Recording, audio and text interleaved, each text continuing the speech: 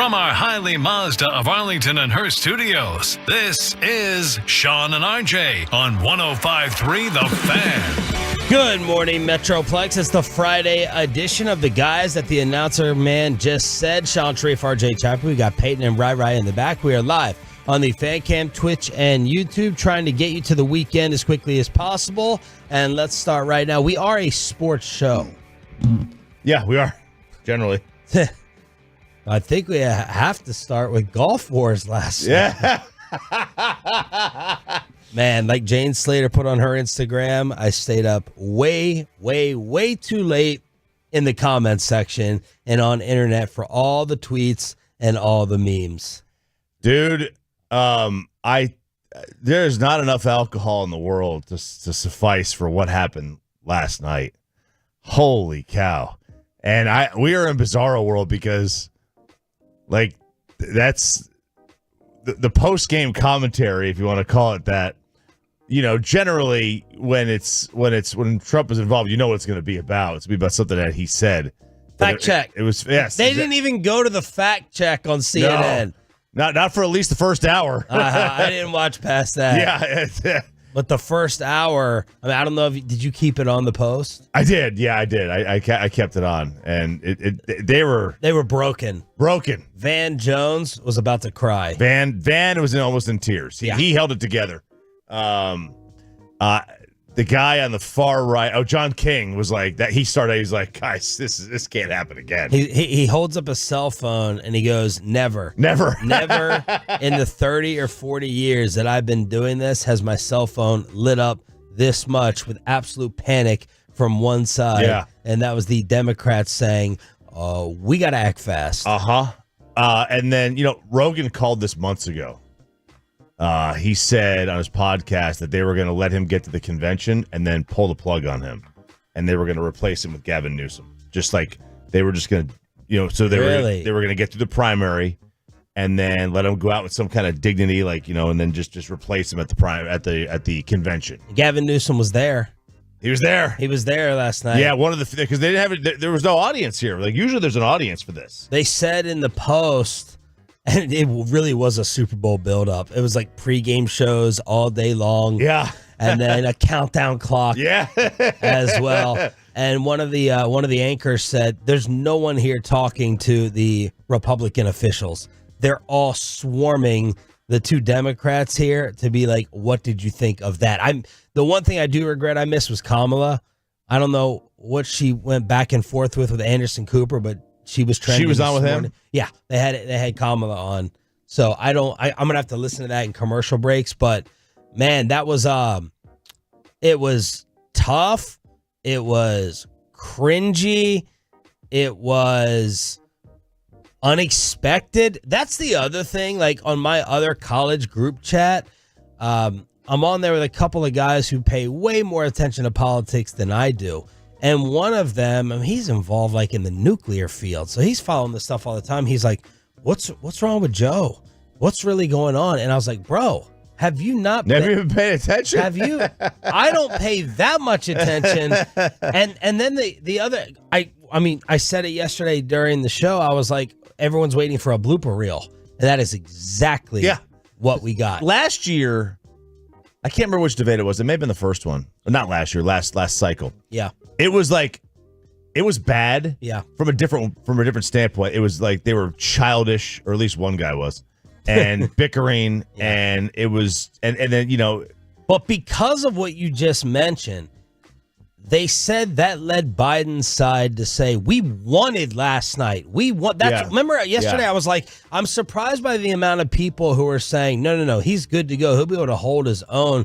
Trump should be a little bit worried as well. And it's like, okay, are you sure you want to sign up for this? Yeah. Are you sure? Like, I used to throw my dad here on the show live to talk about the NBA Finals, make fun of his accent, have fun with all that. There's a certain age where he hit, and I'm just like, I'm not going to do that. And if I do that, I'm going to pre-record. I just don't know. He's 87. Yeah, but to imagine me, addressing the entire world. Oh, I know, it's crazy. Suckers and losers. But if you can't handle a debate, like how can you handle? That's the other side. Like you have to see if you can handle the debate, or because if you can't, then can you handle running the country? Well, I have a couple of really dumb questions and follow-ups on that at 877-881-1053, Franklin Injury Attorney text line.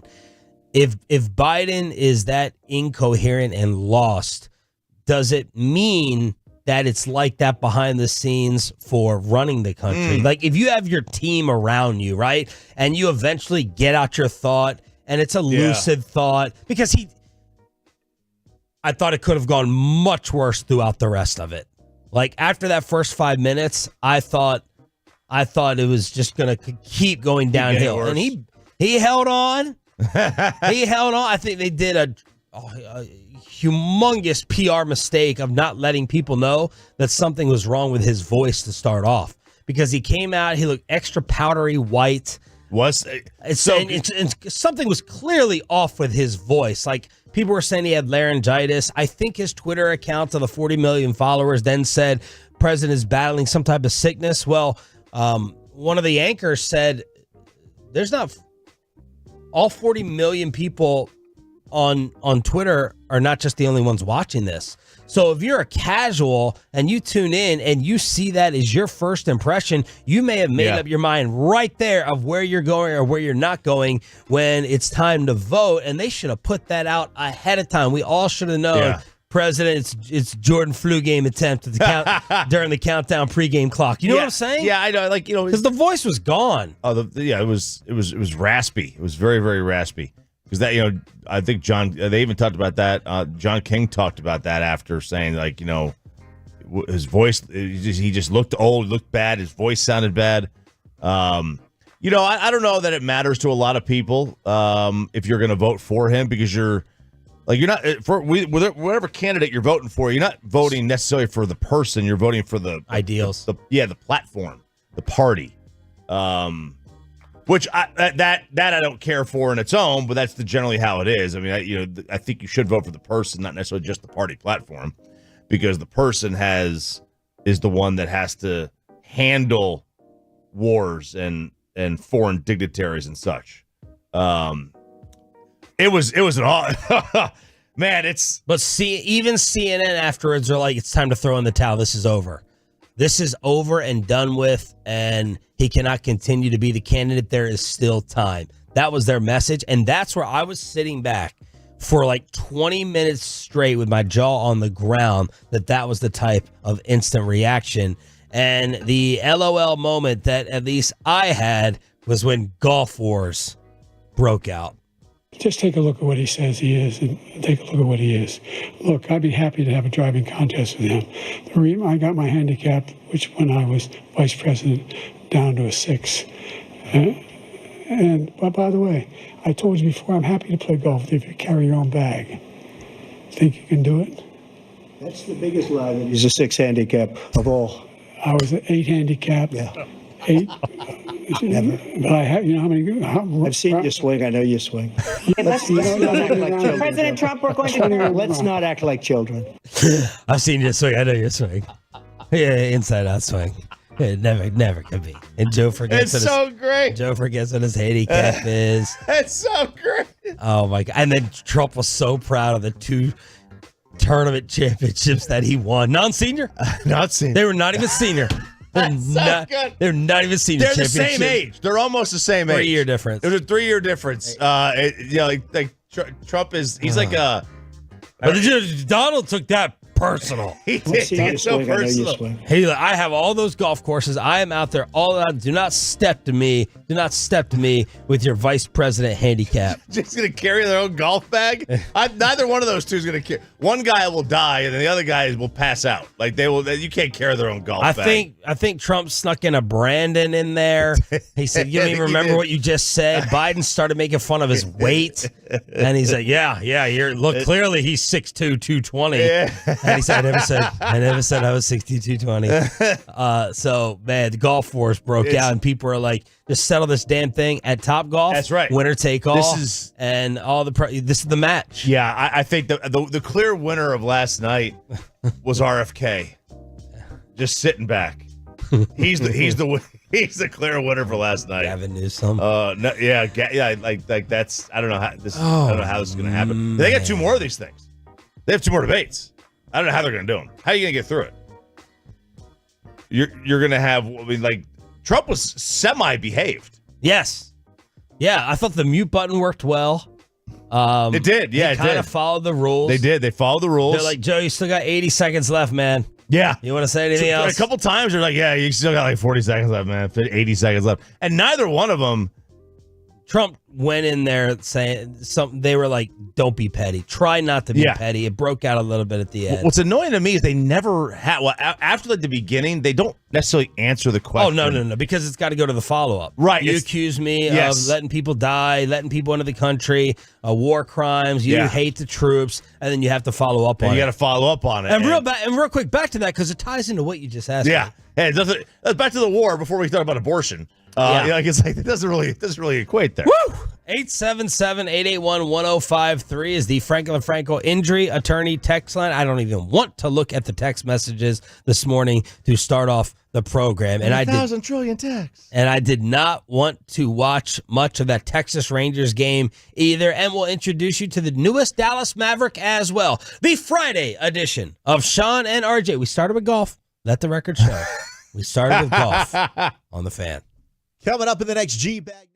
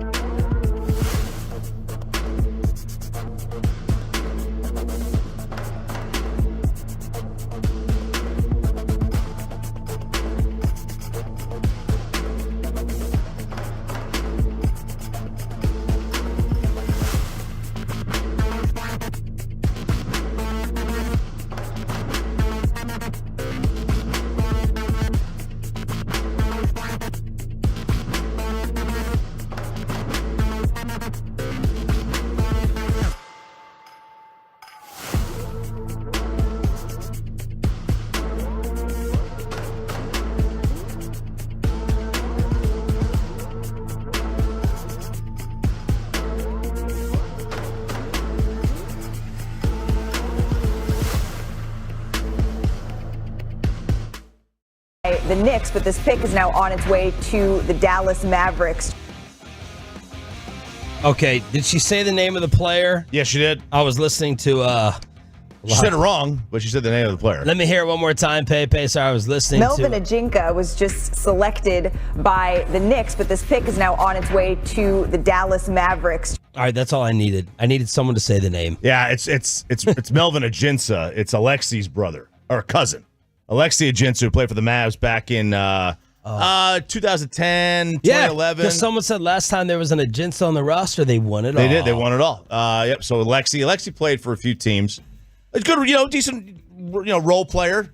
Got 4 minutes a night, when he played. It wasn't nothing special. Nico says that Melvin Ajinca is 6'8", athletic, can shoot, 3-and-D. He's young, just turned 20 the other day. Really young, huge upside. So say hello to your newest Dallas Mavericks. French, another one. The revolution continues. Yes, it does. Now, I'll tell you what, this is really going to throw me off, though, because it was Alexi pronounced his last name Ajinca, and if this guy goes full on Reggie Bullock on us and says, no, I pronounce my last name Ajinca, even though we're the same family, I'm really going to have a day.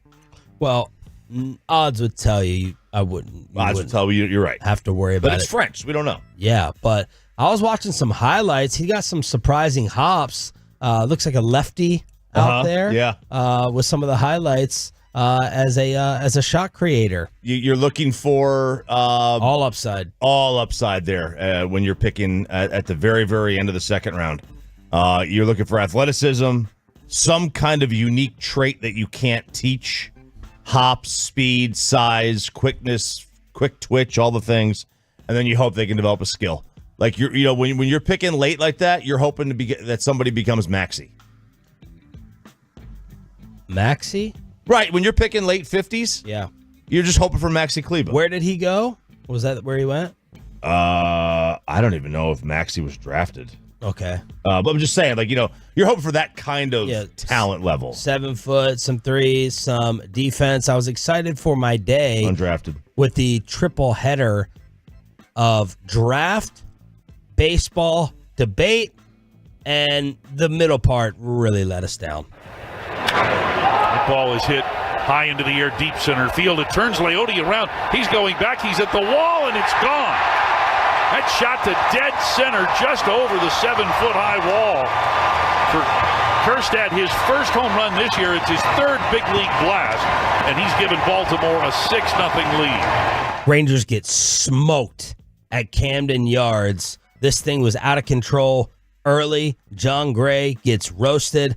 11-2 Baltimore. They're now 51-30 on the season. The Rangers fall to 37-44. And it's a roller coaster right now. They lose 5 in a row, then they win 4 in a row. Now they lose 4 in a row. Lose 5, win 4, lose 4. And you still got a couple of more with Baltimore here coming up. And the Astros have won 7 in a row. Uh-huh. You are 3.5 behind the armpit for second place in the West. You are 8 back in the division. Yes, and look, you're 2.5 up on the Angels. Wash's squad has won 4 straight. Yeah, and Wash is he's changing the philosophies over there. He keeps talking about, he said the other day, you're not gonna find the answers to your question on the iPad. He's kind of pushing back at the analytics. He's talking about, hey, how about putting the ball in play instead of trying to hit a home run every time? Oh. So Wash is trying to change the culture out there in Anaheim. And look, they need a culture change anyway. But this was, look, you went up against Corbin Burns, who's a terrific pitcher, and he had himself a night.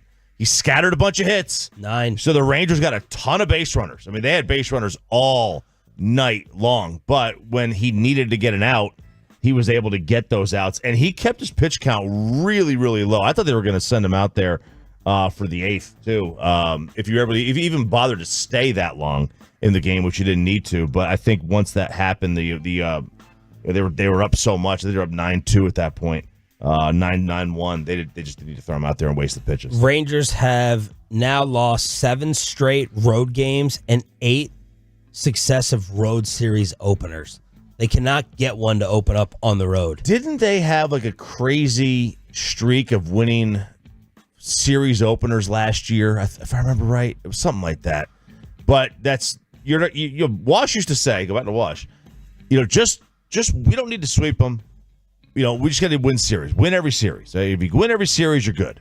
You're going to make the playoffs. You're going to have 100 wins if you just win every series. And if you don't win the first 2 games, just avoid getting swept, right? Just simple things like that. And Bochy's the same way. I mean, he is always going to have this team in a right frame of mind. But when you start winning 8 or losing 8 straight season openers or series openers on the road, you're already behind it, and you find yourself, that's an easy way to not even make the playoffs. Rangers allowed 4 home runs yesterday. That propels Baltimore to a franchise record for home runs in the month of June. They hit 57 homers this month, breaking their mark of 56 by the 2016 team. So they are going yard this entire month. Yeah. What they have 4 last night? 4 home runs. They're such a great team with full young players. And last year, they were a lot like Oklahoma City in the playoffs last year. Just they weren't ready. They just weren't ready. And I think now they're showing they are. With the Yankees losing 9 of 11, they've drawn even with them in the AL East. Scherzer on the mound tonight to hopefully stop the bleeding. Here on your home for Rangers baseball, you will hear it. Did you see the black glove he was wearing the other day? No. It was I can't remember how I wouldn't have seen or noticed. It wasn't when he was pitching. It was in the dugout. Oh. It was in Milwaukee. I can't remember if it was the day game or one of the night games, but he was just sitting there with a black glove on. It was the day he threw his bullpen. He had a black glove on, and I don't know what it was for. It was like a latex glove, and it had something to do with his thumb, right? The thumb nerve, whatever.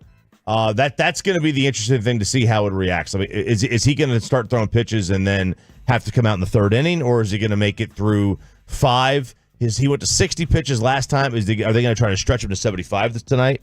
Those are all interesting things that I want to see. Are you more intrigued / worried by his durability today than the debut? Yes. It's the second start, right? Because the first start he had months off, right? He was as fresh as he was ever going to be. Adrenaline rush, and this is starting the grind. And he's still building up arm strength, right? So and DeGrom will do the same thing, and Malley are still building up arm strength. And go look. So a day before, or 2 days before Scherzer's start, Garrett Cole had his first start. He pitched well in his first game. He got destroyed in game 2, right? A little less rest. You're still building that arm strength back. And he gave up like 3 or 4 home runs, and he got mollywopped. And, you are not exactly facing a light lineup today. So this is going to be an interesting game for him. 877-881-1053 is the way to get in with the show. Franklin Franco injury attorney text line. We are live on the Fan Cam, Twitch, and YouTube. That fan text is litty with political stuff. Thank you. A lot of good takes. They enjoyed our segment. They said, "Man, you guys talk politics well." I was like, "That's perfect." I think we've always handled it pretty well. We try. I have way more faith in you sitting in here than Bobby. And then Roy. And then a lot of people are also coming in saying, "Man, in terms of the sports night, Team USA losing to Panama in pool play, and if they don't make the knockout round, we may be seeing the end of old Greg." Berhalter or whatever his name is. We may be seeing the end of him. So was there a lot of texts off 5:30? Yeah, there's quite a bit. Yeah, a lot more people listening at 5:30 than we may think. Well, with the text messages and our listeners, it's always pretty much been handled pretty well, especially on Twitter, social media. You get less dingbats who understand that we're going to talk about it in a certain way that's going to, try to be straight down the middle and have some fun with it, especially with the spectacle that was yesterday. Glad you're waking up with us. Sean, RJ, no Bobby for another week here on DFW Sports Station 105.3 The Fan.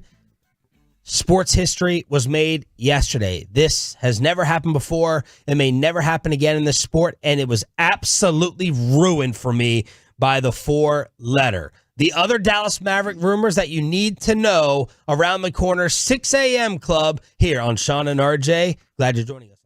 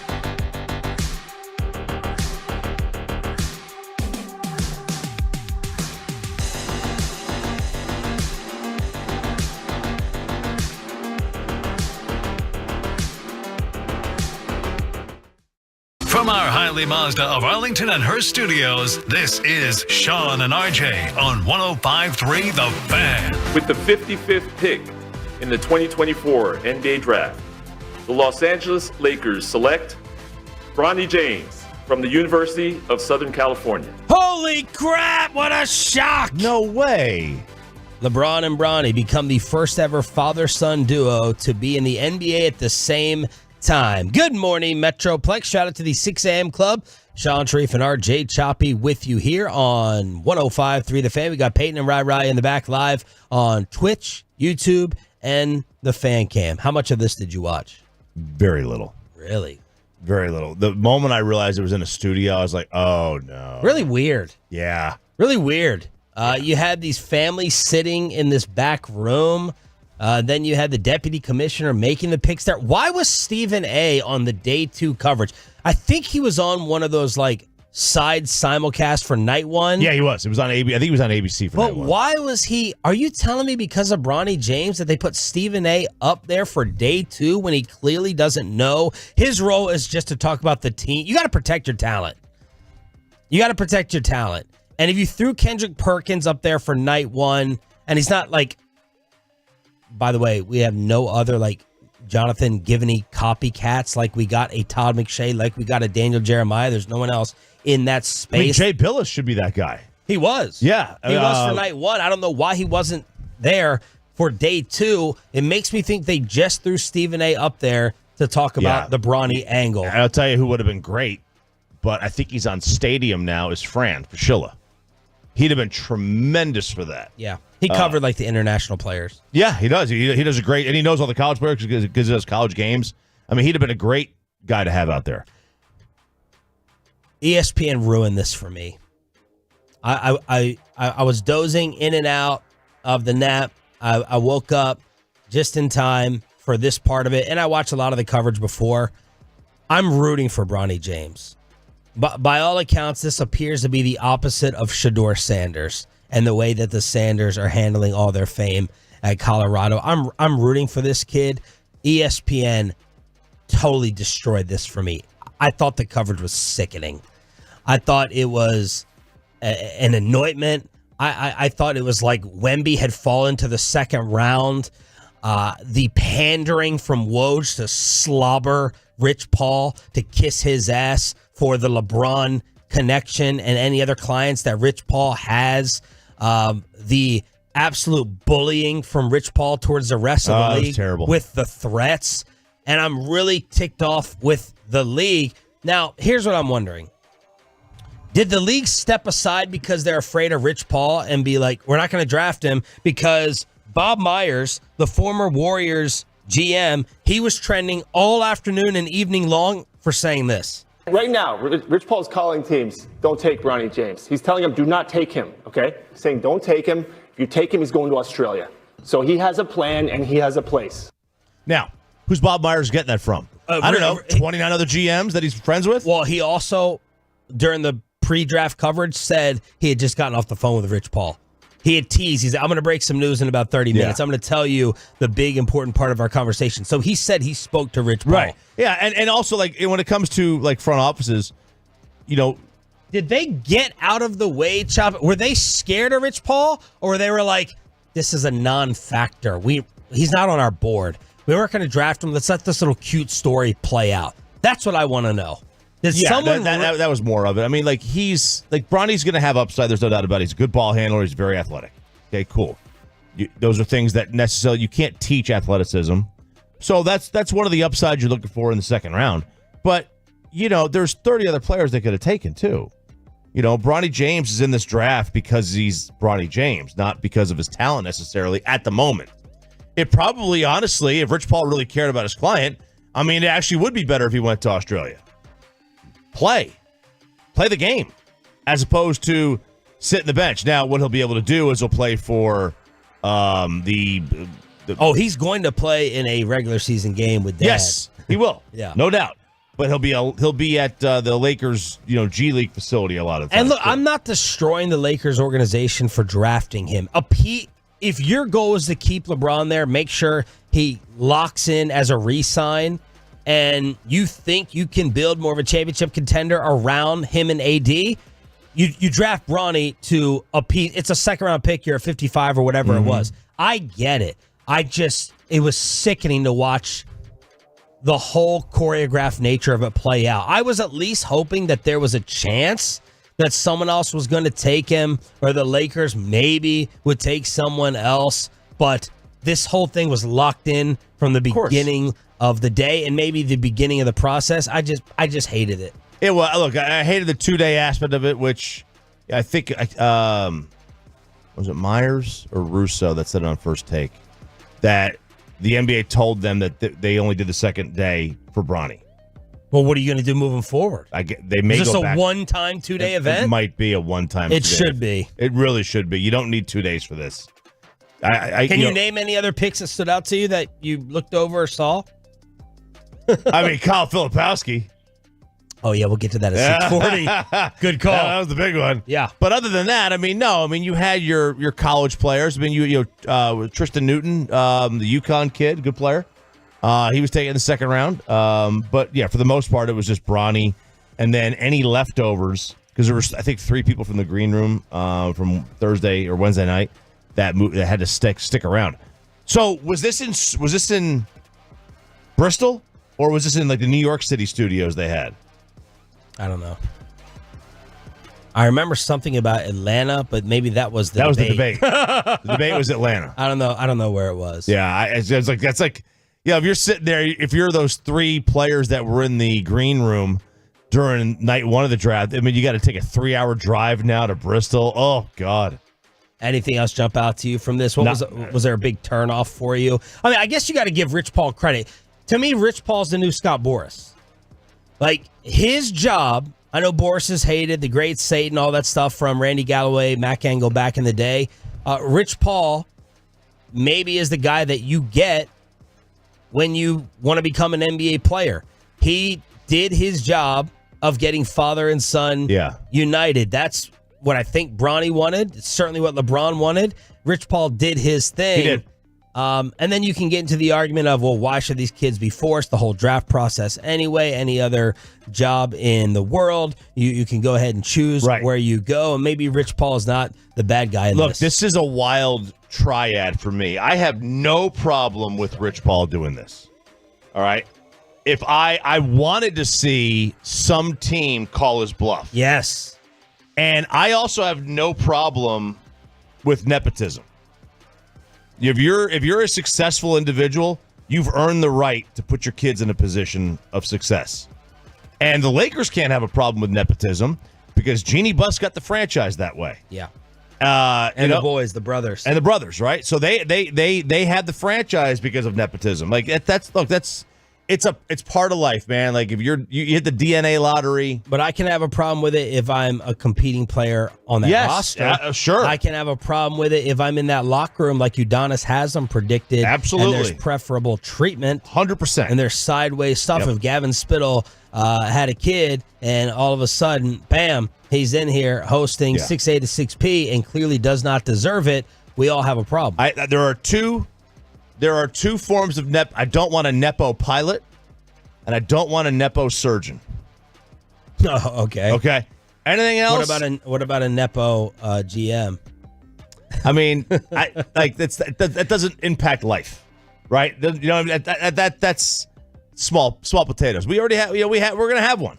We're about to have one. Oh, we have one. That was a cowboy joke. Yeah. Well, I was saying we're about to have one because we officially don't yet, but we're about to have one. So, yeah, And Adrian Wojnarowski getting a little hype, which he never does. Just report. Just tell us what you're hearing. Just give us the components of the trades. No, Woj wanted the simp for Clutch Sports. I don't want to hear these charges, people talking about nepotism. No, the NBA is full of nepotism. Full of it. The ownership level, front offices, coaching. Yep. I don't want to hear it all of a sudden because of Bronny James' father plays for the Lakers. Right. It is rampant in this league.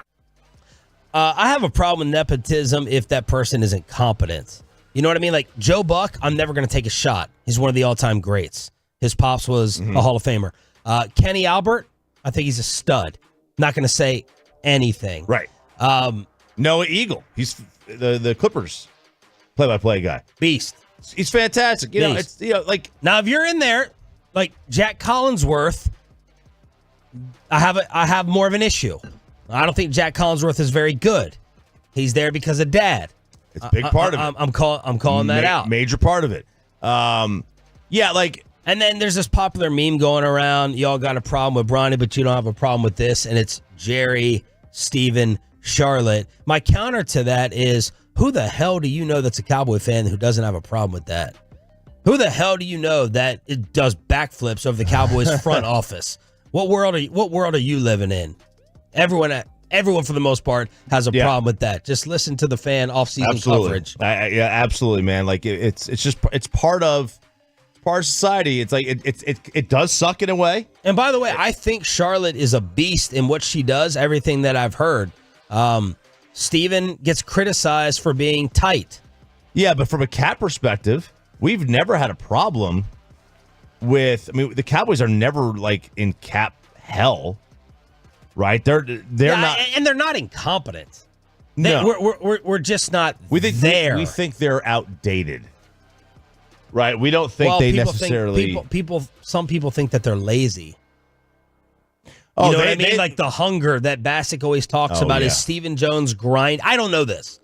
Someone told us behind the scenes at a dinner we were at who knows the Joneses. Like, Stephen Jones is not lazy. No, that's Stephen's not lazy. I don't know. Stephen sleeps 4 hours a night. 5, 6. You know, he ain't getting 14-hour nights. Like he's not. He got lazy. that Biden voice in the morning. Yeah, he does. he ain't lazy. Now, do they operate on their own time? Yeah, like they're like, we'll get it done. Whatever, not a big deal. They go on a cruise for spring break every year, right during the free agency. we think. We're always told they're actually in the building. Yeah, but like that's the joke. It's like, they're on spring break. What did you think of Stephen A's point yesterday that LeBron James has earned this power? How do y'all feel about that? LeBron James has earned this power to be able to control things like this, especially for a second-round pick. Is this just who gives a crap? It's a second-round pick. He's not going to be on the team very long. Second-round picks flame out. Let's execute the story for NBA popularity. But the notion that he's earned this sway. Well, I think that's team specific. Like he's earned that sway within the Lakers. Right, but has he? You know, like they don't make the playoffs all the time, and they don't advance in the playoffs all the time, and their one title was in the bubble. Like, did he earn it with Cleveland, bringing them their first championship, or Miami? I think you can make a case that he earned it more with them than the Lakers. Like, the Lakers... Like Stephen A. was like, he's been an ambassador, all-time great, second greatest player of all time. Does that matter? Does that matter with the rest of the league maybe getting out of the way and just following Rich Paul and LeBron's orders? For the rest of the league, I don't think it matters. Like MJ... And to be fair, to follow up on myself, maybe they didn't get out of the way. Maybe they're like... Because I have a segment later on where the Lakers totally screwed themselves. Like the league should be celebrating and they allow the Lakers to screw themselves. Maybe they didn't cower and run. Maybe not, but like, I mean, you know, if MJ went to the Bulls in 1996 and say, hey, Marcus is draft eligible, let's go ahead and draft him, and he had already won you 4 titles, you know, go ahead. He's earned it with that team. I don't think the league owed Michael Jordan anything, and to let him just walk and get his kid. I don't think the league owed LeBron anything. The Lakers maybe, yes, but not the league. The league doesn't owe you anything. Like the league is its own entity. Pepe, did you check out the Bronny coverage yesterday? When the Celtics were on the clock, I tuned in right before the Lakers, and I watched that. I was praying for them to take him. Yeah, I was that like, would have been funny. Do it, Boston. Screw him over. Of course, the Celtic fans would have been like, Dave Portnoy would have lost his mind, burned all his Celtics gear because he would not have wanted LeBron to go join up in Beantown. What did you think of the coverage, or you didn't watch enough of it to get an opinion? Day 2, not a ton, but I mean, I should have taken Chop's advice about 41.5, over 41.5 on the draft picks for Bronny. That was easy money. Easy money. Man, I would have loved if they called his bluff, though. Yeah, fuck. Loved it. Go to Australia. What are we going to miss? A practice squad defensive player in scrimmages. Go enjoy Adelaide or wherever it is. All right. Yesterday, I think we got a very nice get. Choppy and Pepe teamed up for Calvin Watkins when his article came out. The truth behind the Mike McCarthy and Cowboys front office dynamic. And after it, we need to ask you, are you now more worried about Jerry or McCarthy after this column? That's next on The Fan. We chapter your favorite segments.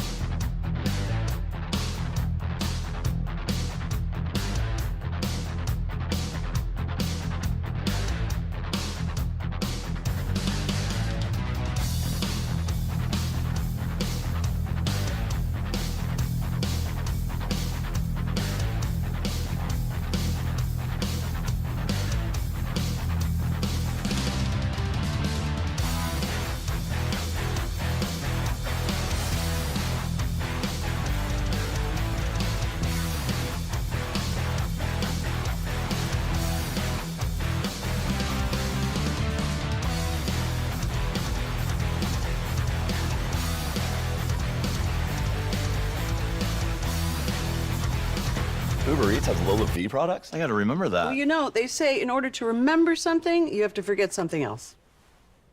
Okay, now that is a very cute haircut. That's like a little shag. I've never seen that before.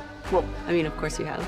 It's the Rachel. Oh, is that your name? No, I mean like your name. No, I'm Jen. My name's Jen. Right, but I just mean like this is your haircut. But that's hair on your head. I'm not saying this is your hair. Okay, freaking me out a little bit.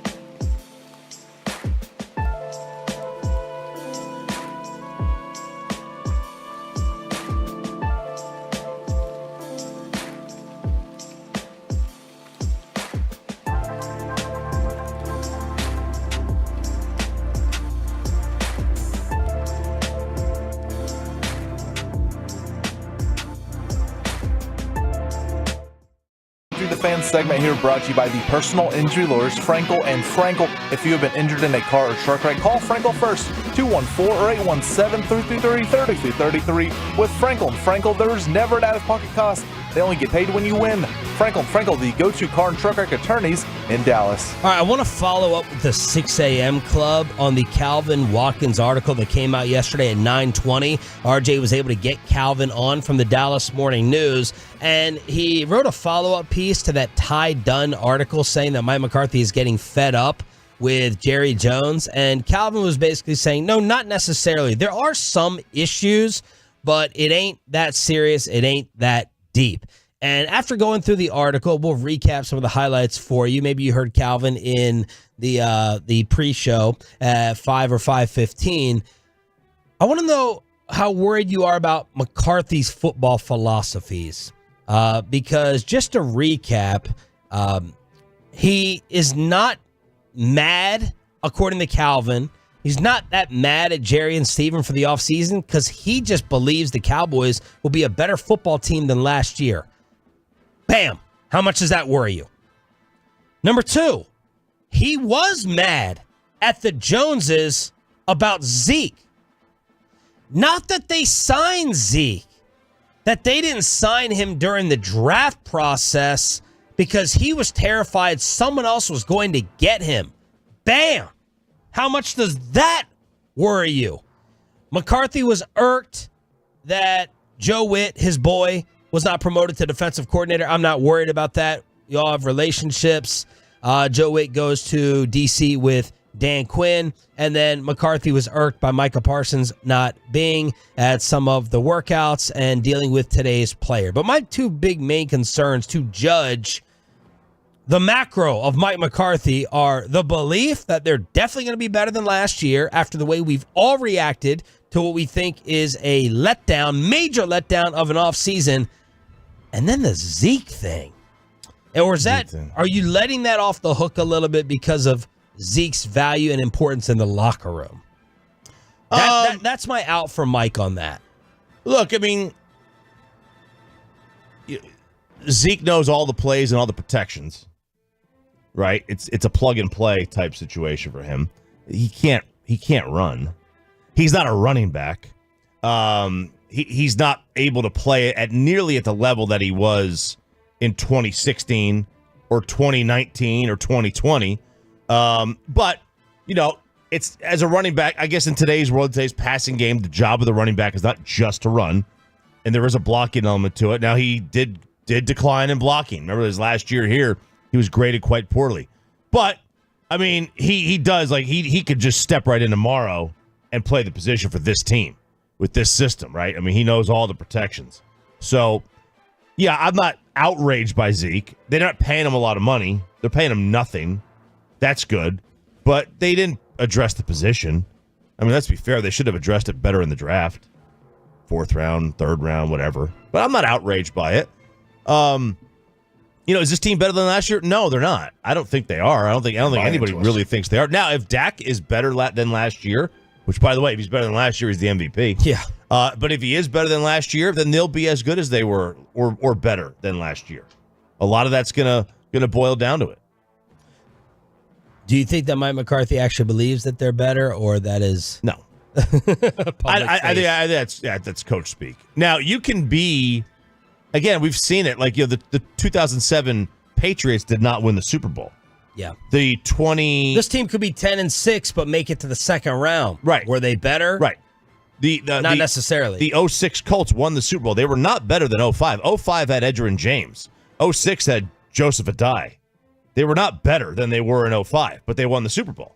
Like, you don't have to be the better team. You've got to have a little bit of luck on your side, the easier route to get there. You get an upset here or there. All of a sudden, you look up, you're the 4 seed, and you got the home field advantage in the NFC Championship game, right? Certain things can happen to play in your favor. All right, speaking of McCarthy, he was grouped with the other big dog. That would be Dak Prescott, Damian Woody on the Cowboys' future with those big two on Get Up. Like, Dak Prescott don't have anything to worry about here. I mean, Schefter already referenced it, the fact that he has an opportunity to do something that's rare in the National Football League, to be an unrestricted free agent. I think if Dak goes out there and he doesn't play his best ball, he's still going to be a coveted quarterback in free agency because of the lack of quarterbacks in this league. Now, Mike McCarthy, on the other hand, let me tell you something. Man, that boy hotter than hot fish grease right now as far as his seat is concerned. He needs to go out there. Dallas Cowboys got to at least get to an NFC Championship game. I mean, we've been talking about this thing now for years as far as the Dallas Cowboys are concerned. They've been to the divisional round. At least get to the championship game. Can you please do that? So Woody's point is that McCarthy should be much more worried than Dak. I agree with that. I could see you and Bobby maybe disagreeing with your thoughts on McCarthy's next stop if they get taken out in round 1 again. Well, look, I mean, whether it's an automatic rehire throughout the league or not, Bobby says absolutely not. I think it's absolutely. Look, he won 12 games 3 years in a row. That coach is getting hired. Like, someone's going to hire him. And if they don't, Bill Belichick didn't get hired. Bill Belichick just won 4 games. And he's done nothing in 4 straight years, right? Since Tom made left. the playoffs in Mac's rookie year. Yeah, they did make the playoffs that one time. Went as far as the Cowboys went. That's true. So they did make the playoffs that one time, but the handling of the roster was awful for Bill.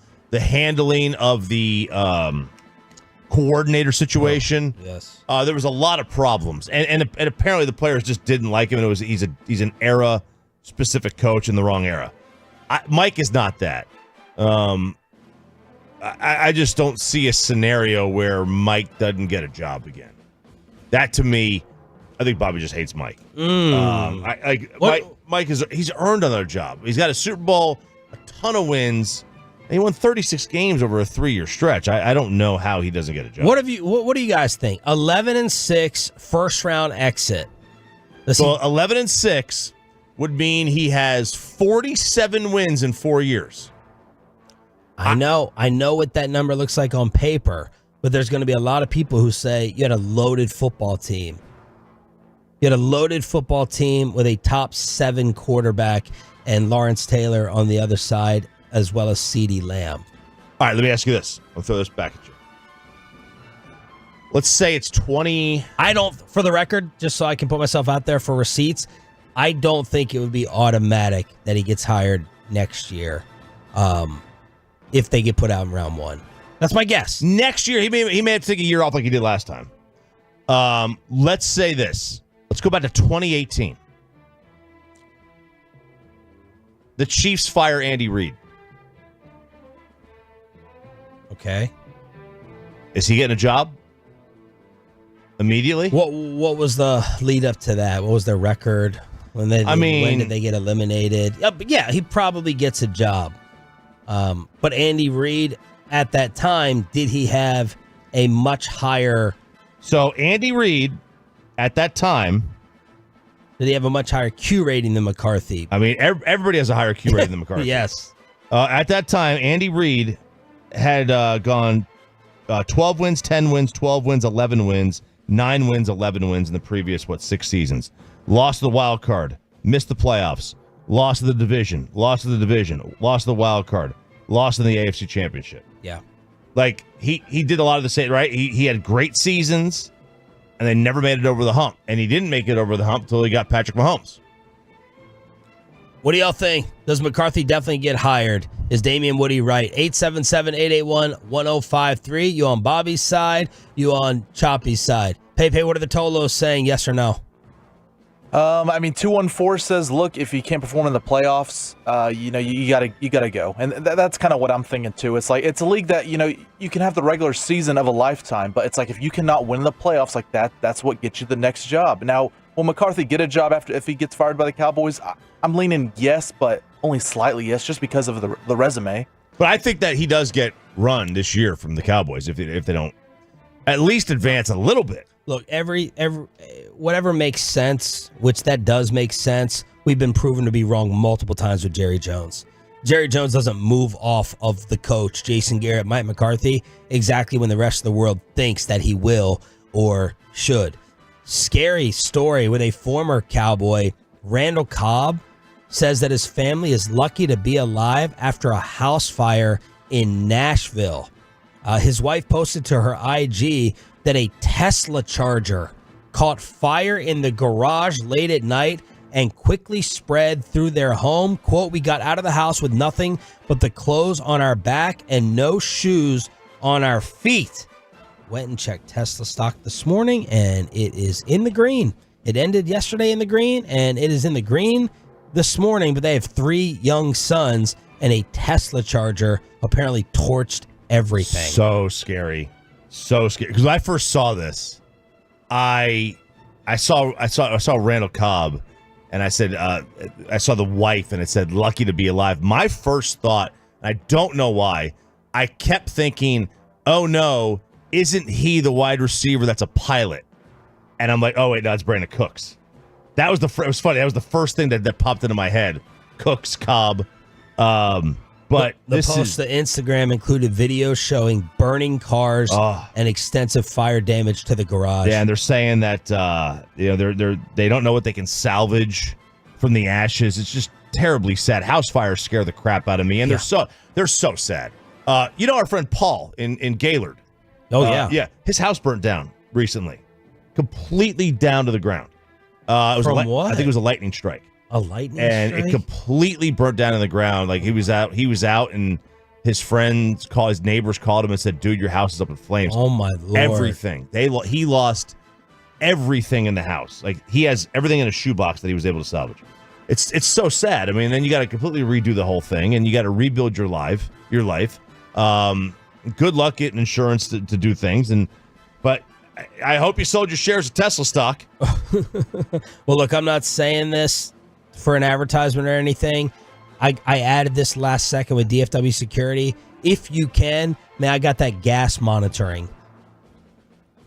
Because in our house, like the gas stoves are easy to turn, and my dad has, burned that into my mind of being over paranoid and fearful of a gas leak, and get that detection to get monitored and to be made aware of that. There's this famous story that we talked about, like 6 months ago, of a family did not respond, I think, to like a carbon monoxide alert from their security system, and it alerted the fire department, and they came and saved the family. Yeah, otherwise they didn't get out of the house, it would have been over. Yeah, I mean, it's those things, you got to worry about it. And whether it's I have natural gas. I've got gas Definitely too. Have Holy gas.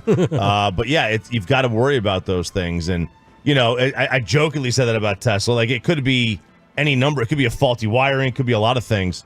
But their name is on the product. They're the one that's going to get the PR hit. All right, last night was not yesterday afternoon, I should say. It started at 3 p.m. Was not all about Bronny James. We have Duke. We have Mormon grooming. And the Utah Jazz with a big name that got taken yesterday. A crazy story to tell you about. Let's see if you believe it. Next for the 6 a.m. club. And I'll be leaving this show and radio station soon after my huge legal win against the National Football League. That's all coming up on The Fan. But shout out.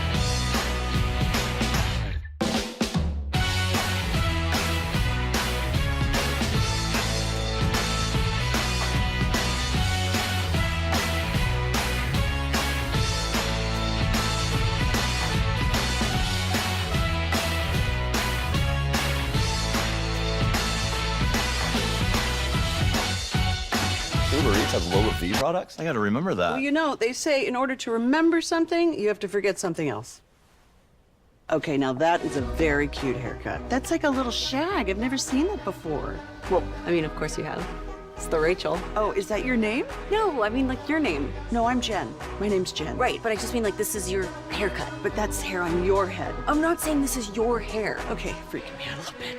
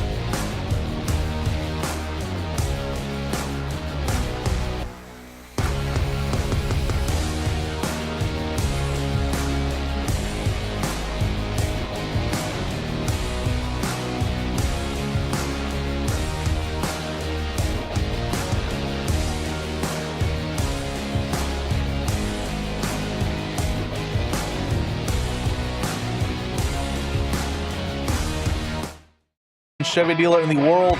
More Silverados than anyone else. This is Texas. This is Classic Chevrolet. Together, let's drive, relax, enjoy the difference based on new Chevrolet registrations for 2023. Melvin Ajinca was just selected by the Knicks, but this pick is now on its way to the Dallas Mavericks. That's who the Mavs end up with.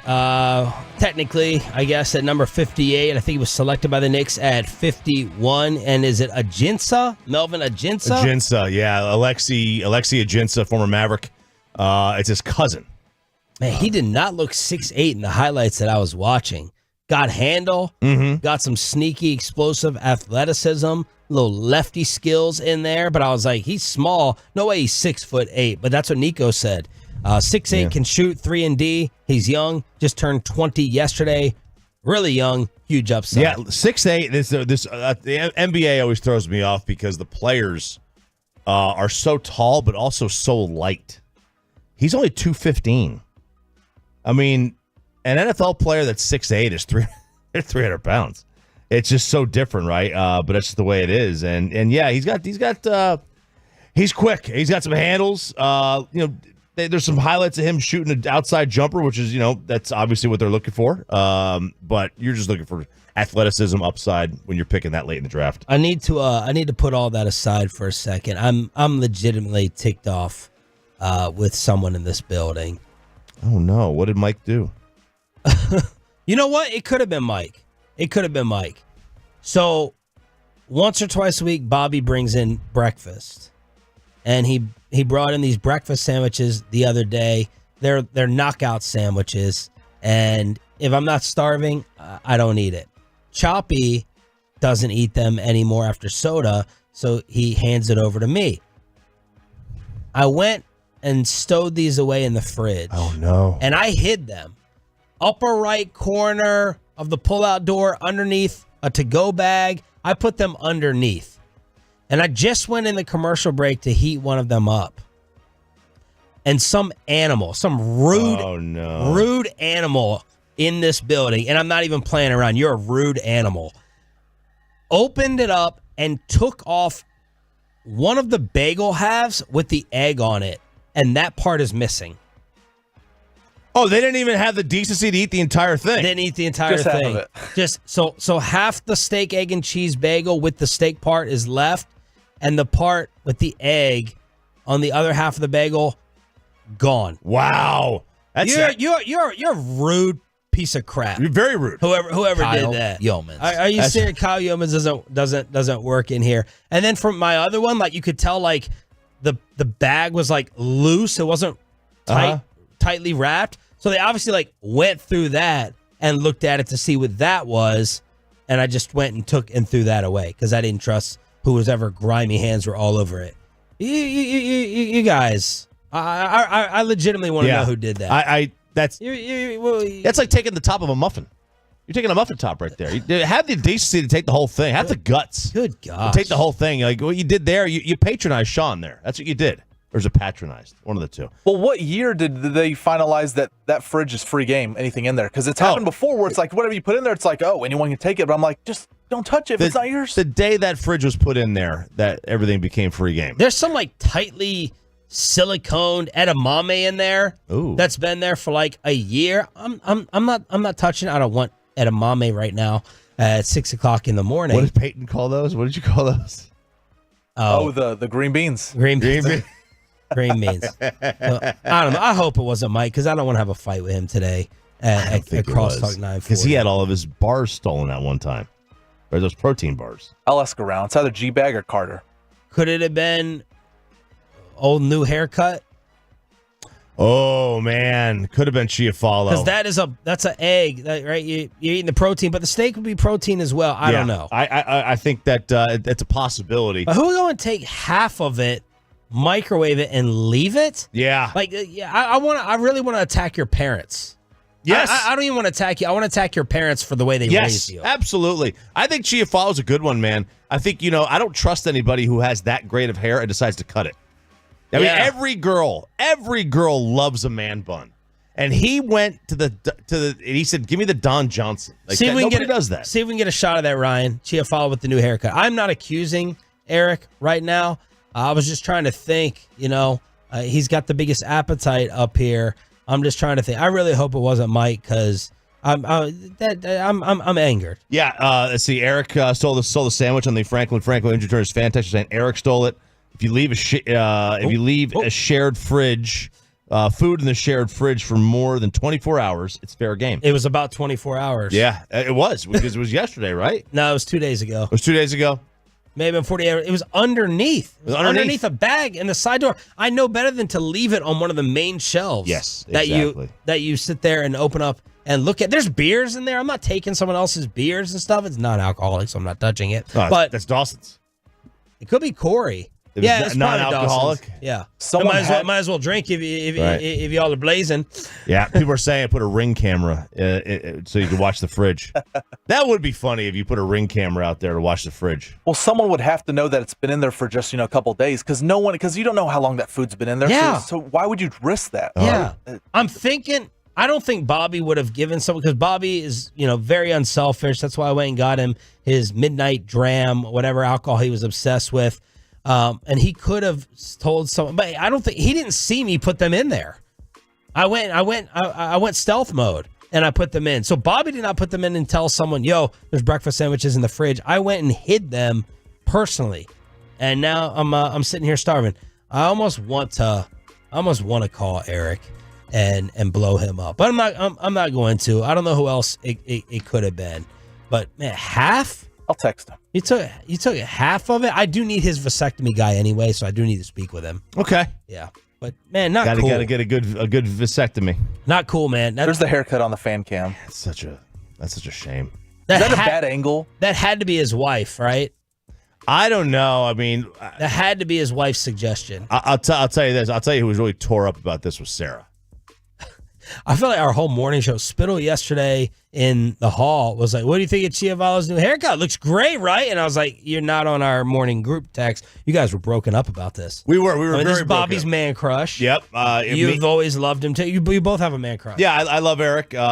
He's my guy, man. I mean, us Italians got to stick together, but Sarah's really broken up about that. She goes, why would somebody with such great hair and a man bun? Every girl wants a man bun. Why would she? And he basically gave you the middle finger. Yeah. With your follicle challenges throughout life. He absolutely basically took what God gave him and flicked it in your face. And you know what? Threw it. Just do it in your face. I'm going to call it. His new name is Samson because he's weak without that hair. Well, no, because he has half a egg sandwich in his system. That's right. There he goes. He's got protein and carbs. He carb loaded with fake protein from the powdered eggs. 877-881-1053 in order to hit us up. Take us through the Kyle Filipowski story. Holy cow. So Kyle Filipowski obviously went to Duke, and in Hagelin yesterday, the next Duke punk. The next Duke punk. He looks like, and he acted like a punk last year. So Filipowski, Hagelin talked about this yesterday. He goes, I was surprised that he didn't get drafted in the first round, and I think a lot of people were. He was one of, I think, the three people that were in the green room at the draft that had to, not get drafted and hold over until the next day. Jonathan Givney said he was shocked. He was stunned, their draft guy. Yeah, stunned, because he's a really good player. So, well, he's a versatile, skilled big. Yes, which everyone's looking for. Right, and the talk was, and he even said, I was shocked that he did not get picked. Because I think I was watching it live. He goes, he did not interview well, and the workouts weren't great. They said he was nervous during the interview. He didn't make shots at his pro day. And then they said, what's going on with his girlfriend? And he's like, dude, this is all nonsense. Like, you can't find skilled 7-footers. And he does have an older girlfriend. She's 28 years old. And people are like, this is weird. And he's like, guys, give me a break. He also doesn't talk to his parents. So there's Aaron Rodgers vibes there. Oh. So then Kyle's brother, Daniel, there's a social media groundswell. And, it's hard to prove this is Daniel, but they've done some digging and they think this is true. And he goes and he sends a message and he says, I'm Kyle's oldest brother. You all don't have a clue of the extent of the story that has to do with his girlfriend. There's a story that has been pushed under the table for nearly 2 years. He said he texted Givney. He texted him and he hasn't responded to his DMs. He'll get the full story that no one knows outside of anyone who's involved, outside of Duke's coaching staff and his agent. They're the only ones that know about this. And then he goes, other than messaging on his IG account, I don't know how to get in touch with him, but look up and read up on Mormon grooming and brainwashing. Oh, my. And you'll find some introductory details in there to connect some dots of the story that's going on. His mother comes in, and she decides to put her 2 cents in, and she says, you are opening a 2-year issue. She's 28 with an end game 3 years ago to have a diamond ring on her hand when Kyle left Duke. He was still in high school. They went to prom together. She was a graduate student. How old is she? She's 28. He's 20. So when they went to prom, he was like 17 and she was 25. Belichick said that's nothing. Yeah, that's nothing. I mean, that's if it was a 25-year-old guy going to prom with a high school girl, that is predatory. And this is predatory. Let's be fair. I mean, like what are you Wait a second. You have an issue with 28-20, but not the Belichick thing? They're both legal. I don't have a problem with 28-20. 25-17, I think is way worse than 75-25. Okay. Right, you know what I mean? Like it's 25, you're an adult. Yes. 17 years old, 18 years old. Yeah. 16 and you're with 25. I don't know. That doesn't because they were 25-17 when he went to prom. Yeah, that just doesn't sit right with me, right? Yeah. So that's this story. And now, if you don't draft somebody because he doesn't talk to his parent, that's weird. That's a weird reason not to draft somebody, right? These guys that are 7 feet tall that could play don't grow on trees. Yeah, he's okay. So he has some Aaron Rodgers vibes to him. He doesn't talk to his parents. Are you difficult? I'd be a little concerned about it. I don't know if I wouldn't draft them. Right, but also think about who's drafted in the back end of the first round. Really good teams. Generally, really good teams have good support systems, and they're looking to get that over the top piece. You could have gotten that, and Utah, shockingly enough, is the one that drafted him. So he will. You think Rich Paul? You think he coordinated the draft? Kyle Filipowski's girlfriend is the true genius behind the scenes. But this is... She had John Stockton on speed dial. This is wild, man. I mean, come on. What a story. I wonder if teams knew about this and asked behind the scenes. So Givney got DM'd this by the family, but he didn't open it up. I guess he didn't. Yeah, because sometimes because people were trying to I think Zach Lowe was trying to dance around this a little bit. Yeah, he's the one who said he doesn't talk to his family or something. Yeah, I think he was the one that said that. It was on his podcast or something. I DM sometimes he goes to message requests and you don't see him. How often do you go into your message requests if you get a lot of them? So I think that was a big problem with this situation from Jonathan. From Kyle. Insanity. 877-881-1053 in order to hit us up. Has the United States let you down again?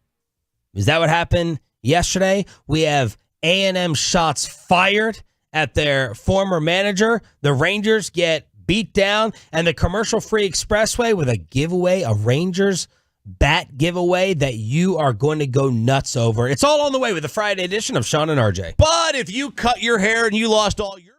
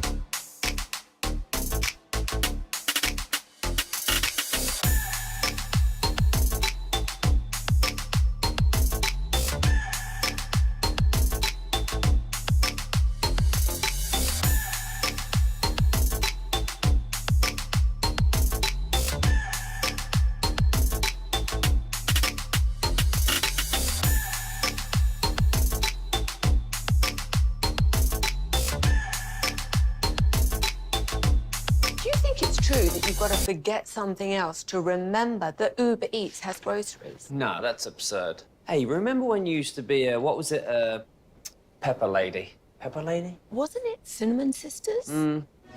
Basil Babes. Saffron Squad? Nutmeg Maidens? Paprika? No. Nutmeg Maidens. I just said that. Was it Spice Girls? Doesn't sound right.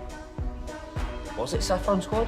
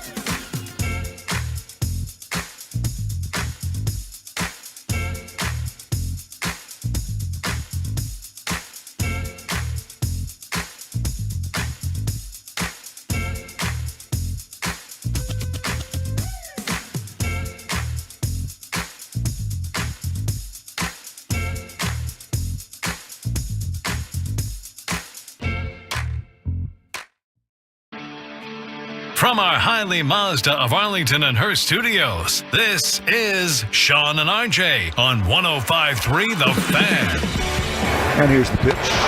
That is swung on, lifted high in the air down the right field line. That is gone. Just barely stayed fair for Cedric Mullins, his 9th home run of the year. Make it 8-1 Baltimore. Nadell with the call here on your home for Rangers baseball. An absolute beatdown. Don't know if it was as much of a beatdown as the debate last night, but 11-2 Orioles pound John Gray and the Rangers. Yeah, that was a disappointing game. 4 home runs for Baltimore. They just continue to rake. They're a tremendous team, and I think they've now pulled even with the Yankees in the AL East, who have lost 9 of their last 11. They have. Baltimore actually is percentage points ahead of them now. Same, 51-30 versus 52-31. But so they've taken over the number 1 spot in the American League with Cleveland. So that Baltimore is a tremendous team. There's no shame in losing to them. No. But when you do lose to them in this fashion, you're not even competitive. And that's the disappointing thing.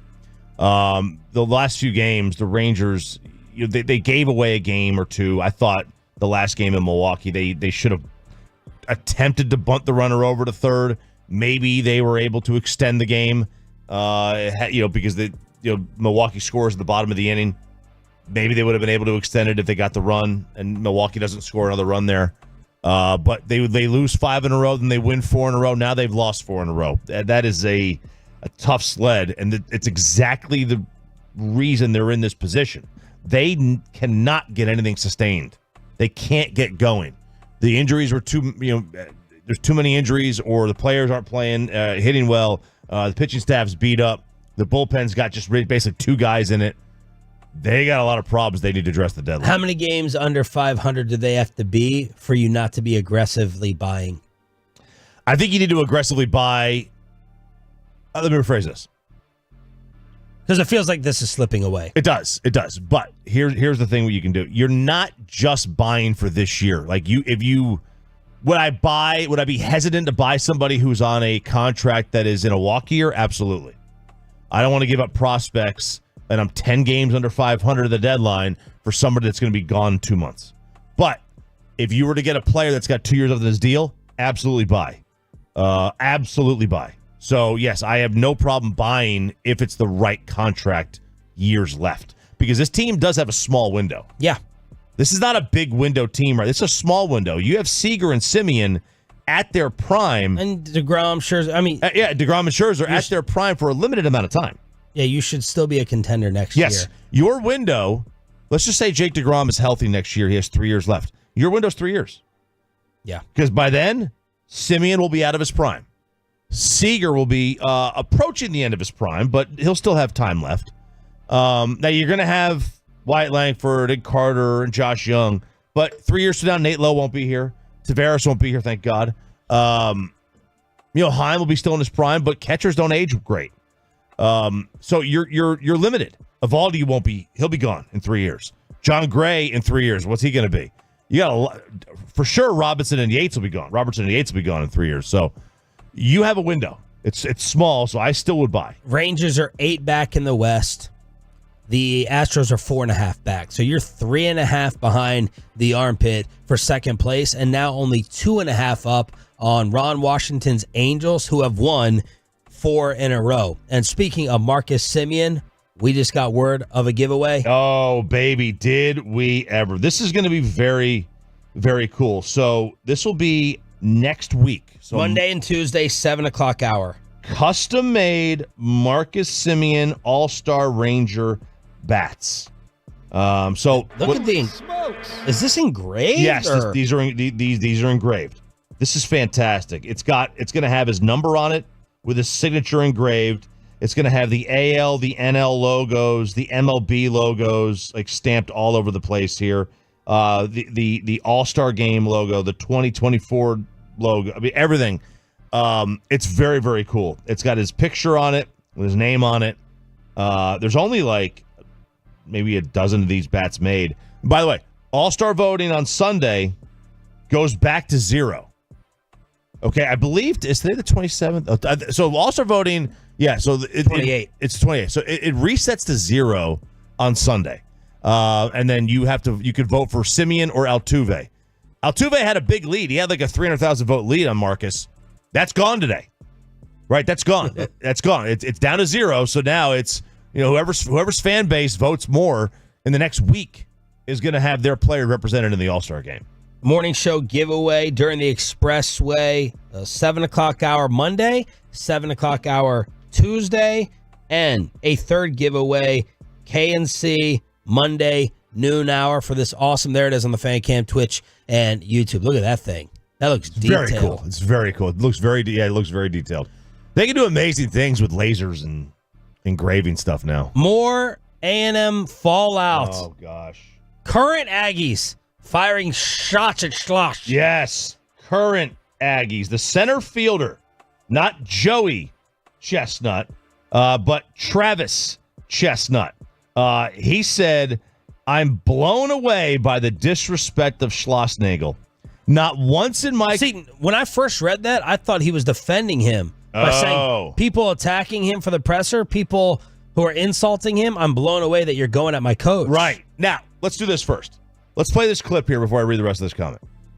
This was during Game 2 of the... I think it was Game 2 of the Men's College World Series, where Travis Chestnut, with 2 strikes, laid down a bunt single. After the at-bat, they were in the dugout doing their interviews with the coaches. This is what Schloss said about this kid that had this quote named Travis Chestnut. Schlossnagle, let's go back to Chestnut there with the 2-strike bunt. Don't see that a lot. What led to that decision? Well, he struck out a lot, so couldn't be worse.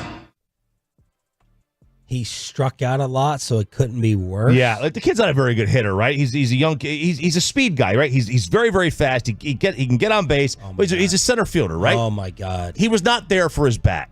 But what an awful thing to say. What a jackass! What a jackass this guy is. What is wrong with him? Yeah, he did that on national TV. He did that on national TV. Like he just buried that poor kid. Kid did nothing wrong. Kid got on base, dude. The kid actually, I'll tell you what, he bunted and they threw down to first and it went all the way down to the corner and he got to third base on it. And he scored a run. Because he bunted, he got on base. What do you care how he got on base? He got on base, right? So this is what the kid said after this happened. In this Twitter thing. I'm blown away by the disrespect of Schlossnagle. Not once in my career was he a respectable man to me. Ooh. I stuck with him because I wanted to be an Aggie and in the SEC, but quite frankly, I didn't stick to him. I stuck to assistant coaches. Man, they hated this guy. They could not stand him. There are players that are tweeting and then deleting the tweets and posts and stuff. Yeah, this kid played, right? He wasn't some bum. Like, I think at the midway point of the year, he got playing time. Yeah. They moved him in. Yep. Like, he basically forced him because of his speed, his energy, to be in the lineup. Yeah, now, again, he's not that, he's not like, Laviolette was a really good player for them. Like, they had good players, obviously. They were in the finals.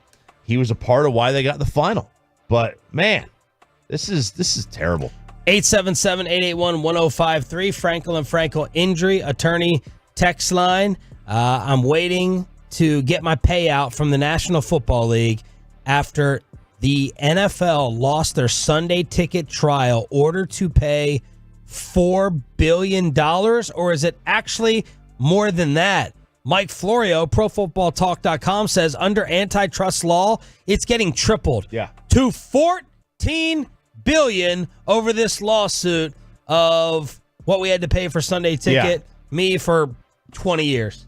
It was the matter of, I believe, choice. So like the NFL, by doing a deal with DirecTV, there was a monopoly there, and they forced you. And I wonder how this is going to change for like MLB Extra Innings and NBA League Pass. $440 million per team. For almost $500 million per team, according to Florio. Wow. The salary cap is $255 per team. Yeah. So it's 2 years. It's 2 years of salary cap they got to pay. Each team. So think of it this way. If you're a Falcon, and this was for what? Just to reset? So it was for price gouging? Price gouging on the Sunday ticket. Because they had an exclusive deal with DirecTV, and the NFL's like, hey, we got a premium product. We can jack the price up whatever we want. So we're gonna charge DirecTV $2 billion a year, whatever it is, to have it. And DirecTV's like, well, okay, we got to recoup this money somehow. So we have 2.5 million customers that subscribe to it every year. X is the cost. Bada bing, bada boom. We're going to make some money out of it. Well, the NFL, they're saying they engaged in price gouging by making this exclusive to DirecTV. And if you're a Falcons fan in Seattle, you don't care about the Bengals. Right. You just want to watch the Falcons. So instead of charging each person $10 per game for just their team, they forced them to buy every team. Right? The whole package. So I wonder how this is going to impact MLB Extra Innings and League Pass, because I have the Extra Innings package. Now, I want to watch Bryce Harper and Mike Trout and Aaron Judge. I enjoy being able to kind of scan through and go see their at-bats. So it doesn't matter to me. I'll still take the money. Yeah. But it doesn't. So it doesn't. This is not necessarily pertinent to me, but. And there are people like you. You enjoy watching all the games, but. Well, now I just care about Red Zone. Right. But like if you're I don't even sign up. I'm happy that they separate the Red Zone versus like the Sunday ticket, so I don't pay for that of watching all the rest of the games. All I need is Red Zone. But like if you're not a member of the media and you're not like having to watch these games, if you just want to watch, if you live in Iowa and you just want to watch the Cowboys and you don't care about the Vikings or the Broncos, should you really be forced to pay for that? And that's part of this deal. I love this. I love that they got wrecked. Yeah. And they're also doing $100 million, which will be tripled to $300 million in damages to bars and restaurants. Bars and restaurants. But you think we're ultimately going to lose? I think we're going to lose because they're either going to the billionaires aren't taking this laying down. Yeah. They're not just going to roll over and say, okay, here's $440 million. Each of them. No, what they're going to do is they're going to raise ticket prices or raise concessions or raise parking or raise the price of merchandise or what's every company's biggest cost? It's payroll, right? I don't think if I was an agent, I should be expecting the salary cap to go up very much over the next couple of years. The U.S. men's national team lost to Panama 2-1. You started off the show mentioning this. To now reach the Copa quarterfinals, they need one of the following to happen. A win versus Uruguay and win the tiebreaker if Panama wins, a draw between Panama and Bolivia, a loss, and a Bolivia win, and then win the tiebreaker with Panama and Bolivia. All types of mess. All types of mess Suckers here. and losers. It's terrible right now what happened with them. They played a man down. They got a red card in this game, so they were playing a man down. You can't. You're the United States. We are far too big of a country to not be better in soccer. And Berhalter might be gone if they don't make. I mean, and this is the second biggest event they play in, right? The biggest event is from a team perspective. The biggest event's the World Cup. And this is right there with it. It's like the Euro. The Euro's going on right now. And coaches lose their jobs over these kind of events. 877-881-1053 to add to the soccer conversation here on Sean and RJ. That is the Franklin Franco Injury Attorney text line. If you hate LeBron James and the LA Lakers, yesterday was a humongous win for you. Why the Mavs already don't have to worry about LA. It's part of the commercial-free expressway. We'll give you some Friday laughs with the junk drawer as well next on The Fan. Let's get you over to the greatest of Diamonds Direct. Just making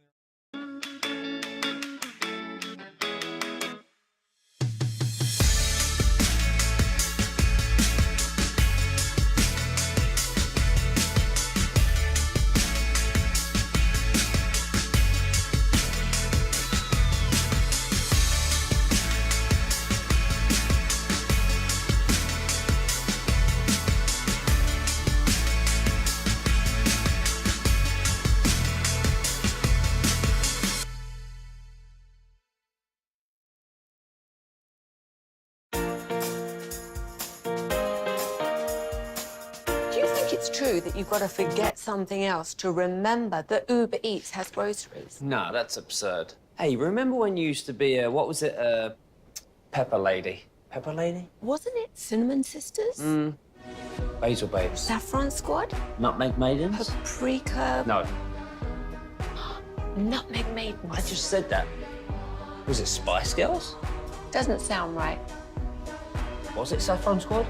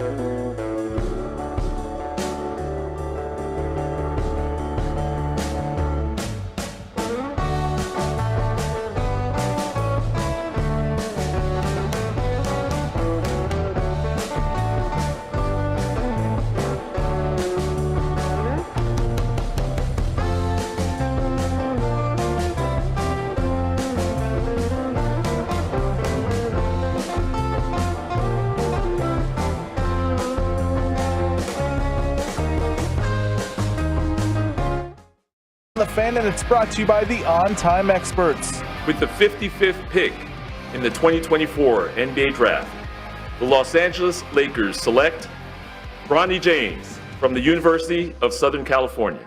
You know, I was very angry with the ESPN coverage yesterday. I was sickened by it, really. I was very angry by the rest of the league just getting out of Rich Paul's way, threatening them, don't take him.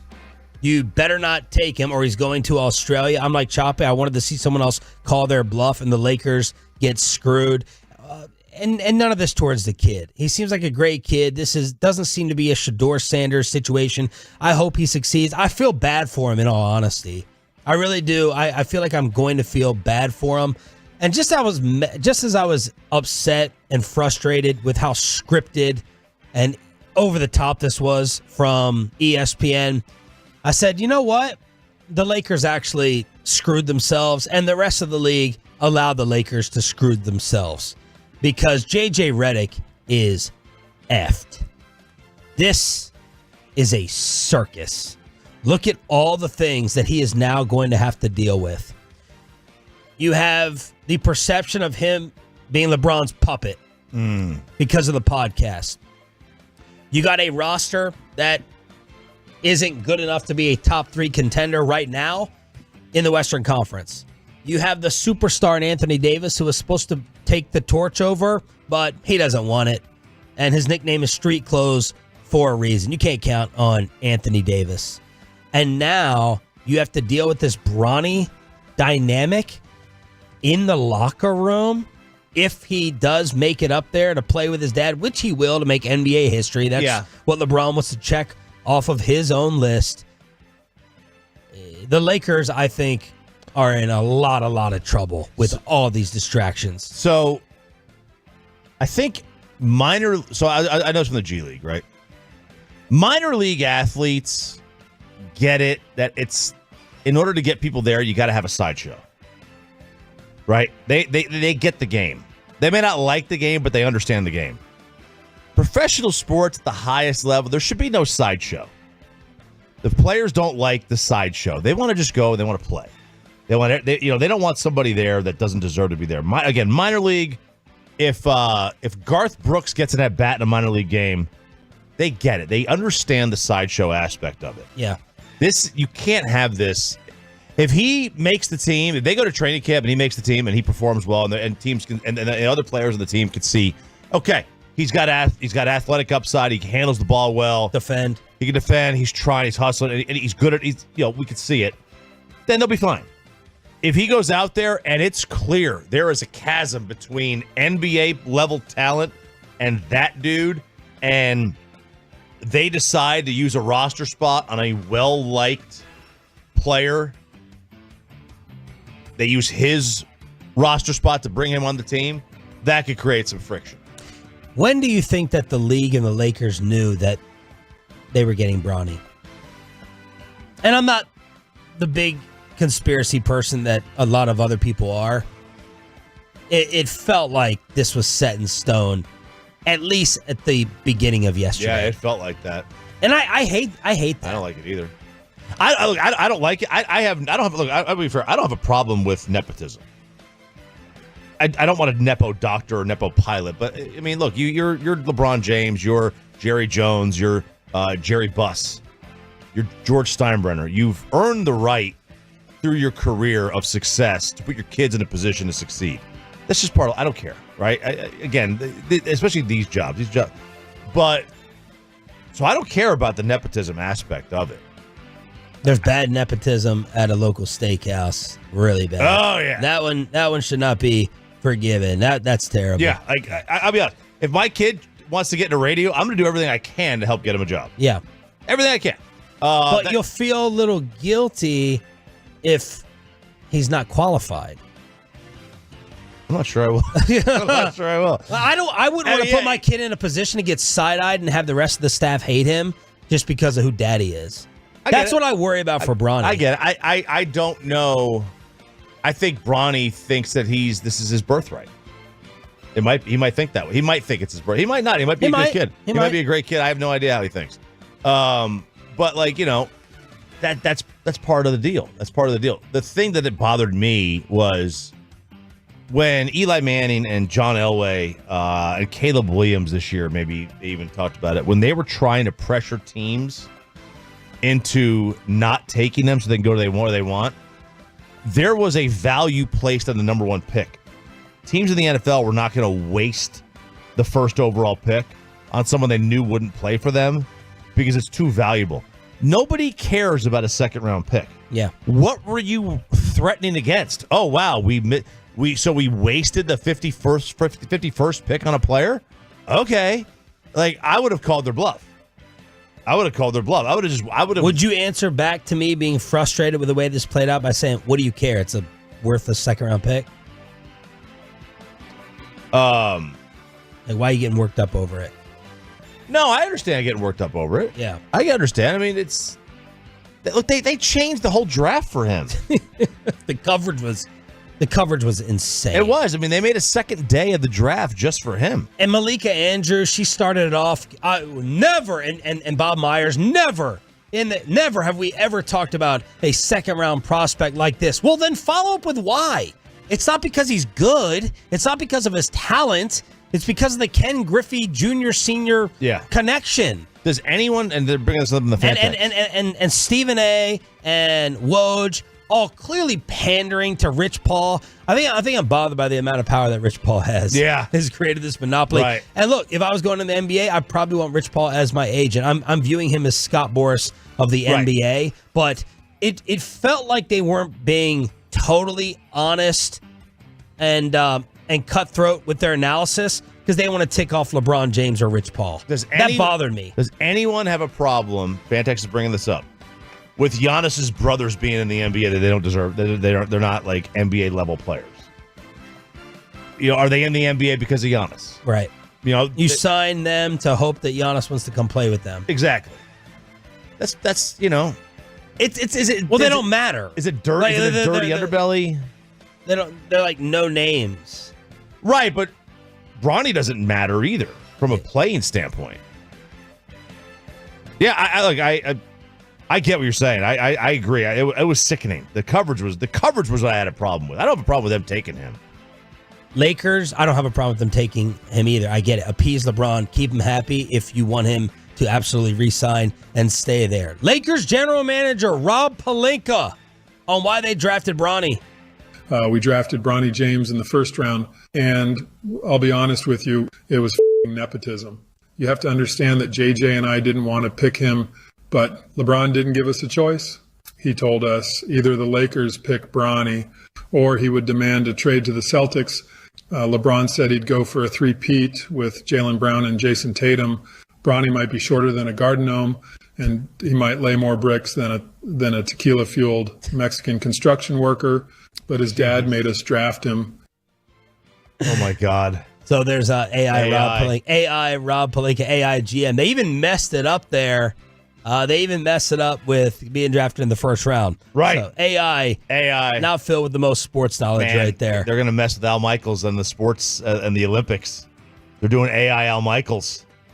Do we have audio of that? No, I've not seen. No, there's not audio of it yet. But here it is as part of an Olympic report. Al Michaels is going to do like the recaps of some events. AI Al on the recaps of highlight packages. Hi, Kelly. Welcome to your daily Olympic recap, your personal rundown of yesterday's most thrilling Olympic moments. Since you're a swimming fan, let's head right to the pool. Team USA secured a stunning victory in the men's 4x100 meter medley relay, smashing the world record. Over at the diving venue, Krista Palmer showcased resilience and skill, overcoming past knee surgeries to qualify for the women's springboard final. Wow. Meanwhile, a tough break for Canada's Pamela Ware as a failed final dive scored 0, ending her bid for the final. Check out these highlights from yesterday's action. That's scary. It's within less than 2% accuracy. Like it has like a 98.5% accuracy rate. I mean, it's right there. It's scary.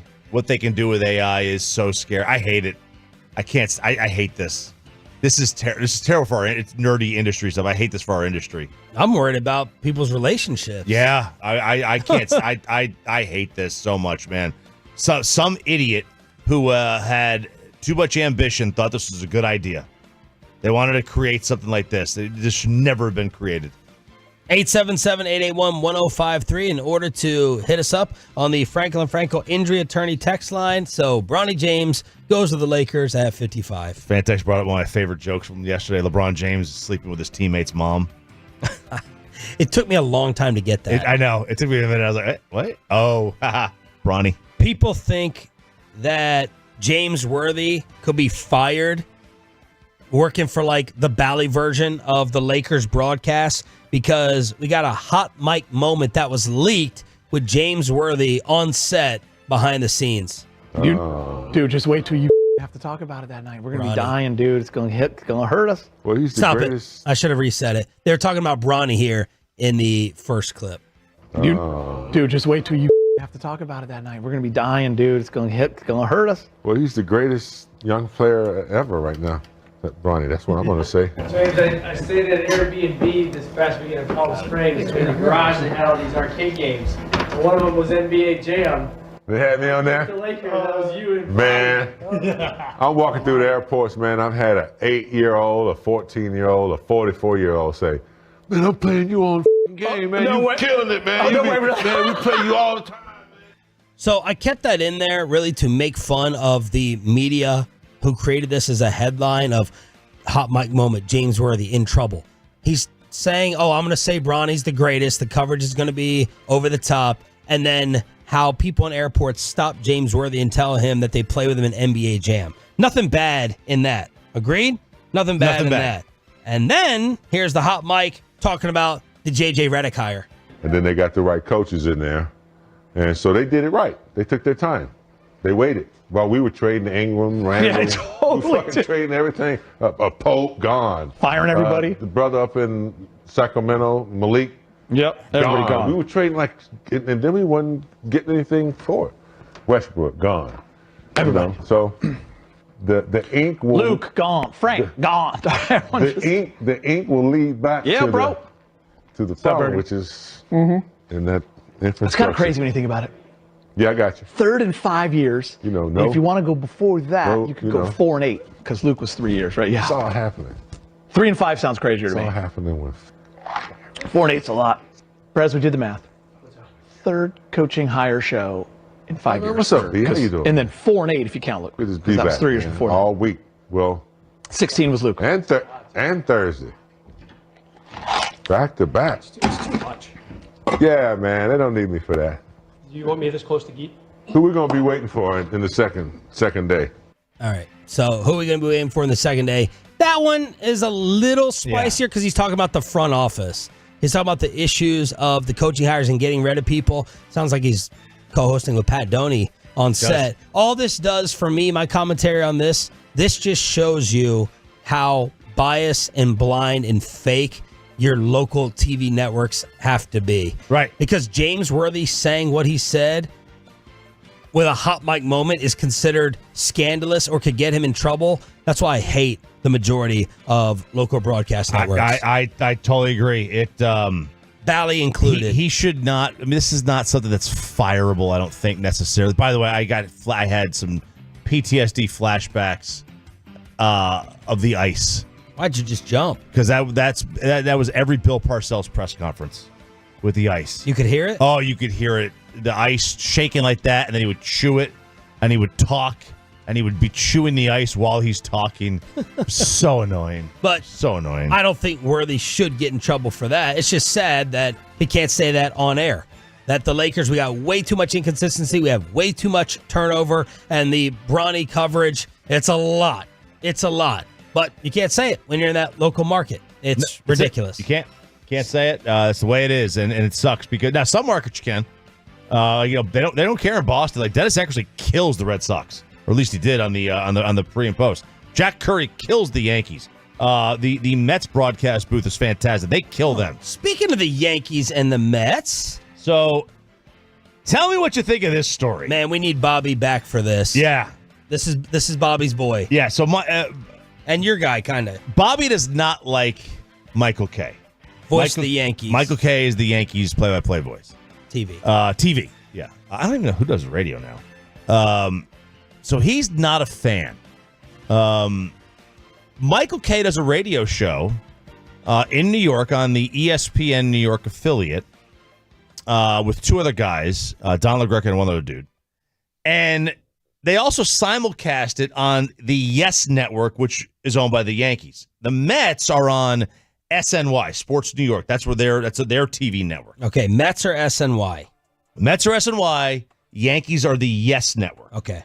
So Michael Kay. So they're so big, they have two local networks. Yeah, the Mets have their own, the Yankees have their own, right. and SNY. Yes, will run I think net games, and I don't know if MSG is still a thing. There might be three because MSG was a network for a long time. I don't know if they still are or not. So on Michael Kay's show, SNY does a commercial promoting the game, but remember it's the radio. That's the Mets. That's the Mets TV station. Yeah, but remember the radio station is selling the commercial inventory. Yeah. Not necessarily Yes. So it's kind of convoluted here. But tell me what you think about Michael getting kind of a hissy fit over this SNY commercial. Their ad, which ran during the last break, enjoy the Subway Series at the best booth in baseball. I mean, do you expect me to just take that line down? I think our booth is the best booth in baseball. What do you want to say, Michael? Well, I mean, but you know who the host of the show is. One of the hosts of the show is. You're going to put that. I'm supposed to sit there and take it laying down. I'll take O'Neill and Cone and me over Garon and Keith. I would. I mean, they're great, but so is our booth. So I mean, the way you want people to watch is to say, join the best booth in baseball. I'm sorry, I think we're the best booth in baseball. No, well then now that you just had your retort, but I'm surprised that you're upset that they would say that. But why go that route? Wait, but this is odd. What a bizarro take this is. How is it bizarro?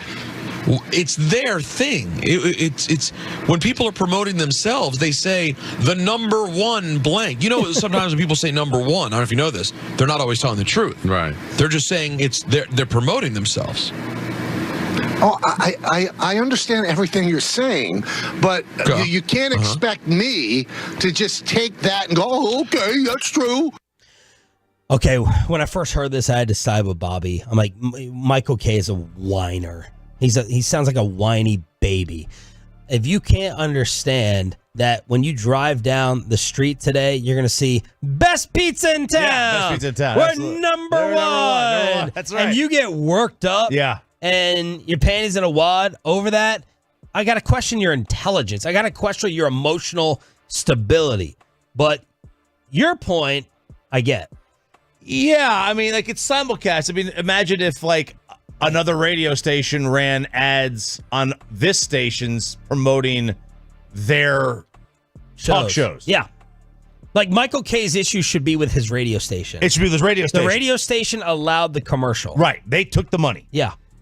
I don't know what their finances are like, but he crying and complaining about the message. Yeah. He should have a problem with the bosses. He should have his problem with his don't be sales promoting another broadcast, not they're number one. You think I'm going to take that? Yeah. I'm a Michael Jordan competitor. I'm an alpha competitor. Yeah. I'm not going to take that. Yeah. So what they should have done is he should be mad at the ESPN or whoever bosses or sales department for not having the common sense to be like, hey, should we really put this on his show? Put it on somebody else's show if you want to. Yes. Take the money, put it on whoever does the mornings there. Or probably keep it off the network. Or keep it off the network, or have them change the copy and say, just watch the game, not call him the best broadcast booth in the game. Now, the Mets had a little fun with this.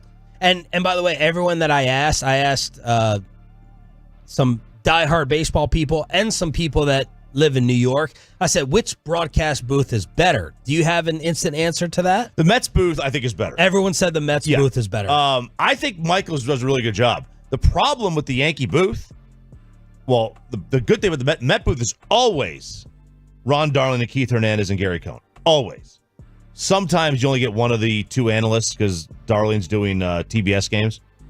The Yankee booth could be Cohn or Paul O'Neill or Jeff Nelson or 58 other guys. They've got a million. It's never the same. Yeah. So you can't be that good. The Mets booth is better. And the Mets had a little fun with Michael Kay in their broadcast. I met one of the young broadcasters for the first time, Emmanuel Berberi. And he shares the radio job now with John Sterling, having retired. Yeah. So he came over and said hello. That was nice. Wow, very nice. Very talented young broadcaster. How's he feel about our show? I don't think he really had any opinion. I heard it was the best rain in Major League Baseball. Oh, sorry, had to go there. It's just, it's raining. It's whatever. I think it's time to play some baseball now. A little dig, had to get a little dig in, but I just wanted to see how you felt about that because that's like came across as whiny. It did. I thought it did. It did. And again, don't get worked up over the messaging. Get worked up over it playing. Period. On your show. And not, you think I'm gonna take that laying down? You think I should just stay quiet about that? Good grief, man. Everyone, number one, the best. I would absolutely, if I were him, have a much, much bigger beef with the sales department of the station for letting that get on the air. All right, it's Friday. It's Expressway. It's commercial free. Let's give you some laughs heading into the weekend by cleaning out the junk drawer. Did you know that Benjamin Franklin invented the junk drawer? Junkin! 877-881-1053 is the Franklin Franco injury attorney text line. 877-881-1053. I've already started things off in the hallway by asking and trying to DM some Tolos for a vasectomy referral. Oh, baby. Yeah. My wife. How's that text? That's got to be a tough text to write. Hey, do you know anybody that I didn't want to write it. That's why I saw cut me open down there. I guess I can say, I mean, he doesn't care, I don't think. But Chicaline. I got Chicaline and Chiafalo in my vasectomy Rolodex because the wife said, I've gone through enough. I've gone through enough of these issues, in the hospital with having your two children, and now it is your turn. I do have to admit, after my brother, after Chiafalo, Chicaline, the stigma that I had towards vasectomies has really gone away. Now, I'm still scared. Mm-hmm. I've never had a surgery in my entire life. Me neither. Never had any type of procedure. You're about to be deformed. I know. Do you have any scars? No scars on you? No scars. Ooh. Nothing. And my stigma towards it has completely changed after listening to the guys up here. So now I just need a good one, and I need to schedule it. And then I need to know how foolproof it is. But I got a Tolo DMing me saying, I'm getting ready for my second one, for my follow-up one. And I was like, whoa. Wow. Whoa. Because I know you got IUDs. They're not foolproof. Different medication that's out there. Different things that Alec Medford leaves in the back studio that you can maybe use. You could use those, but not as a married man, you don't want to use those. Yeah. Any long-term relationship. Yeah. You don't want to use those. So that's where I'm at right now with trying to get the right doctor and the procedure. My biggest disappointment is this thing doesn't knock you out for a week. I mean, Chicaline said he was playing golf in 10 days. I think Chiafalo was out a day and back the next day or the second day. That's my biggest disappointment. It doesn't sound like I'm justified to miss any work time. Yeah, I mean, most people, like I know a buddy who had one. I think he did it on like Wednesday, and then he took the rest of the week off. Yeah.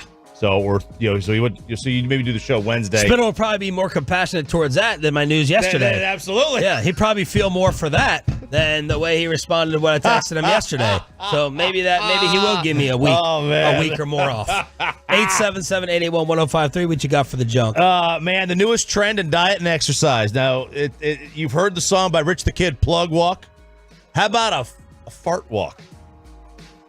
How does Plug Walk go? I'm not trying to embarrass you. I can't really. Oh. Maybe say one line. But this is where you go. Father-in-law just said no surgery, have more kids. See, now I'm dealing with the old school stigma. My boy from back home listening on the Odyssey app, he's like judging me. He's judging me as like, you don't do that as the man. You don't do that. That's the way let her get done? Yeah, let her get done. His wife pressured him and he didn't do it. But I don't think like that. I'm like, yeah, you went through torture. You went through torture. You were carrying around. Smart. Yeah. Lose the battle, win the war. Yes, exactly. So this is a toot walk. This is what you do. That the newest diet and exercise trend is. This is from a a lady who started this in Toronto. She's a cookbook author, the quote queen of fiber. She says that they after an hour walk after dinner will get your digestive tract moving. And they started this hour walk after mealtime, and they just spent the hour letting it rip because they're outside. You don't care about the smell dissipates or whatever. And apparently this is caught on. She's been doing this for 10 years. When you eat as much fiber as they do, and they get a little gassy, they walk, and they just toot the entire time.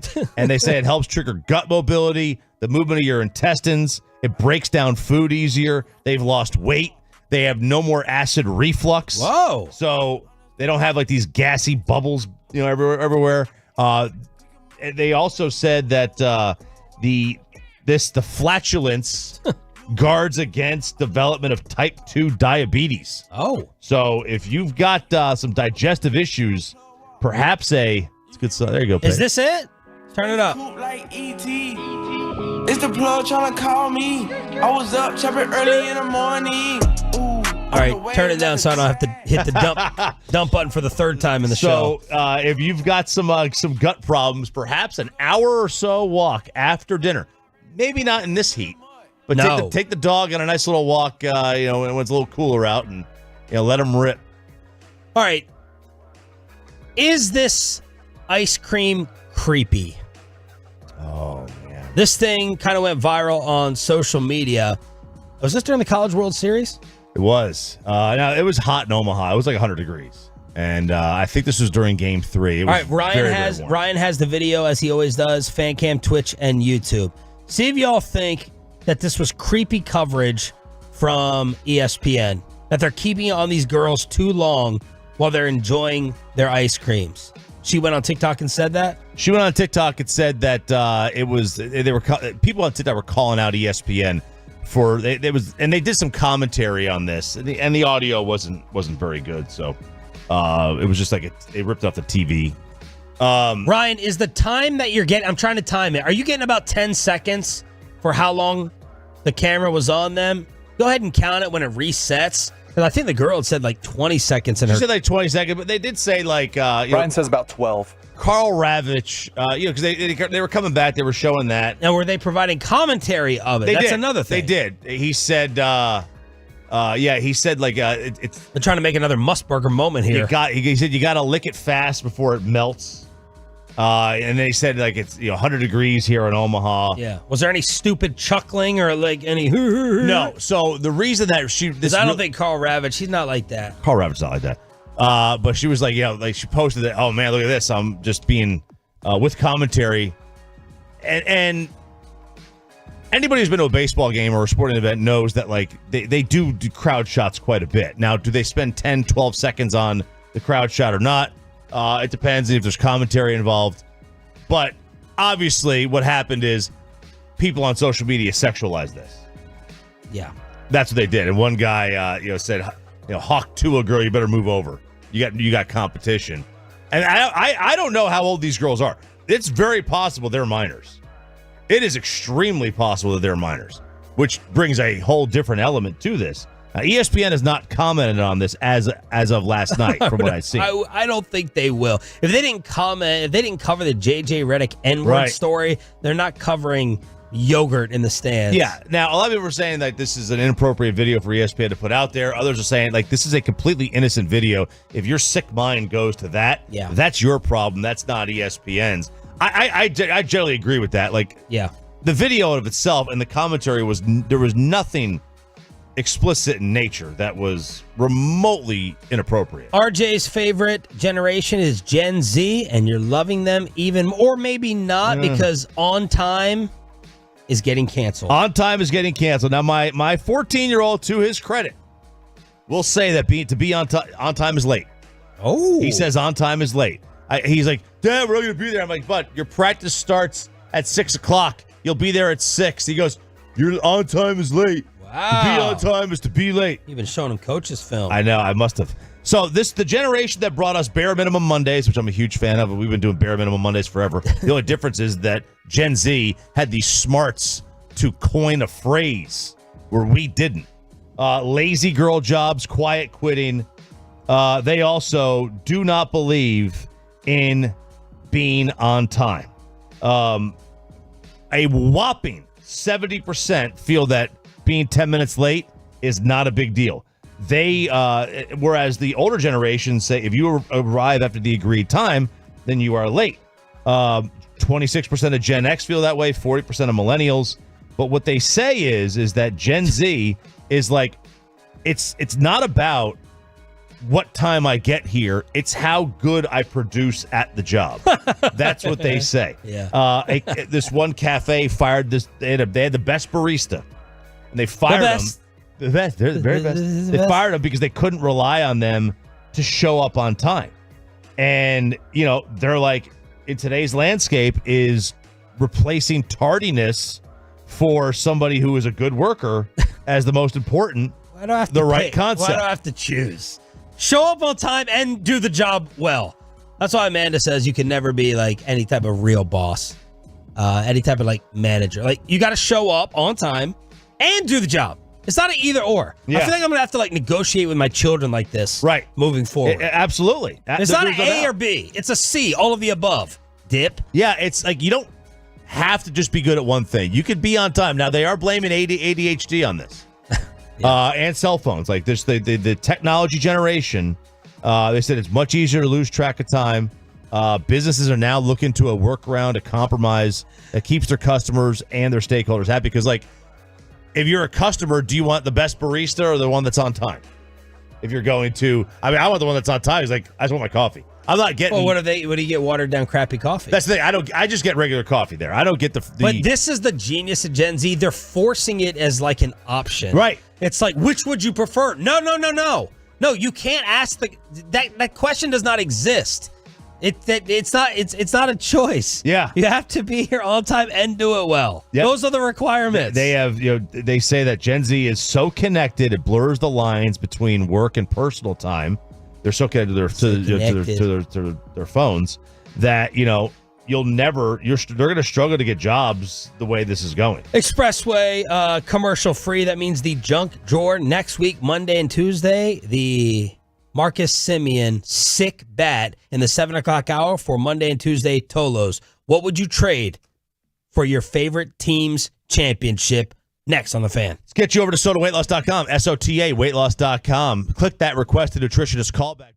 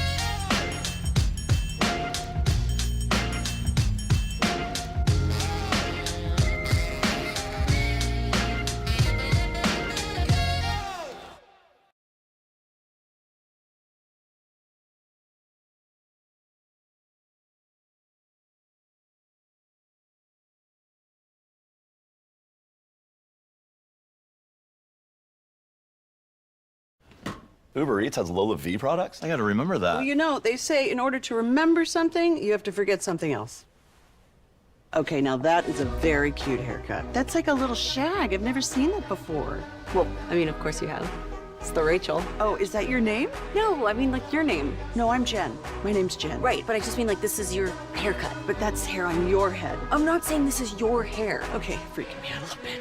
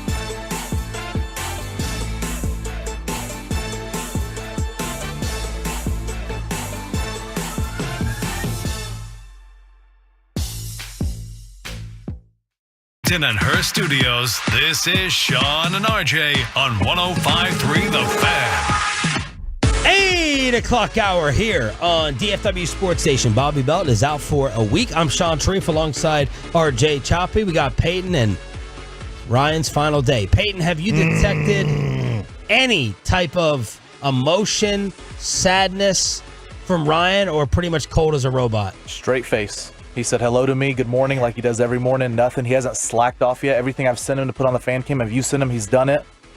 He's going out with a bang. He's a killer. He'll be back, though. He's a killer. He will be back. No, he's not. He wants to do TV production. He's out of here. He's a killer. Unless, like, our fan cam blows up and gets to be a big sponsored deal, and he needs to come back to direct it. And now I understand PayPay is taking over the fan cam up until 8 o'clock, starting on Monday and moving forward. Man, my question is, what's going to happen on Thursdays and Fridays with Peyton? Yeah. Because 8 o'clock, like 6:40 on Thursday is his last, it's the last segment he really is here for. Well, not yesterday. What? That's fair. Yesterday, right? The neighborhood watch. You were 7:40. very good yesterday. Yes, well, Gen Z would say I get to choose, right? I can either do the board right, or the fan cam. Right? Yes, they would. That's a great I'm point. choosing the fan cam. Yeah, it's going to be interesting come, Friday afternoon, Friday morning at 7 a.m. what he's doing. I also have gotten intel from Peyton that Eric Chiafalo did not eat the half bagel of the breakfast sandwich that some wild, rude animal devoured that I was looking forward to enjoying today. Okay, so he didn't eat it. He did not eat it. All right. I really hope it's not Mike. Mike called me yesterday at 3 p.m. Maybe he was apologizing for eating what he thought could have been my breakfast sandwich. I doubt it severely, but I was dozing in and out of sleep, and I was getting ready for round 2 of the NBA draft, so I did not pick up or call Mike back. All right. Maybe it was a breakfast apology call. It could have been. That'd be interesting to see. You've used interesting twice already in 3 minutes. Bobby's not here. I got to make up for it. Fill the quota. I am kind of at a loss. I thought it was Chiafalo for sure. I thought a man of bad morals, ill repute. What bothers me in thinking it was Bassick is I think someone was trying to be a little bit carb conscious, which Mike is. Yeah, and he only ate ate the one. And he only ate half of it. Smart. Big brain. That's what that is though. That's getting the Diet Coke with the McDonald's. Yeah. Or I just want the Diet Coke now because you're saving. You are saving. Yeah. You are saving. But why did they search through the fridge? I put it under a plastic bag. You searched. You unraveled the paper with no idea how old it is. No idea how old it is. It's scary, isn't it? Yeah, you can't. I just have a problem with manners. I'm a big manners person. Manners are a lost art. It's a lost art, man. It's like moving the runner over to third. It's just a lost art. So that's the update on what's happening behind the scenes. Look at Ryan, just calm, cool, casual, eating his wheat thins back there. Look at him, one at a time. Yeah. One at a time. And he's taking small bites, too. You know, you're not just glomming them all in the mouth like I would. Yeah. Oh, we didn't even ask. When are you moving? Like, when are you packing up and moving? When is that happening? He said he's leaving tomorrow. Dang! Yeah, he's out of here, man. He is out of here. Woo! To Odessa. To Odessa. Just like that. He's going to be driving a diesel in no time. All right, Choppy, how you bringing us a championship to the Metroplex? Well, I'm gonna do a Kevin Hageland deal. Okay. All right. And I saw this on a Barstool podcast. The question of how many titles of, so they did this with college athletics. Now we could relate it here to DFW. But so they asked how many college basketball or college baseball championships for your school would you trade to win one football one? This is perfect for you, Tennessee Vols. Right. Perfect. So like for me, I enjoyed Tennessee's win in the College World Series this week, but it didn't do nearly what a college basketball championship will do for me. I will lose my mind. I've seen a college football championship by Tennessee, and I'll see one this year as well. But that is, to me, the college basketball is number one for me.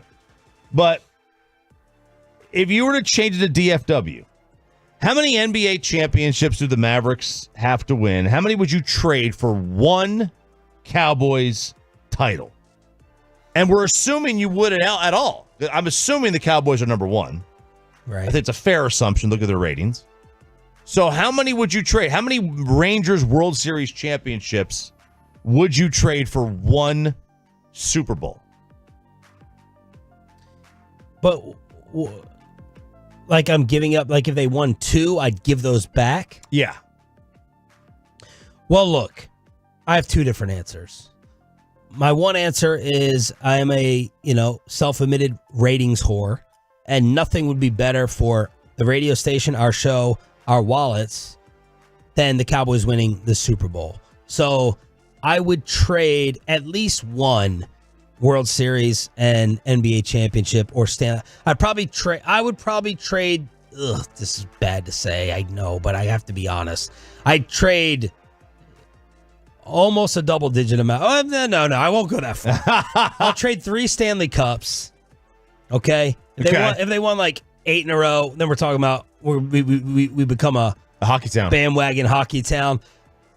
But my true sports fan answer is none, because I don't want to give the Cowboys anything. They don't deserve it. That's my true.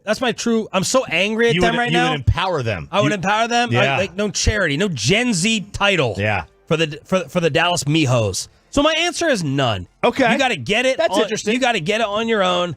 I'm not trading it. Selfishly, sports talk hosts, I'm trading them. Yeah, like was the Cowboys, flip it around. Was the Cowboys' last 30 years worth it on the first week in November when the Rangers won the World Series? Like, was the Cowboys' last 30 years of disappointment worth it that night? Yeah, for diehard Ranger fans, yeah, I mean, it was, right? For the ones who called in, had the tears flowing. Yeah, they waited Grandpa, 50 years. Son, that moment. They waited 50 years. I think that generally people in town would trade 5 Stanley Cups. Yes. I think they would probably trade 3 NBA titles. Whew. Man, okay. And less World Series. Maybe 2 World Series, maybe 3. But like, I think because if the Mavericks go on a Warriors-like run here with Luka, yeah, or the Rangers win 4 of 5 World Series that the Yankees did in the late 90s, then I think you can have a discussion of, does this ever flip to a basketball town or a baseball town? What is New York? What town is New York? Oh, it's not a football town. No. I think so the most popular team from a total fan perspective might be the Knicks, only because they're like the only real number one. They're the only game in town. But I think if you had to ask New Yorkers, would they rather have a Yankees World Series or anything else? I think if you were the fan of both teams, you would say the Yankees World Series. New York is still, I think, a baseball town. But it's a good sports town. They like everything. Their teams just a lot of times stink. Boston has flipped, apparently. Bob Ryan told us it's now a Patriots town when it was a Red Sox town for decades.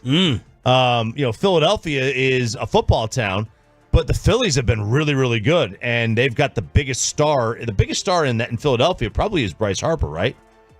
I would assume it's Bryce Harper. Phew. It was Jason Kelce, maybe. May have been, yeah. Is it Hurts, Embiid, or Bryce? I think it's Bryce. Mm-hmm. I think. I don't know how they feel about the Sixers. Angry. I think it's Bryce Harper. But, and are they ever going to switch to being a baseball town? Probably not. It's probably still going to be the Eagles. But, if the Eagles don't, play well and they kind of lose their way, and Philadelphia is sitting here winning the NL, 2 out of every 3 years, then maybe it changes. But let's see. Here we go. Old heads will say it's a baseball town. I think New York is a basketball town. It might be. I'd trade 5 Cowboys Super Bowls for another World Series win. Wow. Reverse it. I would trade a Super Bowl for the Stanley Cup. I just want more rings than Houston. I would trade 0 titles. Bryce is the biggest star, not even close. Let's see. I would trade 3 Super Bowls for 1 World Series. No non-Gen Z here. I want them all, and I expect them all. I would trade any and everything for 1 more Super Bowl before I die. Mm-hmm. I would trade 15 Stanley Cups. Let's see. 2, that's it. I would trade them all. 10 plus. I would trade the entire Mavericks franchise. Yep. Which we're doing to Vegas anyway. That's right. I would trade the Cowboys to go 0-17 every year for the Rangers and Mavericks to win championships. Tolo Chris, the answer is none. The Cowboys don't deserve any. Jerry sold his soul to win the Switzer title. They are cursed until the Joneses sell. The Rangers ring and Mavs ring were cathartic. A Jones Super Bowl ring would be hollow because they would then feel justified. Hey, Pat, anything else from the Tolos? Yeah, you're getting a lot of texts in here saying they would trade 0 championships. The Cowboys did this to themselves. I mean, myself, look, I'm 27 years old. I've never seen them make it, past the divisional round. I'm desperate for just a Super Bowl appearance. So I think I would trade 1 of each from the other sports to get 1 Super Bowl. Because you already got your Rangers 1. You already got it. Okay. Technically, Stars, I was born, but I didn't see it. Right. But, yeah, Cowboys are the only one left out. All right, so you would trade 1 for 1. 877-881-1053 in order to hit us up here on DFW Sports Station. Thanks for being a Tolo. That stands for Turn It On, Leave It On. Sean Sharif, RJ Choppy with you. What about this?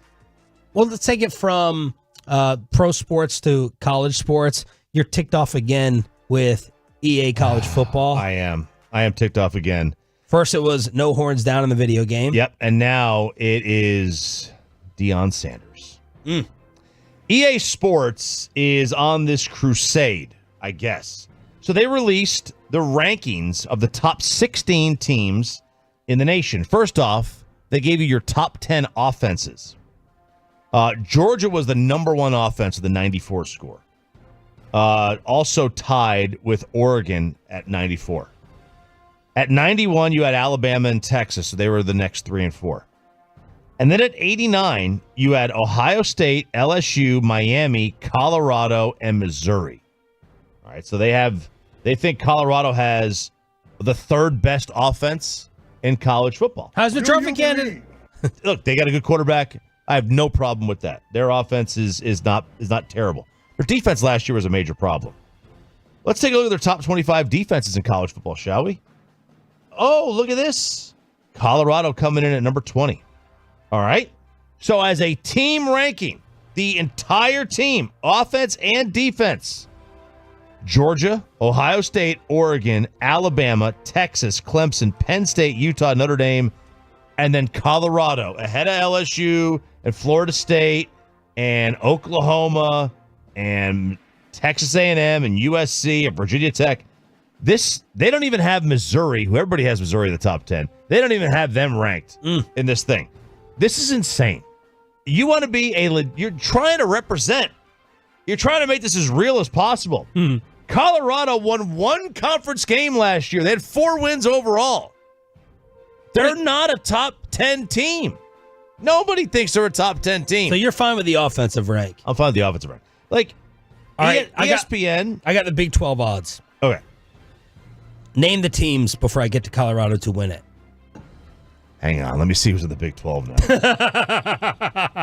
That's right. Pepe, they're dead and gone to Pepe and Bobby. Yeah, so I will say TCU is higher. Yes. 18-1, by the way.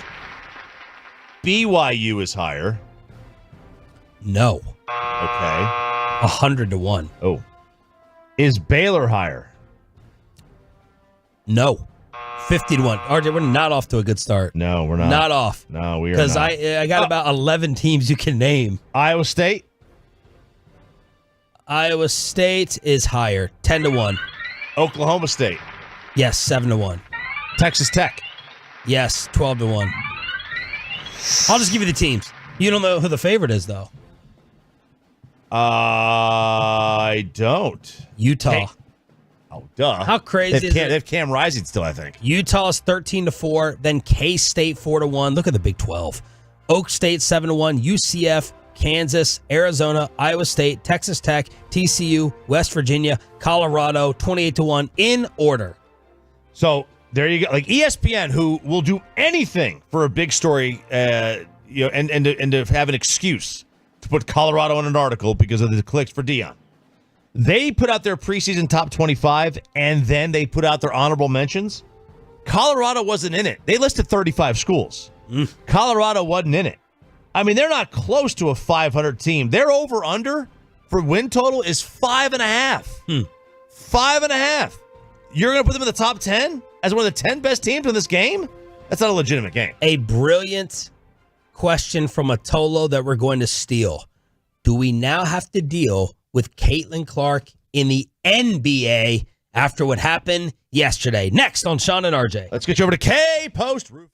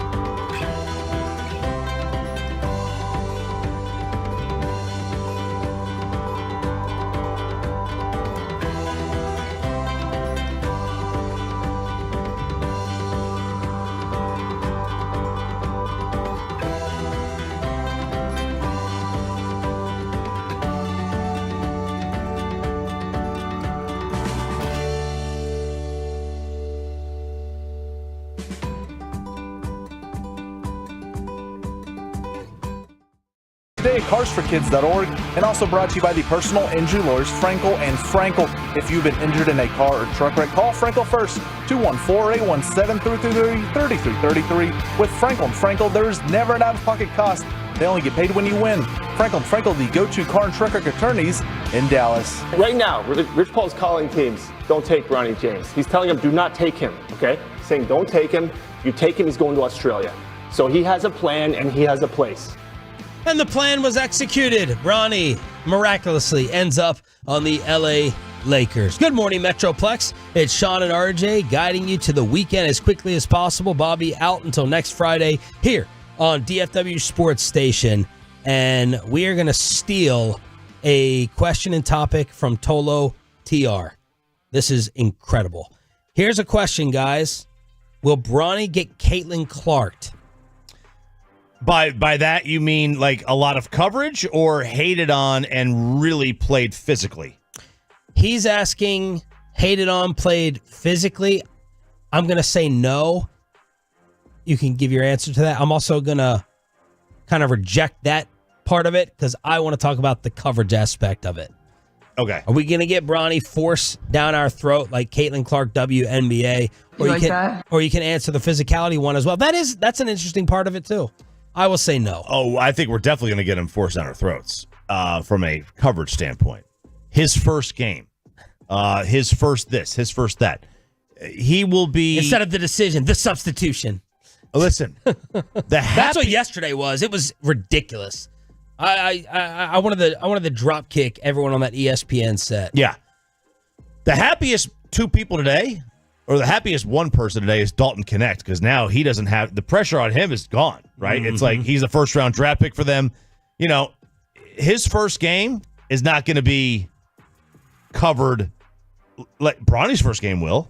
Now, it may be his first game too, but all the focus is going to be on how Bronny did. That's just the reality, I think, to me, of it. I don't think he's going to get physically tormented the way Caitlin is, because I don't think NBA players are like that. Yeah, NBA players get it. I think my biggest problem with the WNBA is I don't think they understand it. Yeah, they're just being petty and psychotic with Caitlin Clark. I agree. NBA players are like, dude, man, he's playing, dude. Like, go ahead. They don't care. They don't. Now, some guys at the bottom end of the bench might, but the guys who are playing, they don't care. They've already got their money. And if they like LeBron, they may not be harsh on Bronny. Like if this was Kyrie's kid, he'd be treated like Michael Jordan by the officials from the rest of the league. Yeah, like because everyone loves Kyrie. Yeah, I said that in a sloppy way. No one would punish Kyrie's kid because they love Kyrie so much. I don't think the same love is there for LeBron, but you know what I'm saying, right? It's like Boban's kid. Boban had a kid. Oh, yeah. Going to the NBA. No one's touching him. No one's touching him. But also, like, he's, who's the Bill Laimbeer of the league right now? You think James Harden, when he guards Bronny Jr., if he does, is going to be physical with him? Yeah, challenge Kawhi in the corner more than that. Draymond now, after therapy, probably not. No. Dylan Brooks. It's Dylan Brooks. It's Dylan Brooks because Dylan doesn't like LeBron anyway. Right. So he probably resents that aspect of it. Yeah, anybody who plays for now I know Dylan's not with Memphis anymore, but I think anybody who plays for Memphis might. They've got that sort of tough thought about them. Would Ant if he's playing, but I don't see him. Yeah. I don't know, man. I don't think the NBA guys are like that. I think WNBA girls are much more petty than the NBA players are. All right, let's compare the ratings real quick. Okay? WNBA hype, Stanley Cup Finals, NBA Draft Round 1. Peyton Russell, I want you to guess the order of the three. Stanley Cup ratings, latest Caitlin Clark, Draft Round 1, NBA. I'll go Stanley Cup 1, Caitlin Clark 2, Draft 3. Okay. We have the numbers. Yep. Wednesday's night 1 first round of the NBA draft got 4.4 million viewers on ABC and ESPN. That's way higher than I expected. That is up 18% from last year's night 1. That is stunning because This is a terrible draft. I know. And you and I watched almost all of it. I know. I don't understand why I did. Yeah. Maybe I was waiting for Bronny. Maybe we were. I know I was waiting for Dalton Connect. I just wanted to, he's a Tennessee guy. I wanted to see him go. We have not historically had a ton of players in the draft, so I was really kind of excited to see him go. The NBA draft won the night across television. Yes. $4.4 million for Wednesday. All right. You got the rest. Game 7. Stanley Cup. Ooh. Now remember, they do not count Edmonton. Oh, yeah. So it's a one market town. The NHL is a little different than baseball and the NBA because even though baseball and the NBA have a team in Canada, the NHL has a lot of teams in Canada. So they have their own TV deal with the, I think it's either Sportsnet or CBC. In the United States, the game drew 7.6 million viewers for that Game 7 win. Ooh. All right. The last Game 7 in 2019 was Blues Bruins, and that only got 9 million. So the Connor McDavid factor, there's not 7 million Panther fans out there. Okay, there's not. This was people globally, like almost as many people watched this in the United States as watched Blues Bruins Game 7 in 2019. So 7 million. 7 million. I think it's fantastic. But all right, Peyton, you're correct so far. NHL Stanley Cup, number 1. Let's add Canada. Oh. Canada had at any one point there were 15 million people watching on TV at any one point. That's almost 40% of the country. That's a huge number. But its official rating, its official number was 7.6 million. But at any one point, at least 15 million people watched at least 1 minute of the game, they said. So now we're talking about total between the two nations, over 15 million people watched Game 7 of the Stanley Cup Final. That is a huge number for hockey. All right. Huge number for hockey. Caitlin Clark versus Angel Reese. Ooh, this is me versus Bobby. Stanley Cup versus WNBA. Now, this did break viewership records. Win for me. By the way, these two have already played 3 times this year? Yes. They didn't waste any time. They got 2.3 million viewers. Oh.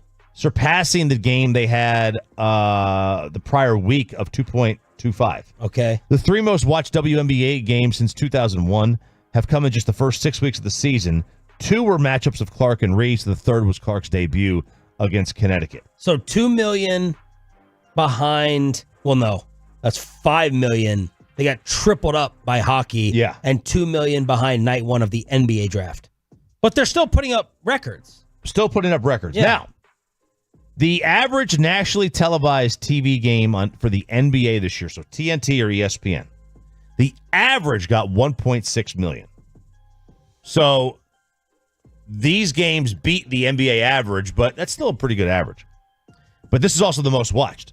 The most watched NBA game this year was the Lakers game on Christmas Day. That was against us, right?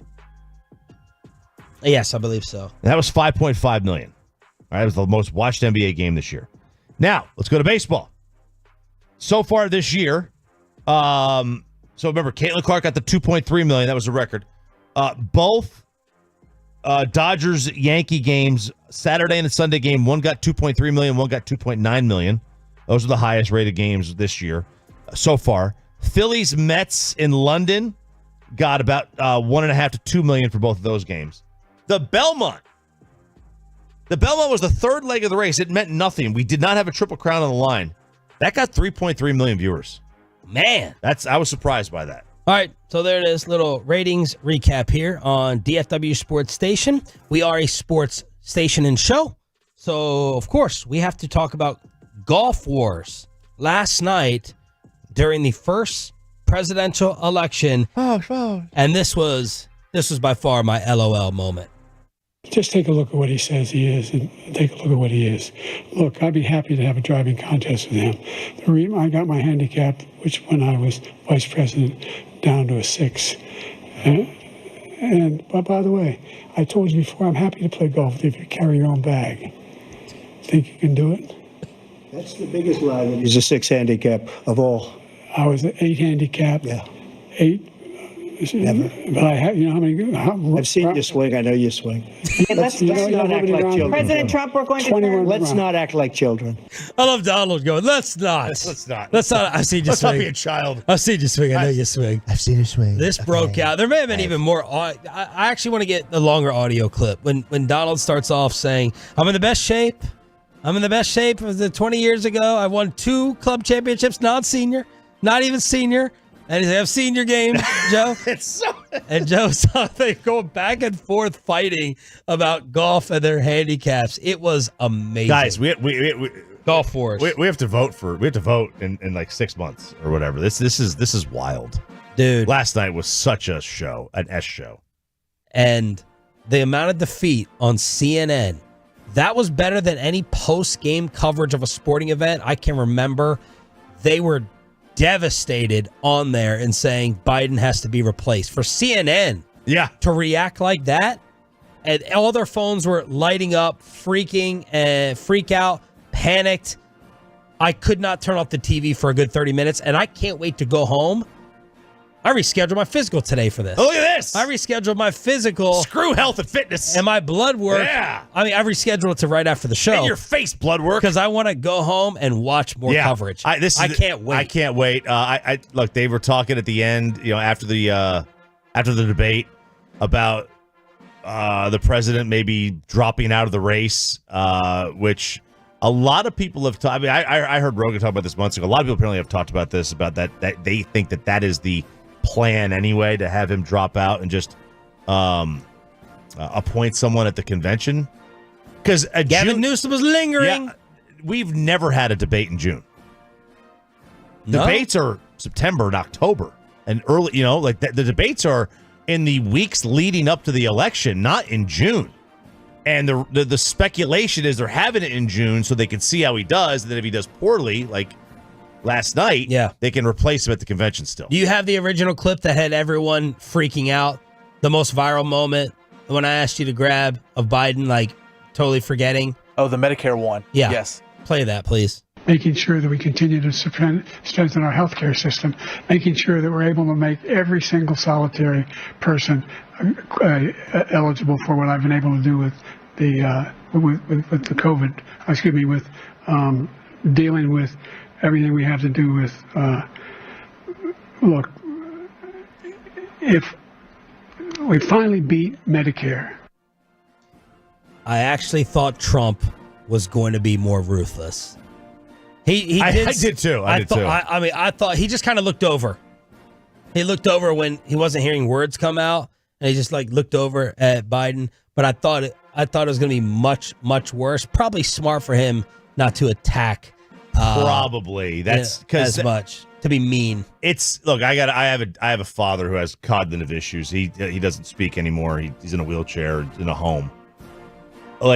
It's not his fault. Yeah, that he, doesn't speak or aging. He's aging. That's not his fault. If you're upset, be upset with the party for not putting someone else, or for putting him in that position, or his family for putting him in that position. But also, this dude waited 80 years to become president. He ain't dropping out. I got news for you. He ain't dropping out on his own. When you've waited that long, how many times did Joe Biden try to become president before he finally became president? Yeah, he said he started off as the youngest.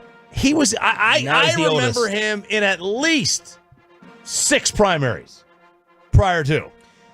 Bobby Belt has just dropped something on us for Below the Belt, and I cannot believe Bobby sent this. Someone is talking about the Cowboys discussing Trey Lance as the QB1. That's next and it's coming from a DallasCowboys.com person. Next on The Fan. Let's get you over to SotaWeightLoss.com, SOTA weightloss.com.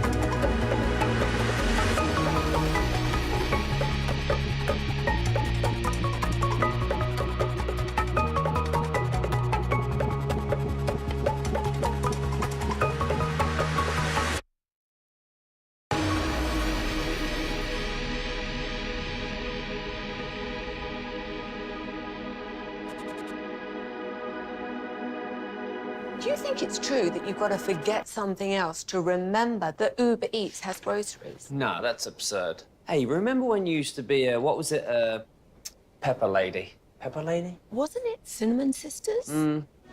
Basil babes. Saffron Squad? Nutmeg maidens? Paprika? No, Nutmeg Maidens? I just said that. Was it Spice Girls? Doesn't sound right. Was it Saffron Squad?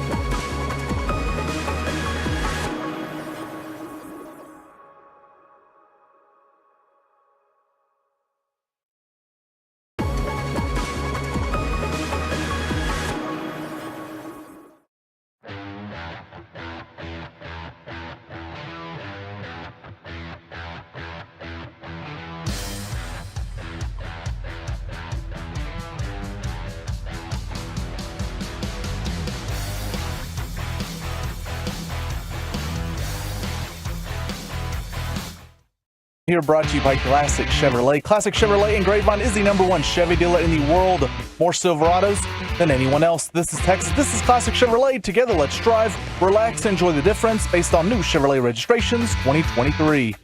The great RJ Choppy here. I'm back, baby. You ruined the morning show. Don't make me take off my belt. Don't make me take off my belt. We're not. breaking news, according to RJ Choppy. I'm not going to throw our sports betting sponsor into this read with the breaking news. Not necessarily tied to that, and it's perfect timing because Pepe is grabbing this clip. How painful was this from Bobby Roberto Beltescen while on vacation during his segment about Trey Lance being the Cowboys quarterback? We will get to that coming up. What do you got? Well, we were just talking about the debate and the prospects of the president dropping out of the race. We do have breaking news regarding that situation. Who is this from? Because I'm searching for it. CNN's senior White House correspondent Kayla Tosh reported Friday morning, citing an advisor, he will be on the debate stage in September. Whoa. He is not considering dropping out of the race at the moment. So that is this morning. For whatever reason, he's not dropping out. If you feel uncomfortable answering these, we'll move on. I don't feel uncomfortable answering anything. Okay. In your opinion, before last night, who do you think was going to win? Did you feel strongly about who was going to win? I did not. Okay. I did not. I didn't either, but I haven't been following it that closely. Yeah, I haven't been following it yet that closely either. Like, it just haven't. We're still, what is this, June? Because we're still 5 months away, right? Because my follow-up was going to be, if Biden dropped out and replaced by blank, how much more control, is it locked up for Trump? I would say is there no. any replacement that you think could make it 50-50 or close, or is this a wrap? Well, so I think I don't know the answers to these questions. I think Gavin Newsom. What was his scandal? He had very good looking man, by the way. He's a very good looking man. He had one during COVID. He tried to lock the state down. No groups of more than X amount of people, and then he was out at some dinner wine club or whatever with 30 people. Without the mask. Without the mask. That's what it was. And I mean, like, California just sucks in general. That's his problem. But I don't know that the candidate matters. I think because there's a lot of people that are going to vote for Trump regardless. Yep. And I don't necessarily think people would voting for Newsom or Biden as much as they against would be voting Trump. against Trump. So I don't think their vote would change. Okay. You would have some independents, obviously, that would sway. Because I don't think if you're in Middle America, I don't think there's anything like Gavin Newsom doesn't. I don't think do anything for you. Because I don't think they would feel that he relates to them as well. Like Joe could relate to people.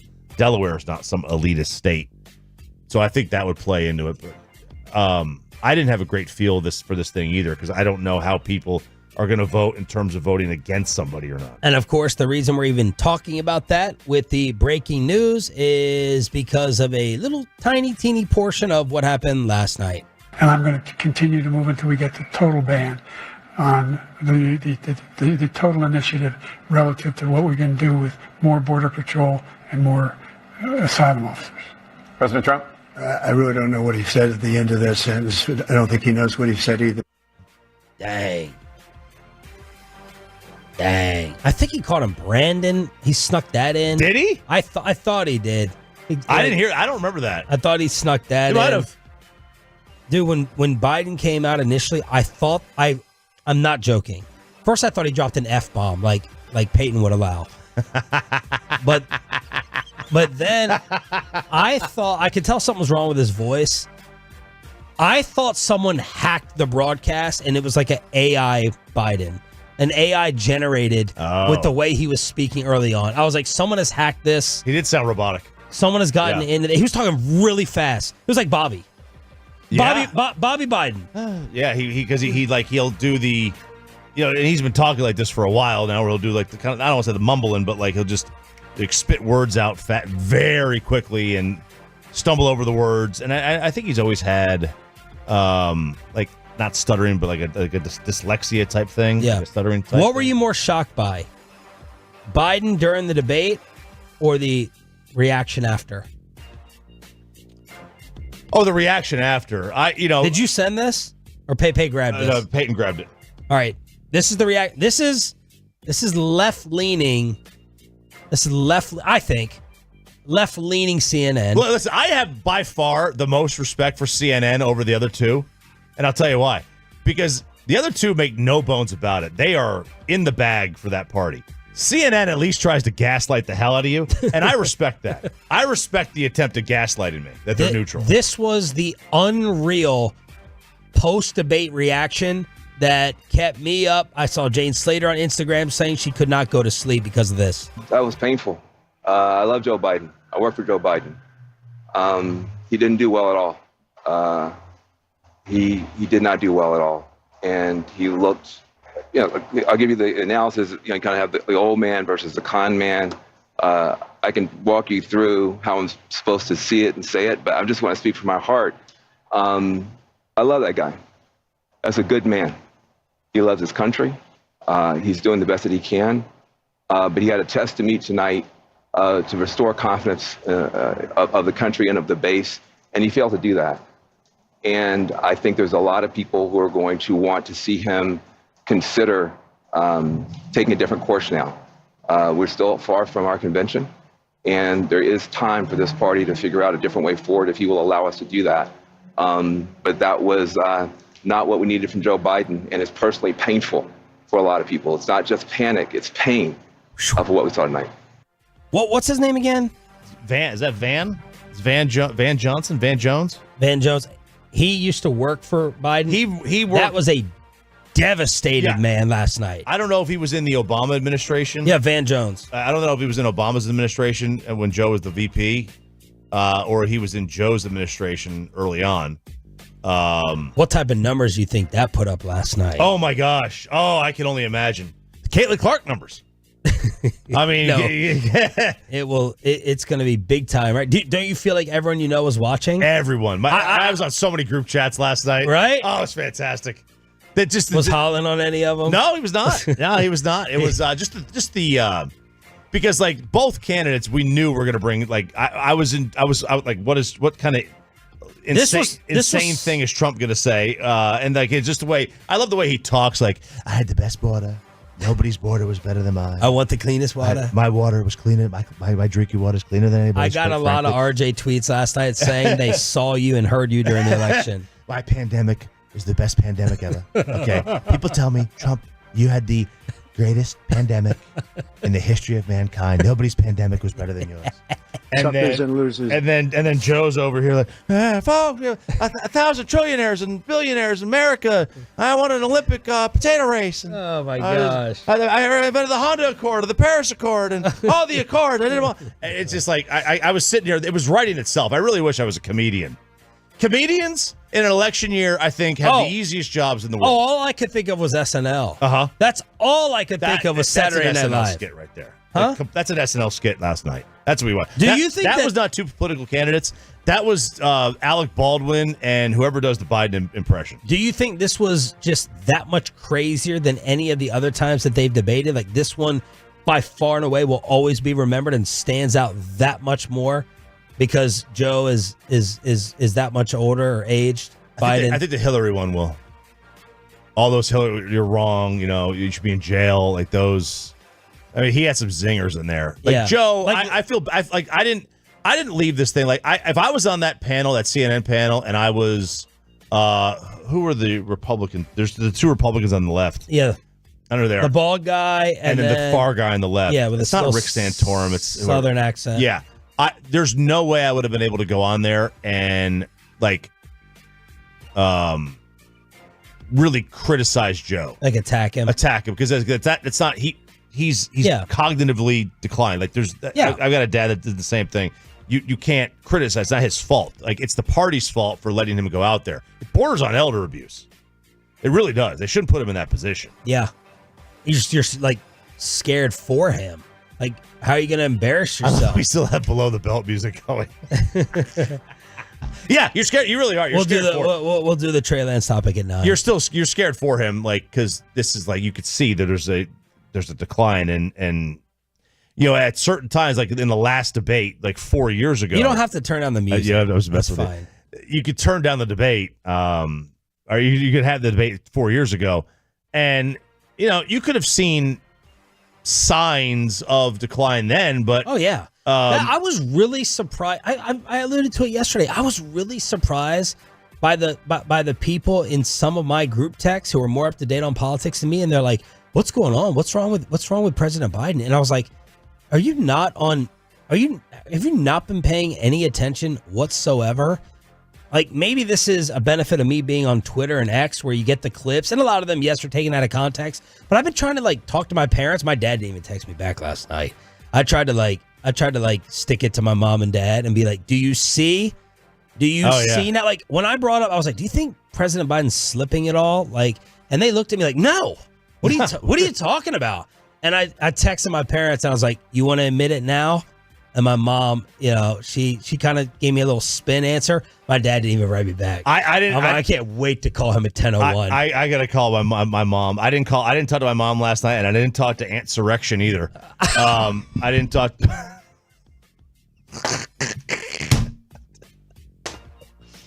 When did you come up with that? Just now. You took that. I was just trying to come up with a nickname, and I literally just came up with it a second ago. Crap, that is effing brilliant. I didn't talk to either one of them. Oh but my I can God! only Did your imagine. mom have a watch party? What do you think your mom was doing during this?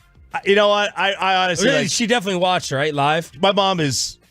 I just outed my parents. My mom loves Donald Trump. She thinks he hung the moon. Yeah. I really hope, considering her husband, that she wasn't like rooting. Like, no, not like taking satisfaction. Right? Yeah. Because I don't think anybody even. That's what confuses me about like. Look, I can't speak to the policies as much. I know everything's expensive as hell, no doubt. But like. Some of the mean-spiritedness or like the attacks towards Biden, it's like you're making fun of like the elderly. You're making fun of like your family, you one day. Yeah. Like taking the shots and like making it personal. Like he's old. He's old. It's not his fault. It's not He's a old. character thing. Yeah. Now, maybe you hate certain character things and policy things, but like all the I think that it's kind of that's weak. Yeah, that's weak to sit there and bust on someone for losing their memory. And if you want to say like, well, he should drop out of the race. Yeah. Dude, like he's waited 80 years for this job. I'm not, blame the party. Yeah. You want to blame Jill? Yeah. Those surround him like, I need to protect you from yourself. Yeah. It's like my pops. I don't trust my dad driving. I'm like, you have to get a self-driving car. You have to. Yeah. Like, I'm not going to let you're not going to drive here in Texas on a highway. At home, I beg you not to drive over 30 minutes. Like, you got to get a self-driving car until the Randall Cobb story. But, like this inner circle. Now, they may not have, they're not going to have the ultimate final say, but no, he's got the ultimate final say, right? I mean, he won the primary. It's his right to stay in the race. Insurrection, dude. How did you do that? That was amazing. All right, sorry for a little detour, but I mean, it's like dominant. It is. It's all over. And we started with golf. We did. Sports show. We started with golf wars. I seen a swing. It's a terrible swing. Yeah, I won 2 titles. 2 titles. Let's talk about the Cowboys talking about Trey Lance being QB1 next. And of course, I have to talk about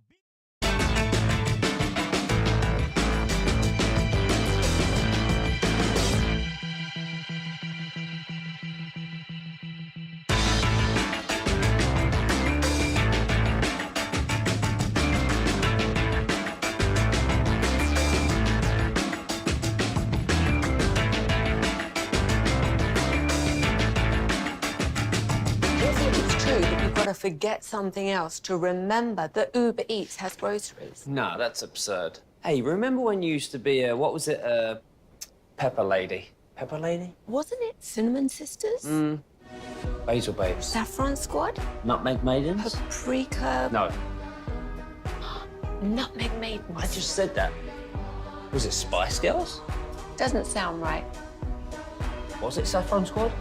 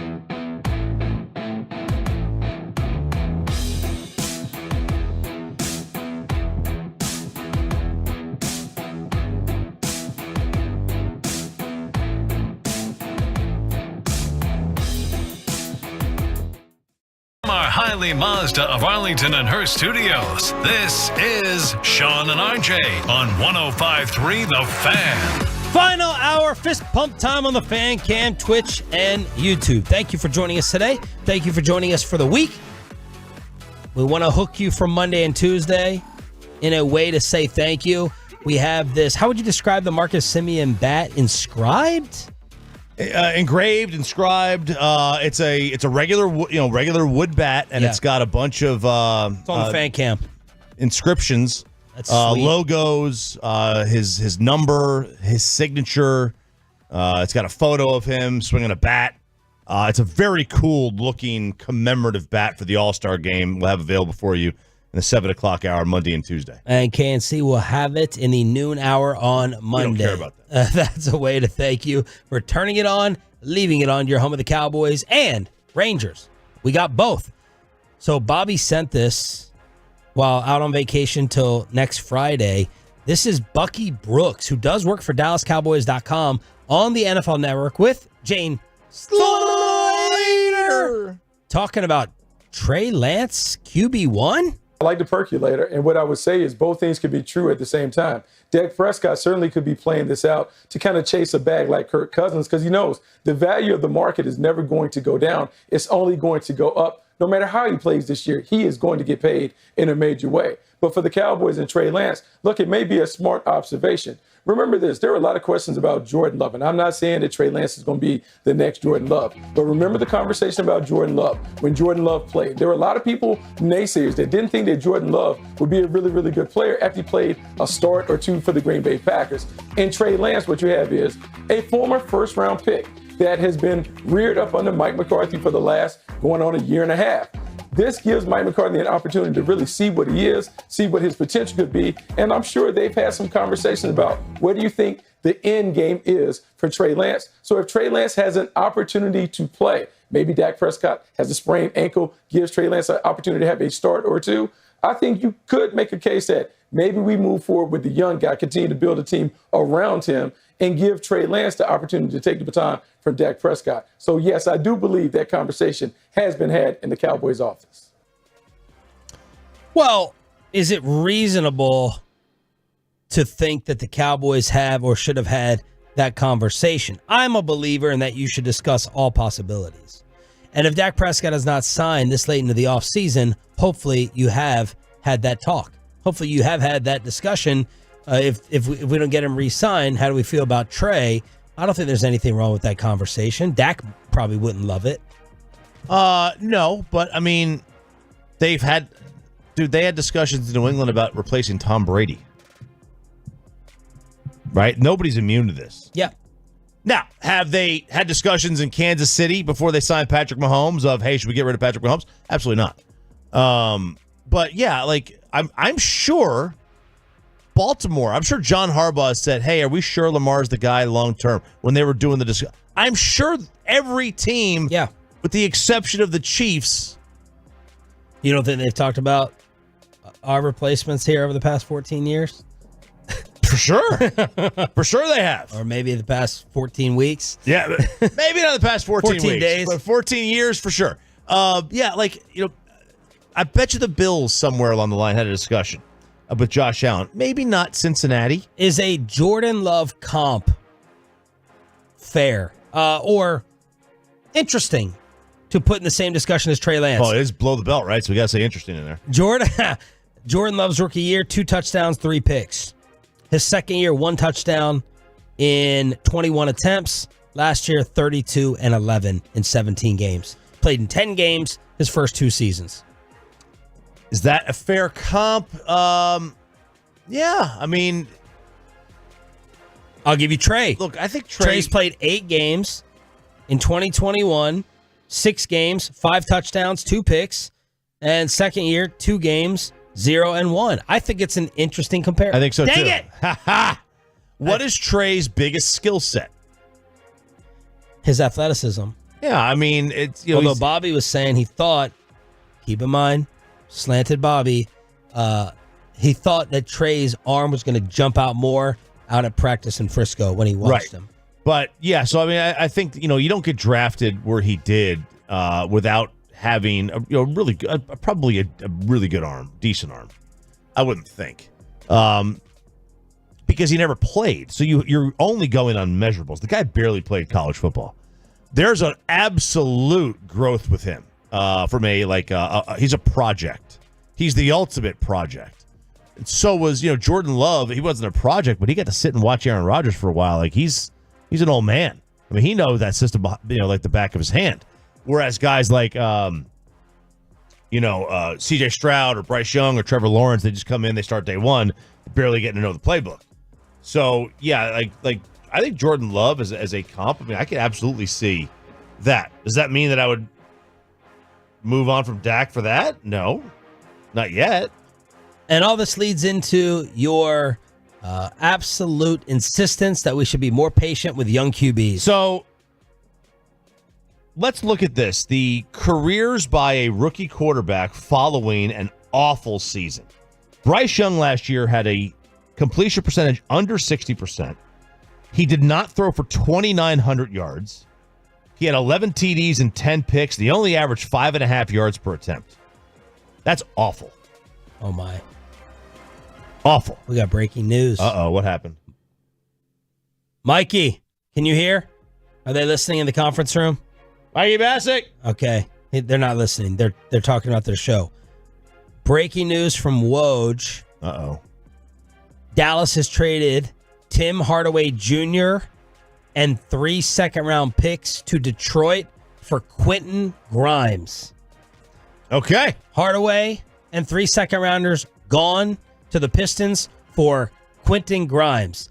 Finish up your quarterback point, and then we'll get back to this breaking news on the Fan. Is presented by BetQL. Smarter bets start with BetQL. Download the BetQL app or visit BetQL.com today. All right, so the whole gist of this is plenty of really good / Hall of Fame quarterbacks had awful rookie years, some of them worse than Bryce, and still went on to do great things. And there's a top 10 list here. I mean, Jared Goff was 0-7 as a starter, 5 TDs, 7 picks. He's a 3-time Pro Bowler. He went to a Super Bowl and has gone to another NFC Championship game. He turned his career around. Josh Allen, 10 TDs, 12 picks. Looked like he never threw a football before his first year. He's now 68-35 as a starter. Jim Plunkett was 3-11, had a 48% completion percentage, 19 TDs, 16 picks, 2-time Super Bowl champ, Super Bowl MVP, should be in the Hall of Fame. Eli, first year, 1-6, 48% completion percentage, 6 TDs, 9 picks, 4-time Pro Bowler, 2-time Super Bowl MVP. Dan Fouts, first year, rookie year, 0-5, a 44% completion percentage. He wound up going to the Pro Bowl 6 times, 4-time league passing champion, offensive player of the year. Steve Young, awful his first year, 3 TDs, 8 picks, 52% completion percentage. He's a Super Bowl MVP and in the Hall of Fame. Brett Favre, his first year, he didn't start any games, a 0.0 completion percentage, 2 interceptions, though. We know what he did. Elway, same thing. Elway's first year, he was abysmal. 7 TDs, 14 picks, a 47% completion percentage. Troy Aikman's first year, he was 0-11, 9 TDs, 18 picks. 18! And how about Terry Bradshaw, his rookie year? 38% completion percentage, 6 TDs, 24 interceptions. Hall of Fame, 4-time Super Bowl champ. These guys, how many of these guys are there's 7 of these guys are Hall of Famers. They're perfect examples that you need to be patient with quarterbacks. And if Bryce Young goes and has a great career, I mean, I'm not going to bat an eye at it. If he's out of the league in 3 years, I also won't bat an eye at it. Yeah. Him to call him a bust or call anybody a bust for 1 year, which we do way too quickly in this league, I think is just way too short-sighted. 877-881-1053 in order to hit us up on the Franklin Franco Injury Attorney text line here on DFW Sports Station. It's 105.3 The Fan. So the majority of those would say patience. Yeah. I'm looking at Hardaway stuff. Did you have a certain amount that you named where the percentage recovered after the rough start? Like out of 10 or however many you named? Oh, they all recovered. They all recovered. I mean, look at the names of the list. Terry Bradshaw, Troy Aikman, Brett Favre, John Elway, Steve Young, Dan Fouts, Jared Goff, Eli Manning, Josh Allen, Jim Plunkett. I mean, like I said, 7 of those guys are in the Hall of Fame, or 6 of them. Plunkett's not, should be. Eli shouldn't be, but will be. Josh Allen and Jared Goff. Everybody else is in the Hall of Fame. You also are forecasting absolute doom. You may think lower of the New York Jets than Bobby because of golf. The new golf obsession from Sauce Gardner. Bet the under. Bet the under on win total, not because of Rodgers, but because of Sauce Gardner. Now, I love Sauce, and I love golf. The problem is Sauce loves golf, and that's the biggest problem, is that he's addicted to it right now. How do I know? Because he got his first birdie the other day. The worst thing you could do as a golfer is get a birdie. All right? When you're a golfer and an athlete, the worst thing you could do is get a birdie on a hole because you become an early birdie. An early birdie. You become addicted. And when you become addicted to golf, there's nothing worse than being addicted to golf, because the moment you get a little bit of taste of success in golf, your entire world, your job, your relationship, your parenting ability is gone because you're at the driving range. You're trying to perfect an endless craft of futility and failure.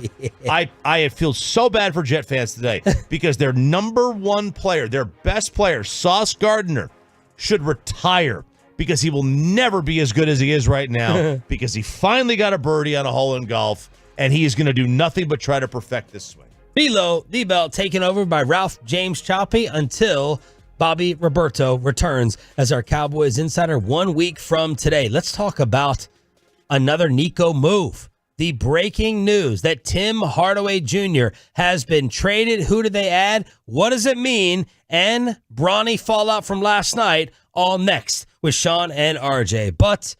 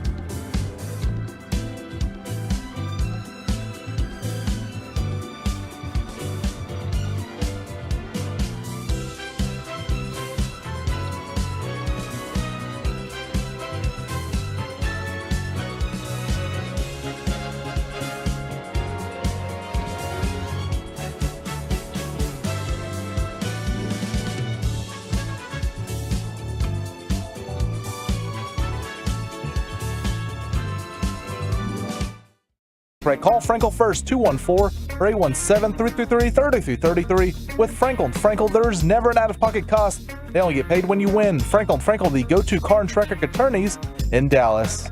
Melvin Ajinca was just selected by the Knicks, but this pick is now on its way to the Dallas Mavericks. I thought I was going to throw the beginning of the segment off by asking if you ate my breakfast sandwich yesterday. No. All right, thank Was God. it from McDonald's? Yeah, it was McDonald's, and someone took half of I hid it in there. Oh, no. That Bobby brings in, and I just stored it in there. What was the sandwich? Was it a McGriddle? I love McGriddle. It was a steak, egg, and cheese bagel. Those are $3 at times on the app on certain days. Someone ate half of one bagel. They took the bagel with the egg part and left the other part with the steak. I'll tell you who it could be. I'm not telling you Eric. it is. Eric eats everything. He already said he did not. We already checked. All right. We already checked. I was just hoping it wasn't you. I didn't want to fight during crosstalk. Maybe an overnight person who's making $5 an hour. I like to be going through it and all that stuff. Yeah, to pick things out you can't eat, or I don't like eggs, so I'm I'd rather you eat the whole thing. Yeah. Don't leave half of it. Yeah. But anyway, I'm glad it wasn't you because I needed you for this segment anyway. With the breaking news. Holy cow. Dallas has traded Tim Hardaway Jr. and real quick. The reason I brought that up was because of what you just said with RJ entering the room. I thought I was going to derail the segment, but you did. Oh, he went to the restroom, but I think he brought some of his restroom in here. Man, I'll tell you. How he goes, I smell you. I literally smell you coming back in the room. How you're doing that junk drawer topic after you eat. Oh yeah, the fart walk. You got to walk after dinner. How long could you keep meat in the freezer for? In the freezer? Yeah, for a long time, dude. I you know me, I go overboard. Why? We had Tolo gave me Tolo Collin, good dude. Gave me venison with brisket mixed in burgers. Oh, all right. Okay. Just the ground beef. Yeah. About 6 years ago. And 6 years? I found them in the back of the freezer. Bro, I don't even think I'd do that. No, that's too long. And I'm paying for it today. Hey, you ate them yesterday. Yeah, we had them last night. Is Sarah having issues? I don't know. I sent her a text. 6 years? 6 years. I still haven't done all this. A month or so ago when all the power went out a lot of places, and then I had to go to Miami for the Ranger trip. Well, everything unfroze in our freezer. So I dumped a lot, but I still got to dump more stuff out of freezers because I'm like, there's no way when things get to room temperature close to them. And I'm like, it's not worth it. Chobby's dumping right now. All right, breaking news from Woj, brought to you by BetQL. The Mavs traded Tim Hardaway Jr. and 3 second-round picks to Detroit for Quentin Grimes. Mike, what do you think of the deal on the player? The player's a solid role player as kind of a 3-and-D guy. 6'4" was the 25th pick of the 2021 draft. Yeah, so he's a off-guard wing defender who's a decent shooter. He's not a great shooter. 37% from three. But really what you're doing here to add on to the trade, as long as everything works out in a few days, you opened up the money now to give the full mid-level exception to Derrick Jones Jr. So you're trading Tim Hardaway Jr. to keep Derrick Jones Jr., and you needed to do that before free agency because let's just say you are Derrick Jones Jr., and I'm just throwing out a team. The Atlanta Hawks come to you because they're horrible defensively, and they're like, look, we need you and need you bad. Here's what we're going to do. We're offering you 3 years and $33 million, approximately the mid-level exception over 3 years. And if he wants to stay in Dallas, and Dallas is telling him, hey, we don't have that money yet, but we're still trying to trade Tim Hardaway Jr., and when we accomplish that, we will have the money for you. What if they don't accomplish it? What if they do accomplish it 2 weeks later, and Atlanta's like, well, obviously you didn't want to play for us, so we spent the $11 million a year on somebody else. So Derrick Jones Jr., who hasn't made a lot of money in his career, could not take the risk on July 1st, waiting for the Mavs to possibly trade Tim Hardaway Jr., to possibly have the money to give him about $10 to $12 million a year. So the Mavericks needed to get this done before free agency. So this is his only deal. This is going to be Derrick's only like made real contract. He's 27. Yeah, I think that there could be. I think other teams might go, do we want to waste our time? Yeah. So basically, they'd have 10 or 11 in cap space. Well, you have the mid-level, you have the full mid-level exception now. And that's it. That's all you have left. Which is how much? Approximately $11 million a year. I'm old enough to remember when it was 6. Yeah. Is there someone else that you would have liked them to target, or no, Derrick Jones Jr. is the best, most reasonable thing and fit? I like bringing back this team. You've added another talented player, an eighth man type of guy who is Grimes. He's young. He can improve a little bit. If you look at he's 24. Is that right? Is that what you said? I think he's 24. He just had a birthday 2 days ago. Might be 25 now. But if you look at your core, if Derrick Jones Jr. comes back, but he's 27, PJ Washington's in his mid-20s, Gafford's in his mid-20s, you have Lively 20, you have mid-20s Luka. The only guy that's old that you really rely on and count on is Kyrie. He's the only guy. Like, I don't really count Kleba as a guy you can count on. He's going to miss 40 games again next year with injuries. He's going to be scared to death of the moment in the playoffs a lot of times. And then there's going to be a few games he plays well in the playoffs, and it'll make you feel better about him. But this is a team that's entering their prime, made it to the finals. You're bringing it back. And there could be another trade that pops up, but you really lost nothing in this trade. There's nothing of value in this trade, and you're able to retain Derrick Jones Jr. and add another piece that can play off the bench for you anywhere from 10 minutes minimum, 30 minutes maximum if you have injuries per night. And here's Tim McMahon saying what you said, Mike.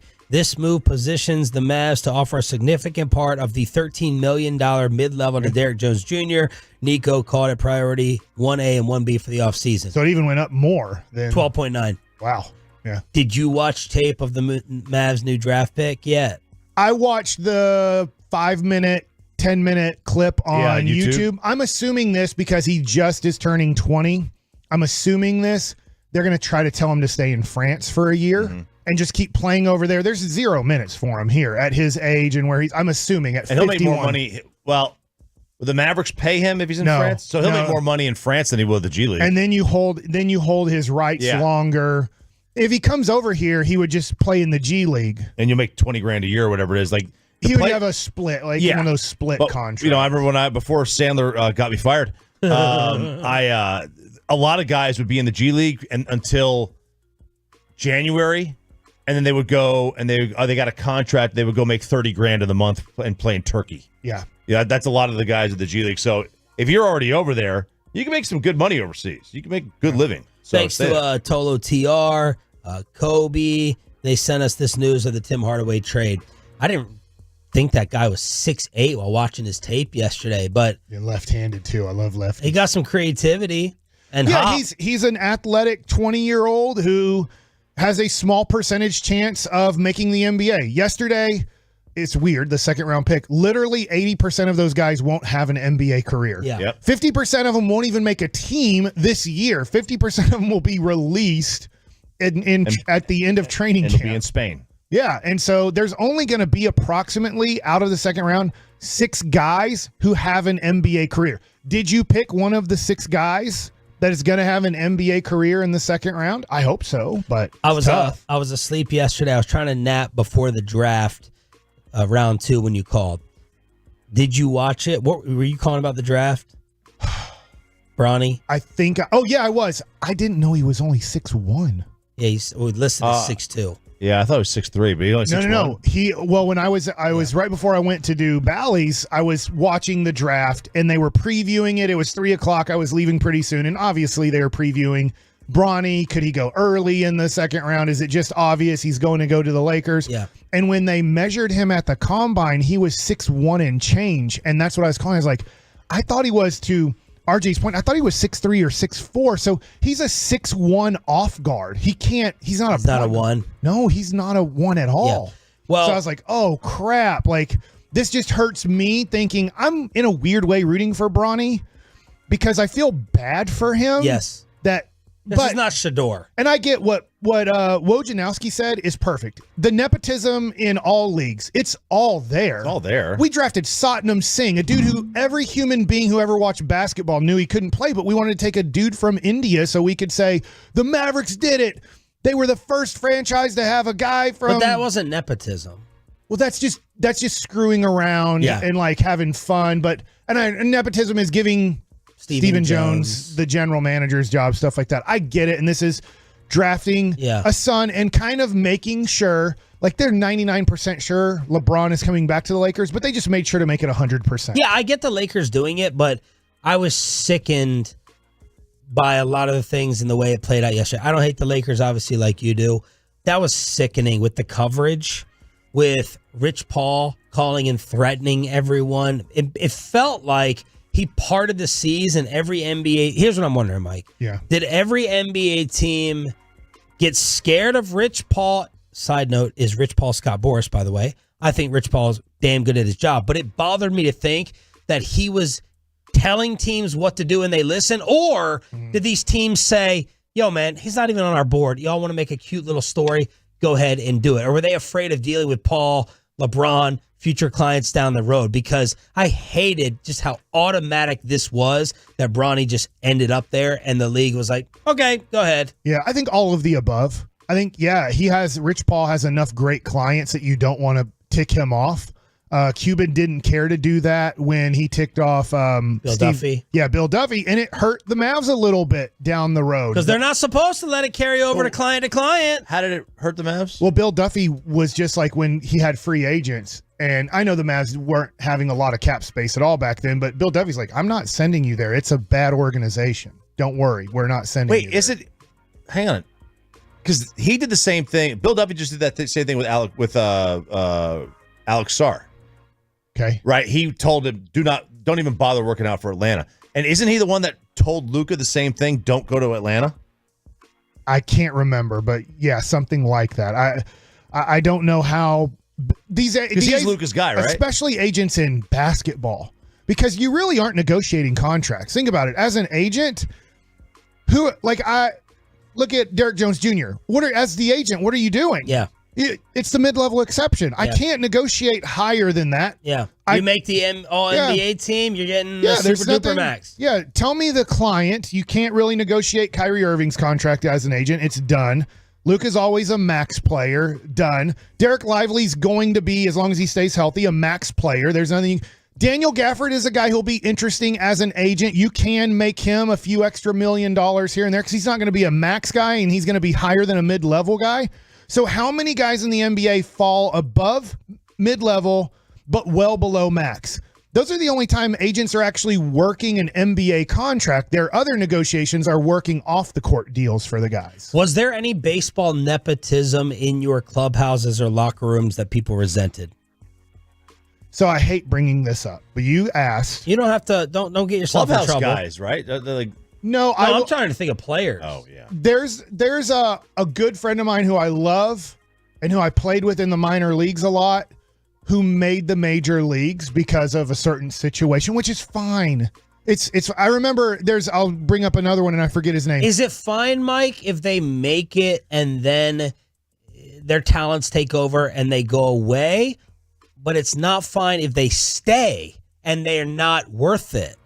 They didn't earn it. Usually it's impossible to stay for a long time in these situations. Yeah. The Rangers, about 5 or 6 years ago, I can't remember who it was. They called up like a 33-year-old who had been in their organization for a decade. They were picking. There was once again. There was in the bad times of the Rangers, and they're like, who cares? This is a good guy. He's been such an organizational guy. Maybe he's a coach now in the Rangers organization. Like, bring him up in September. Yeah. This was before you only had 26 spots. We have 40 spots. Let's reward the guy for a 10-year minor league career and give him that September call-up, 30 days of big league pay, and say he now can say he was a major leaguer. But if this guy was a competitor of yours for the 5th spot for some bullpen work, you'd be ticked. Oh, I was 100% ticked. I'll tell you who I was ticked about one time. It's probably stupid of me. He ended up having a decent career.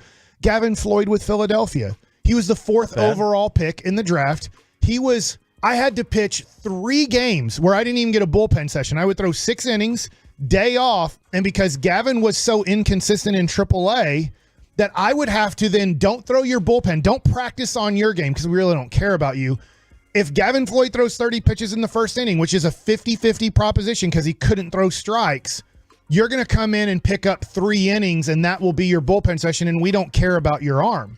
And I was cool. I was like, I don't like this, but I'll do this, as in I feel like I'm going to be a great teammate and maybe this will pay off. It didn't, but sometimes you do things that you know could personally hurt you, but you're thinking, I wonder if Charlie Manuel and Ed Wade, I think was the general manager, if maybe they will go, gosh, this dude will do anything to help out a AAA team. It didn't work out for me. I didn't make Philadelphia's team. But was his dad somebody? Gavin Floyd, he was the 4th overall pick, and they gave him millions of dollars. So then it's like, we don't care how he does. Yeah. He's going to the major leagues. They have too much He can put up a 10 ERA. It doesn't matter. He's going to the major leagues. Now, nepotism, no, right? Because if you're defining it by family member or very close friend, no. But, you know, sometimes it does work out. I mean, Tommy Lasorda, for a favor, drafted Mike Piazza. And, you know, is this comparable to Deuce Vaughn at all? Getting taken? Oh, think about that. Well, I mean, yeah, to me, like, you know, getting selected or put up there, your talent is going to keep you there. Yeah. I don't have a problem with getting somebody, the door. Yeah, like I don't like if you go to Harvard and because you go to Harvard, your kid gets to go to Harvard too. Right. I don't have as much.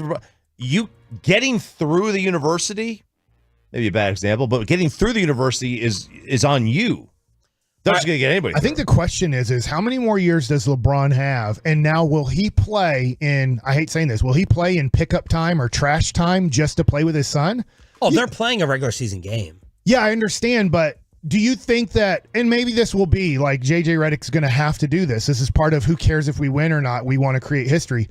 Will he really check in Bronny James in a 35-32 game in the second quarter? Why wouldn't he? I would want to win. My goal is to win a championship. I can't put a young kid out there who can't play in this league at all yet. Maybe Bronny can figure it out over time, but literally there's 100 kids that were better than him in college that can play in the league before him. But if you're like, hey, he's going to be on the team, and when we're up by 20 or down by 20 with 3 minutes to go or 4 minutes to go in the game, I'm putting him in. He's going to get his 3 to 4 minutes.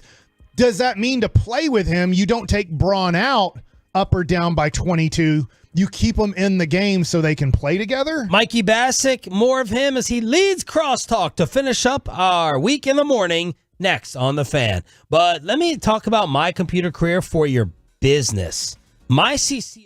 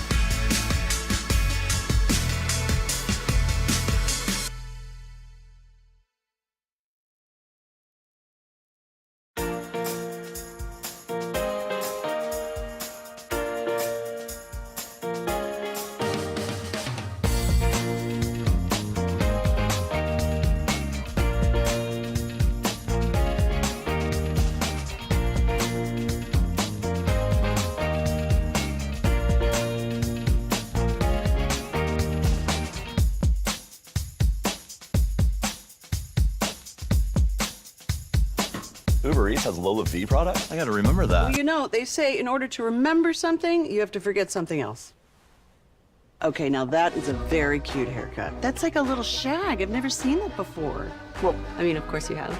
It's the Rachel. Oh, is that your name? No, I mean, like, your name. No, I'm Jen. My name's Jen. Right, but I just mean, like, this is your haircut. But that's hair on your head. I'm not saying this is your hair. Okay, freaking me out a little bit.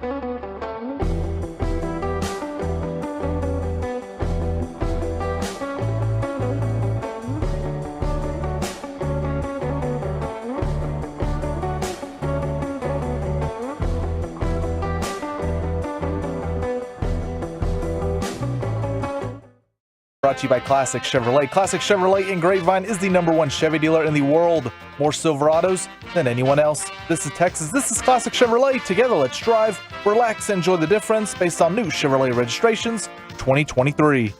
Well, I informed my wife last night. We did it. We beat Medicare. Huh? Okay, so you missed the you missed the beginning. I was of this? doing Rangers, so I got home, and I would say I watched. This is where I don't know exactly where I picked up, but I got on the Peloton. There's about 10 minutes of debate. Then they took a 4-minute commercial and then came back with closing remarks. Did you get to see the golf stuff? I did. I got to see that live. That was approximately when I got on the Peloton. Within 5 minutes, they talked about their golf game. Okay, but this was like here's the most alarming moment that had everyone starting to text each other throughout the entire world. making sure that we continue to strengthen our healthcare system, making sure that we're able to make every single solitary person eligible for what I've been able to do with the COVID. With dealing with everything we have to do with. Look, if we finally beat Medicare. Yes! We did it! And Tapper, in your face! I don't know whether Tapper made him look better or worse. They're like, Tapper had to step in to save him. Like, all right, thanks, Mr. President. Yeah. And like, trying to bail him out, or it sounded worse because it was a cutoff. Like, okay, you're done. Yeah, it better. It was tough to watch. That was a tough. That was a tough debate to watch. I wasn't watching, but that was the very beginning where you'd have like the most energy and the most focus. He recovered to a degree. Like it didn't get worse. I was on the Peloton at times. Now I didn't have it super loud and I didn't have like captions on. But there were times where I'm like, I don't know what he said. I don't know. There was a couple sentences where I'm like, I don't think he made words there. Yeah, but none of this $1 billion trillionaires is or should be. I'm surprised by the people surprised by this. You know what I mean? Why do you think that is? Because, look, suckers and losers. It depends on who you watch. Like certain. If you watch certain networks, you may not. Yeah, but you watched his clips for themselves. But you have to pretend, maybe not the or gas. else you can't feign ignorance. Like, look, here's the deal. There's a group of people out there that have been trying to cover this up for the last 2 years, and now it's out there for everybody to see. And you can't go, well, I knew and I was told to lie about it, or I had to lie about it for whatever reason. You have to feign surprise or else the jig's up. All right, let me ask you got something, Corey, on that? Let me ask a really stupid follow-up political question, and I'm qualifying it as probably stupid. Can he get away with another term behind the scenes if there are still some legitimately intelligent thoughts that just come out really? It doesn't matter if it comes out slow behind the scenes versus speaking publicly, or if you have a good enough team around you. Can you get away with another term versus us thinking, oh my gosh, like what we saw last night, that's going to decide our fate in split-second decisions, which obviously would doom us all. Yeah, look, any president, and this is not just about Biden, like any president has a team of advisors around them. So I don't think he's any different. That probably do run the country. Yes. And general. I mean, doesn't matter look, who it is. you don't have to go back too many terms to find a president that a lot of people thought somebody else really ran the show. So I'm not trying to be like, pro one side or another, but I think you can get away with it. Look, Reggie and I disagree about this, and I think that this was all done explicitly and calculated yesterday to get the desired outcome. Because look, I agree. I think that's spot on. Like we've never seen the debate in June. Yeah, exactly. Before a convention, we've never seen that. Do you know what the earliest presidential debate in modern history was? August? September 21st. Yeah. And this was That's in when the next one is June. in September. Exactly. So this one was almost 3 months early to go. I talked about this with Corey, to go a little wind horse here. Now, why would they do that? And their convention is not for 2 months. I think after this was done on purpose because they asked him to step aside for this, and he said no, and they said, fine, you forced our hand. That is just my opinion. And the follow-up, I know what you're saying, but the end of that would be what? The end of that would be then he says that he's going to step aside, which then gives avenue for an open convention, which is not for another 2 months, where all the delegates pledge on the floor, and then it becomes a race between. It's not chosen by the people. It's chosen by their delegate representatives. 10,000 people in there, not the millions who vote in the primaries. The millions! The millions and billions who vote. That's the problem. So then it will be Gavin Newsom or Kamala Harris or Michelle Obama. But he said this morning he's not. Yeah, we'll see. Could Kennedy swing into that? It'll be gullible Gavin. Yeah, could he be like, you know what, Gavin guys? I'm Democrat now. Oh no, wasn't he? Newsom. I thought he was kind of like he was, but he switched to independent. Yeah, RFK. I wonder if he gets a little bit more played. I have no idea. He was the big winner last night. I agree with that, and that's why I wished he was been on the stage. Like, I really wanted to see him on the stage and listen to his ideas and see. I mean, I know you can hear him plenty of other places. But you're messing up the nickname. He said it. Nope, better. He said it last night what Trump calls him. New scum.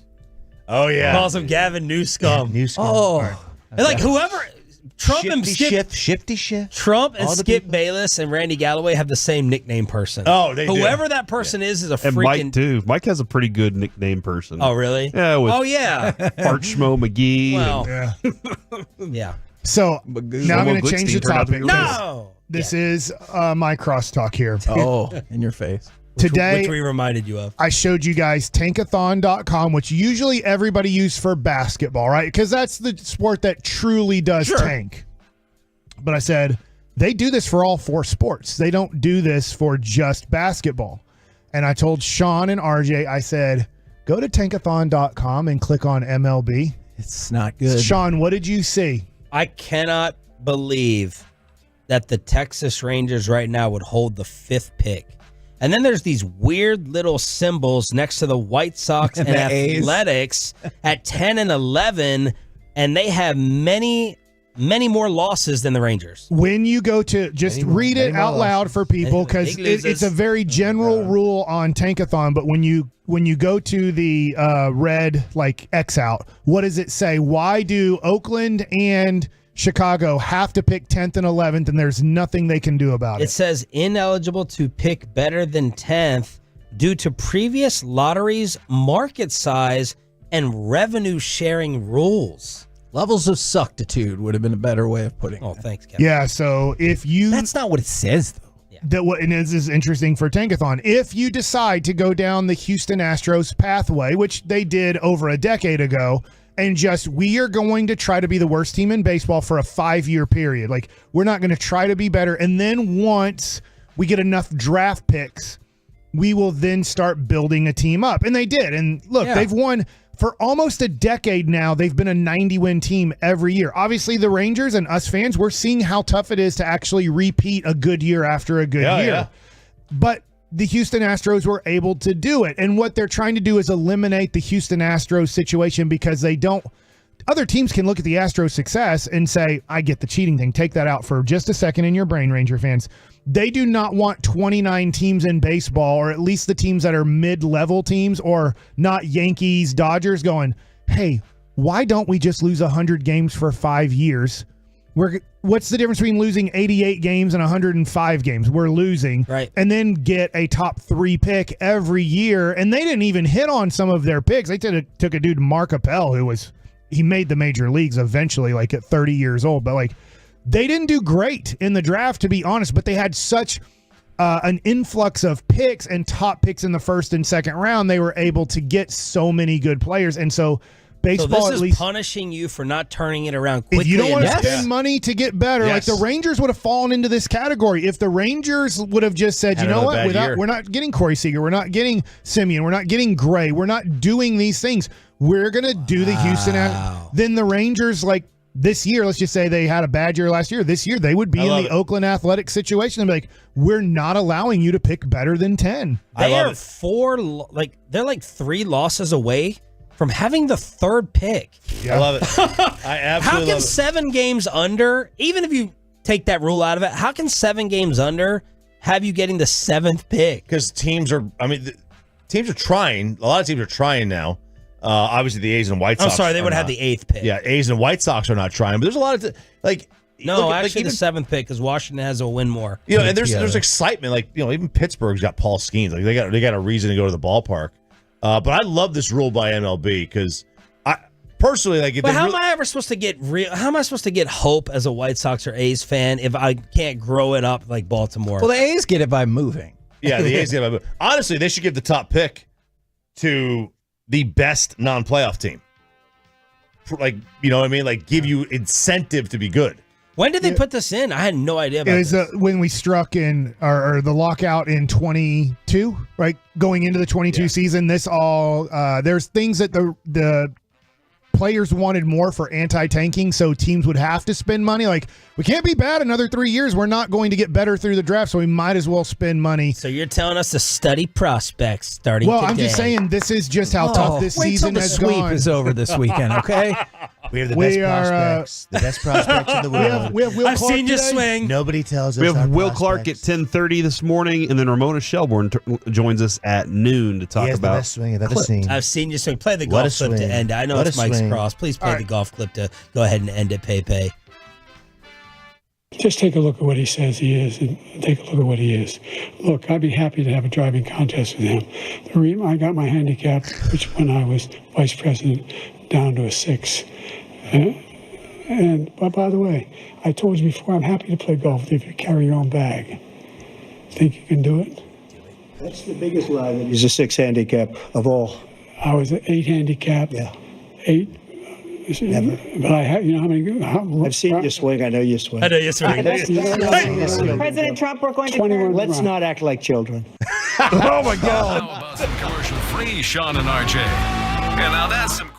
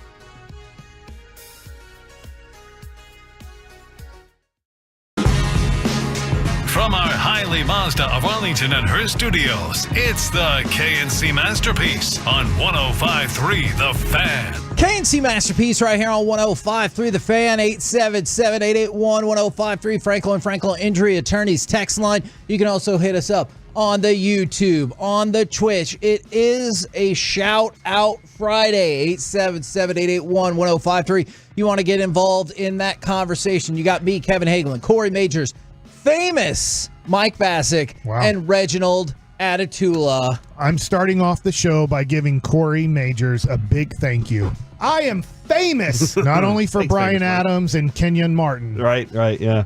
But for the croissant donut. He brought it in. He brought it in. Has this changed your world? I think it's better than a regular donut. Yeah. Yeah, they're my favorite. It's a glazed donut, but it's croissant and flaky, and it is amazing. For some reason, I thought it was going to be a croissant with just donut glaze, like sugar glaze over it, but it's not. It's shaped like a donut. It's puffed up. No hole punched out of the middle, flaky, buttery. This is, I feel like donuts are in trouble. The cronut, it's been around for a while. I don't know. I've never seen donuts in trouble, Kevin. I've never seen it since this Friday, since today. Big Donut's really taking it on the chin this week. June 28th, Cronut has now overtaken Donut. Okay. It's the croissant invention is real. The croissant itself is buttery. It's buttery and light and soft, so it's fluffy on purpose. But then because Kevin, as opposed to being fluffy on accident. Well, yeah, the flakiness collects more glaze, so there's more glaze on it. So it's it's a really good one. And by the way, there is one for Carter Freeman in there. I wanted to give a shout out to Carter Freeman. Oh, that wasn't just a second one for me? No. Okay. That was for Carter Freeman too. I want to make sure the guys Reggie, did you eat the other one and Carter doesn't have one left? I can neither confirm nor deny. Okay, we'll see how it goes. But I do want to give Carter Freeman a shout out for putting up with me this week, because him and my son are both named Carter in my phone, and Carter recently, my son Carter got a phone. And so I've accidentally called Carter Freeman and texted and started to text Carter Freeman multiple times this week. So I want to give a shout out to him for putting up with my crap this week. So thanks a lot, Carter Freeman. Very nice. There you go. Do you want to give a shout out to the Dallas Mavericks well, Reggie? I know it's been a big day, with Big Donut falling. That's right. And everything like that, and it being a shout out Friday. Both equal reasons to really pay attention today. But the Mavericks make a trade for Quentin Grimes, and they trade Tim Hardaway Jr. and 3 second-round picks to facilitate this. I'm going to be honest. I did not think that the Mavericks had 3 second-round picks left. So good for them for, yes, indeed, having those picks, or figuring out a way for Oklahoma City to trade them more picks to facilitate this like they did a few months ago. Are we completely out of picks now? Is that did we empty the pick vault? It's got to be for second rounds until 2031, right? Okay, all right. But here's the thing, and we could talk about this any way y'all want, but if people are just curious, we did a deep dive on Quentin Grimes 2 days ago, I want to say, but we can revisit that a little bit. This trade is essentially, and correct me if you guys think I'm off base about this, Tim Hardaway Jr. and 3 second-round picks for Quentin Grimes and the ability to keep Derek Jones Jr. Because I think that's what this trade actually is. They wanted to ensure that they kept Derek Jones Jr. around. Like that was what Nico said. Number 1 and number 1B. Yep. Like those were the two most important things on his offseason schedule. Was keeping this group, the core group, the 5 of them, and obviously I think Gafford too, together and ready to rock. And obviously the other part was they wanted to get out from under Tim Hardaway's contract because honestly they didn't want to play him anymore. Yeah, like they were like, we're done playing the guy anyway. He's just going to be a wasted use of money. So let's figure something else out here. And Grimes gives you an option body off of the bench, and so you get to rock with that. And then this gets you Derek Jones Jr. And Kevin, I am curious now, if you want to go even further, do you have more options here? Well, I think you kind of need to. Can I actually real quick? Well, actually, in order for the Mavericks to get the full non-taxpayer mid-level exception, which would be $12.9 million. Yes. They would have had to take back less than or $4 million and $200,000 and just a little bit and change, $4.23 million or less in order to have all access to that. The salary that they're taking back in this trade is $4.29 million. And so there's like $60,000 that they're still going to have to account for in the salary cap of getting rid of on their salary cap. However, that's significantly closer than they were prior. And so that will give them to the opportunity to give the mid-level exception or utilize the mid-level exception to bring back Derrick Jones Jr. You know who hurts us on this? That few $100,000? The signing of JaVale McGee. Because we had to stretch him out. So we paid him $2.3 million last year. We pay him $2.3 million next year. We pay him $2.3 million the year after that and $2.3 million the year after that because of how pathetic he was. And you had to do it. Sure. To kind of get Grant Williams last year and do what you needed to do. But as Reggie just pointed out, if the Mavericks are, let's say, $150,000 or a million short. Like 60,000. Yeah, they're 60,000 short. You can look at JaVale McGee, who I'm being very nice to, saying his name the correct way, for kind of hurting the team by signing a contract that he never intended to play hard for. And otherwise, it would have been the $5.2 million taxpayer mid-level that you would have had with Hardaway on the books. And look, I know Derrick Jones wants to be here. He doesn't want to be here that bad. Like, if he could get a $10 to $12 million deal and the Mavericks are like, we can give you 5.2, that's not going to work. And so this does give you the opportunity to use part of that non-taxpayer mid-level exception. Obviously some work to do if you want to get the whole thing, but I think it should be able to give you the ability to keep Derrick Jones Jr., which obviously we love him defensively and in the corner threes. And then Quentin Grimes, he can be a good defender, and he is excellent at breaking through screens. And we've talked about it in the modern NBA. He looks like a bit of a he looks like a bit of a pest on the perimeter defense, and he's young. That's something that they wanted to make sure that they filled up a little bit more. Like you said, he's young to go on top of that. So, man, I think many promising moves by the Mavericks since the trade deadline. Like, everything has just turned up roses for them since then. Obviously, you're like pie in the sky thoughts on what else you can add to this thing. You're like, oh my gosh, it might not happen, but you're, for the most part, keeping a really good, solid part of this group together, and you've added by subtracting and then added by also adding. Look at that, all the math. Ooh, that's a lot of math talk right there. Now, I had another question for you guys. Obviously, things happened this morning, and that might start to change things already. But Mark Stein, who, shout out to him if you want to go check out him on at the Stein line or check out his Substack. He is the one who first brought up, the first person I saw bring up Quentin Grimes. And while we started talking about him a couple days ago, he has now talked about Kentavious Caldwell-Pope as being another person who is of interest to the Mavericks. Now the Nuggets also have a lot of moving parts, and clearly you saw yesterday during the draft, they moved off of Jackson to get some more money. So that's another one. Have you guys investigated this at all? Does that do anything for you? Or are you like, now, hey, let's just focus all things Derrick Jones Jr. and then we'll figure out the rest after? I think figure out the rest after, because I feel like this is going to be our team. I feel like adding Quentin Grimes, I think the kid from France, you're going to keep over in France and hope he develops. Melvin Ajinca. Yeah. And Alexi's cousin. Yes. And I just think that this is a team you want to bring back. It got together in mid-February. Yeah. You put this team together in mid-February, and it made it through the Western Conference and to the NBA Finals. I'm not saying it automatically wins the championship next year, automatically makes it back to the finals next year. But there is growth with this team now that you can get better. You can say, gosh, if we have a training camp, which probably Luka won't even participate in because he's doing Olympic stuff, but like, if he did hammer that home again, yeah. So it's just like, I think you're going to have to deal with next year. To be honest, it's for another time, but I think you're going to have to deal with Luka missing 20 games next year because of playing in this Olympic thing and not recovering. I think that you get a training camp with these guys together, PJ Washington, Daniel Gafford. They know their roles now, but they can really practice on their roles in the offseason. I don't know this. How many corner three-pointers was PJ Washington shooting last offseason to get ready for the Charlotte Hornets offense? I don't know. Probably not as many. I'm just going to assume now he's going to be like, I really need to concentrate on getting the ball in the corner, making a quick decision or a quick shot, because a lot of my opportunities are going to come out of the corner.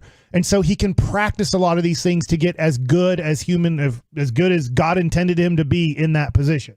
And also, it's worth noting that I'm pretty sure on the Take That With You podcast, Brian Damaris was saying that they might rework his jump shot, PJ Washington, as well, to help make it more mechanically sound for shooting as well. So, I mean, all of these things happen, as Mike was pointing to, like in the offseason, being able to do that work. So, yeah, no, there might be progress in that way as well. Now, I think we need to just go ahead and throw this out there because people ask questions like this all the time. The other day I brought up Tobias Harris as somebody that the Mavericks are interested in and clearly might be available out there. And then somebody asked about Klay Thompson from the 469. The issue that you're going to run into with all of these, even with this move, is first of all, you traded away one of the players that has a bigger salary to help facilitate certain trades, but you just don't have any money. So you're not going to go out and, outside of Derek Jones Jr., and sign anybody of any real monetary value. The only way any of this would work is in a sign and trade. And then, like, what are your sign and trade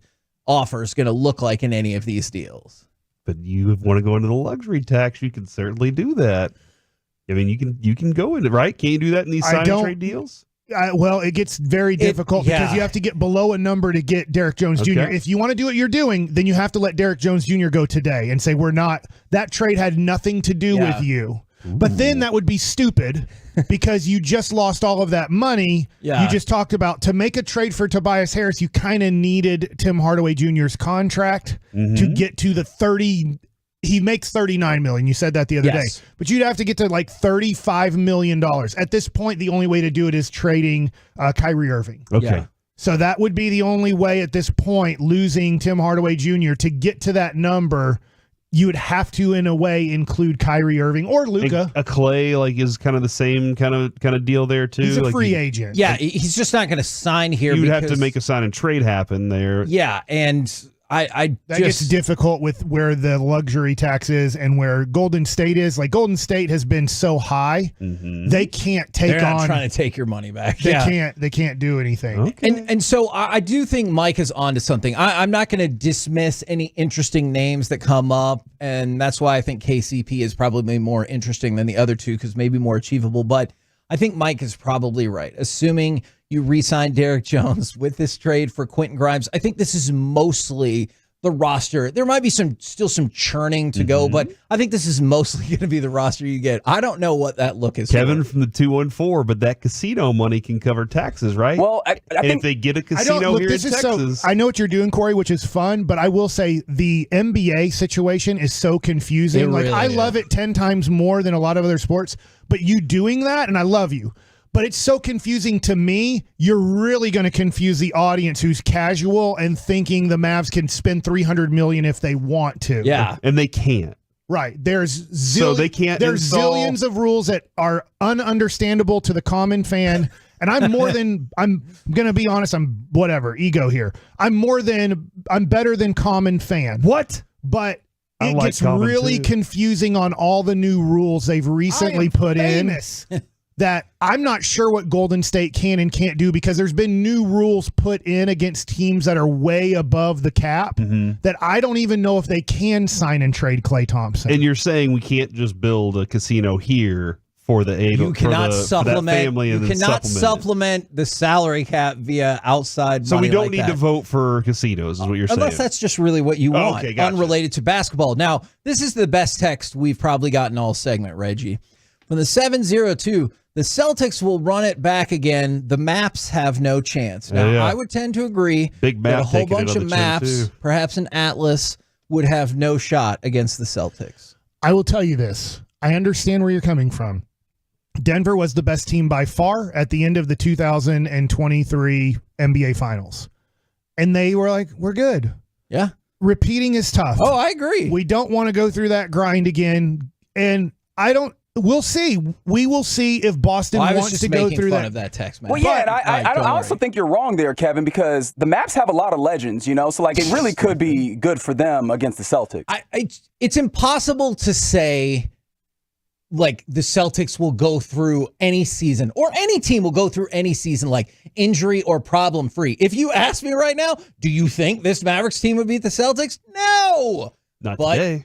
Exactly. Not today. But the Mavericks would definitely beat a bunch of Maps. There's a yeah. Well, I still don't think you're taking into account the legends. You're right. I'm not. They'd be key. Are y'all Google Maps people or y'all Apple Maps? How do y'all rock your maps? Google Maps. Google Maps is my favorite. I use the Apple phone, but I use Google Maps because it's more accurate. So I use the sun.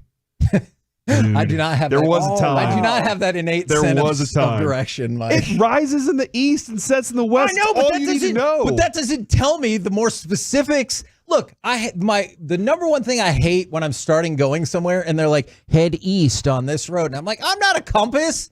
Just say turn right out of the parking lot. Sorry for that weird pause. I'm with you. The other thing that confuses me is our highways have numbers and names. So it's like, true. take Central Woodall and Rogers. 75. I'm like, you son of a gun. Just tell me the number I'm supposed to be on. Is it 30, 35, or 75? Stop saying people's names. The biggest panic I ever had in my life. Tom Landry Highway. And people do people know what that actually is? LBJ Highway. Stop Why'd saying you it say it like like that. that? I swear, back in the day, I printed out a MapQuest thing to get home, and it was like, take George W. Bush, I don't know, west or something. And then the entrance that I saw said north or south. I was like, oh no. I didn't know if this was like a Hogwarts. I just have to believe it's right in the middle or whatever, but I'm still You here. didn't do that, No, though. no, of It course would have been not. awesome if you did, and you were like, I did end up at the right spot. Yeah, and I got right home within 2 minutes. We're the KNC Masterpiece right here on 105.3 The Fan. Remember, it is a Shout Out Friday. Coming up next, we're going to switch things up just a little bit because we got Will Clark coming up. We're going to do baseball nuggets with Mike Bassick. Yeah, it didn't go too good in Baltimore to start that one off. But nope. They play again today. Next. You've made us number one in DFW. Don't care what they say. Thank you for laughing and enjoying some quality sports conversations on the Fans KNC Masterpiece. Always on the Odyssey app, presented by Comerica.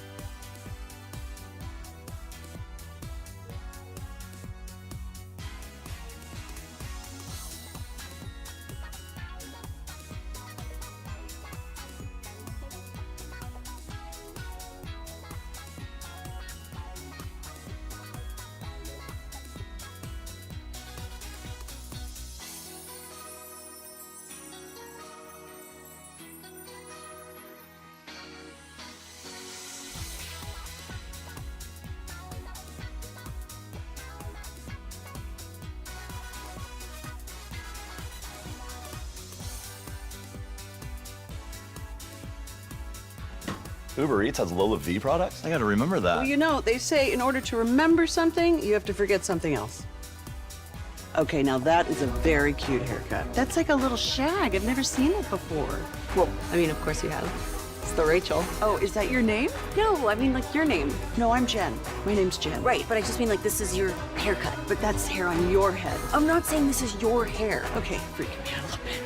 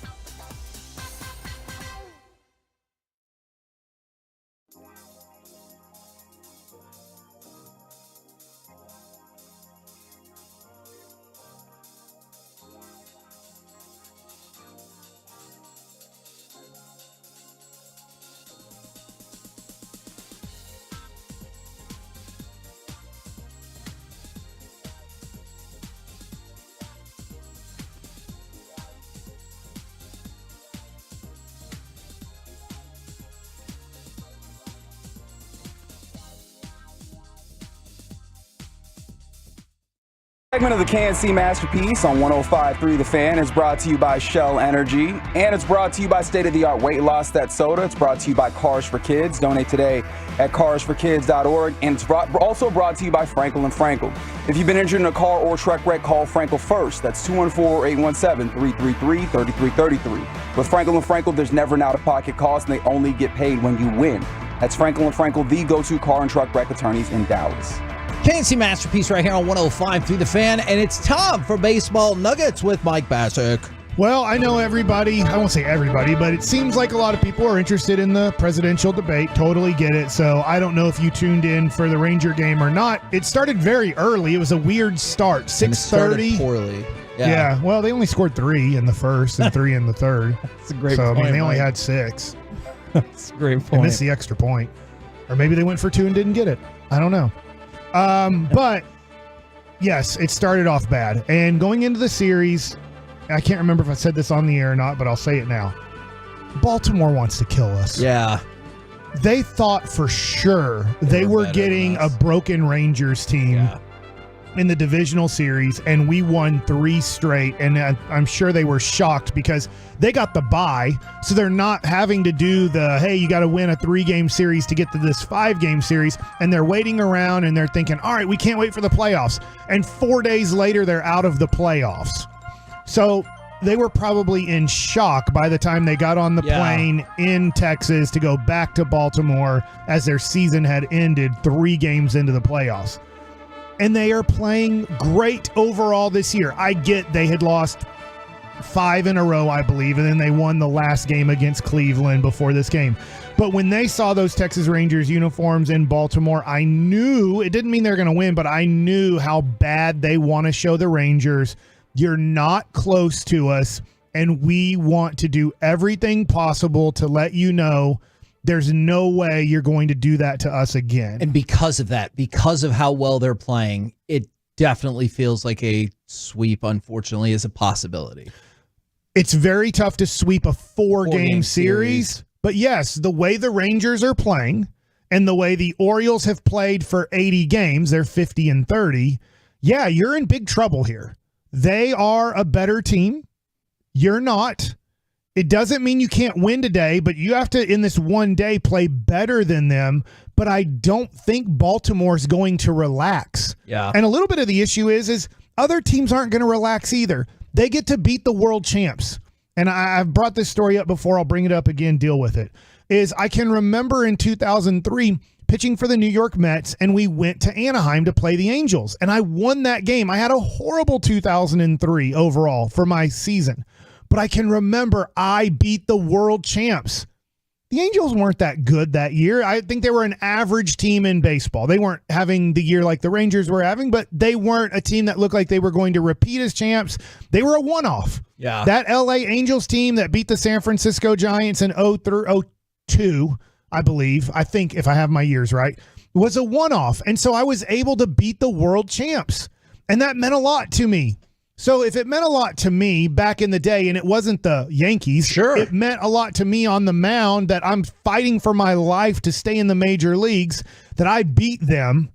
How do you think it's feeling for around Major League Baseball when the Milwaukee Brewers sweep them? Yeah. And then the Orioles, who lost to them in the playoffs, are going to get to play them for 4 games at home. And then whoever takes them on next, and some random dude's pitching like a Mike Bassick of 2024 is like, I have the ability and the chance to beat Marcus Semien, Corey Seager, all of these guys. They're all in the lineup. Here's the deal. Our lineup hasn't changed very much. So when you're facing this team, you're facing a world championship lineup. The only person out of it for the most part is Josh Young. Literally the only person out of it. So you're getting to beat the lineup that won the championship last year. And that means a lot to a pitcher, especially a young pitcher fighting for their life. And so you're just not going to get teams going, oh gosh, that's the Rangers. They're not very good this year. Nope, they're the defending world champs. You're going to take a lot of their best shots, and the Rangers right now are struggling to match the energy of the other teams in Major League Baseball when they play each other. Lick their wounds. This feels like a huge series in terms of if you do get swept, then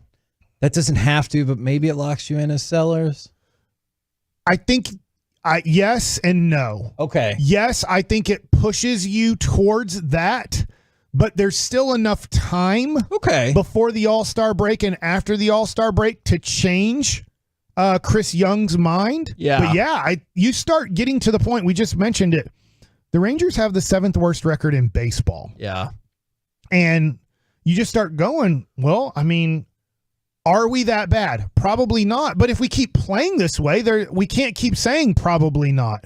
I was wondering about this, and I hope it doesn't come to this, but I wonder if they do get past the trade deadline and the Rangers are out of a playoff race. I wonder, sometimes I've been on teams and I've seen players, when the pressure is off, you can't make the playoffs anymore. This season is over. It doesn't matter. As a team, we can't do anything anymore. Sometimes it will relax guys and they'll start playing better because there's zero pressure now. You have your contract.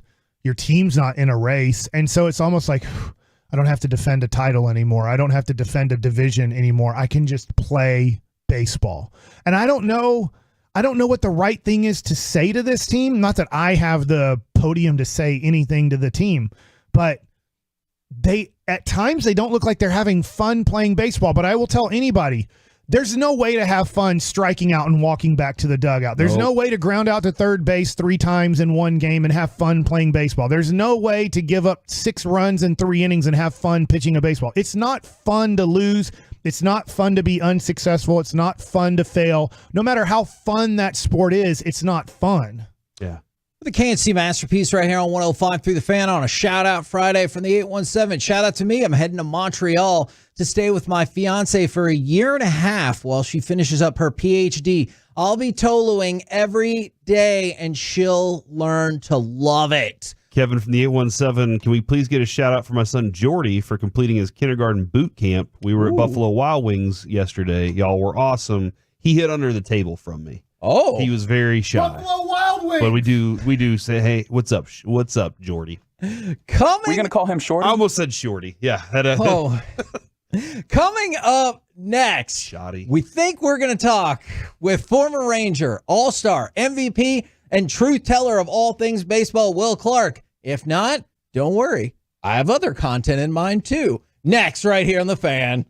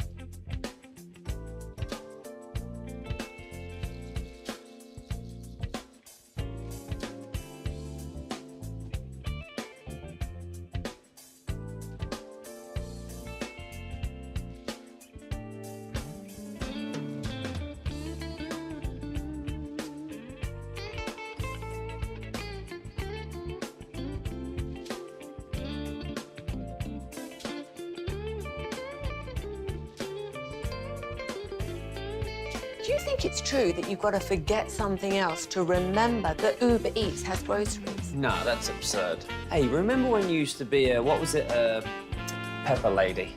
Pepper lady? Wasn't it Cinnamon Sisters? Basil babes. Saffron Squad? Nutmeg maidens? Paprika? No, Nutmeg Maidens? I just said that. Was it Spice Girls? Doesn't sound right. Was it Saffron Squad?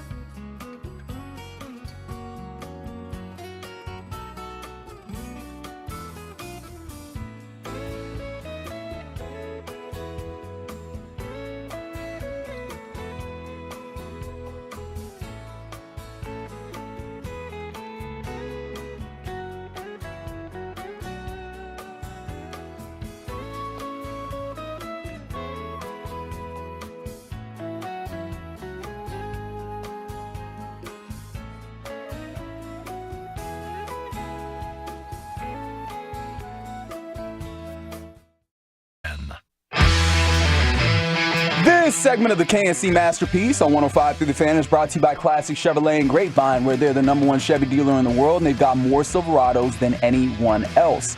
This is Texas.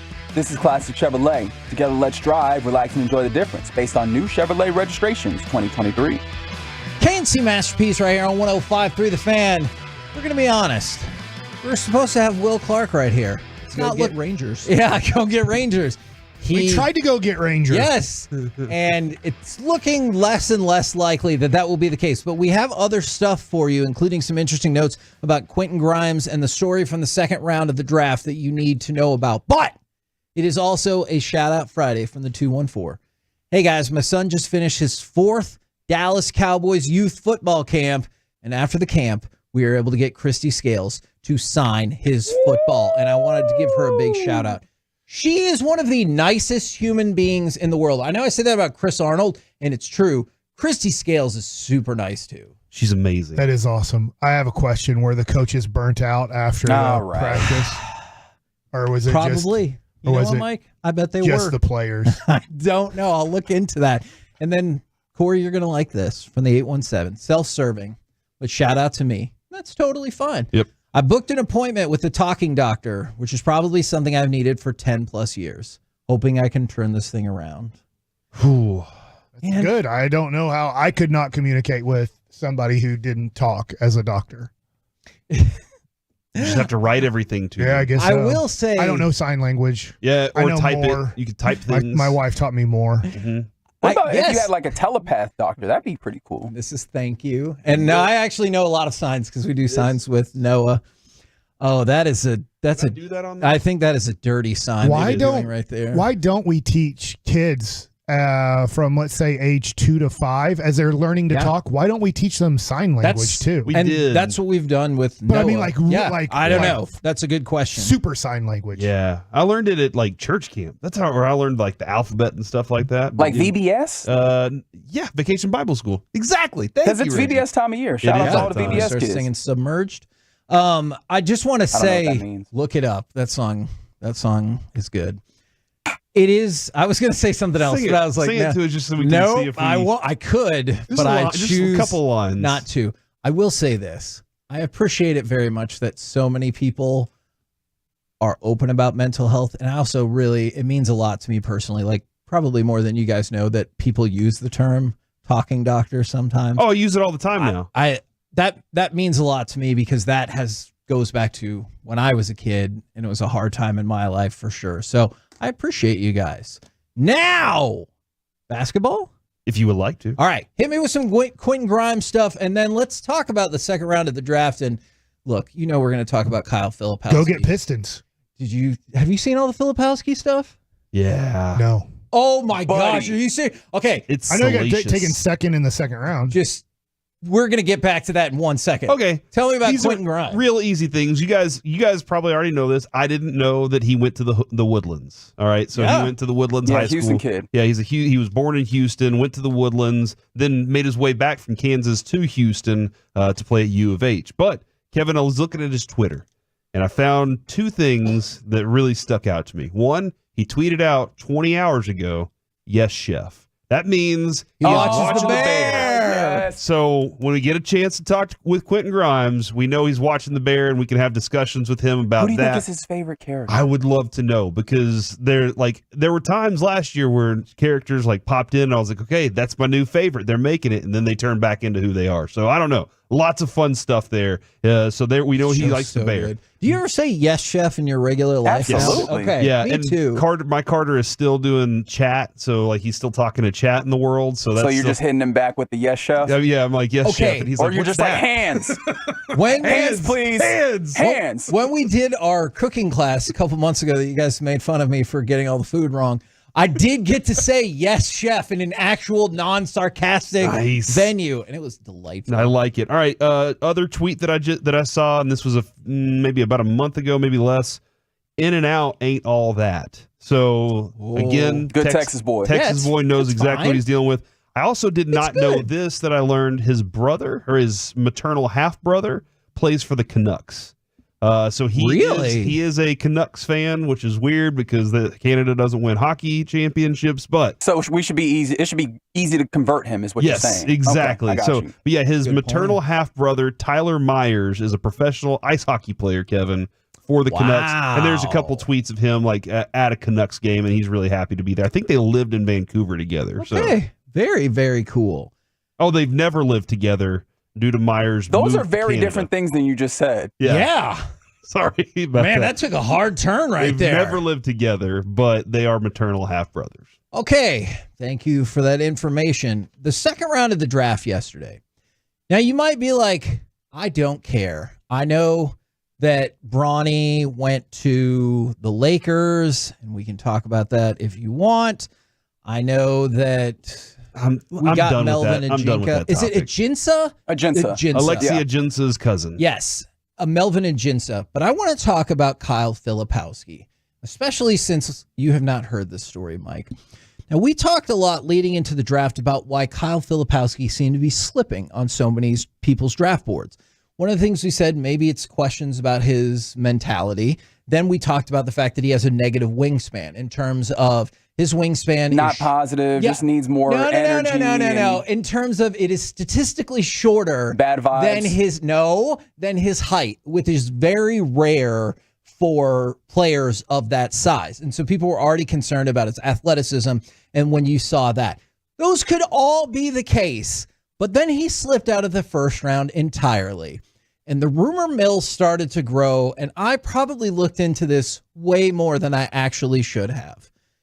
There are allegations out there that the reason why Kyle Filipowski fell is because teams were nervous about his love life, specifically the woman he's engaged to, that she may or may not have been grooming him from a young age. Now, the story is a little different depending on who you listen to from there. Some people say that this was Filipowski's babysitter. I have not been able to find anything that confirms that. But here's what I do know. Her family weighed in on this on social media. Her family or his family? His family. I'm sorry. Thank you. His family weighed in on this on social media with a bunch of tweets. Daniel Filipowski said, "I'm Kyle's oldest brother. You don't have a clue of the extent of the story that has to do with his girlfriend." Because the story had come out as maybe some executives were spooked about the age gap and other whispers about his girlfriend. And he said, there's a story that's been pushed under the table for nearly 2 years now. And then later on, his mom weighed in on it, Becky Filipowski, and said, you're opening a 2-year issue. And she is 28, not 25, with an end game 3 years ago to have a diamond ring on her hand when Kyle left Duke. He was still in high school. This woman is 28 right now. Kyle Filipowski is 20. They have been together for about 3 years. She had graduated with her master's degree when she went to his high school prom. So, and I think what makes this kind of feel a little insidious is that he's supposedly now estranged from his family. Yeah, they said they haven't talked to him in almost 2 years. And part of the reason that makes this all crazier is because she's super, super into Mormonism, and that has alienated him from his family. And then he got drafted by the effing Utah Jazz. What's special about that? That is where I have seen it. I didn't go in. It's like the home of Mormonism. Mormon. Yes, I have been to, or I've seen the worldwide headquarters of the Mormon religion. It is bigger than the state capitol. It is amazing. So it's no coincidence that he lands there.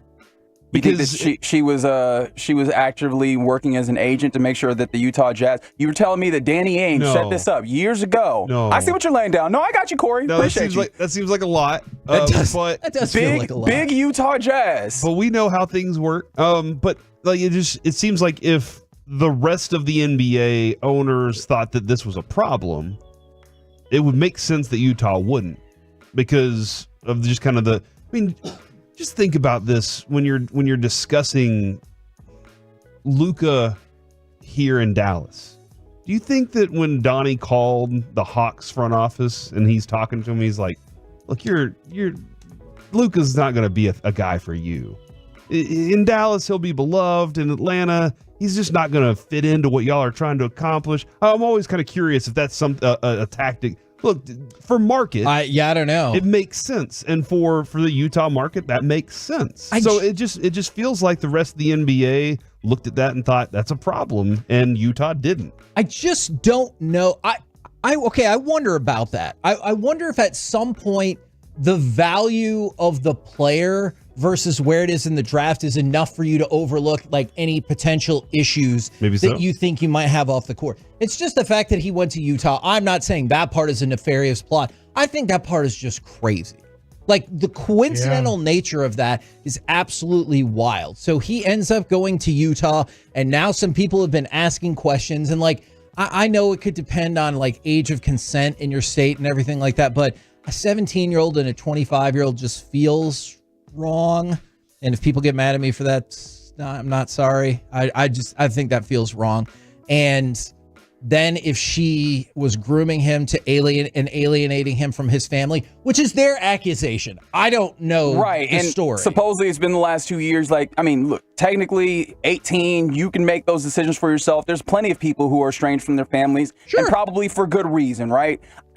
Ultimately, the way that I said this last night is I don't know what to do with this. It's all just really weird as a story, a very weird oddity. On a night where it felt like the only other story was Bronny James getting selected by the Lakers, like this was a really weird one that popped up. It is so bizarre, and I feel bad for the people that are involved if this is true and this is happening. Like, I feel bad for his brother and mom if they feel like they can't talk to Kyle anymore. I feel bad for Kyle if he thinks his brother and mom did something really terrible to alienate him from the family. And I feel bad for Kyle Filipowski if he really did get groomed by this lady who's like, ooh, you're a top 10 prospect in the country. Like, I'm going to hook into you right now when you're young and make sure we stay together. Like, that's not okay either. And that's one of those things that, like, is kind of discussed around professional athlete prep kind of players going into professional sports, is like the idea of the gold digger woman or whatever. Yeah. Like, I don't know if this fits in there, but like, I don't know that we're necessarily talking about it in those terms, but all of it, really odd. Yeah, I think about the movie, and I know it's just a movie, like, He Got Game. You're even talking about like this back in 98. Like, obviously you have to be careful in a whole lot of social situations. It's just a weird situation. And now you wonder, will this affect his play at all? Or to your point, Corey, did he end up in the oddly perfect spot for all the of right this? scenario for him and his future? I don't know, because now I don't know this story. I mean, I'm listening to you guys tell the story. She could manipulate him where he's not with the team. That he's just showing up to practice and the games, but the team never really feels like he's part of the team. I don't know. I get it now. I get why teams were very scared of what is his commitment going to be to our team, to our organization, to the city. This is weird. I looked at, because it's popped up in some of the stories, they had his Instagram pictures of him from the prom, and he looks so young, especially compared to her. And his little caption there was, "People will stare, make it worth their while." And unfortunately, I started scrolling through the comments, and people are like, yeah, people are staring, bro, because she's almost 30. And then somebody said this is going to be a Law and Order episode. Oh, wow. And it's just all this stuff that like all surrounds what should theoretically be like one of the best days. Yeah, really of happy your time. life. Yeah, really happy time getting drafted, going to a team. I'll be honest. I was watching the video of Bronny getting drafted, and I just was like, is he happy that he got drafted? Oh, the way that he was just sitting there? He just kind of sat there, and everybody else was standing up around him. And again, like, you didn't get drafted number 1 overall. You got drafted really late, essentially because of your dad. I mean, that's the real reason that he got drafted at all. 100%. And so, like, was he really even that happy in that moment? And that seems like you just said with him, it's supposed to be that moment where you're like, I can't believe this is a dream come true.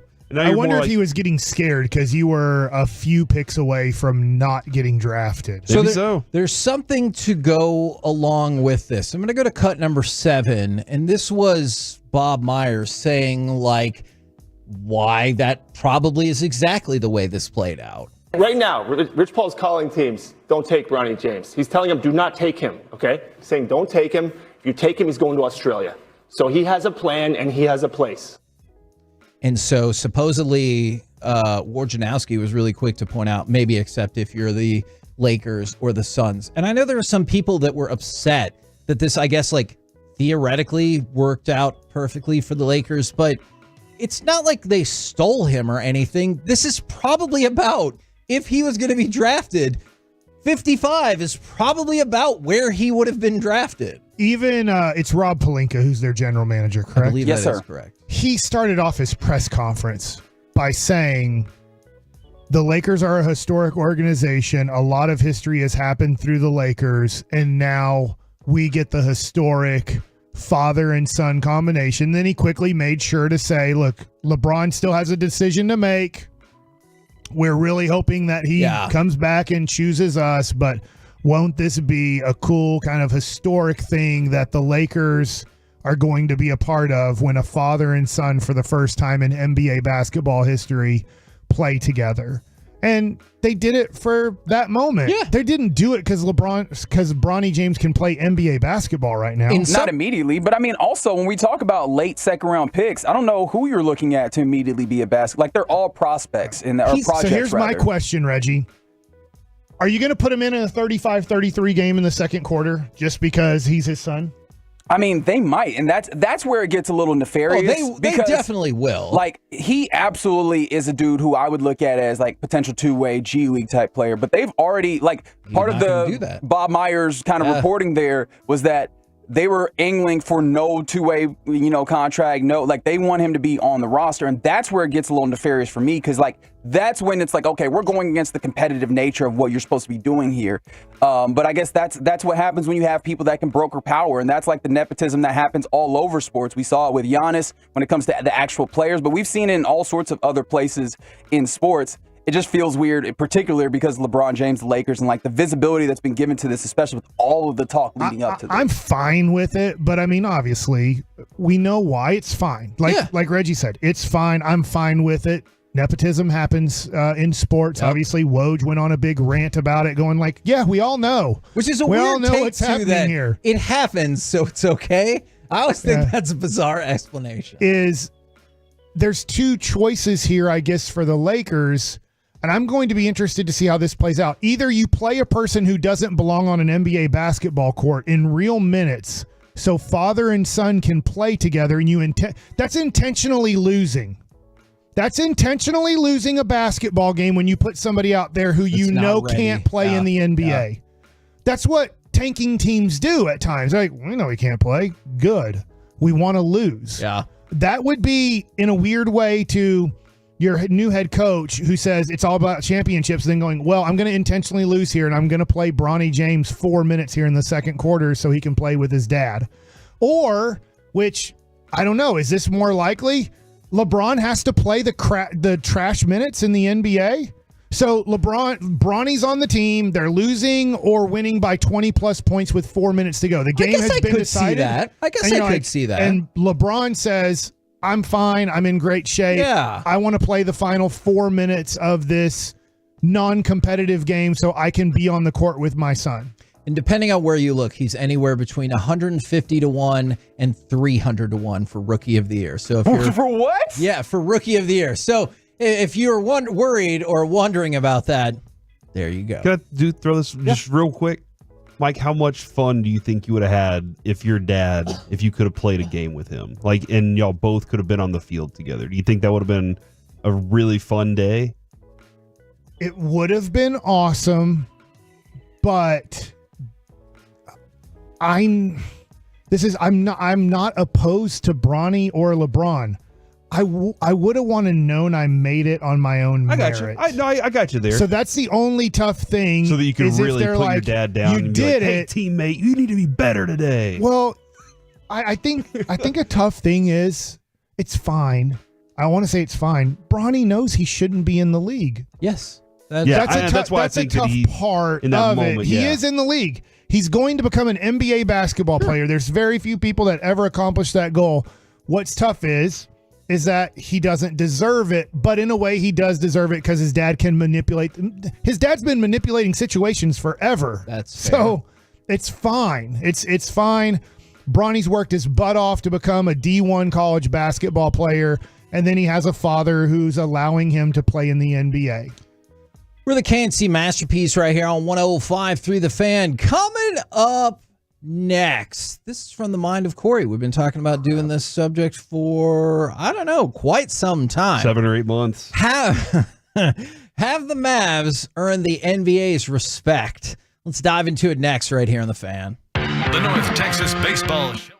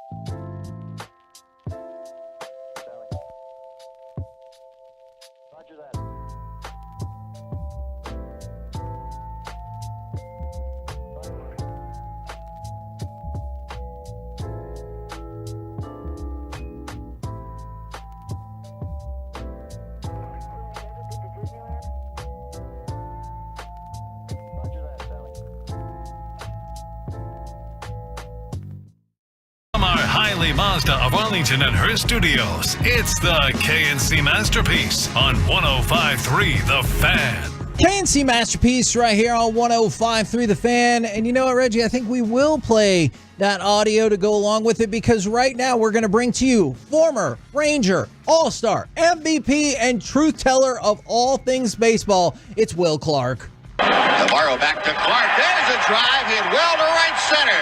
Toward the bullpen. Back is Diaz. Goodbye.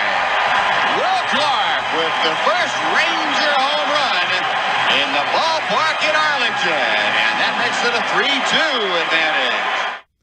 Good morning, good sir. How you doing? Gentlemen, how are y'all today? We're doing excellent, except for the fact that the Rangers have fallen into a spiral of sadness that I'm not sure how to get them out of.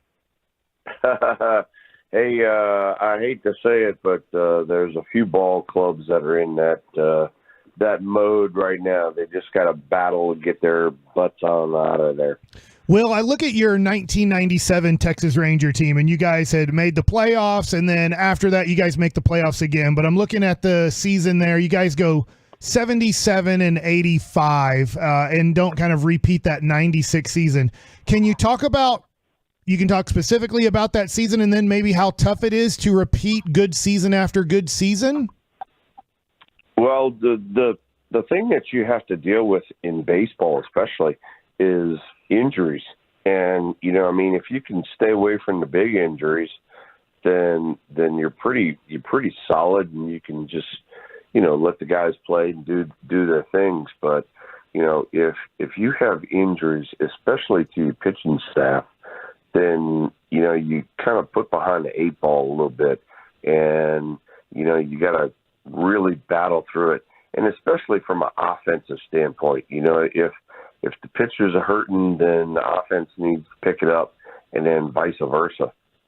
And so, the Rangers, they're doing a great job, but they've been put behind the eight ball a little bit as well. That is whenever you're not hitting the same, though. I'm always kind of curious about this. The Rangers always seemed last year you could rely on them putting runs on the board and making that happen. I'm just kind of curious what changes in an off season where you go from being a great hitting team and then it just kind of disappears on you.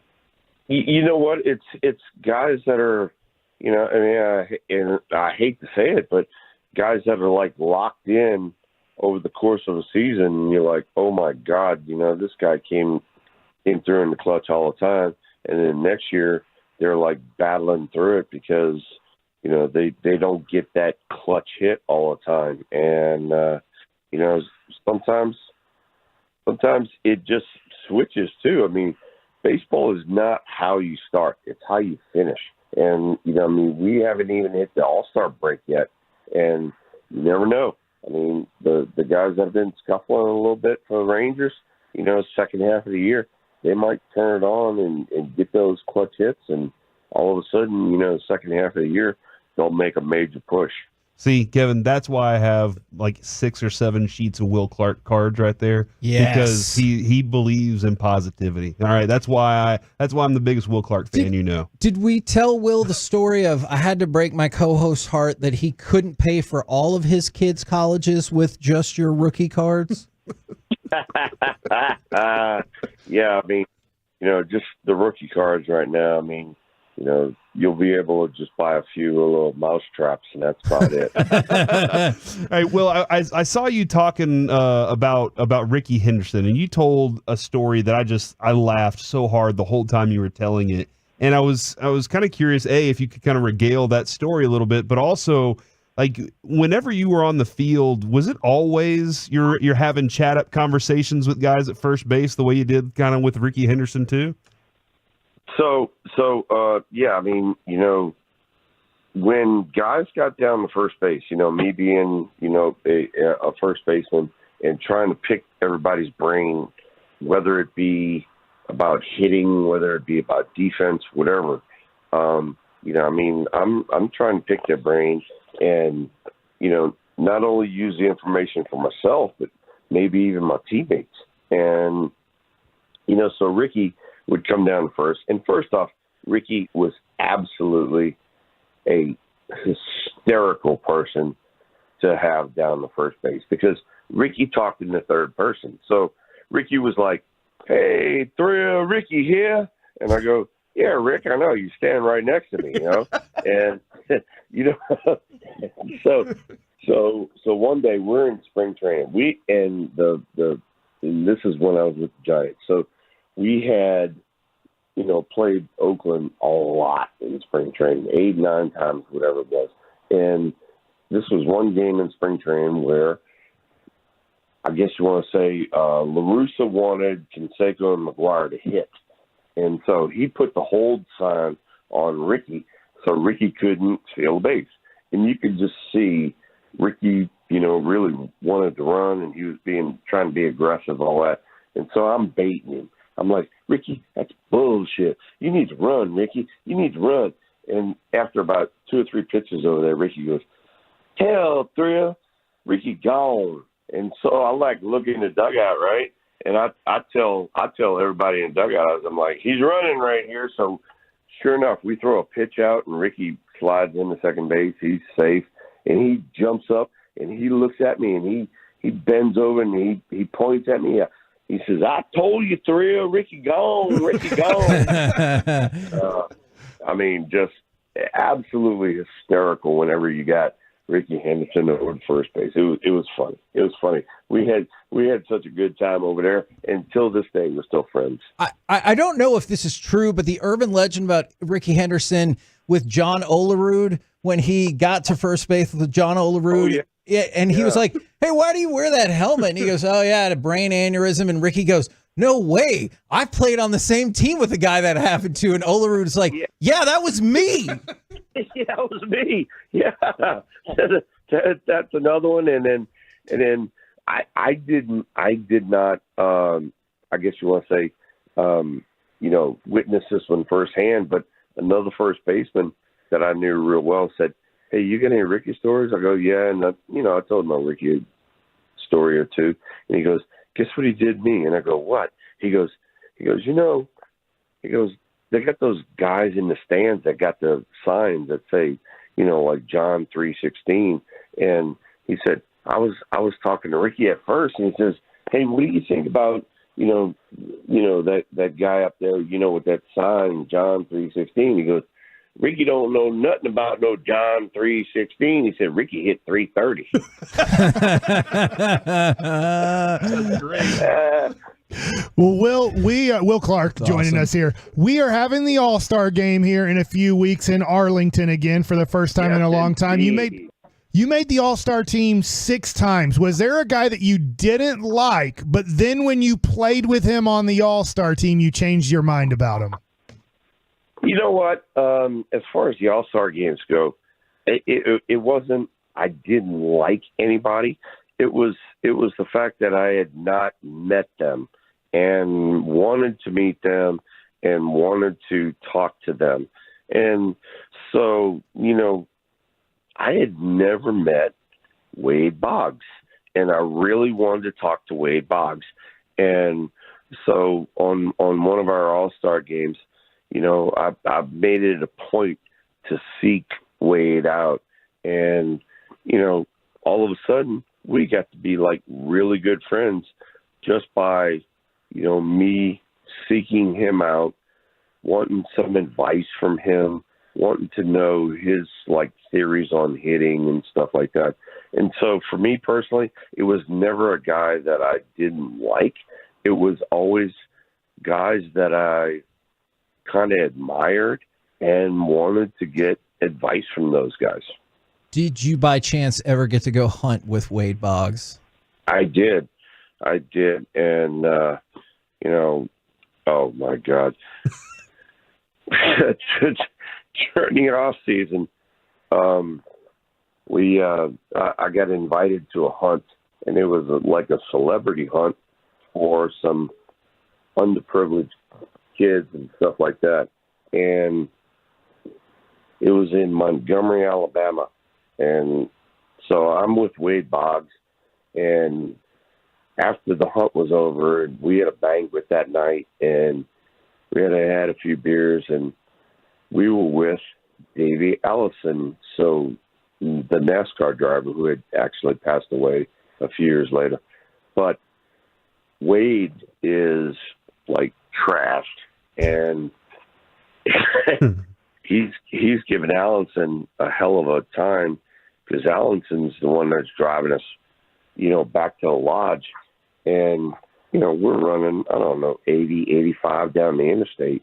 And he's giving him a hell of a time, like, you NASCAR driver, and you don't drive worth of crap and all that sort of stuff. And all of a sudden, Allenson he whips this freaking Suburban off the interstate. We go down in a field, and we start doing, like, donuts and 180s and everything in circles. And you can see Boggs is just white knuckled. I mean, he's got a hold of the freaking Suburban. He ain't letting go. And Allenson whips it back up on the interstate, and down we go, 80 miles an hour again. And I tapped him on the shoulder. I was sitting behind him, and I go, please, whatever you do not rag on one of the best NASCAR drivers ever again. Oh my gosh. I got nervous even listeing to that story, even though I know you're clearly okay. Yeah, everything's fine now. I mean, we're okay, and he's in absolute panic mode, because we're spinning out of control in this freaking field in nowhere, Alabama, and I'm like, oh my God. But then at the same time, I was like, oh, this guy's got it completely under control. He whips it back on I-65, and down Alabama we go. And I'm like, wait, stop messing with the guy who's like the best in his field too. Man, that is incredible. I know we talked some about the All-Star game, but I would really love it if we could just have you on periodically to just tell us stories. Yeah, even if it's not for any particular cause, I would love that. That's the thing. When you play, it as long as I did, but then not only that, in the era that I played, you got some great dudes, you got some great stories, and one story leads to another, that kind of thing. So yeah, I'd love to come on from time to time and just BS and talk shop. Are you coming down to Arlington for the All-Star game? You know what? I am actually not available to come down there. John Blake, who's been with the Rangers forever and set up kind of this interview right here, John has invited me to come down there, and I thank John so much. But I had already had a family trip, kind of scheduled, and so I'm going to be with the family on a trip. So sorry. Enjoy that family trip. Yeah, you deserve it. You have some fun for us, all right? Yeah, no, as a matter of fact, you guys, we're doing this interview, and I'm actually in San Jose, California, with our the San Francisco Giants A-ball team, low A-ball team. And this is kind of what I do. I go around and work with the kids to make them try to be major leaguers. And when they do make it to the major leagues, then, pat them on the back and tell them how proud I am of them, of making that adjustment. And, it really is very satisfying for me. It's one of the things I really enjoy about, staying in the game of baseball is seeing the next generation make it to the big leagues. Well, thank you so much for jumping on with us, man. I do have one more question, Will. My bad. Sorry, Will. I got to meet you when I was in AAA. I went down and we were playing New Orleans, and I got to meet you in the stands, which was amazing. And I think you're doing some roving for an organization at the time. And I knew who you were because you were one of my favorite players. Well, now the kids that are playing in low A ball, obviously, they weren't alive to see you play. Do they know who you are? Some of them do not. And matter of fact, it's kind of funny. It's kind of funny that you even brought that up. Yesterday, one of the kids, I'm talking about, how you get your weight in through the baseball and how you drive through the baseball. And the kid's looking at me like I don't know what you're talking about. And the hitting instructor is Travis Ishikawa, who was a member of the Giants World Series teams. And so Travis said, jump in there and show him, Will. And I'm like, no, that's okay. And we go a few swings, and the kid still doesn't get it. And so Travis says that again. So I literally jumped in the cage yesterday and took like 7 swings and hit like 5 right on the screws. And I go, that's what it's supposed to look like right there. And the kid, wow. The kid's jaw just dropped, and Travis is like, that's what we're talking about. That's what you guys need to do this, and you guys need to do that. And I was like, oh my God, it's like when I came to the Giants, or when I came to the Rangers especially, I knew the history of not only, baseball, but the organization. And these kids now don't know any of the history of the game that they're trying to play. Man, awesome insight even to this day. Thank you very much, good sir. We will catch up with you again soon. Guys, enjoyed it and really enjoyed it. And let's do some stuff down the road. We'll tell some silly stories. I love it. Heck yeah. Will Clark, there you go, right here on 105.3 The Fan, the thrill indeed. Coming up next, it is a Shout Out Friday, but it is also Forgiveness Friday. The U.S. men's national team, the Netherlands, and this UFC fighter. Do any of these folks deserve Forgiveness Friday? Do you? We'll do it next right here on The Fan. Full KNC Masterpiece shows available anytime.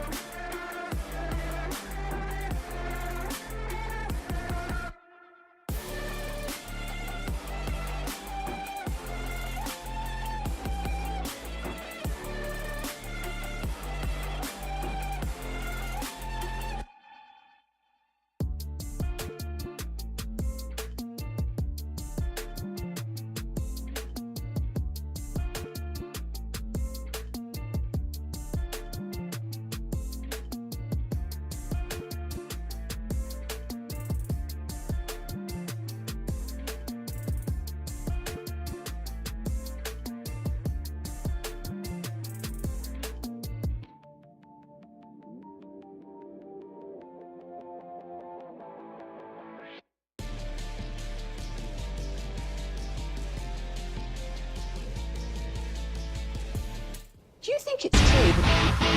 This segment of the KNC Masterpiece is brought to you by Window Nation. It's also brought to you by Frankel and Frankel. If you've been injured in a car or truck wreck, call Frankel first. That's 214 or 817-333-3333.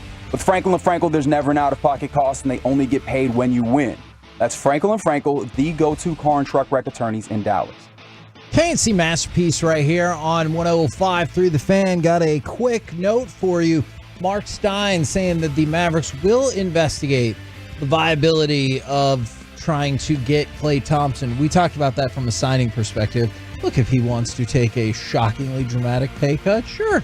Let's figure out a way to make it happen. That doesn't feel very likely. The way that I'm reading this, and I'm just throwing out my opinion here, is the Mavericks are deciding right now, do they want to offer the mid-level to Klay Thompson or do they want to offer the mid-level to Derek Jones Jr.? You think Klay takes the mid-level?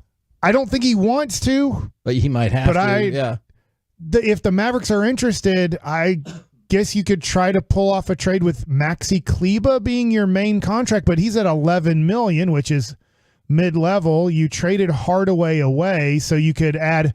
I guess there was the report of the Mavericks were listening or at least throwing out the name Josh Green yesterday, which once next year starts, is he at 14 million next year? Something like that is. So I mean, I'm not crazy about paying Klay Thompson $25 million a year if you traded them Kleber and Josh Green for 3 years, $75 million on Klay Thompson. Yeah, I think I'm with you on that. Right now, it's time for some Forgiveness Friday. 877-881-1053. Do you need to ask for forgiveness? Do you deserve forgiveness? Or were you part of the debacle that happened in cut number 4? For Murillo. Murillo lobs it up in the air. Robinson got to be careful. It's knocked away by Ayarza. Hooks it back in the middle. It's in. Panama score. The pressure finally breaks through. And it's Jose Fajardo that's given Panama the lead with 7 minutes to go. Panama! I was going to say awesome song, less than awesome result. It doesn't matter. It's for a Copa. Copa America. Yeah, Cabana. It's not for the. Would you care more if it was for the Copa Cabana? There's nothing that could make me care about whatever they're playing for. It's great. Soccer's awesome. It's the number one sport in the world. I don't care what they play for. We're not good at it. America is not going to be good at soccer ever in men's soccer. Ever. Oh, literally ever. They will never be able to compete at the high level that other countries do in that sport. Never. Never. Why? We have to. Soccer is not considered a major sport here. But it's played. I get it, but Kevin, you've seen what the level athletes here. are we getting to play soccer? After they play football and basketball and baseball, we're not the best athletes in the United States of America do not choose soccer. I'm not saying we don't have great athletes that are playing soccer, but it's a kid sport the here. other countries are getting their number 1 or number 2 sport. Literally number 1 or number 2 is soccer in the world. Here it's sport number 5. So if you think like if the best athletes from the NFL and the NBA decided to play soccer, LeBron James would have decided at 4 years old, soccer's our number 1 sport and I'm going to play. Mike Trout decided soccer's the number 1 sport and I'm going to play. I think we would dominate soccer. If I don't know, I'm just throwing out a name here, but if Derek Lively decided I'm going to be a goalie and he's 7'1" and decided to be a goalie from age 4, maybe be awesome. Like, I don't know. Wingspan. I don't know either.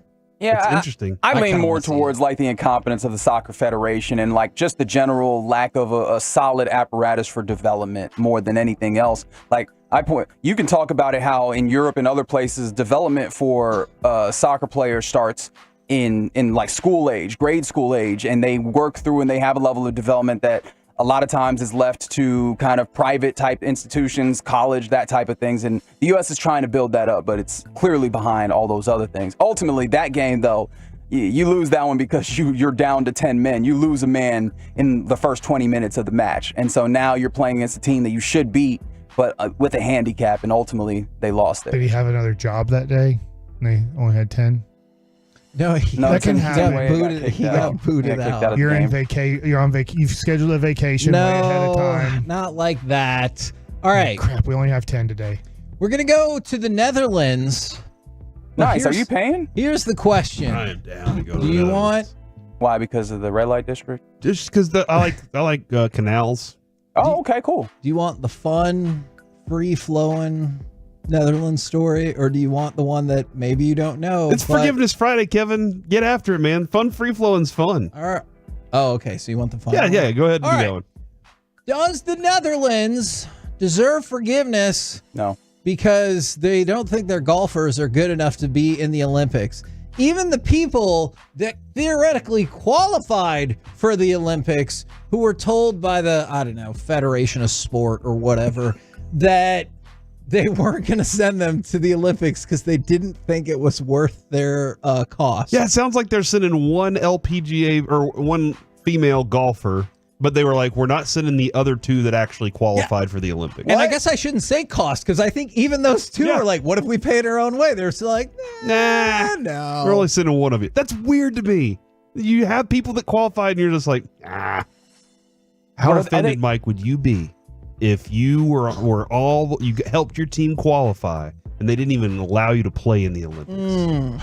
I can't imagine what it would be like if you qualified. I'm just going to give a year. Like in 2006, Right. and you go to a Hypothetically. communist country where they hate you and they don't want to give you air conditioning, and you end up helping a team get to the Olympics. And then let's just say a couple years later, was it in Japan in 2008? Was it Summer Olympics? That was your bronze medal. Yes, I think it was. Yeah, and then they go to Japan and they're like, you're not good enough anymore. It was Beijing. My apologies. I'm sorry about that. Beijing, Japan. China. Yeah. We've discussed geography on this show, Kevin. It is troublesome almost every single time. All right. Get your laughs out of the way. 'Cause I'd also this like next to part say, is not before funny. the laughs out of the way, I would like to say the United States Olympic baseball team made the right decision leaving me off the team. I wasn't good enough. From the 214, well, I don't know, they finished third. Maybe they could have finished first. From the 214, guys, I need forgiveness. First time listening since the Mavs lost. I've missed y'all. We've done some of our best radio since the Mavs lost. Yeah, you missed the bucket and cloud conversation. Oh my gosh, you missed Go Get Rangers? Stupidest thing ever. Yeah, we got so many great things happening. You can, just because sports lets you down, doesn't mean that KNC Masterpiece will. We might have for one show, but all the rest of them were pretty good. You know which one? I don't remember. I did at the time. All right. This part's not funny, and this might start an interesting ethical debate, or you might just listen to the story and be like, hey, thanks for telling me that. What's the next story? Are you familiar, probably not, with Steven Van de Velde? He's 29 years old. He made it to the Olympics as a qualifier for beach volleyball. Nice. In 2014, he was sentenced to prison for, at the time he was 19 years old, and he was sentenced to prison for raping a 12-year-old. Not nice at all. He was sentenced to a whole 4 years in jail, and he served 3 of them and was released 7 years ago. Now he's going to the Olympics. Do you think he served his time? Or are you like, there are some things where you probably shouldn't represent your country? Yeah, that's... I'll I go think with the that's second one. probably where I fall on that as well. Yeah. But the Netherlands doing interesting things with their Olympic team. All right, you want not as serious after that? It is Friday. We just had a amazing Will Clark story. That's a weird story. It's 2 weird stories today. And thank you very much from the 314 for the person who said they're driving around singing Submerged. I don't sing it so that we can learn what they're singing. That's how it goes. Submerged. Submerged. And then they sing about like a Jesus kid and song? stuff. Yeah, it's for Vacation Bible School. And they sing about Jesus. Not my Vacation Bible School. I mean, fair enough. Get Parker on the horn. He knows what I'm talking about. Did you see? Do you really want me to do that? Or? That I mean, sure. Okay. The Oilers parted ways with their general manager, Ken Holland. How many years has he been there, Kevin? 5. 5? Mhm. Okay. I didn't know that. I thought I was setting you up. My bad. Oh, yeah. Sorry about that. So Supposedly this was a mutual decision. And also supposedly it's been in the works for a while, ever since Connor McDavid's longtime agent, Jeff Jackson, took over as the CEO of hockey operations last August. I get that they're saying it's mutual and had been expected for a while, but if he wanted to keep his job and they would have won the Stanley Cup, it feels tough to fire that guy, right? You can't fire that guy. Just look at this Rangers team, Kevin. Maybe there were moments last year where we were looking at everything going, we could do without that player, right? When you win a championship, it changes everything. That's true. I wonder if Connor McDavid's agent was like, hey, I don't care what his contract looks like. If you don't make me the real GM, we're getting the hell out of here. Connor McDavid's the real GM now? No. His agent He's always could been the be real there. GM. I mean, you know what? Honestly, CM. that's probably true. So I'll concede that. How many hockey players do you think run their teams? Because I feel like LeBron is a different entity than most things around sports. I don't know how many other players run their organization the way that LeBron does wherever he goes. So I'm kind of curious because it seems like hockey players are just like, look, I just show up and I go until I can't go no more. You know, like that's just kind of how hockey is. I'm not sure. Like Nathan McKinnon just won MVP, but I wonder if He's there's like other players on the team that are like, pretty good too. So you don't get to be in charge. I don't know. We're the KNC Masterpiece right here on 105 through the Fan. Coming up next, it's time for Gridiron Gravy. Besides all things Jerry Jones, what's the biggest red flag for the Cowboys heading into this season? Let's do it next right here on the Fan. Hello, DF.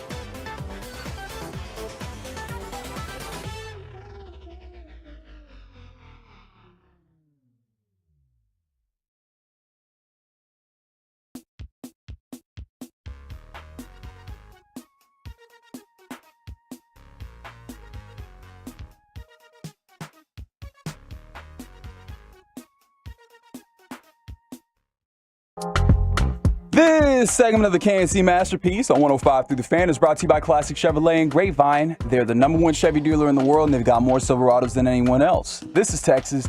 This is Classic Chevrolet. Together, let's drive, relax, and enjoy the difference based on new Chevrolet registrations 2023. KNC Masterpiece back here on 105 Through the Fan on a shout-out Friday from the 682. Going to give a shout-out to Rick for passing his nursing license. Excellent job right there, Rick. Well done. From the 214, Corey, I need clarification. All right. If it says bad ace, do you think it probably means badass? Then they just didn't want to text a curse word, or it just auto-corrected. Maybe so. Because yesterday I kept getting a message that was like, "Would you like to text drive this?" And I was like, "Text drive," and it meant test drive. So sometimes, autocorrect does happen. Shout out to, or maybe they love Ace of Base. You know, that's possible. I'm gonna rule that out at this second, but I could be wrong. And Shout the sign out said stop. To my fiance Kayla for being a badass while I was out of town and we were moving houses. She did it all by herself. That sounds really difficult. So good job, Kayla. All right, now it's time to go around the entire NFL and dip into some gridiron gravy.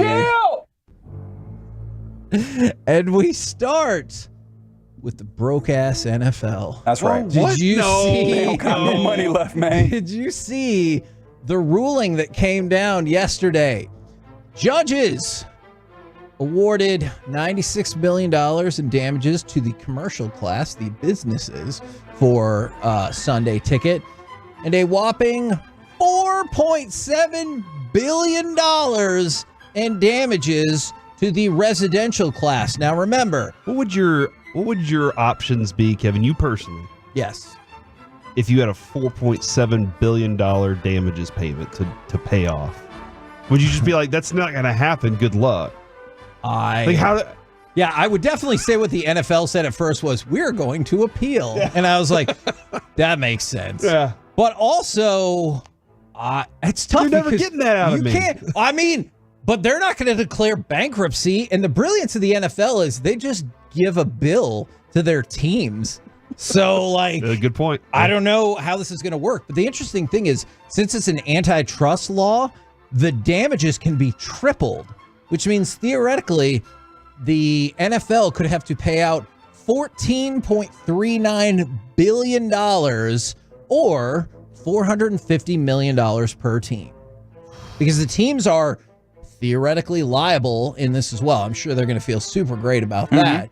But then again, if you're the Cowboys, like we've talked about this before, I feel like that's probably what they make in a year as profit. So there's probably other teams that are like, I don't know what the hell we're going to do with the this. The NFL bill. is currently, Kevin, a net worth of $142 billion. Yeah, so just liquidate some stuff. That's a lot. Have like a garage sale. That's right. Everything must go. Actually, I would like to buy NFL Network. You know what? Let's sell all these old monitors. We'll just end up buying new monitors anyway, and we'll be able to pay this bill off pretty quickly and get back to business. I think they're just going to chairs appeal in these offices instead and be like, we can drag this out in court for 60 million years and probably not pay anything close to that. But I don't know. They said they're going to appeal, but that is a shocking judgment right there. Like, I thought they would get hit with like $300 million or like something that's a lot of money for like regular people, but the NFL would be like, oh no, what are we going to do? Each team has to pay $10 million. Whew, here you go. But instead they were like, nope, here's your bill. So there you go. Am I going to get mine? How do I do this? How do I sign up for this? Oh yeah, it is a class action, is it not? Yes, I think you'll have to wait until until the appeal goes through to try to sign up. I think you also have to be part of that fort that they had water problems that they've been running for 73 years. Camp Lejeune. No, Camp not Lejeune. Camp Lejeune. I think you had to have the NFL ticket and you were at Camp Lejeune at some point. I don't know that to be the case to sign up for any recompensation or repayment. I don't know that to be the case. Are you still alive and you were at Camp Lejeune? Congratulations, because everybody else died from this. I shouldn't be laughing. That's terrible. But just the way you said that. Congratulations. It's been running for years upon years. I'm like, can they not figure out who was at Camp Lejeune? It was a busy place. That I don't know. I don't know what to say to any of that, but you make some interesting points. All right. I might have left a loophole in place for this. I thought I covered it when I said, besides all things Jerry Jones, what's the biggest red flag for the Cowboys heading into the season? And multiple people started texting in. Stephen Jones. Right? Yes, or the other members of the Jones family. Assuming you just can't count anybody in the Jones family, what would you say? Not what say you. Hey, the greatest running back in Cowboys history, Fatty 15. Wow. Oh, he's okay. Slightly overweight, 15. Now, Pro Football Focus ranked all of the running back Go get your 15 rooms. jerseys, though. Yards per game. Actually, I got a question for you later about that. They ranked all the running back rooms in the NFL. The Dallas Cowboys, 32nd. Yes! After that's not good, Mike. That's yards Not per just game? the starter, I thought it was only going to be 15. No, this is for the whole room. After letting Tony Pollard sign elsewhere in free agency and missing out on the top backs in the draft, the Cowboys re-signed Ezekiel Elliott to be their lead rusher. Elliott's glory days came with the Cowboys, but his yards per carry average has dipped below 4.0 for the past 2 seasons, resulting in a career-low PFF grade. Behind him are Rico Dowdle and Deuce Vaughn. That's why. That's why Zeke's here. They had nobody else for one, and then Mike McCarthy's like, hold on, they're going to try and go into next season with these guys. I get it. Position flexibility because he can play center He too. can't play center either. That was Kellen Moore's fault. No, he's like, that was just his first try. Everybody fails their first time at center. It's the second. It's the second time. He's going to figure it out. I do not believe that he is going to play center again. I can't guarantee that though, Mike. If that is your follow-up question, I really can't. Okay. All right, let's go from that. What other follow-up questions are you unprepared for at the moment? I just said Zeke and I just got it right. Yeah. Wow. Pretty much. Good job. Now I want to ask you about this. Reggie, you brought this player up the other day. You were talking about Tua and how Tua doesn't always get a whole lot of credit. Do you think that Tua will be the next $50 million quarterback? Because I know around here we're all caught up on Dak and will he be the first $60 million quarterback and all this and that. Do you think Tua is going to get paid by the Dolphins and become the next $50 million quarterback? I do. They seem to like him. Just watching the Hard Knocks in-season thing with them, they seem to like him. He's got a pretty good grasp of what they're doing there. I'm kind of curious with Mike McDaniels how much longer he's there if they don't win some playoff games. Okay, and kind of continue moving on there, because they're all at a point now where they're like, man, we got the talent and we've had talent for a minute. What are we doing here? And they go play in negative 13-degree temperatures in Kansas City, and nobody could play football. Except for the Kansas City Chiefs. Even the Chiefs weren't greit in that game, too, except for Mahomes with his helmet moment. But He's always great. But I think they really like him there, and McDaniels, very similar to O'Connell up in Minnesota, spends a lot of time convincing Tua that he's really good and telling him how good he is and how much swagger he has. So I am kind of curious if he's grown from that and he's learned his real confidence now, or if it's still false confidence. Kevin, I say no.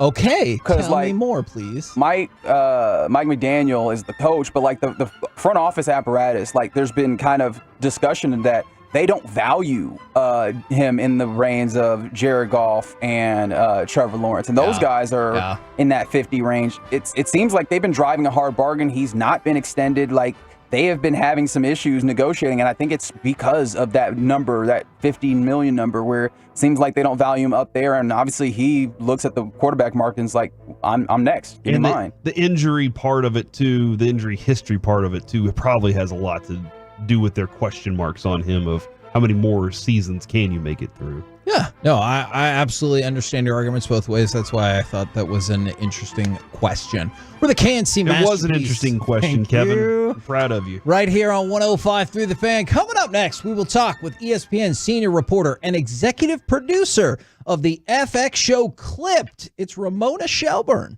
Next, right here on the Fan.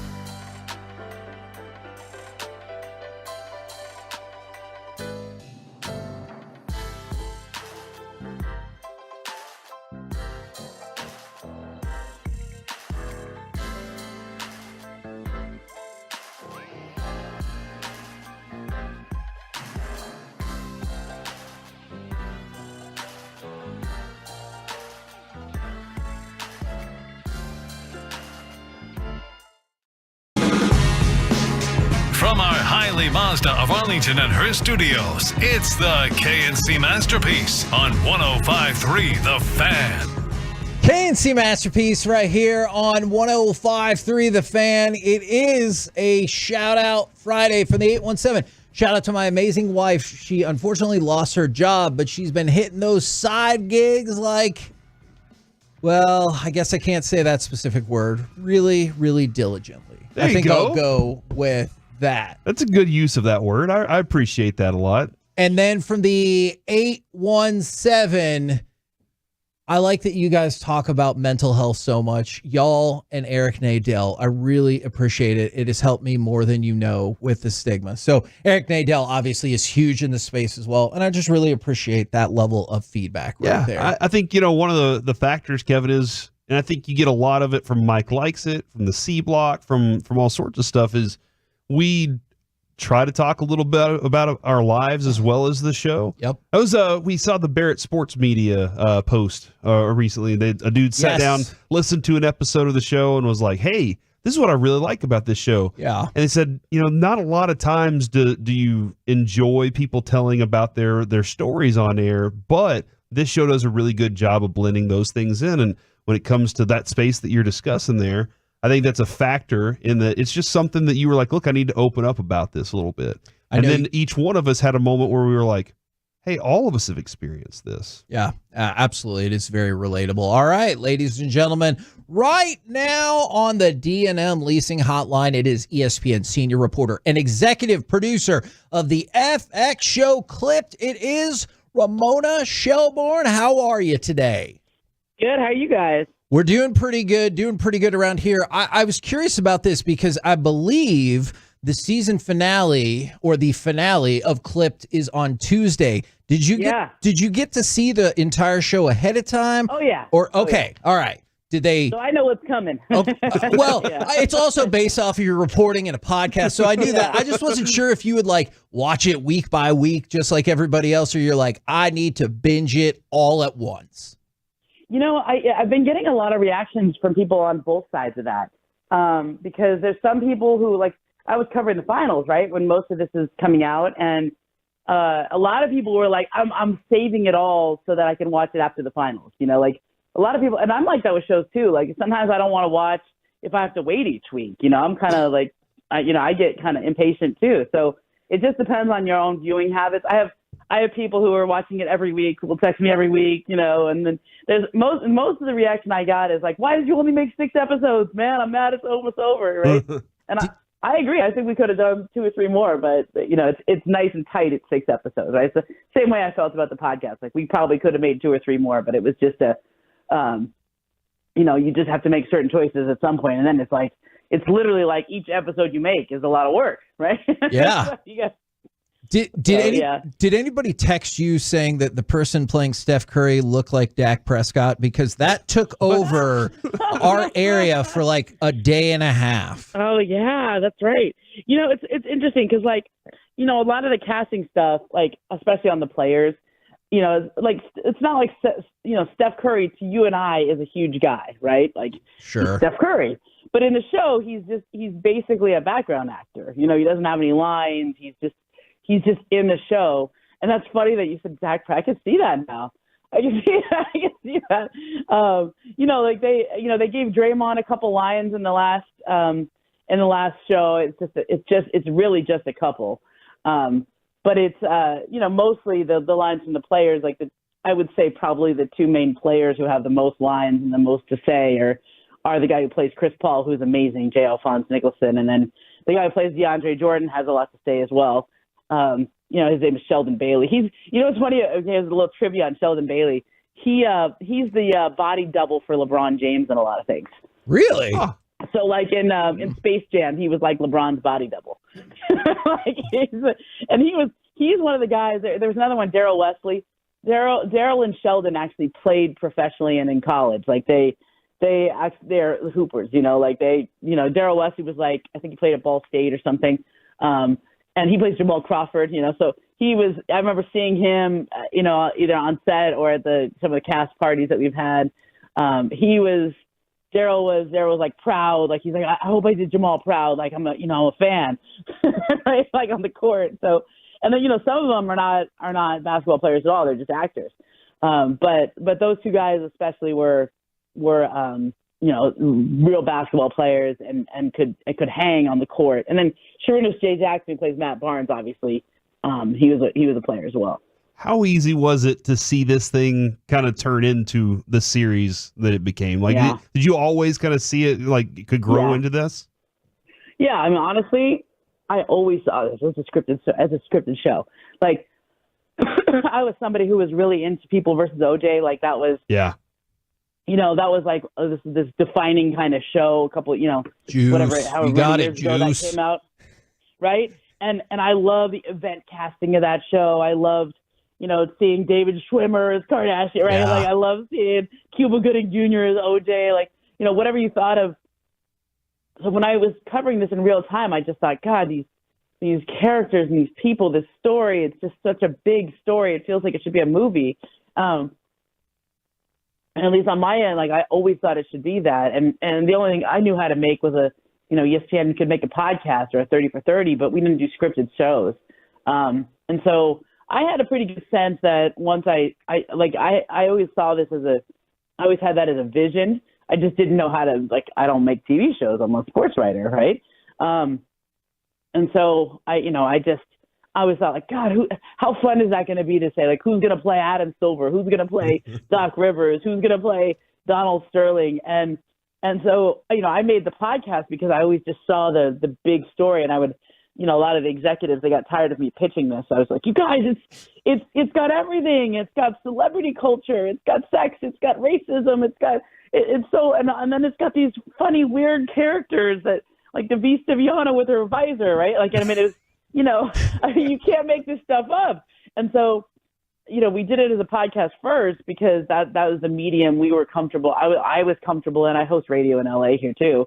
I listen to lots of podcasts, but I always thought it should be like either a movie or a limited series or something like that. And so literally, I want to say a couple of weeks after the podcast came out, I got a call from the producer of People versus OJ.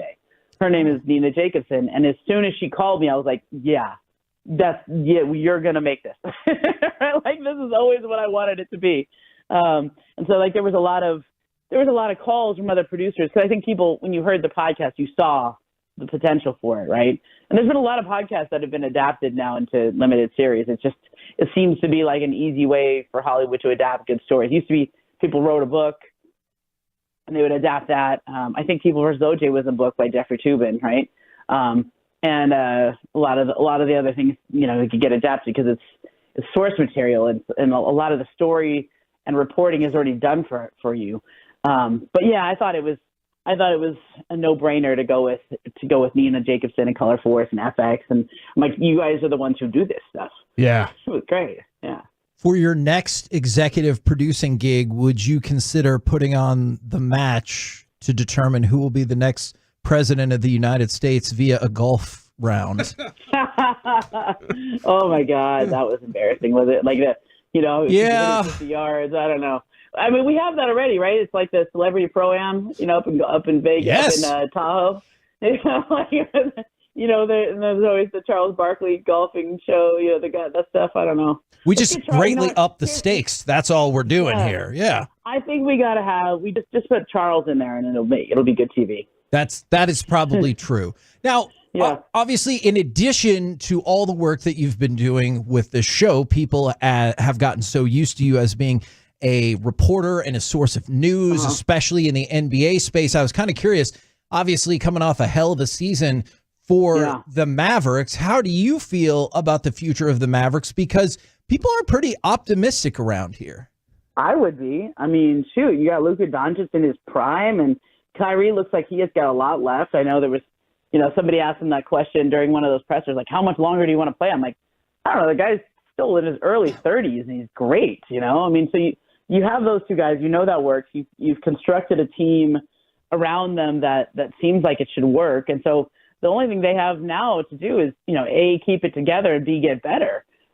But I would feel pretty good about that. I mean, there's a lot of teams that win. And, I thought Denver was poised to have kind of a dynasty just in the sense that they had young stars, they're all under team control and all that. And then, now you look and they might lose KCP, or they already traded Reggie Jackson, and that team's getting a little more expensive because Jamal's on a max contract. Like, if you look at, Luka's obviously going to get a giant contract extension next summer, but I don't think that most of the rest of their guys, like Kyrie's on a very good deal for how good he is. He's just played year one of a 3-year deal. So I think they got a nice window here. Around here, a lot of people are like, crediting hey, Mark Cuban sells the team, and then the team goes on this kind of run. This was good for the Mavericks because they were able to free up and do some things without Mark interfering. I was just kind of curious from that other national perspective. Is Mark Cuban not being involved with the Mavs as much good for the NBA as a lot of Mavs feel it's good for the Mavs? That's interesting. I hadn't heard that from the local perspective. I guess from the national perspective, we still see him there all the time. Yeah. And he still seems involved, although to be honest, you're right. When I deal with like Mavs business stuff, or when I'm talking about their future or moves they've made, I mostly would talk to Jason Kidd or Nico. Nico really has a lot of power now. He's really in charge. And I don't know if you guys realize how good Nico is. Like in terms of managing superstars and relationships, he was the best when he was at Nike. He had everyone. And that's not an easy gig. And so I think it's translated really well to the NBA in that space. I've met Patrick, the new owner. I've met him a couple of times. He was always, floating around at games during the playoffs. I said hello to him, and we talked for, 10, 15 minutes. I don't know how involved he is yet. My sense of this is that it's really this year and the moves that they made because of when the ownership sale was. Mark was still involved, maybe not as involved as in the past. Maybe he didn't have quite as much say, but I definitely thought it was much more Nico doing what he wanted to do this year. How much do you think Klay Thompson has got left in the tank? Because obviously he'll be rumored with a lot of teams. The Mavericks are one of them. Yeah. What do you think he still brings to the table? Listen, the dude shot 40% from three, and he's not an elite defender anymore, but he's still pretty good. He's not like he used to be an elite defender. Now he's, let's say if we're saying out of 100, he used to be a 95. Now he's probably an 80. Okay. But he's still pretty good as a defender. Like, he's not a hole out there. He's not somebody you have to cover up for. He's just, the thing with Klay, he's just got to stop taking bad shots. So what happens when you kind of lose a step or you lose a little bit is sometimes you try harder. When he is at his best, when you go back to the Klay Thompson glory years, he never dribbled. He was just catch and shoot. What was it when he scored 37 points in a quarter? Yeah. I think there was like 11 dribbles. Like, he was just amazing at the catch and shoot game. Where Klay gets into troubles when he's dribbling all over the court and he takes bad shots because he feels like he has to, or he has to force it, or he may not get another shot. And I think, being in a new environment, I think that might be a good thing for him. There's still a chance he returns to Golden State. Nothing would surprise me. I lean towards him right now. I lean towards him leaving, but let's see what the Warriors are able to do over the next couple of days. They've got a couple of big decisions and things that they're in on. So, I think Klay's got a lot left. You just can't count on him to be Klay Thompson from the Splash Brothers glory days. But if he's your fourth best player, that's a great fourth best player. Absolutely. One last question for you, Ramona. Obviously, people can watch the finale of Clipped on Tuesday and on FX, but you can also catch it on Hulu. Have you watched the popular Hulu show The Bear? Yeah. Because we end up talking about that quite a bit. I watched, it was weird. I watched season 1 when I was out on maternity leave, which is a weird show to watch. Yes. Fair. It's very stressful. Right.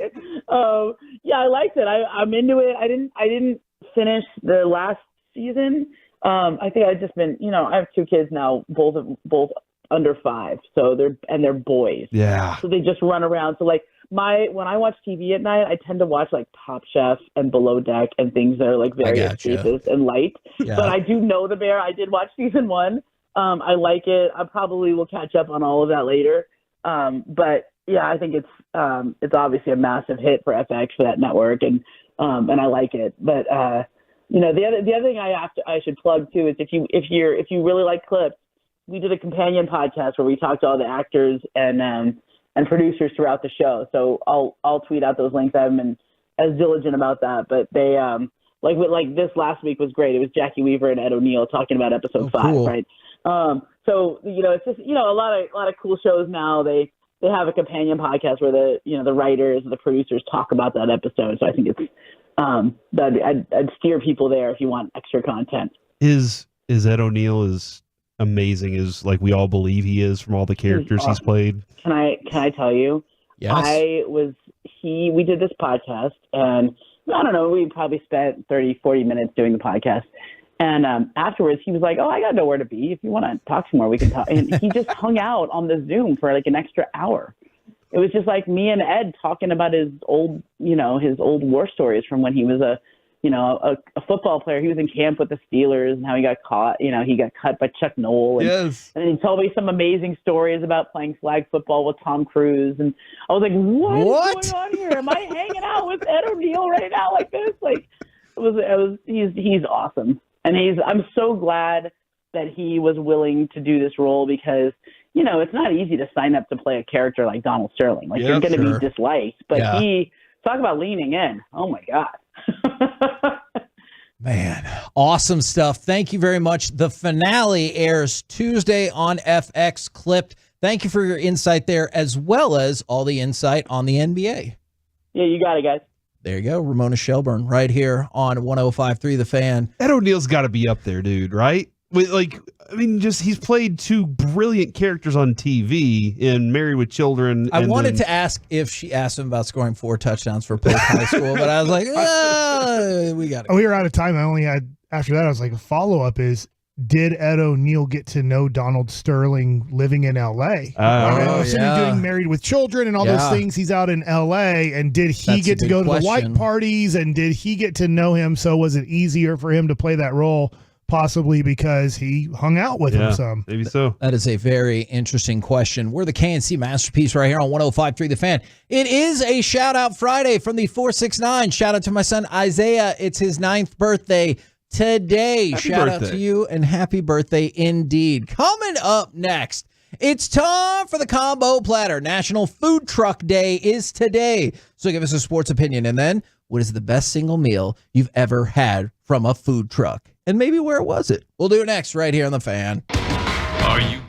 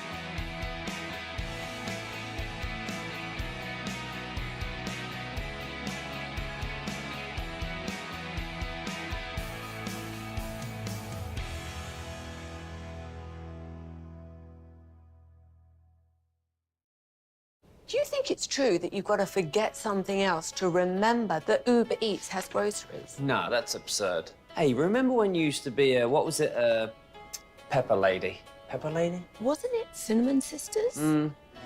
Basil Babes. Saffron Squad? Nutmeg Maidens? Paprika? No. Nutmeg Maidens. I just said that. Was it Spice Girls? Doesn't sound right. Was it Saffron Squad?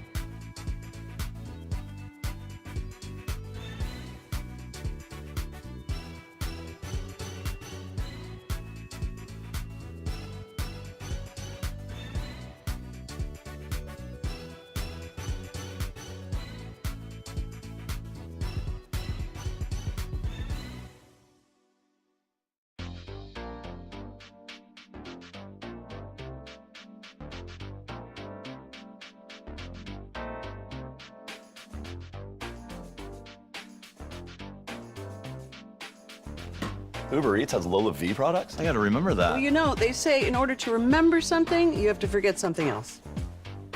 Okay, now that is a very cute haircut. That's like a little shag. I've never seen it before. Well, I mean, of course you have. It's the Rachel. Oh, is that your name? No, I mean like your name. No, I'm Jen. My name's Jen. Right, but I just mean like this is your haircut. But that's hair on your head. I'm not saying this is your hair. Okay, you're freaking me out a little bit.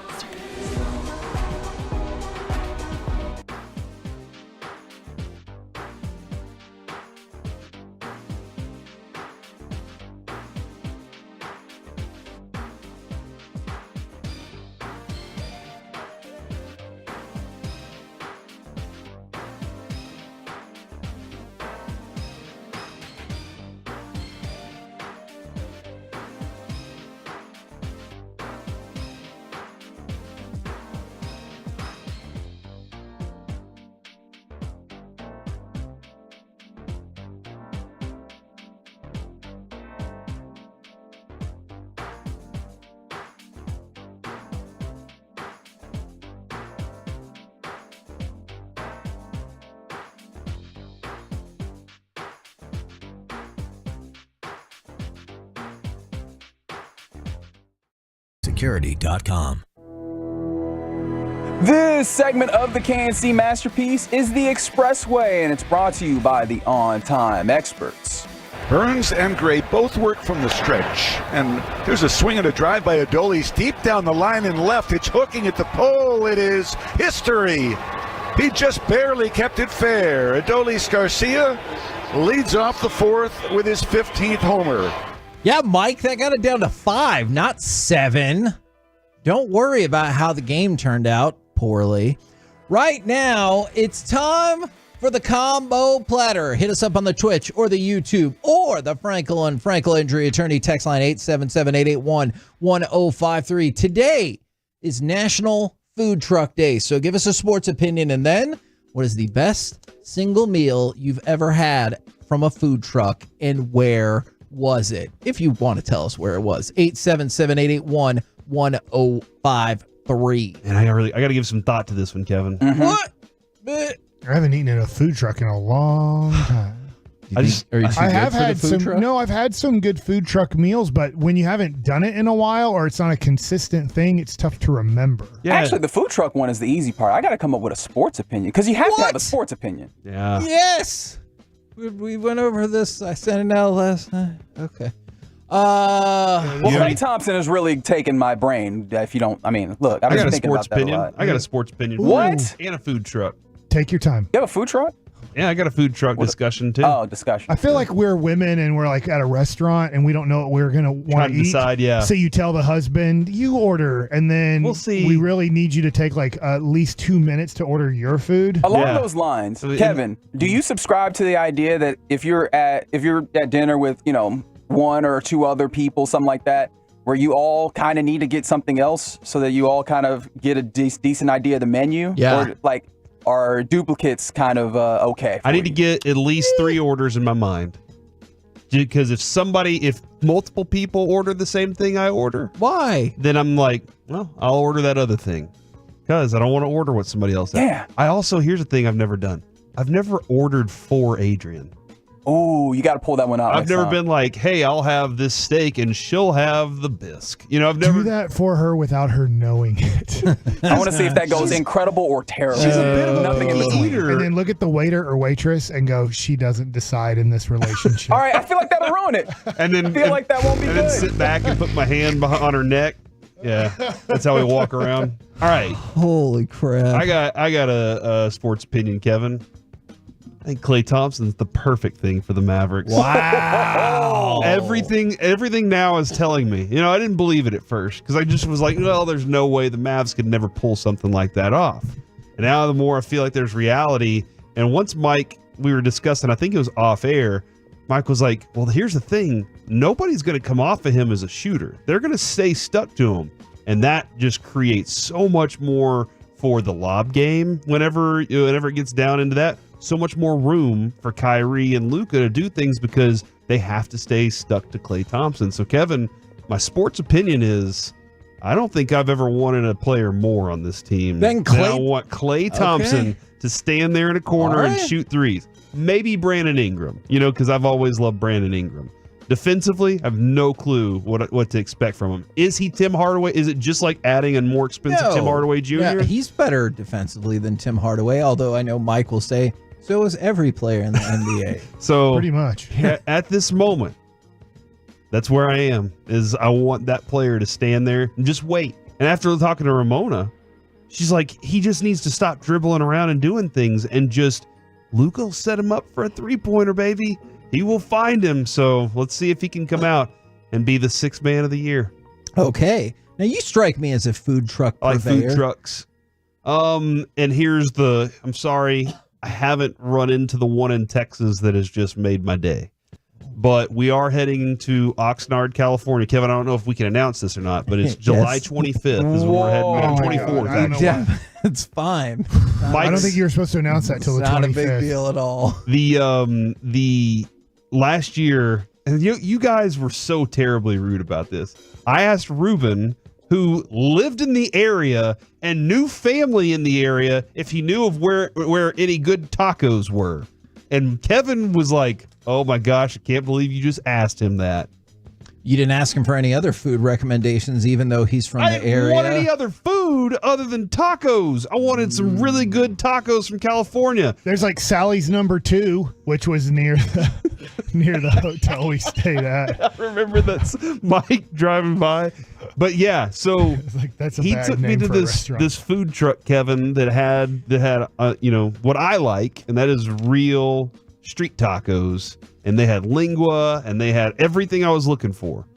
And we came back. I think I had a plate of like 16 tacos. They're small. That seems like too many. It was. Okay.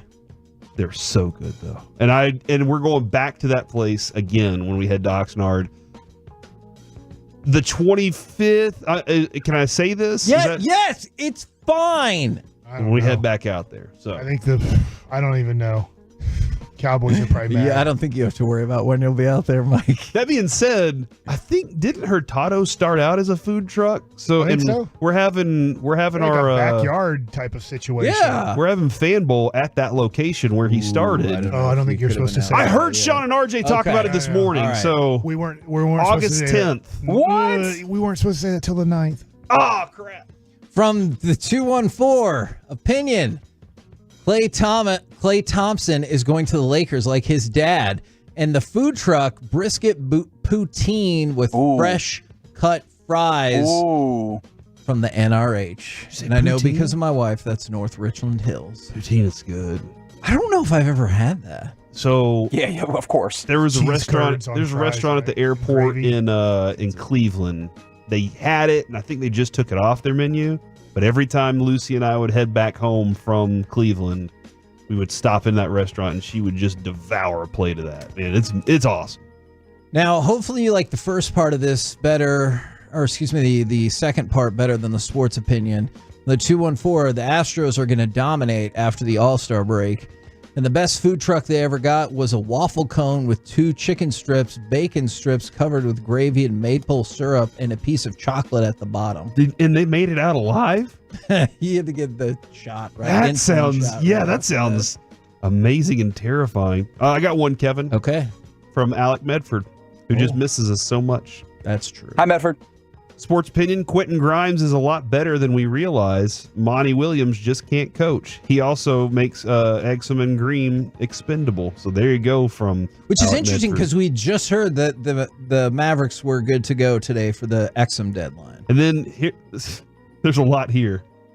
I wish I could give you a name, but I had numerous adult beverages beforehand. But there's a birria taco truck right outside 6th Street next to an Italian place in Austin. Mm-hmm. I had to change my perspective of life afterwards. Those are the best taco trucks. You're just like, I don't remember the name. I'm not sure I know what I ordered, but I was like, I remember the feeling. I remember the way that it made me feel. Mm-hmm. And that's, Kevin, I know you're like wanting real names because you want to go find these places. Sure. Or trucks. But I think most truck food in moments that we experience we just kind of stumbled upon it and we found it and it was great. I could see that. From the 940 a burrito quesadilla from Marco's Taco Truck in Sherman, and the Rangers need to sell the pending free agent pitchers they have at the deadline. You know, I brought this up to somebody earlier when we talked about should the Rangers turn into sellers, and at least two people got upset. They're like, they could still contend next year. And I was like, not necessarily future players, but players who are only under contract through this year, unless you get an amazing deal. It just makes sense if you're not going to be able to contend, which we'll have a better idea of after this weekend. If this continues, I do think Chris Young has to spend his all-star break on the phone with agents trying to get extensions done with the guys you want to bring back for 25. If those agents and players are not interested in extensions and you're not in any playoff race, it makes your job easier. Yeah. I would love to keep Eovaldi. I would love to keep Kirby Yates. I would love to keep David Robertson. Obviously, I don't want to keep those guys on 5-year contracts. They're older pitchers. Yeah.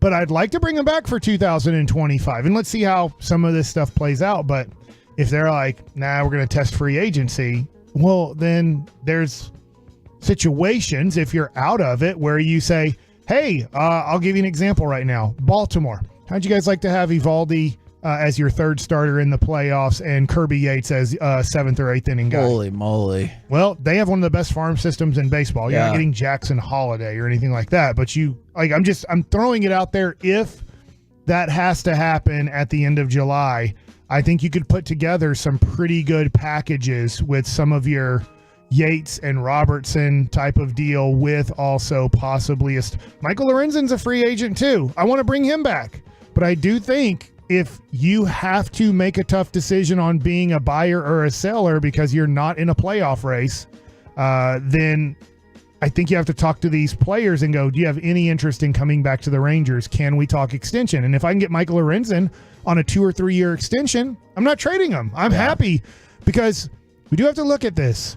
Right now, I'll just ask the question. You name me the starting pitcher in the Rangers farm system that's ready to pitch next year. I don't have one for you. I really don't. Like, as much as I would love to say I can't Jack even get Leiter, down. I can't. I don't even have hope for many years from now, Mike. That's the other part of it, is I don't have any hope for Brock Porter, which we were so excited about, and right this year he's struggling.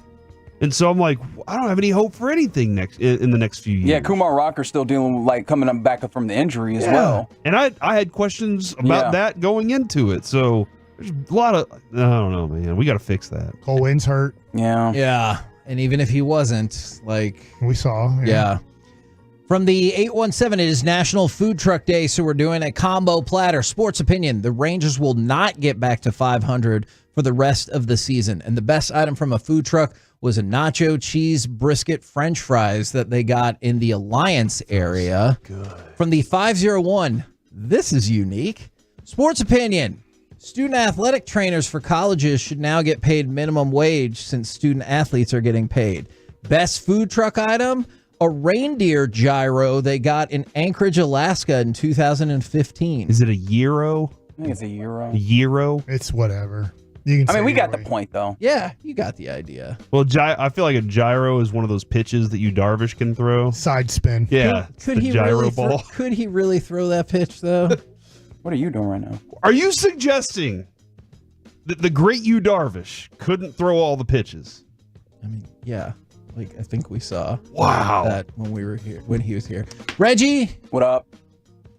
What do you got for us? Yours are dope. I have two combo platter food things. So do I have to have two sports opinions? No. Okay, excellent. My sports opinion, gentlemen, is that I no longer know the value of a first round pick in the NBA. Yeah. I get and that. I blame Danny Ainge for this because it feels like it really started in earnest when you get the Rudy Gobert trade from Utah to Minnesota, where he gets 4 firsts in that. Then you see Kevin Durant garner 4 first round picks and Mikal Bridges, and now Mikal Bridges is traded for 5 first round picks. And I'm like, Mikal Bridges, I know that his name is popular. He's never been an all-star, and he might end his career not being an all-star. He's just the highest level of role player that you can get, and that costs 5 first rounds. I'm like, I don't know anymore what the value of a first round pick is in the NBA.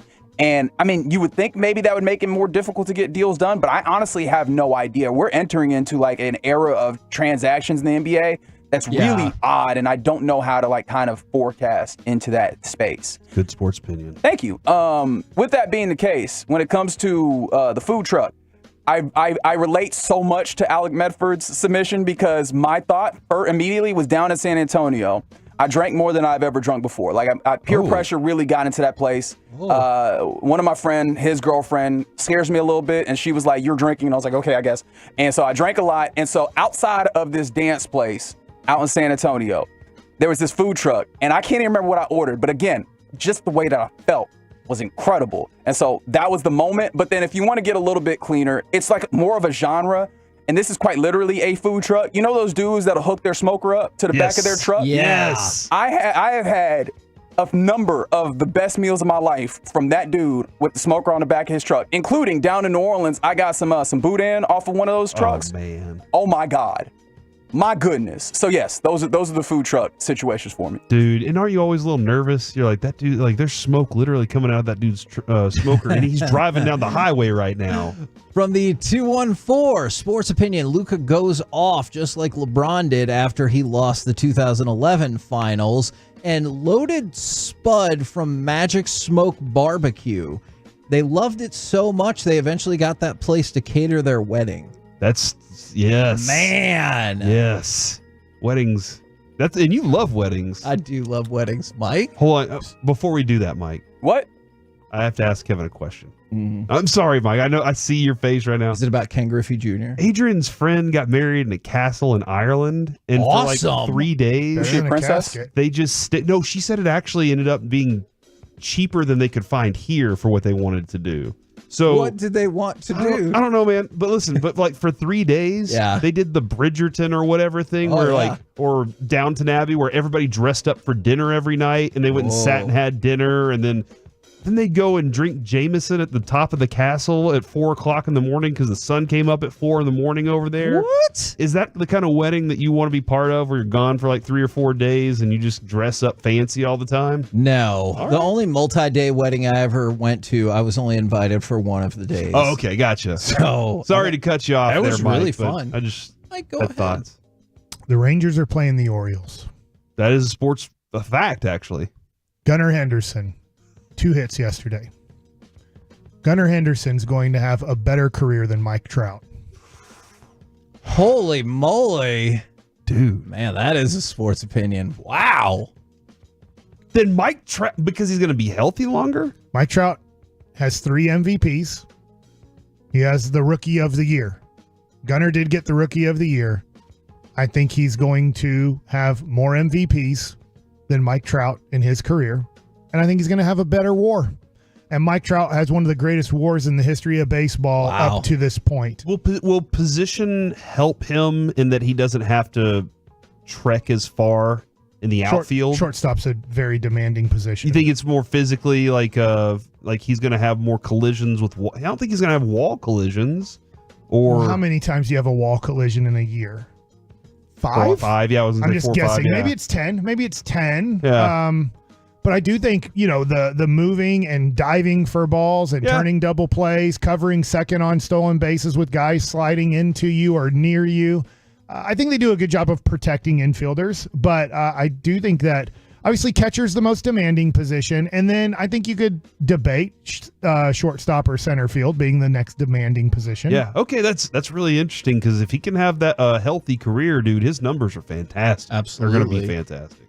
Do you have a food truck thought? I know you said it's been a while. I honestly don't. I can remember going to a food truck when my kids were younger. And what's that bridge where they have like 6 food trucks that are Clyde Golden Warren? Gate Bridge. Clyde Warren Park. Yeah. There you go. Thank you. London Bridge. There's I don't know. I haven't eaten there in a decade, but they had some food trucks and And they have good still food. do out there, and they're usually Didn't really you good. and I eat down there Yeah. too and went and interviewed Alfred Morris? I had this old car. I had a Philly cheesesteak sandwich out there that I thought was fantastic.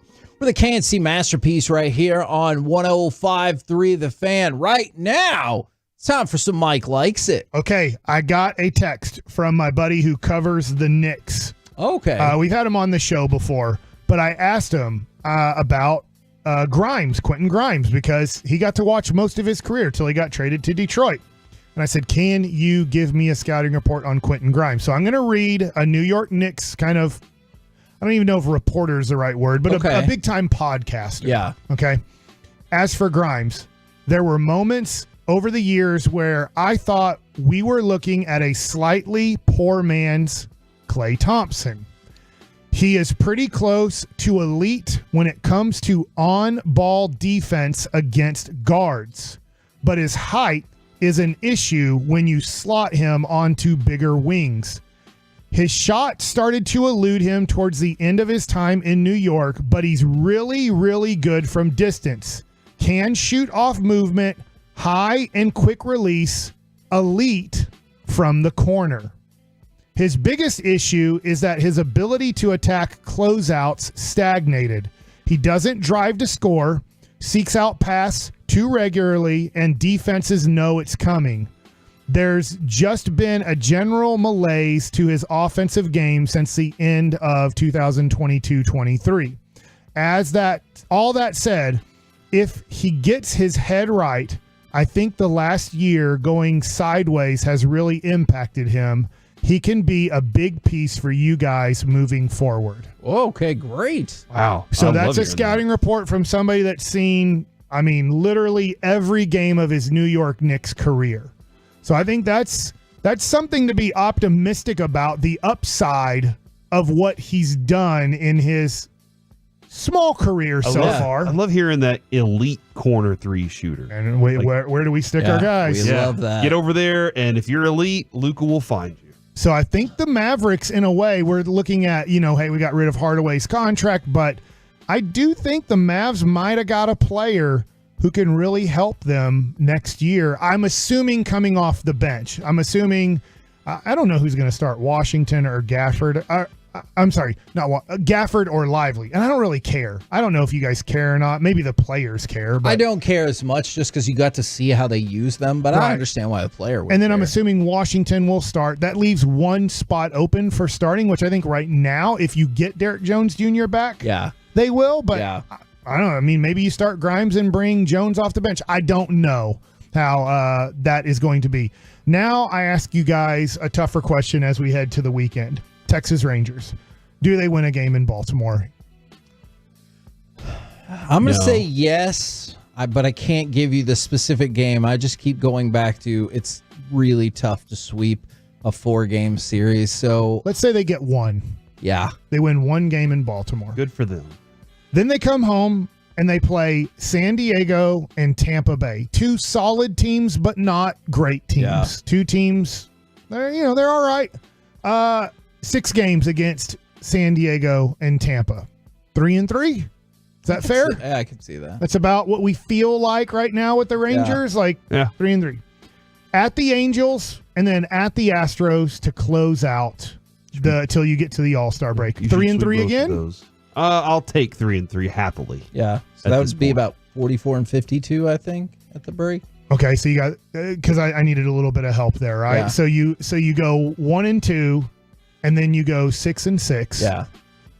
Where does that put, I'm asking you guys this question, where does that put Chris Young in his meetings at the All-Star break with Ray Davis and with the coaching staff?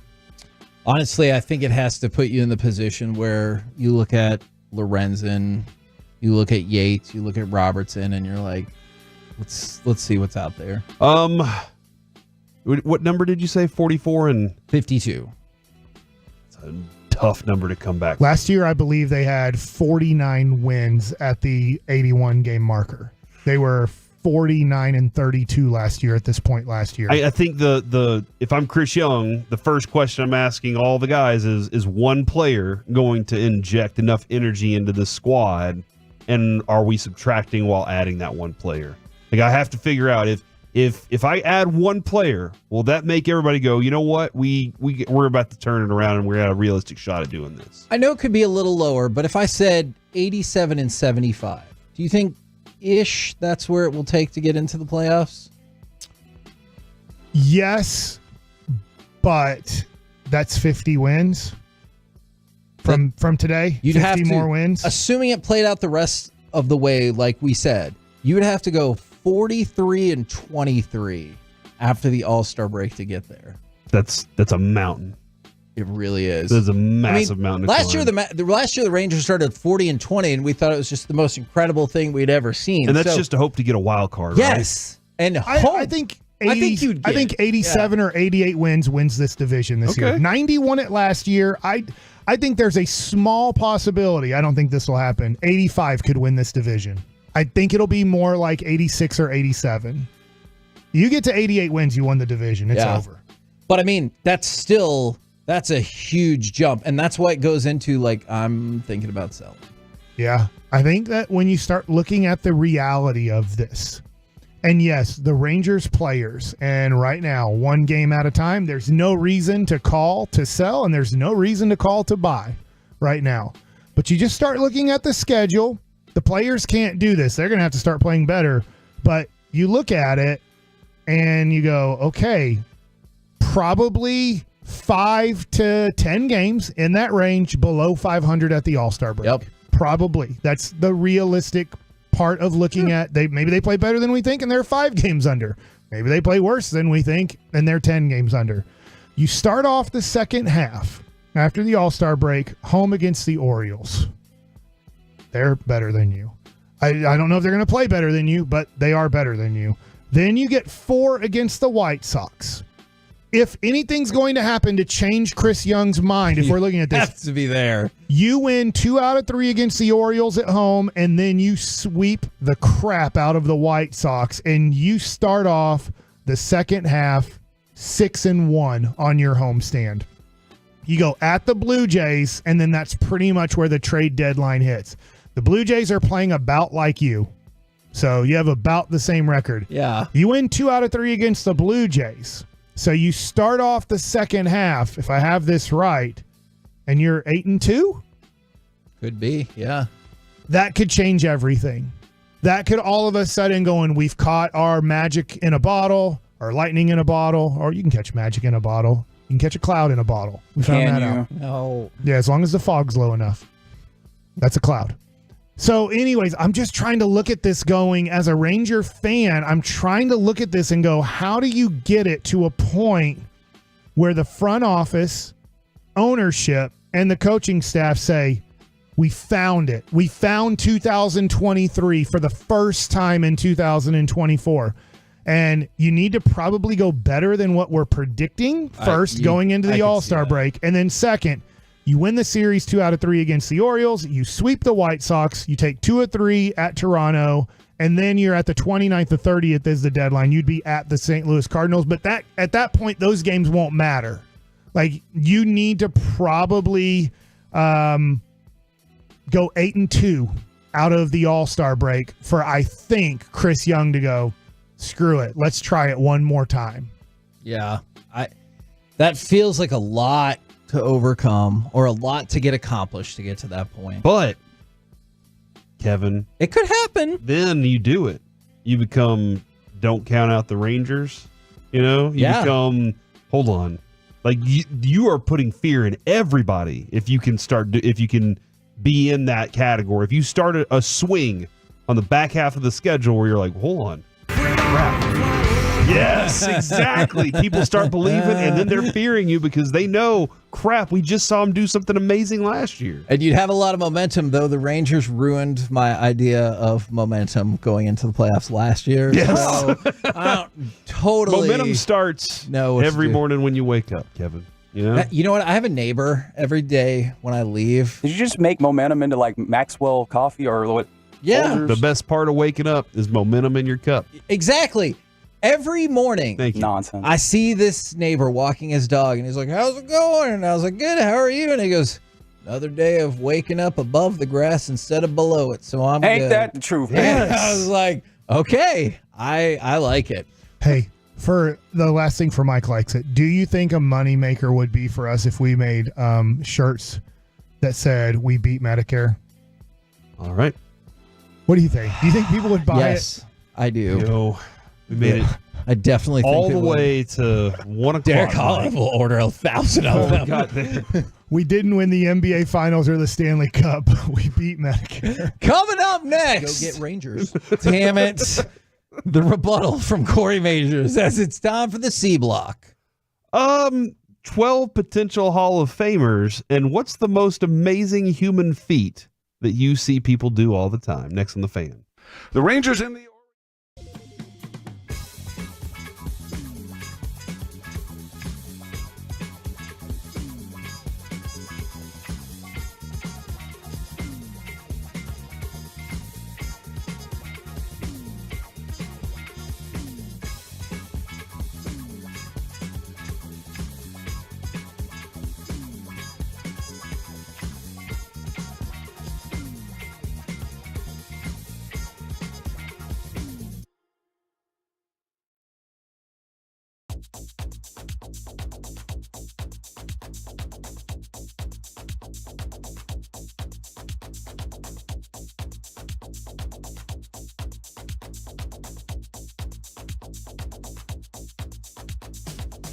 Do you think it's true that you've got to forget something else to remember that Uber Eats has groceries? No, that's absurd. Hey, remember when you used to be a, what was it, Pepper Lady? Pepper Lady? Wasn't it Cinnamon Sisters? Basil Babes. Saffron Squad? Nutmeg Maidens? Paprika? No, Nutmeg Maidens? I just said that. Was it Spice Girls? Doesn't sound right. Was it Saffron Squad?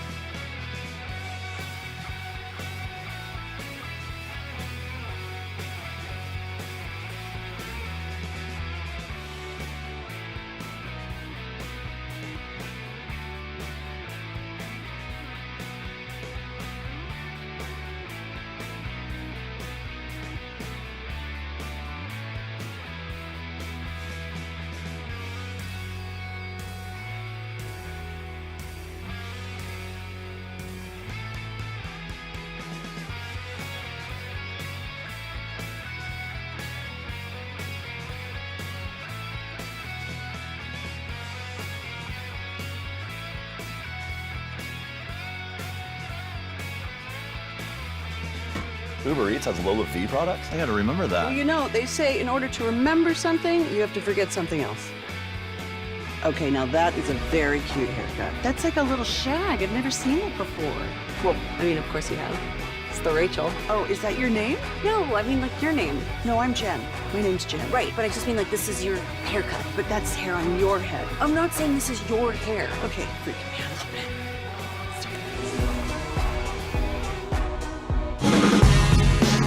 From our Hiley Mazda of Arlington and her studios, it's the KNC Masterpiece on 105.3 The Fan. KNC Masterpiece right here on 105.3 The Fan. Want to give you a heads up. A week from today, July the 5th, we'll be doing our show in Allen at the Dallas Card Show. Among the autograph guests, there's one I'm going to add specifically for you, Corey, and you're going to love it.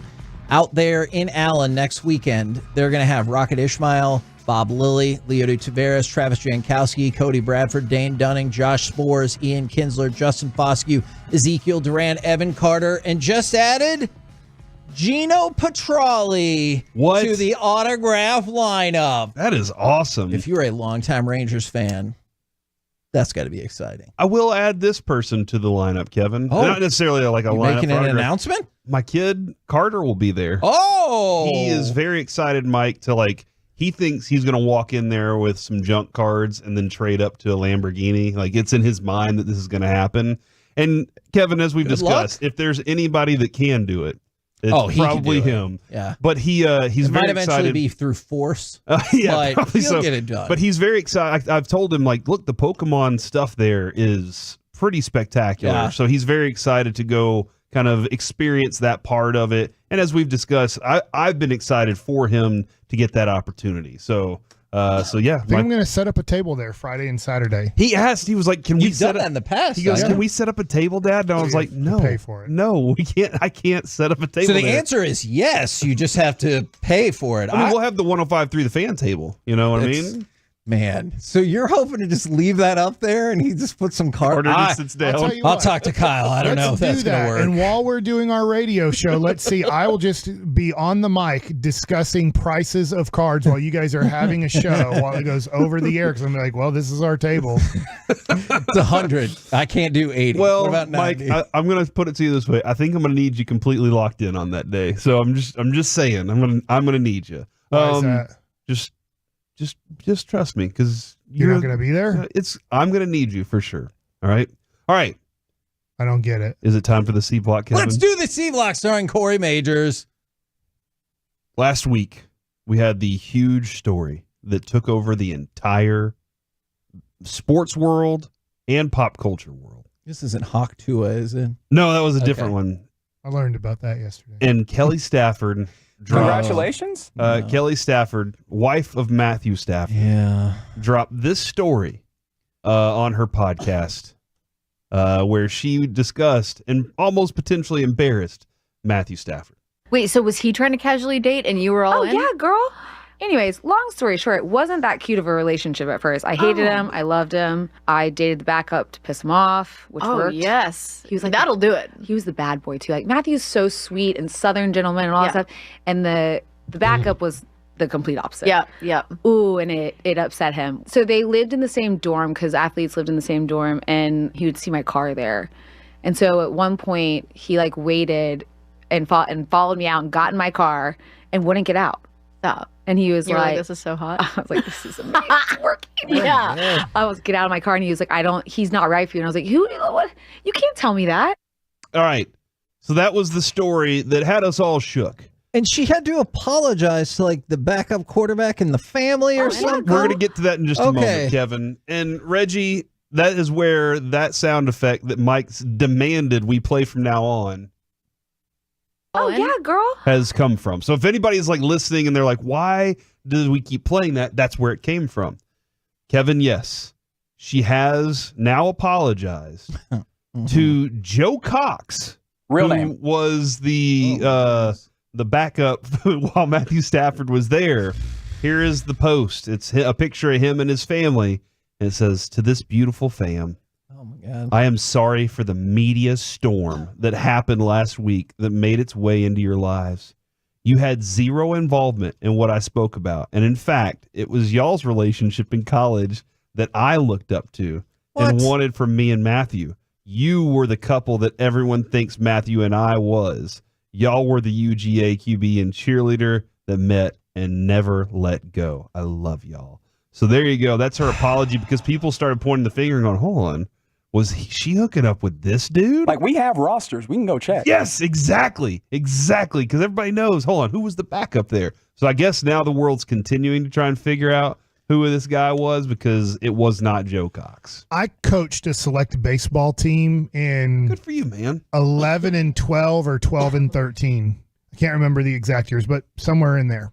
So I got to meet some Highland Park families, and I was told by multiple fathers, Clayton Kershaw is the person that you want your daughter marrying, and Matthew Stafford is the one you want to party with. Okay. So I'm not so sure that with the way Kelly's saying that Matthew Stafford was the good guy and the Southern gentleman. Everybody in Highland Park was like, Stafford's the party guy. Okay. But Clayton Kershaw was like more straight laced. He's like, a hero. He's just like not that Matthew Stafford's a bad guy, but this like Matthew Stafford was clean cut and everything. At least through Highland Park, they're like, Matthew Stafford is a party guy. And did you see her other like faux apology? Oh, I have not seen this other one. Where she got mad at men. And she goes, I'm sorry for all of you weak-minded, fragile ego men who couldn't handle this story. Luckily, my husband, it didn't bother him.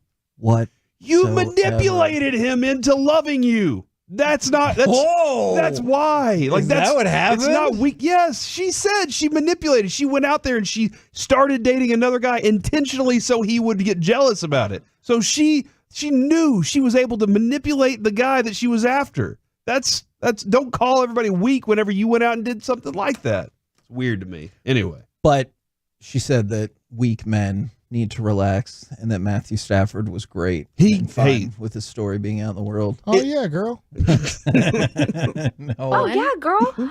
It still is a little weird to me and everything. Like, if I was Matthew, I would be like, I would have not liked you to do that. Like, I appreciate it and everything, but like, that's not cool. From the 214, I've hung out with both of them and confirmed this rumor is true. Okay. Wow. All right. Well, there you go. I don't know. It's just I've been told by quite a few people I trust that was at least their reputation a decade ago. All right. Now that leads me to this. And I don't know how, but it does lead me to this, Kevin. What is the most amazing human feat? And I'm not asking for websites of human feet, all right? I saw that text. But so many people like that. Let me explain this story to you. This morning, I got to the gym and just happened to notice there was somebody running, and they were running, like, for me, what would be running hard, okay? Running hard for about 5 minutes is about as much of that as I could do, though. Yeah. Okay, running hard for what would, for me, and for any typical person, running hard. The entire time I was there, 45 minutes, this person was running hard, okay? When they got done, my workout was done about 45 minutes. They were already on the treadmill whenever I got to the gym. And then whenever I left, they were kind of leaving at the same time. Got to their car. Then went for another run outside. What? Yeah. Like, got done running on the treadmill for 45 minutes. And I'm sure people are going to be like, dude, this is just what runners do. I get it. Like, Kevin, we did the Santa run one year, and one of our Tolos there, he was like, look, he discussed with us the depression that he dealt with in his life and how listening to our show helped him. This was when we were still just a weekend show. Yeah. But I remember watching him warm up for the Santa run. It was just like a 5K. And that dude was warming up for like 3 hours jogging. And I was like, that looks exhausting. Anyway, this person then goes for another run through the neighborhood. Now, I didn't follow him on the run, Kevin. I had to be somewhere this morning. Yeah. I had to be at the donut shop after this so I could get y'all cronuts. Mm-hmm. Thank you. You're welcome, Mike. They were very good. They're buttery and flaky. They have dominated the donut. The cronut has dominated the donut. You think the day of the donut's over? It's over. Big donut. They should stop making donuts and just make cronuts. Shaking in their boots. Yes. Okay. And so, Kevin, for me, this has always been amazing. And when Jason Garrett used to say this, I'm agree. Alvin Harper could run all day long. He'd get done running with the ones and he'd go run with the twos. people that can run like that, just hard for 45 minutes and then go do another run like that, it just amazes me. So when I see people do that kind of physical activity, it's always one of those where I'm just like, wow, that's impressive. So I'm very conflicted here between the competitive eater, because I think that is an amazing physical feat, between the ultra triathlete. But I actually think my answer is going to be something different. And you might think that this was not the most physically taxing thing that ever happened, but it's, hey, look, this is what regular human thing amazes you. It's Philippe Petit. There's a documentary about him. They actually made a Lucius movie knows exactly about what you're him. talking about. He's the dude who walked the wire between the Twin Towers back in the day. That is the most insane thing I think I've ever seen in my life. Is he still with us? Yes. He didn't. He is. He didn't. Now he's 74. No, he didn't fall. He did great. And so he used to just like do that for fun. I'll walk across these buildings. And then he like got bored and needed a challenge. And so he walked a tightrope between the two Twin Towers. Which, my palms literally just got sweaty thinking about it. To me, that's the most amazing thing that has been done by a human. Now, have you ever, did you see that in person? That happened before I was born. So no? So yes, so no. I'm sorry. You can get Sorry, your time Corey. travel machine and I feel like I sweep back through for a day. And I do think that people would be disappointed if I could go back in time. And I was like, I just really needed to see Philippe Petit's walk across the wire. There would probably be so many other things people would want to do. From the 6'8" soccer players do it all the time. And they don't run for 45 minutes like that person did all the time. We see soccer players, they'll run up the field, then the ball gets sent back, and they'll jog, or maybe they'll even walk. Yeah. But consider training and those types of things. Okay. Where you're doing that's that probably, level. that is part of it. Yeah. When I see a normal person doing it at the gym, that's wild to me. Like just a normal person doing something like that is always wild to me. From the 972, Cowboy James Lawrence completes the 100 triathlons in 100 days. So I'm looking up this story right now. That is insane. And Eric Chiafalo, I don't know who this person is. With I his haven't new seen short you since haircut, this. no glasses. I forgot. This is so weird looking at this guy. Has stepped into the studio. I was going to just pull up to Buffalo Wild Wings yesterday and surprise you guys. You do look handsome, And then but I change didn't. confuses me. It does. No, I'm and no glasses. Yeah, the whole thing. The whole thing's ridiculous right New now. human. I have the most impressive thing that a human can do. Uh-huh. There's a kid that in less than 5 minutes can juggle 3 Rubik's Cubes and solve them That is all amazing. at the same time. In less than 5 minutes. There's an adult who can do it in like 30 seconds. That's stupid. That's just dumb. Isn't that the most impressive that's thing? insane. It doesn't get any more genius Rubik's level Cube is everything. tough, but do it while you're juggling. Barely juggle. And solve all 3 of them while that doesn't seem physically impossible. If I get through 3 rotations juggling Possible, 3 I things, I've accomplished something. Usually it's like 2 and that's it. What did I say? You said it doesn't seem physically impossible. Oh, I my understood. You meant, hey, look, I said go get Rangers. So sometimes you just say things. Hey, dude, go get those Rangers. I understand. Yeah. From the 214, shout out to childbirth. Those babies are big these days. Are babies bigger now than usual than they used to be? I don't know. My mom likes to tell this story all the time about how my sister was 11 and a half pounds when she was born. Mm-hmm. And I think my sister doesn't want her to tell that story anymore because she's like a little like thin person. But she's like, she was 11 and a half pounds when she was born. I can't even imagine that. That's pretty huge. That's a huge child. It is. The 214, the gym that I go to, I've seen a guy who dresses up as the Denton Spider-Man on the treadmill for at least an hour. And then he does stuff before and after. No joke. And he's in a Spider-Man suit. I went to college with the Spider-Man. You did? I mean, is he still there? Is he always That's what there? they say they've seen him. They've seen the guy. So maybe I didn't see him whenever I was there in Denver. Okay, so you didn't see him when you were there. No. He was definitely all over campus when me and Walchuk were there. What do you think about this? Chiafalo, this feels like something you would appreciate Did right you know here. Walchuk in college? Yeah, that's where we met.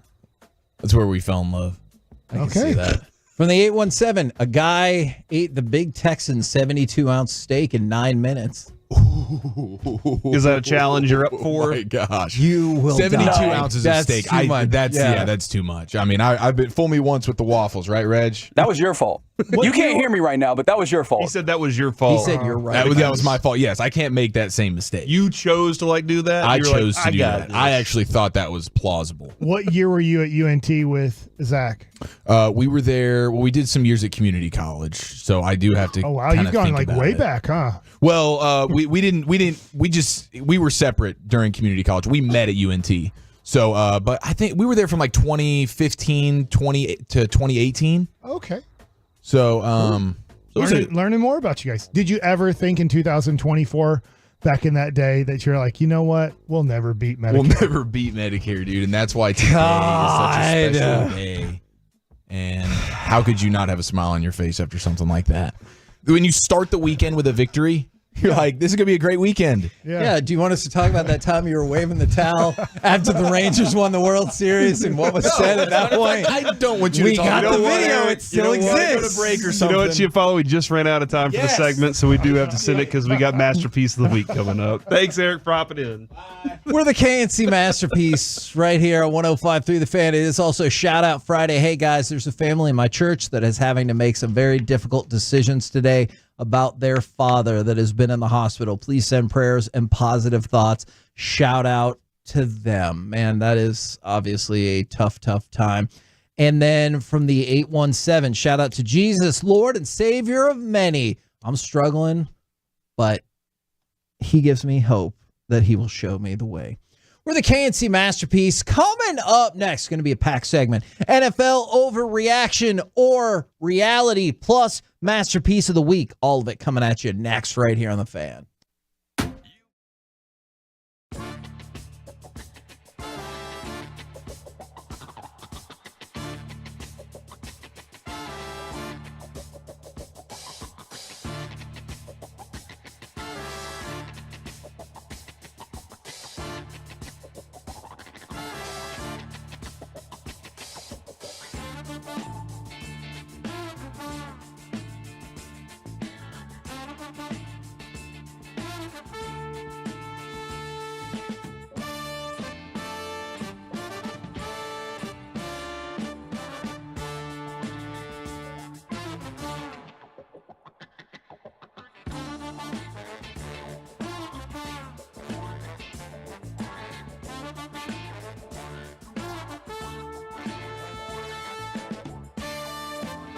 Uber Eats has Lola V products? I gotta remember that. Well, you know, they say in order to remember something, you have to forget something else.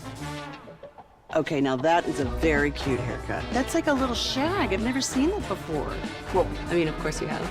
It's the Rachel. Oh, is that your name? No, I mean like your name. No, I'm Jen. My name's Jen. Right, but I just mean like this is your haircut. But that's hair on your head. I'm not saying this is your hair. Okay, freaking me out a little bit.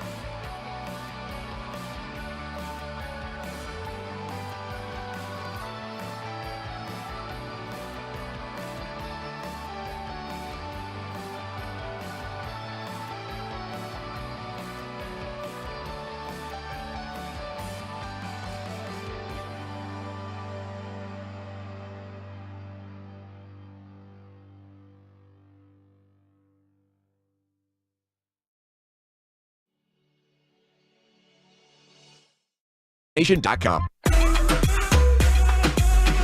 This segment of the KNC Masterpiece is brought to you by Window Nation, and it's brought to you by Frankel & Frankel. If you've been injured in a car or truck wreck, call Frankel first. That's 214 or 817-333-3333. With Frankel & Frankel, there's never an out-of-pocket cost, and they only get paid when you win.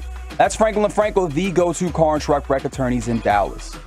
KNC Masterpiece right here on 105.3 The Fan. We got Masterpiece of the Week coming up in just a minute. But first, more NFL overreaction or reality. Are you prepared? There are no questions about the charcuterie board today, because Lord knows that took up most of our time. All right, well, let's see if you can try again. Overreaction or reality.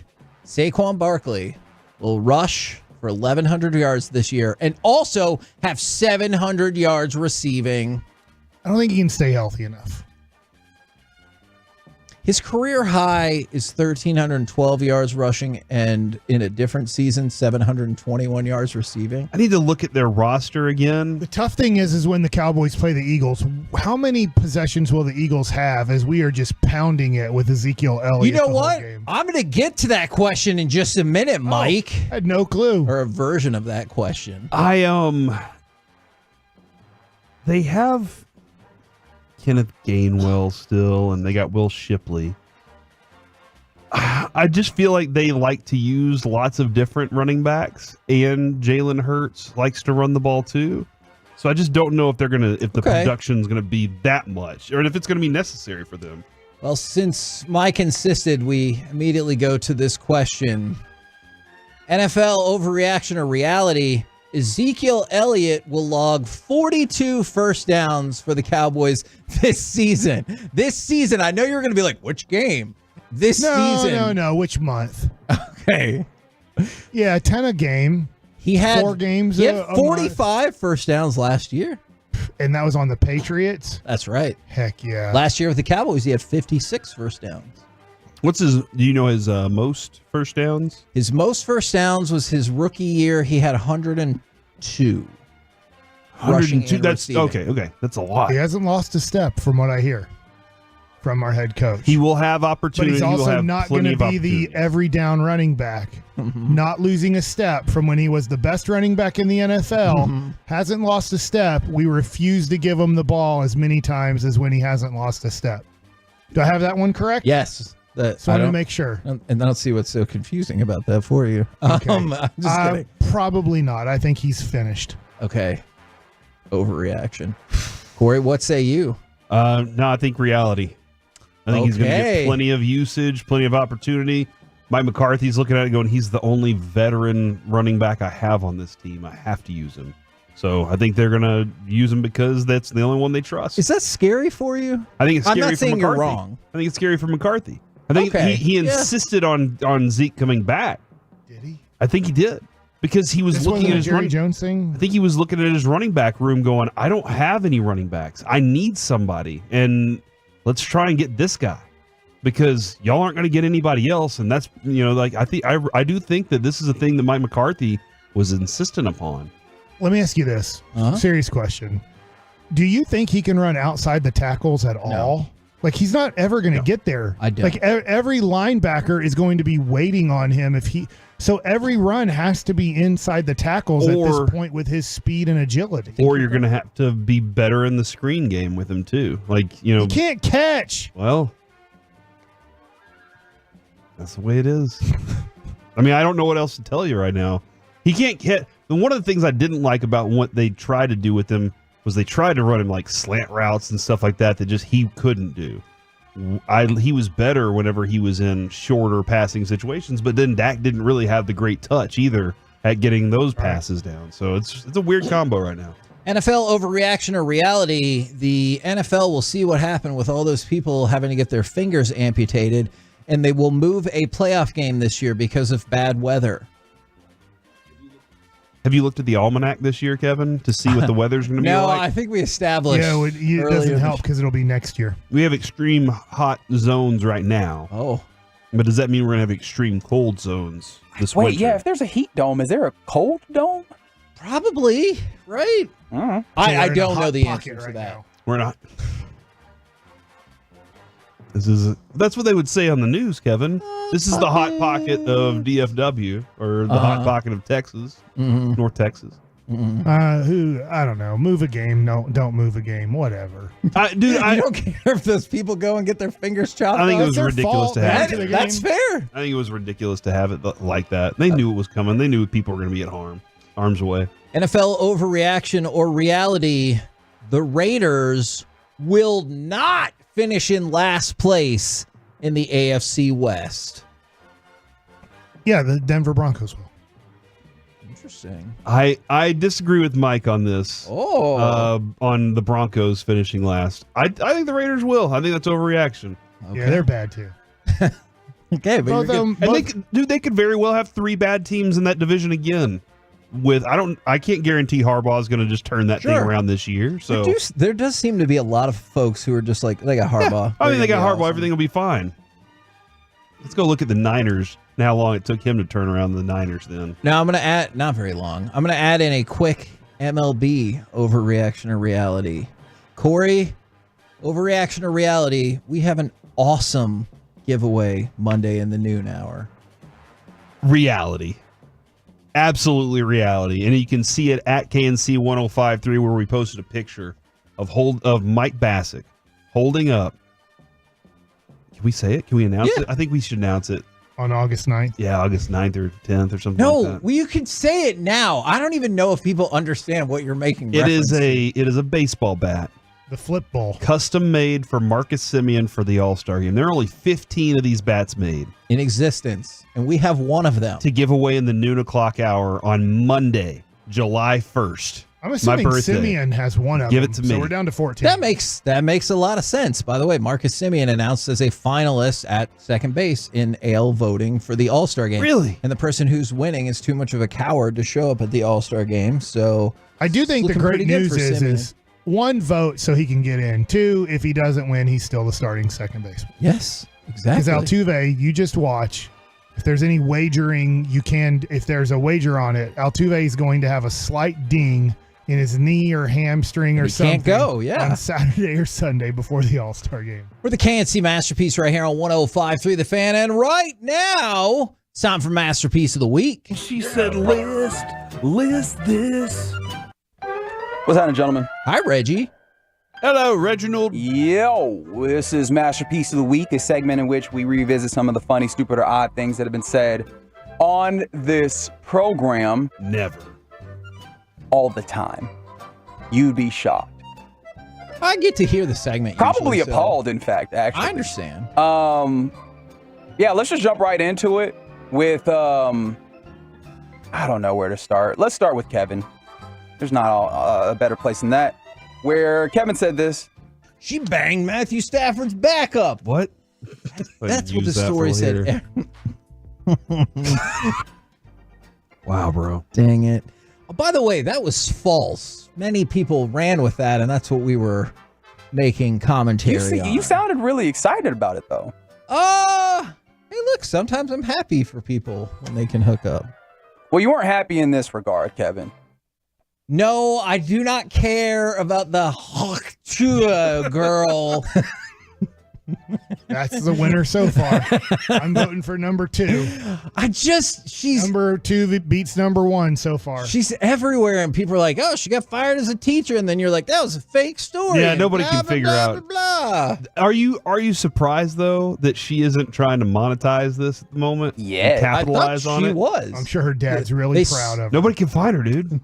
Oh, I thought she was selling a whole bunch of merchandise. I've heard maybe that it's too, unauthorized merchandise. I don't know. So good question. Wild. Yeah, that's all fine and good. I just want y'all to really, hone in on the way that he said this.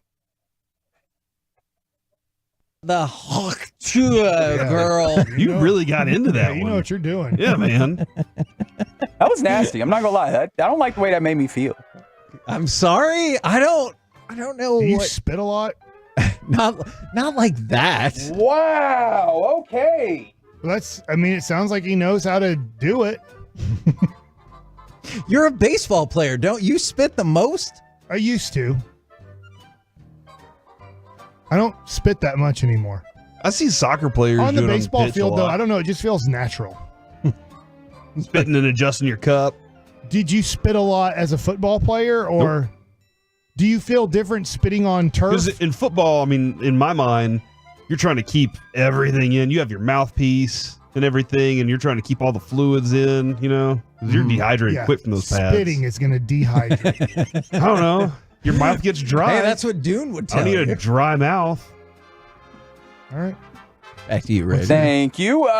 We turn to Mike Bassick Jr., who, I don't even know how to set any of this up. It's just, you listen to the show. Things happen.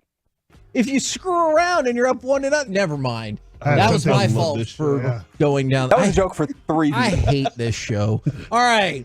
I'm a wanker. All right. Can go we ahead and- finish this let me mark story that down real first, quick. I thought and it was then you over. can wanker away? It felt over. What? Don't do that here. Didn't it feel over? It felt like Yeah, like it because had you run its two course. jackholes are like, hey, you know what? right. What about football? Don't forget Reggie's Continue here, too. your wanker. That was a lot of chaos. Yeah. You're only halfway through, I think, of that I story. know. Your attention to detail about whether the segment's over, whether somebody else is in the middle of a story can be amazing. And I'm a confounding. wanker. Yeah, I just wanted you to. The admission I was thought we amazing. were done, but if not, then I'm just telling you, hurry up and get to your point. so that he can Yeah. get to his wanker story. Thanks.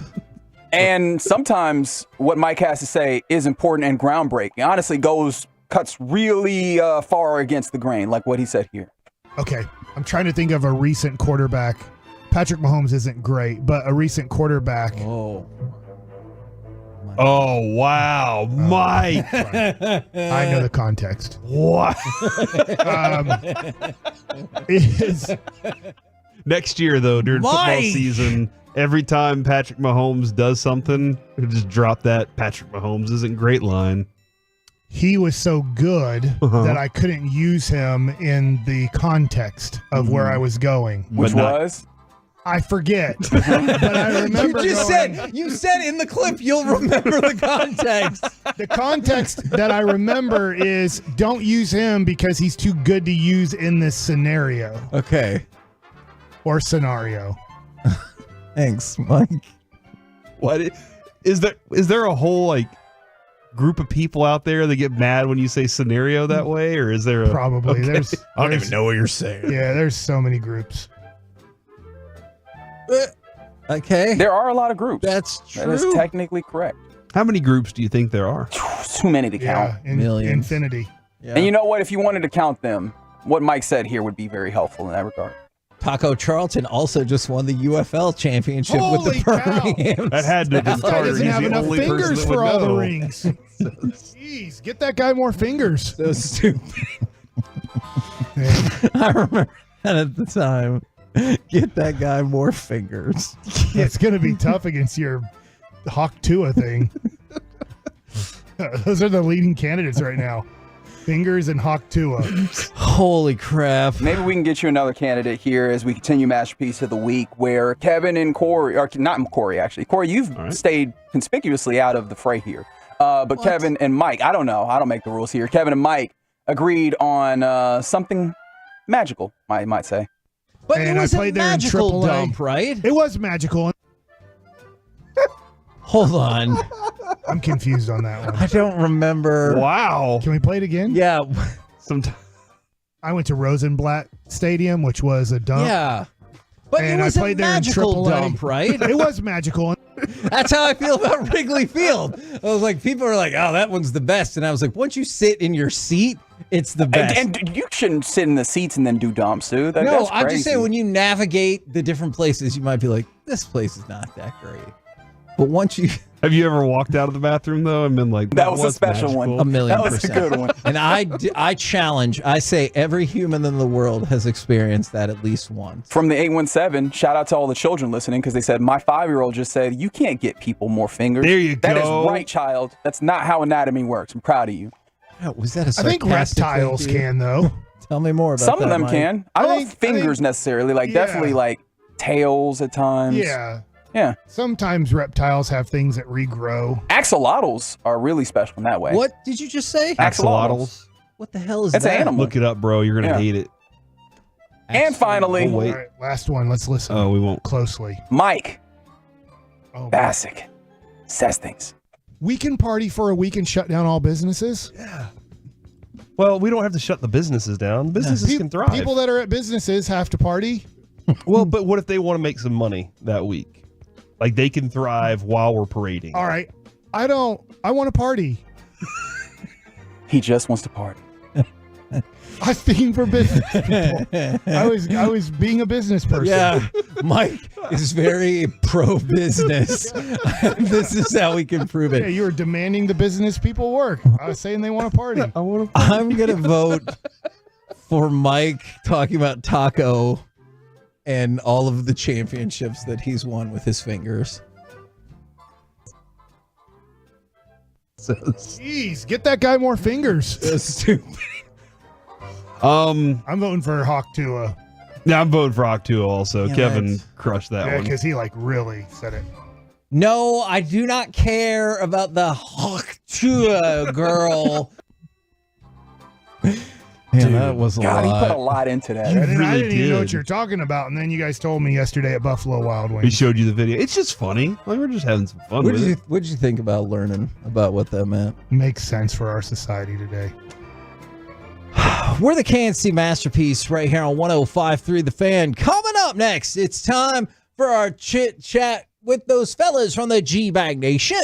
Next, right here on The Fan. All right, before we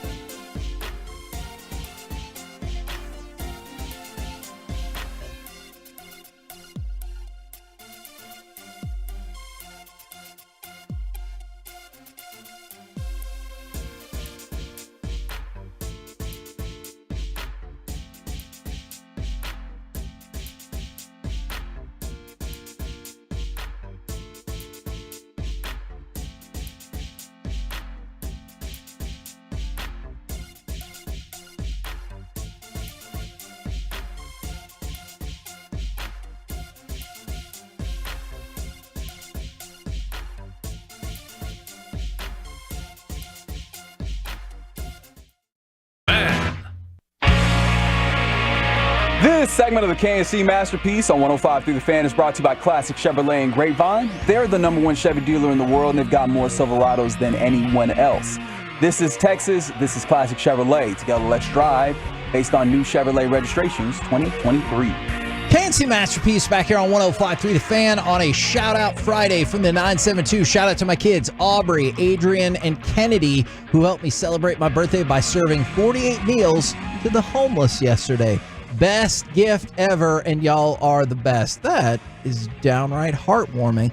From the 214, can I get a shout-out? I still work with idiots and cracked a beer because of it. Love y'all. That feels fair, and I get that. From the 817. You don't drink, though, Kevin. That is true. Sometimes, though. You're always like, I do work with idiots. Can I get a shout out to my beautiful wife, Jess? That's a great name. She lost her father this week, and she is being strong and needs some extra support. Jess, you got this. I'm very sorry for your loss. Right now, courtesy of D&M Leasing, it is time for our chit-chat with those fellas from the nosebleed seats. Gentlemen. Wow. How is you today? We're good, Hagee. How the hell are you? You look sharp. Trying, man.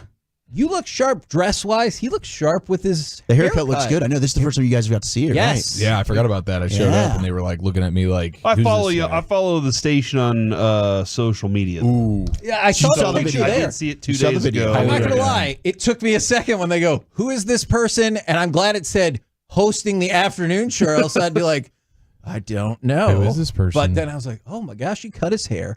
Now, the And Mavericks. took his glasses off. That's true. I'm proud of you for that. It's who helped you out with that? That is courtesy of Brooks Eye Associates. You love to hear it. They are the #1 LASIK procedure in all of North Texas. I can see why. Yeah, they're killing it, man. They are. Walchuk's They're seeing great. fantastic. He's looking great. Walchuk's got a huge date tonight. Big Don't time. you? With Who's your more date with? Talk radio. Kevin Kolb, our buddy over at Fox 4. Oh, Yeah. very nice. Gonna hop on there and just talk some sports with Kevin. Are you going to talk about? He's going to talk about our victory over Medicare. Oh my gosh. I think that's actually the #1 question he's going to ask. We had that No. crosstalk already Yeah, today. But my question for Our you here, handicap, our golf handicaps. I'm excited for all the conversation. my question for you here is, how have you felt about the Mavs the last 24 hours, whether it be Melvin, Ajinca picking up and making the move in the second round, or the trade that they made offloading Tim Hardaway Jr., picking up Quentin Grimes, and clearing the way for potentially Derek Jones Jr., or we've heard the buzz about their interest in Klay Thompson?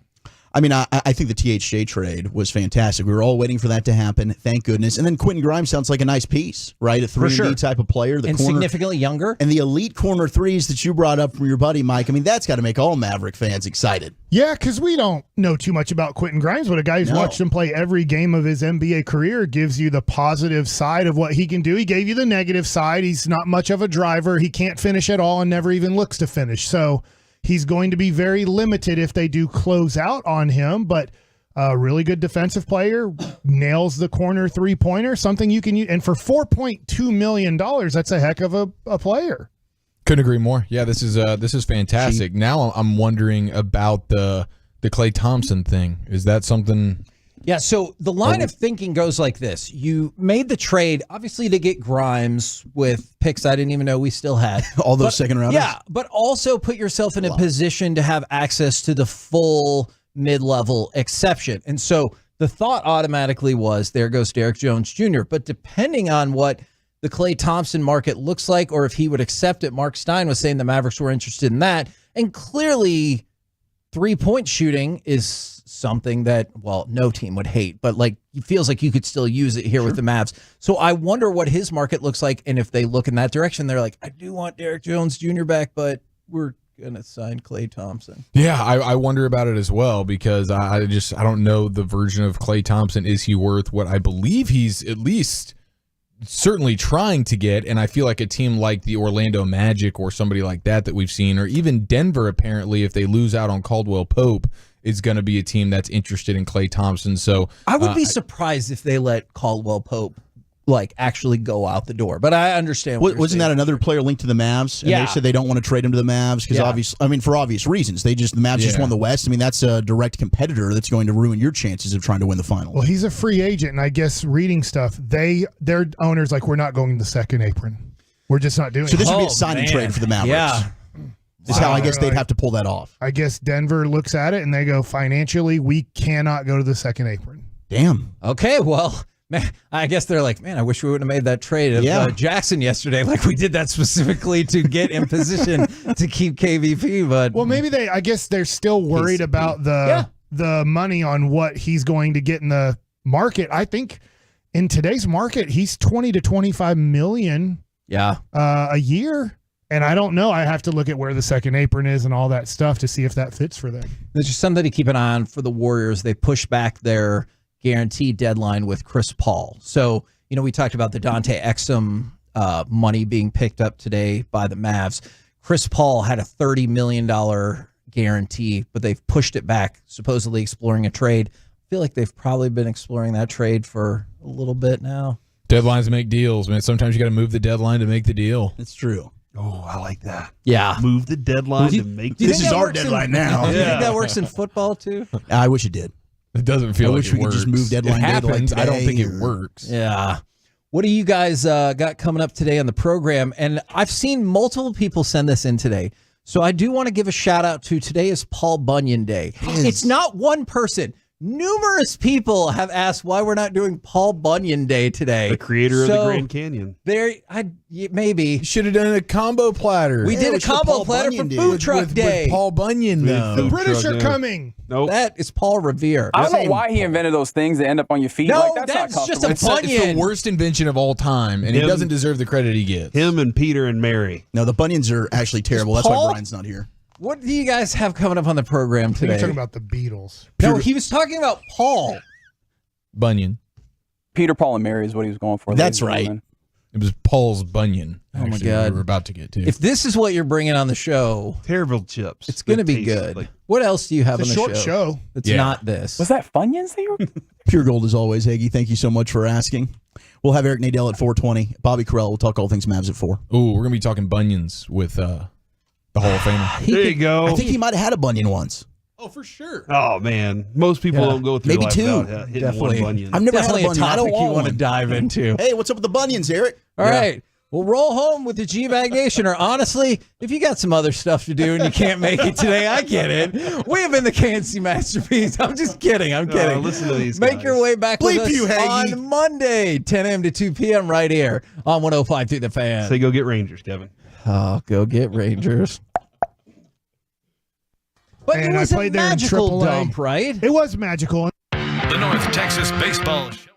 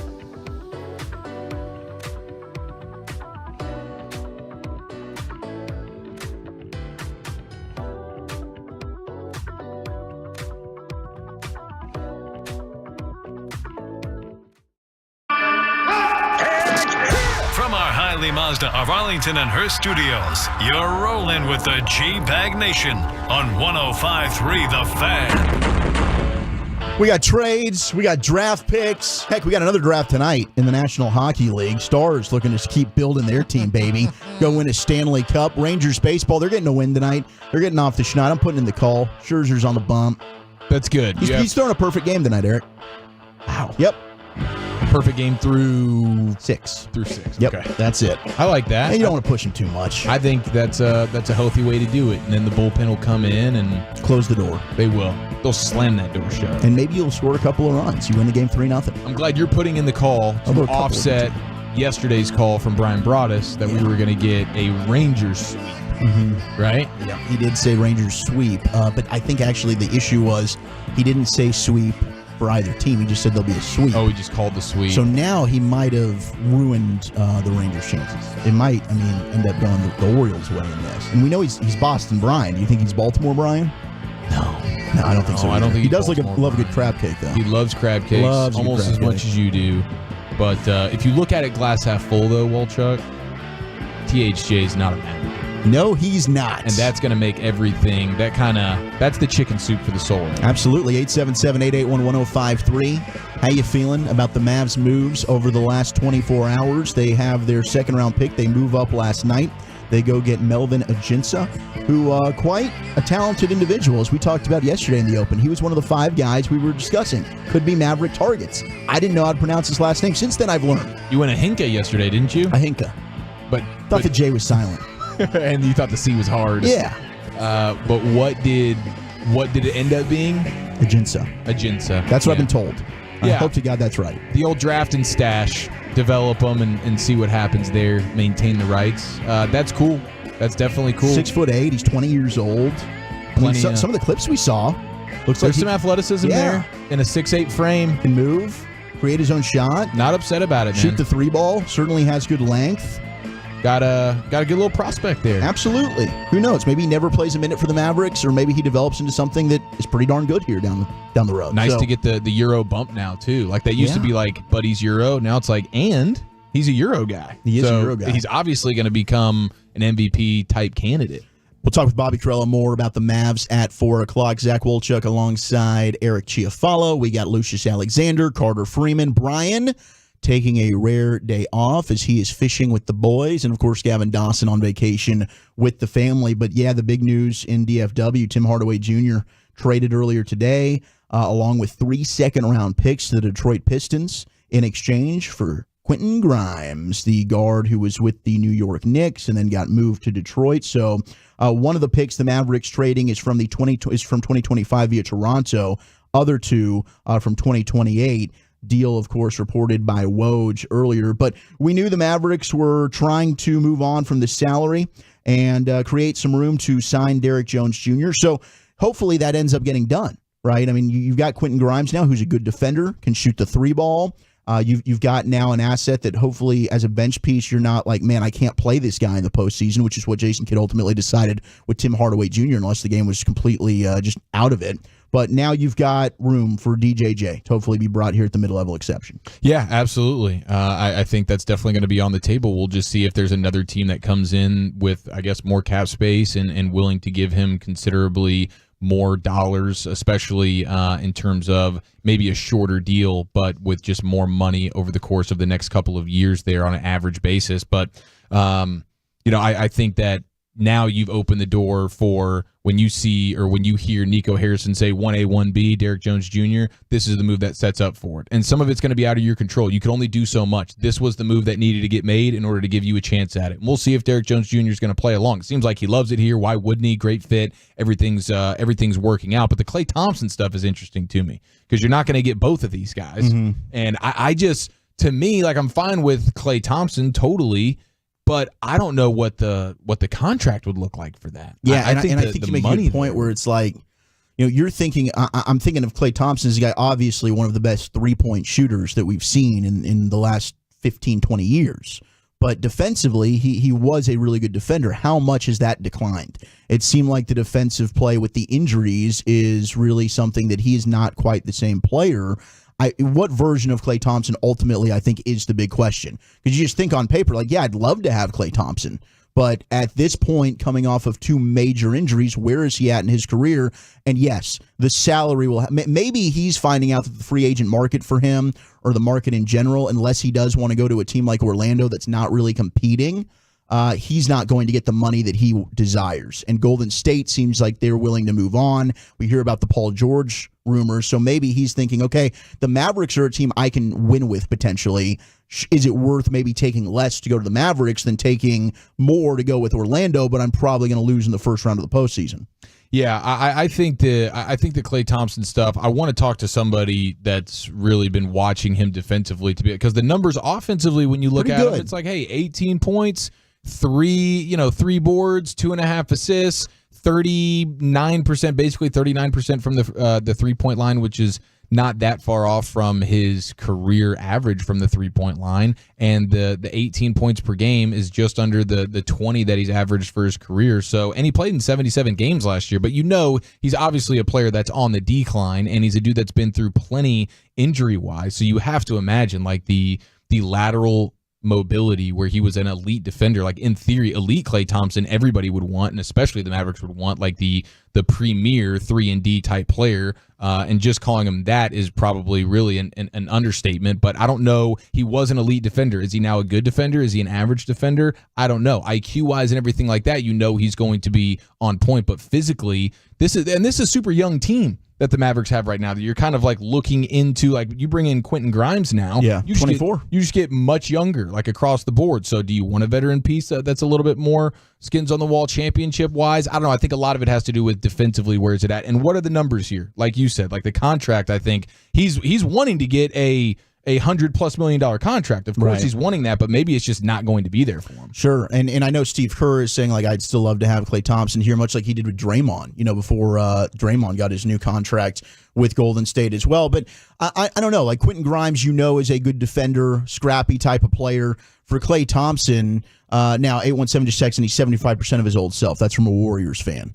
So if that's the case, I think it really is going to decide on the contract. But also, I think during the finals, we were looking at, okay, you really do need a little bit more offense on this team. Like, who else outside of Luka consistently? If you do have some defensive matchups, they're going to give Kyrie problems. Klay Thompson could help in that regard, right, with a guy that you do believe is going to be pretty consistent from the offensive side of the floor. But, how much are you lacking defensively? If you have him, Luka, and Kyrie all on the floor together, is that going to be a big issue? Yeah, those are the questions that we're going to have to get figured out here when it comes to him. But, I mean, I'm sure Bobby Carrillo have a pretty good perspective on him when we chat with him at 4 o'clock. But this is where you have to start. And I would probably, just on the surface right now, looking at it, I would rather maintain Derrick Jones Jr. at the number you can get him at. Hopefully he plays along with you. And then you get to the trade deadline during the season and you figure out what's one more piece that we can trade for here. We don't have to go all in on an aging Klay Thompson who's just been banged up. It happened. Bronny is a Laker. He got selected by the Lakers with the 55th overall selection. So now it happened, man. I mean, LeBron and Bronny together, first set father-son duo in the National Basketball Association.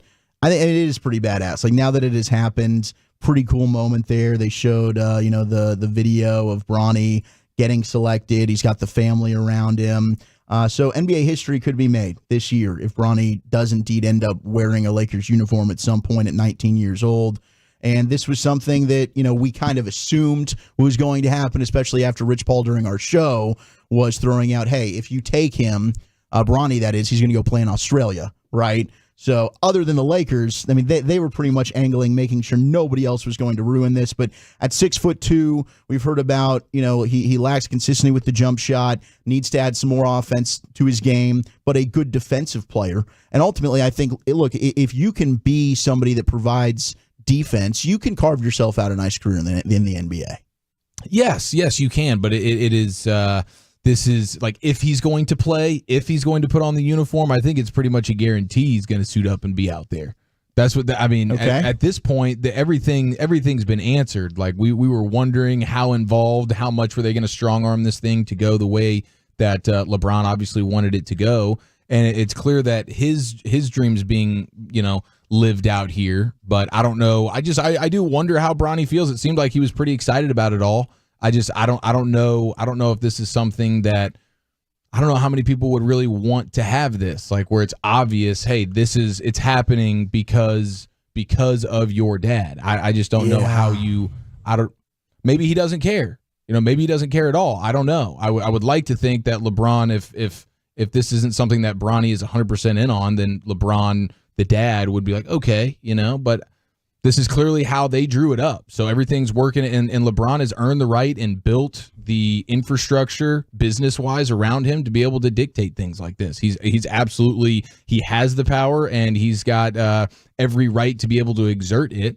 This is like a one-of-one sort of situation. Nobody really has been able to pull something off like this. A lot of things have to go right, and kudos to LeBron for being that. So he's pulled it off. He's made it happen. It'll be super interesting to see how this shakes out. When do we see Bronny in terms of on the court and playing with LeBron? Is when Bronny's open, is he shouting, "Dad, pass me the ball" kind of deal? I don't know. Does LeBron get after his own son the way he did Mario Chalmers what about years the ago? Teammates, right? Like, how are the teammates able to? Do they address him the same way as they would if dad? Like, is he able to take away the dad hat and just be like professional teammate hat? Like, are you able to find a way to differentiate the two? I mean, the locker room dynamic certainly, I think, is another layer of this that will be interesting to see how that plays out. Yeah, do you feel like you can go at Bronny a little bit in practice, like as hard as you would in general, or do you feel like you have to like lay off a little bit so that you're not like blocking his shot and embarrassing him? I don't know. I mean, all of that is a little bit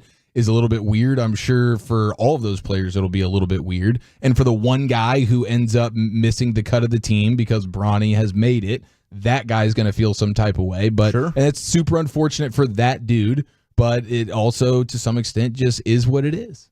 Now we got a lot of texts coming in about the Bronny situation. 903, it's a joke. Kid didn't earn it. Daddy carried him.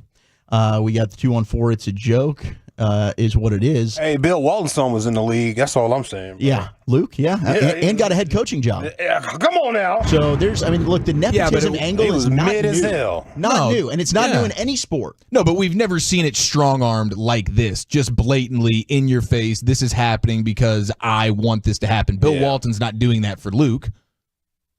We haven't seen anybody do this before, so it's fair to criticize it, and it's fair to wonder whether or not Bronny, how he feels about this. It comes across like he's happy. Must be okay with it, and that's cool. I mean, that's everywhere in sports, though, man. No, that but not everywhere. like this, Lucius. It's never this clearly obvious. I am to put him on the court. I am calling everybody in the league saying, "Don't draft him because I want him to play with me, my dad." And a lot of those teams probably pick up the phone and said, "We weren't planning on it anyway, dude, because he's not making the cut for most of us." Yeah, I can hear you on that. But that nepotism stuff is everywhere. I think they're upset about the nepotism, right? And that's everywhere, bro. And like we hustle for the Cowboys, right? Come on, man. That's a family business. Yes, it's a family business, 100%. And it is. I mean, you look at it across all sports right now. The nepotism angle of it, that's nothing new, right? But it is being made like, holy crap, this situation, very much so. I do wonder. And somebody did text in like before the heart condition a year ago. Bronny was projected to go 17 overall to the Hawks. But then again, I think that they felt he was probably going to play better than he did at USC. Yeah, and he was always getting the name bump. He was always getting, bumped for that a little bit. But I do think the heart condition stuff is super fair to explain why the numbers and the production didn't look as good as what they probably should have. Because, I mean, holy smokes, dude, mentally and physically what that kid just had to go through and then level up the competition and go play with, the name and all the pressure and everything that way. I can understand why he wasn't probably playing like the best version of himself. And there's plenty of reason to think he will get quite a bit better. But there's no question that this thing was heavy-handed, strong-armed, obviously blinking red light. This is like dad wants son to play with him, and we're going to do everything in our power to do it. You think he's going to put Bryce in the league too? I think so. Bryce might be able to put himself Bryce might in the be league the one, bro. a little bit more. Yeah. He's supposed to be the good one. Yeah. Well, he's just physically, he's super, he's much bigger. Yes. And I think he's a pretty good gamer as well. Oh, he might be video able to, gamer? he might be having an esports career. I can see that. There's I mean, a lot of money going in the esports games now. At his age. A lot of money. So that's what went down yesterday with the Mavericks. And, of course, Bronny James did indeed get picked shortly after we got off the air. Marcus Semien, your only Ranger who's moving on in the All-Star voting to Phase 2 to be selected. Now, of course, there's still room for maybe a Josh Smith. When the managers get together, you could still possibly get Josh Smith with his peers to get him in the All-Star game. But it seems like from the fan voting perspective, just going to be Marcus Semien that probably gets an All-Star game nod. Of course, we'll talk with Jared Sandler coming up about 5 o'clock. Get you set for Rangers and Orioles Game 2. And big news, Joey Chestnut is going to compete on the 4th of July. It's just not at Nathan's. What? He's going to do a hot dog eating contest against soldiers. So the event's going to take place at Fort Bliss in El Paso, Texas. He's going to compete against U.S. soldiers, according to the AP. Rather than the 10-minute time frame fans are used to seeing, the competition will instead be 5 minutes long. He will also be competing against 4 soldiers at once rather than taking on individual competitors. So we'll see how these soldiers do against Joey Chestnut. I'll tune into that over Nathan's now after the crap that they pulled. Did you say where it's going to be, where we can consume this? I don't know that. Facebook Live or something? Maybe YouTube. We'll be able to find that. I'm sure it's on some type of platform. Oh, I'll be all over that, dude. All right, let's hodgepodge it next, followed by the G-Bag of the day here on 105.3 The Fan. Fellowship.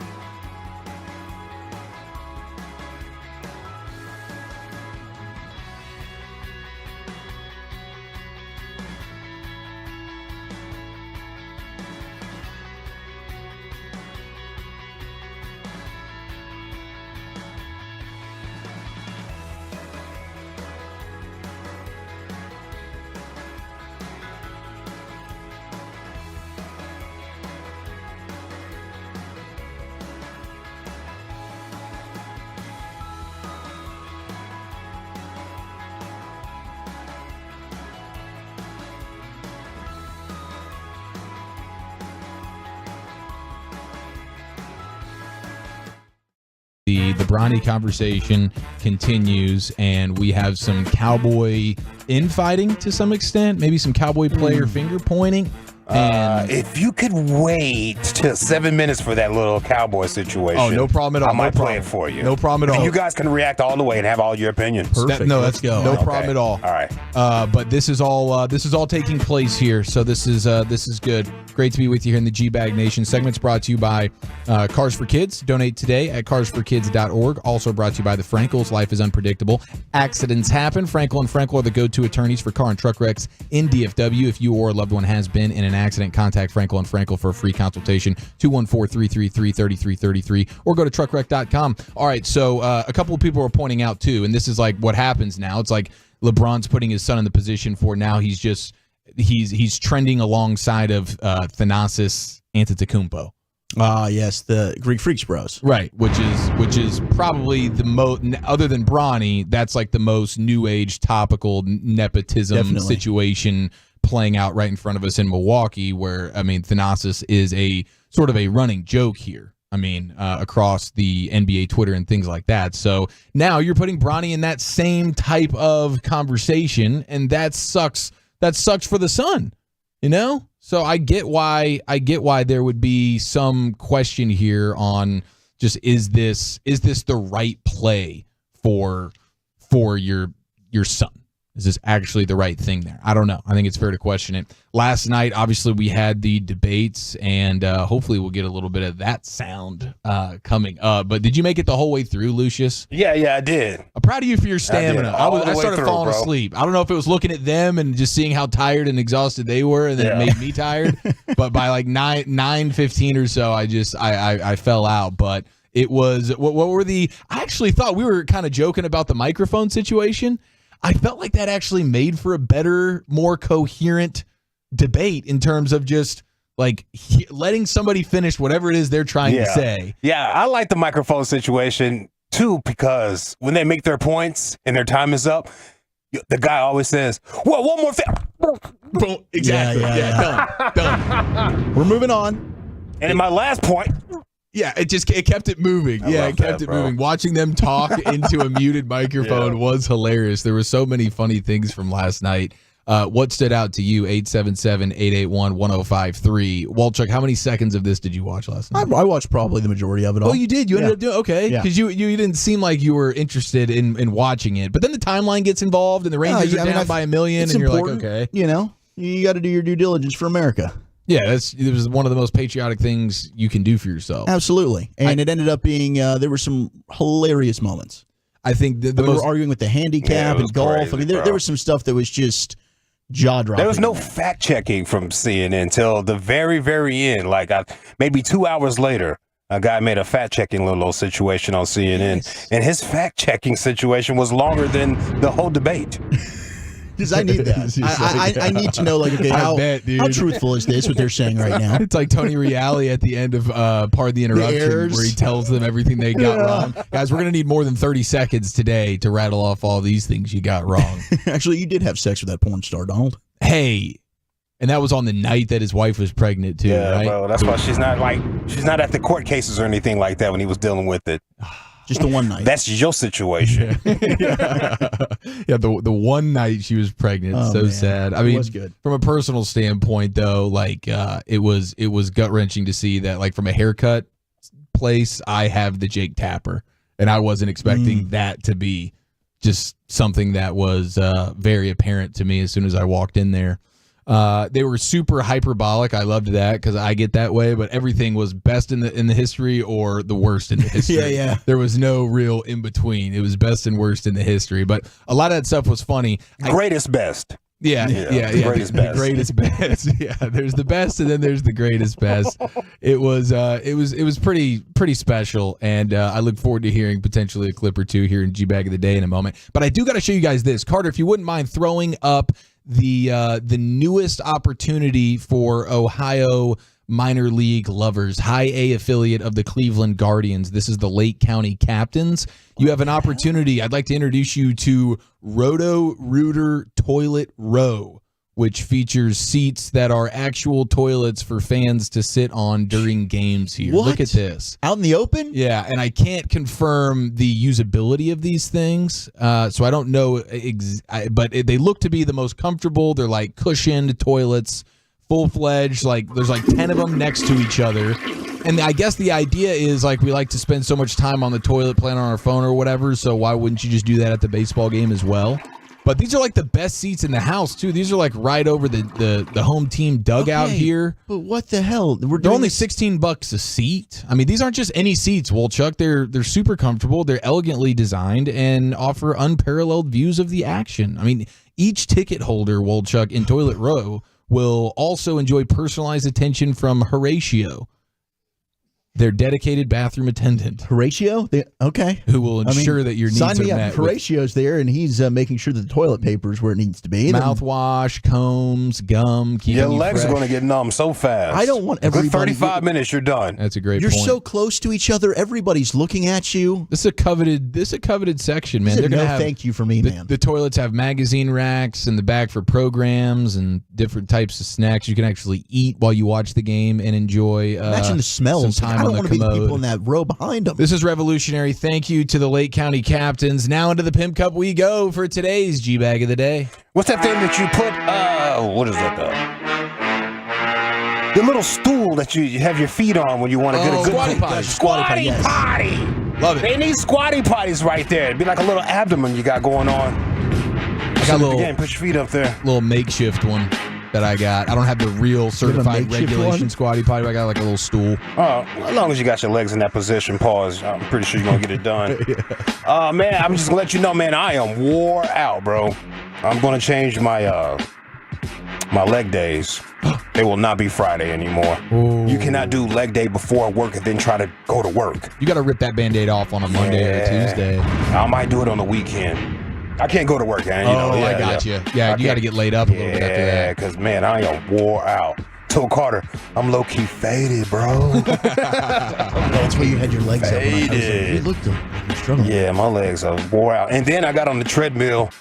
17 was the height. Oh, my God. Speed 3.5 for about 30 minutes. You put yourself through. I'm trying to get nice and lean, bro. 17. That is 17. steep. Yeah, I can feel it just burning back there. I believe I was it. like, oh, that little ass gonna be all right. Boy, I tell you what, fire. All right, our winner right here, day number 2. It's a church clip. His name is Ronnie Baker. He has a theory. He believes Jesus was a black man, and he has examples. I have scripture to support and suggest that Jesus was a black man. You know, first of all, we would only have a saying that he may not come when you want him, but he'll be there right on time. Well, if he don't come when you want him, what's the point? It says that Jesus got to Lazarus' funeral 4 days late. That's a long time, bro. That's a fact. First thing Mary Margaret said, surely had you been here, my brother wouldn't have died. He wasn't an hour late, 4 days late. Jesus is the black man. Jesus was very vague. He didn't give straight answers. Where you going? I'm going away. Yeah. Where? I go to a place. Yeah. When you coming back? Soon. Don't call me. Well, how soon? Very soon. Well, how will I know? Be ye also ready. Jesus is a black man. Yeah, don't text me. I'll text you, man. Don't call me. I'm on my way. Speaking of Bibles and Trumps and politicians and all the other good stuff, remember this clip? You mentioned the Bible. You've been talking about how it's your favorite book. And you said, I think last night in Iowa, some people are surprised that you say that.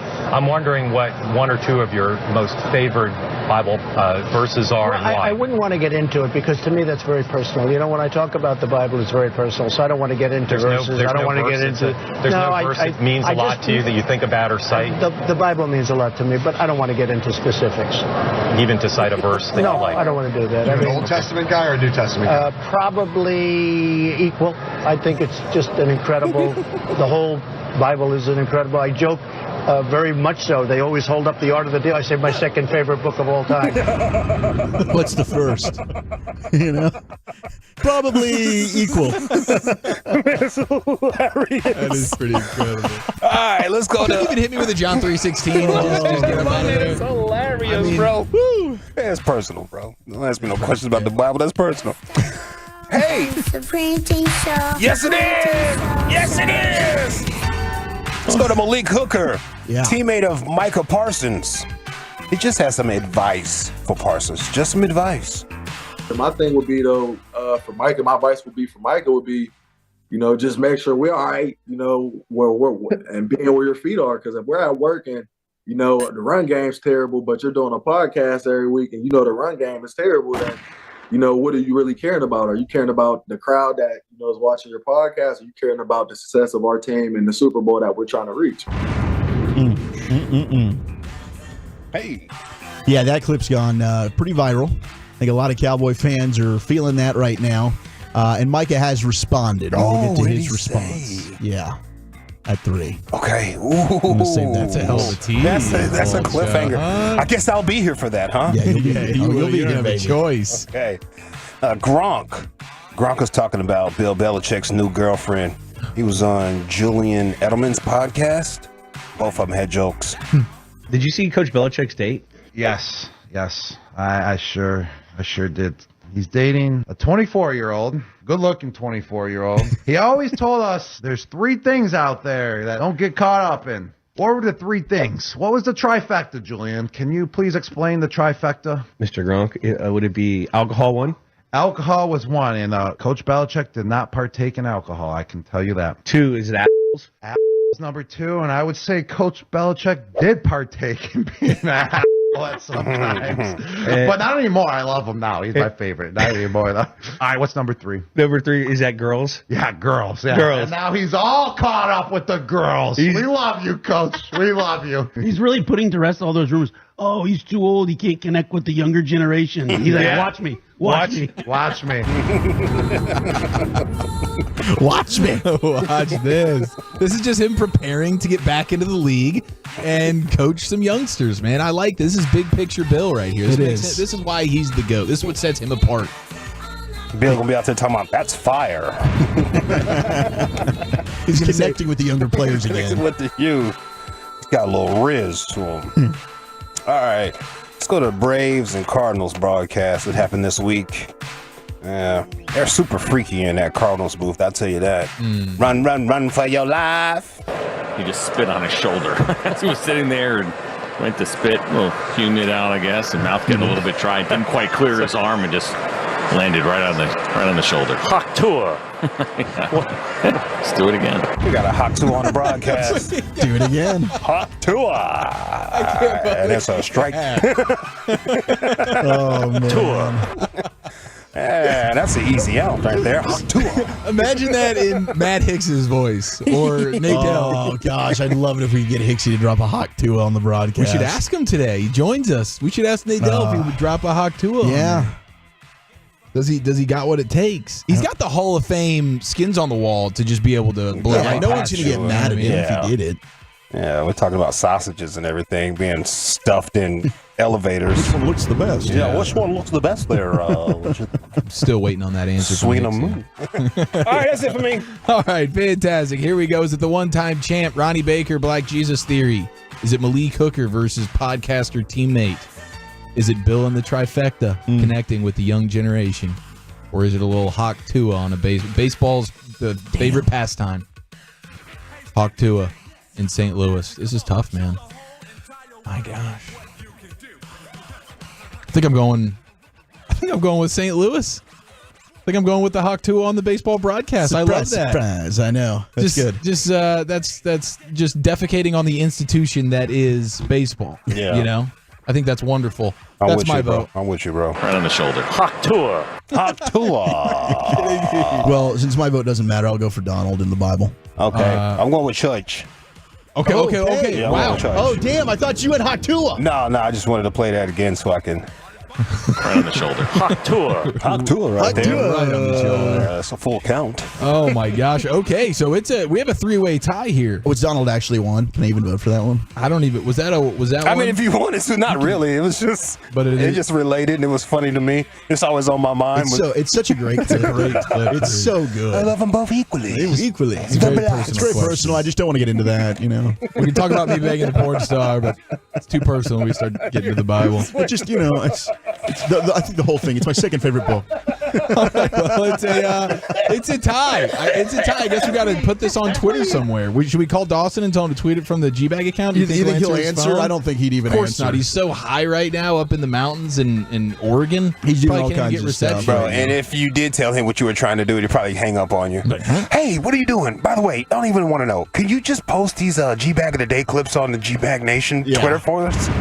Thanks, buddy. He'll hang up. We can let the text decide. 877-881-1053. Let us know where you want to go for G-Bag of the Day. We'll tally the votes and let you know. Walchuk's got Krusty's Corner coming up next. Hell yeah. Let's talk some college football. I know that's close to Krusty's heart. The team rankings are in for college football 25. Did they get it right? That's next. Coming up Monday.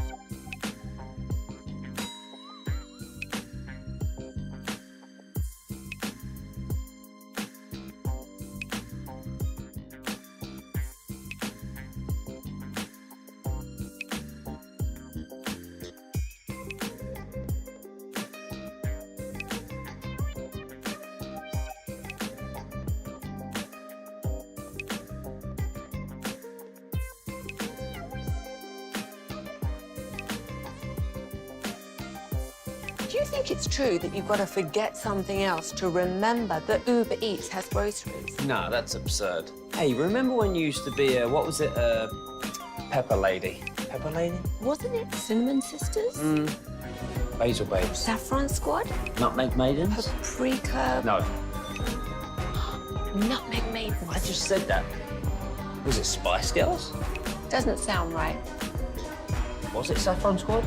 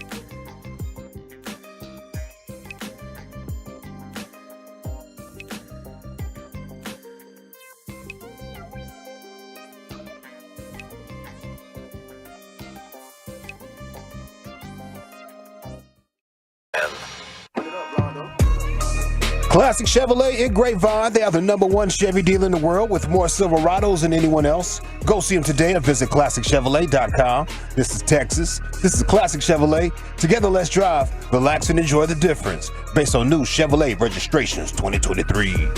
Thank you, Lucius. We'll do some NFL news of the day coming up on the other side, as we do have Malik Hooker talking on Keyshawn Johnson's podcast about Micah. Micah responded that has since been deleted, but, screenshots, everything is still out there in the internets these days. We got Biggest L, Biggest Dub in the clouds. Biggest L, Biggest Dub at 3:20, LA Live at 3:40 today. But right now, it is time for Krusty's Corner.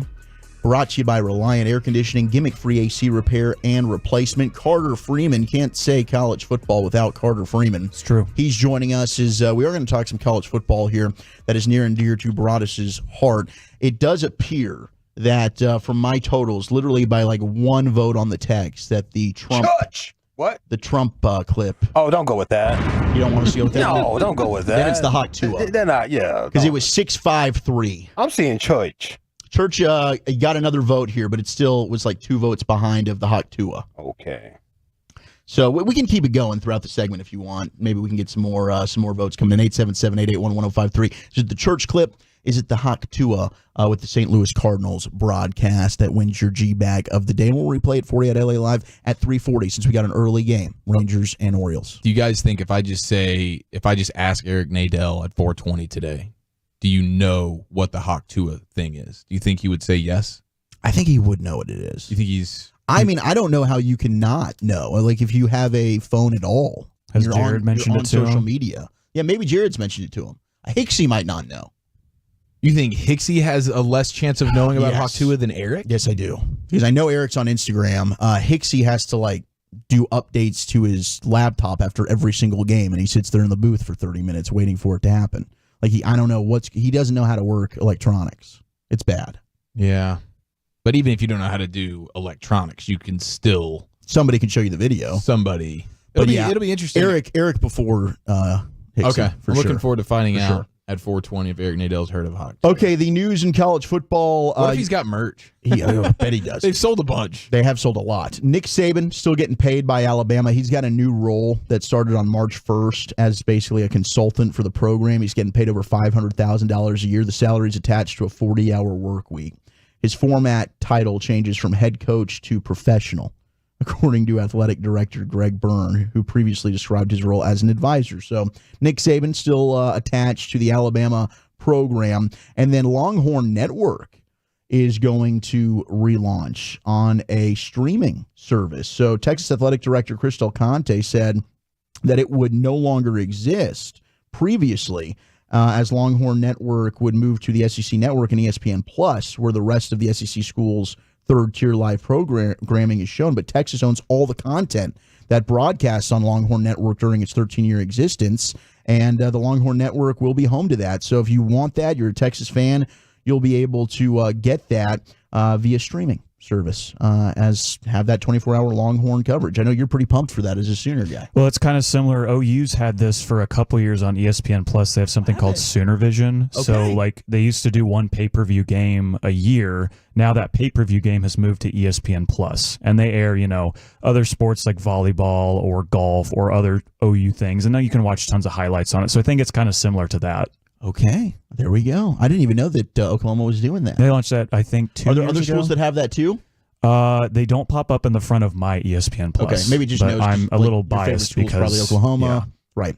Okay, we're all excited for College Football 25. Games going to be released here very, very soon. All week, they've been releasing their rankings.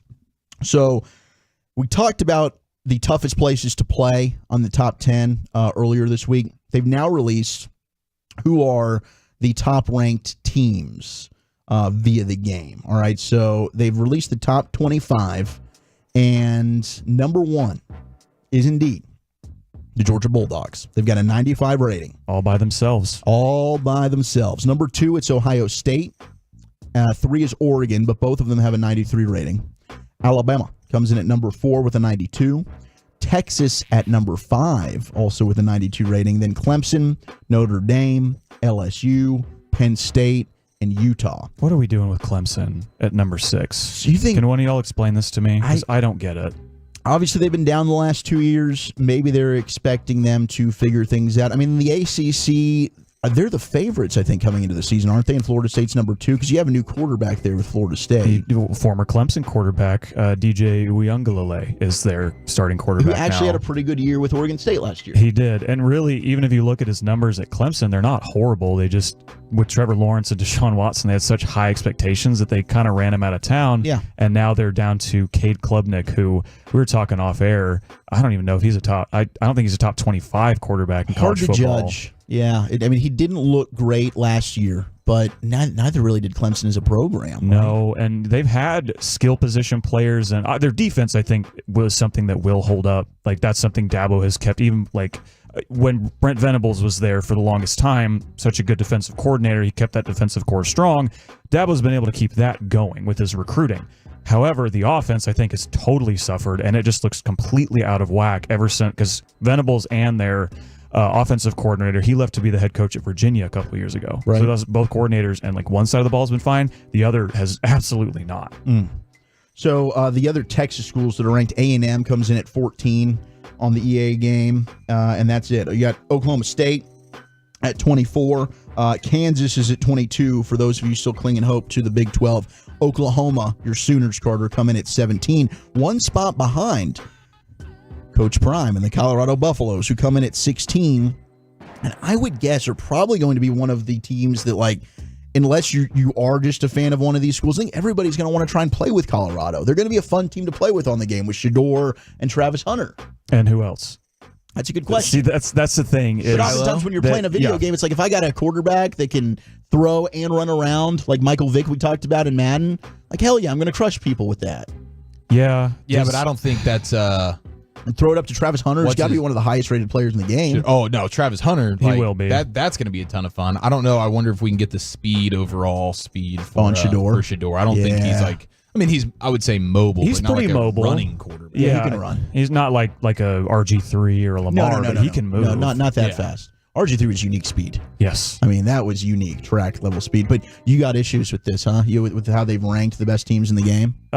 Just a couple. I mean, the Clemson one, I think that is a vast overranking. Look at their last couple years, like the way Dabo runs the program, and this is video game rankings. Like, I think this is different than like on the field rankings. But even so, like, I don't think of Clemson, if I'm thinking of fun teams to play with, Clemson absolutely is not front of mind.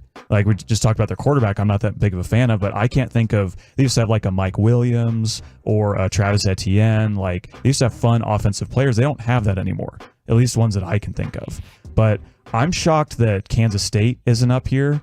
I'm shocked that Mizzou isn't up here. Mizzou returns a lot of their starting offense. They lost their starting running back who had like 2,000 yards last year. Other than him, quarterback's back, top couple receivers are back. They won 10 or 11 games last year. Like they would be fun to play with, I would think. And Tennessee has one of the brightest offensive minds in the game, and Josh Heupel, and they have a stud young freshman quarterback who's about to start for them, and they always score a ton of points in real life. So I think they'd be somewhere in the top 25. Now this, I will say, 16 through 25 are all 87s.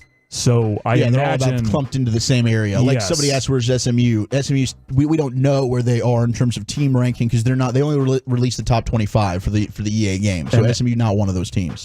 SMU was ranked on their top 25 offenses. They were number 20. Okay, and Mizzou, to your point, was 9 on the offenses, and they weren't on the defense, and I guess that balances it out. But and just watching the draft every year, Mizzou has several players, awesome defensive players drafted. Like, I don't think it's like a top to bottom incredible defense, but I don't think it's like, we're not talking like Vandy here. What did you think about Georgia being number 1 in the offensive rankings? You know what they were? That was something I didn't. Okay, again, so they're tied with Oregon. I would have put Oregon in front of them. Offensive players when Bowers and McConkey. I mean, Carson Beck. And we talked about that. Like, there's a varying opinions on Carson Beck. I've heard many analysts say that they do believe he's the best quarterback in college football. Some believe he's going to be a top 10 pick. And then I know that others like us, but you're kind of like, are you a product of what has been around you?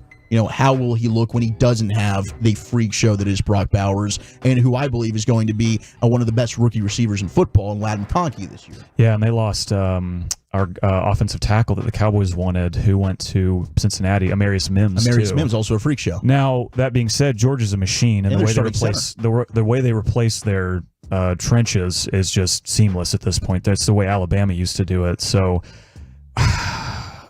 Carson Beck is a dude who can get the job done, but like you said, he's losing the best tight end in football, in college football at least, and I think they'll hum for a while, especially because early in the season, well, actually no, they play Alabama, I think in the first month, I believe at the end of September, they play, and then they play Texas as well, and that's on the road. That's in Austin. So I don't think I'd have Georgia number 1. I think they're top 5 because they have all the talent in the world, but I don't think they're number 1. Yeah, I thought that was interesting too. Can you say Tennessee's quarterback's name for us? Nico Ayamaleava is how I've been saying it. I think you crushed it. I don't know. I think you did a nice job on that. Appreciate that. You get credit at least. Probably not full. Think I got the first name for sure. You pretty sure that one's Nico. You crushed Nico. There's Krusty's Corner every day, 2:45-ish. Send Broadus some well wishes as he's out there fishing with the boys. NFL News of the Day coming up next. Malik Hooker on Mikins, Rogers, and picking off Mr. Unlimited. That's next. It's afternoon.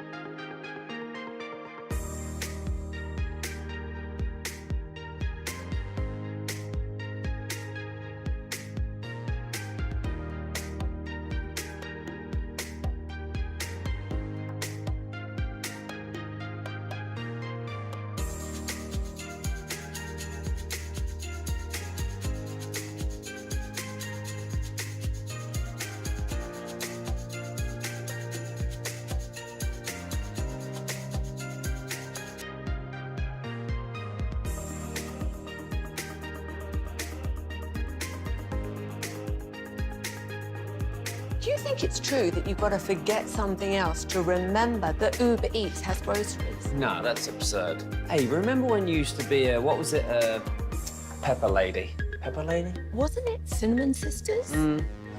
Basil Babes. Saffron Squad? Nutmeg Maidens? Paprika? No, Nutmeg Maidens? I just said that. Was it Spice Girls? Doesn't sound right. Was it Saffron Squad? Arlington and her studios. You're rolling with the G-Bag Nation on 105.3 The Fan. Welcome to the Nation. Hour number 2 of the G-Bag Nation. Malik Hooker giving his thoughts on his teammate Micah Parsons and the podcast there. That seems to be what Cowboys Twitter is all about right now as we do some NFL news of the day. Zach Wolchuk alongside Eric Chiafalo. We got Lucius Alexander, LA Live, coming up in about 38 minutes or so. Carter Freeman, who was just with us as a fill-in here for Krusty's Corners. We talked some college football. Shout out to Carter, who watches us on the Twitch and, of course, on YouTube via the fan cam. Happy Friday. Happy Friday to everybody out there. 877-881-1053. Got those Friday vibes. We won't have time for what you drink and what you think, and unfortunately, but we will talk with Eric Nadel at 4:20. And then Jared Sandler will join us at about 5 o'clock as we lead into Rangers pregame. 5:30. Rangers Orioles looking to snap this losing streak and get a win in Baltimore. I'm confident they can get this done tonight with Max Scherzer on the bump, Eric. Yeah, I know you are. Perfect game through 6 innings. You already you put the call in there. I just saw that Luka is dominating in the Slovenia matchup versus Brazil. It doesn't seem to be limping. It looks like he's looking like he's moving around pretty good there. Yeah. He's got 30+ points. He's doing all sorts of crazy passes. He's finishing at the rim with touch, and the step back three is working for him. So he's still good at basketball. Okay, so let's get to this is what Malik Hooker said. If you heard it during G-Bag of the Day, which I believe the church clip came back and won, Lucius. So that will be our G-Bag of the Day is the church clip. Two-time champ looking for 3 on Monday. But oh, dude, Jared just walked in wearing the cutoff Belichick hoodie, but it's Texas Ranger style Peagle. He's got the and Wolchuk's dressed up today. If you're I'm not really wondering, dressed up. I just have a button-down shirt. That's a super dressed up situation. It's an all-white long sleeve button-up shirt. That tells me you're going to a wedding 9 times out of 10. Well, I am going to a wedding. A wedding with. No, he's got a date with. Well, he got traffic court. Yeah. I had jury duty, but this time I came in. All right, guys. Geez. No, Wolchuk's gonna be on Fox 4 tonight talking sports. Yeah. Hopefully, I don't say anything that makes them not end up airing it. You never know. Fox 4 with who? Jeff. Okay. I don't know. I don't know if Sam Gannon's going to be there or not, Lucius. But come on, SG. Get Show my up. autograph photo from her, bro. Hey. My thing would be... I'm sorry. No, go ahead. Fire it up. Here's Malik Hooker. I didn't mean to do that. No, you're good.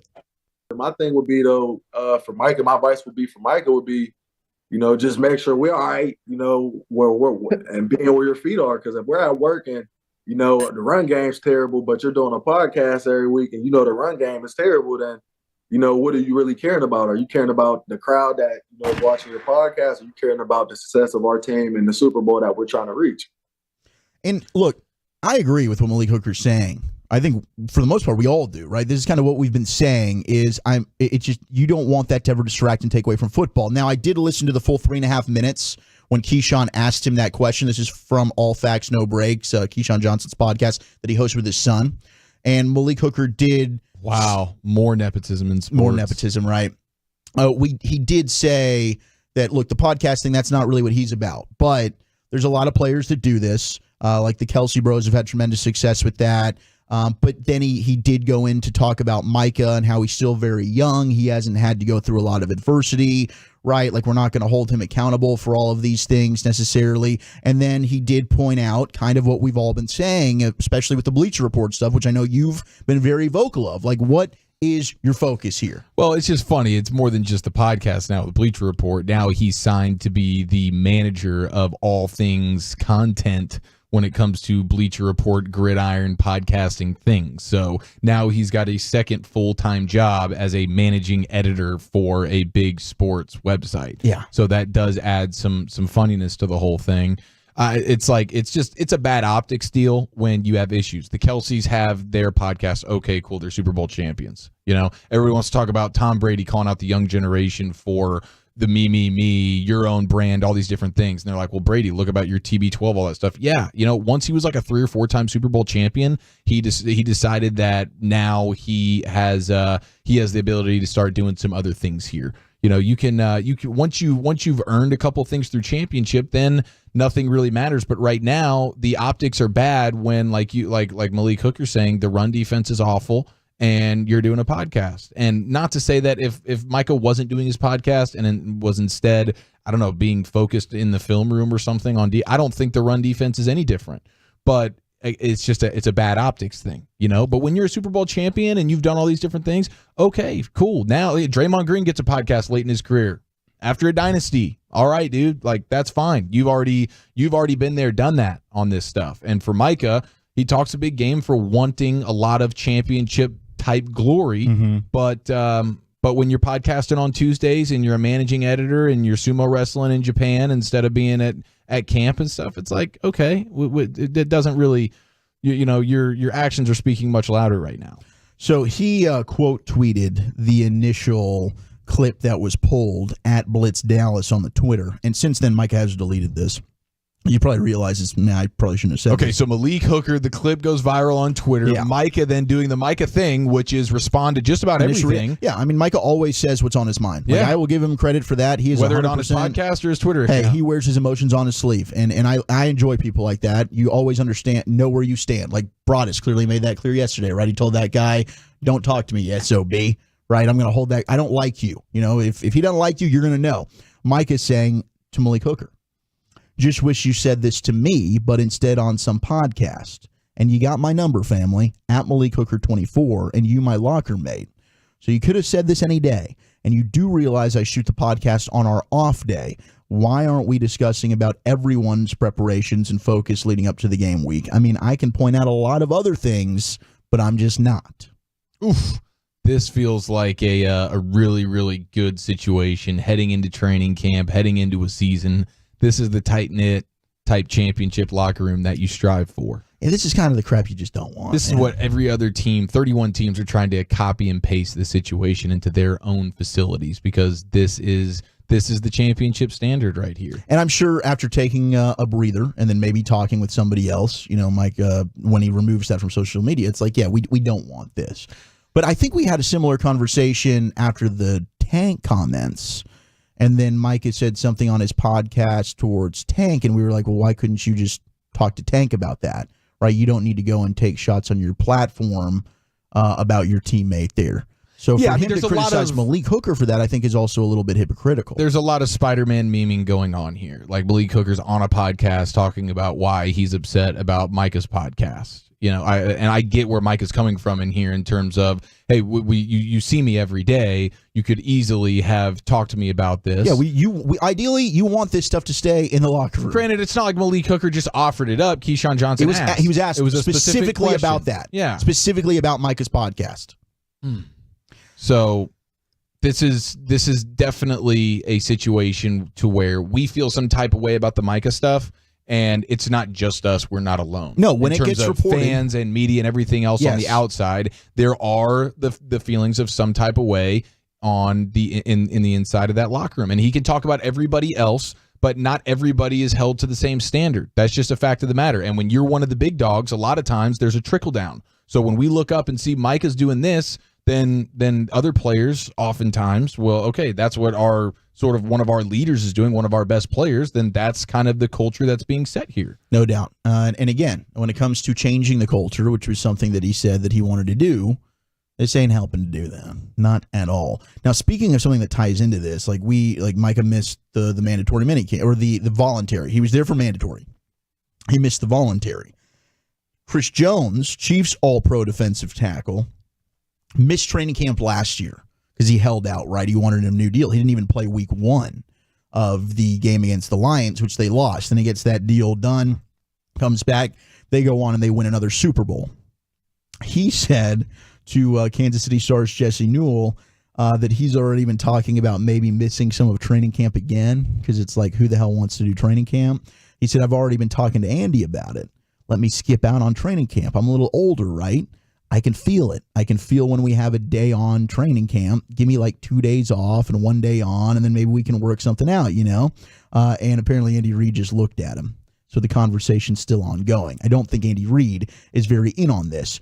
But Andy Reid's known for having a pretty intense, for as much of like players coach fun cheeseburger Andy Reid that we get, their training camps have been talked about as being one of the more old school style training camps that everybody knows from the 90s and early 2000s, much more like that in Kansas City than maybe anywhere else. This is also Super Bowl champion, multi-time Super Bowl champion Chris Jones, best player on a very good defense that has made, he specifically, big plays in playoff games, in Super Bowls. Correct. If a veteran player like this comes to me and we're having a conversation about missing some practices or missing some times, I've got a different thought process with that.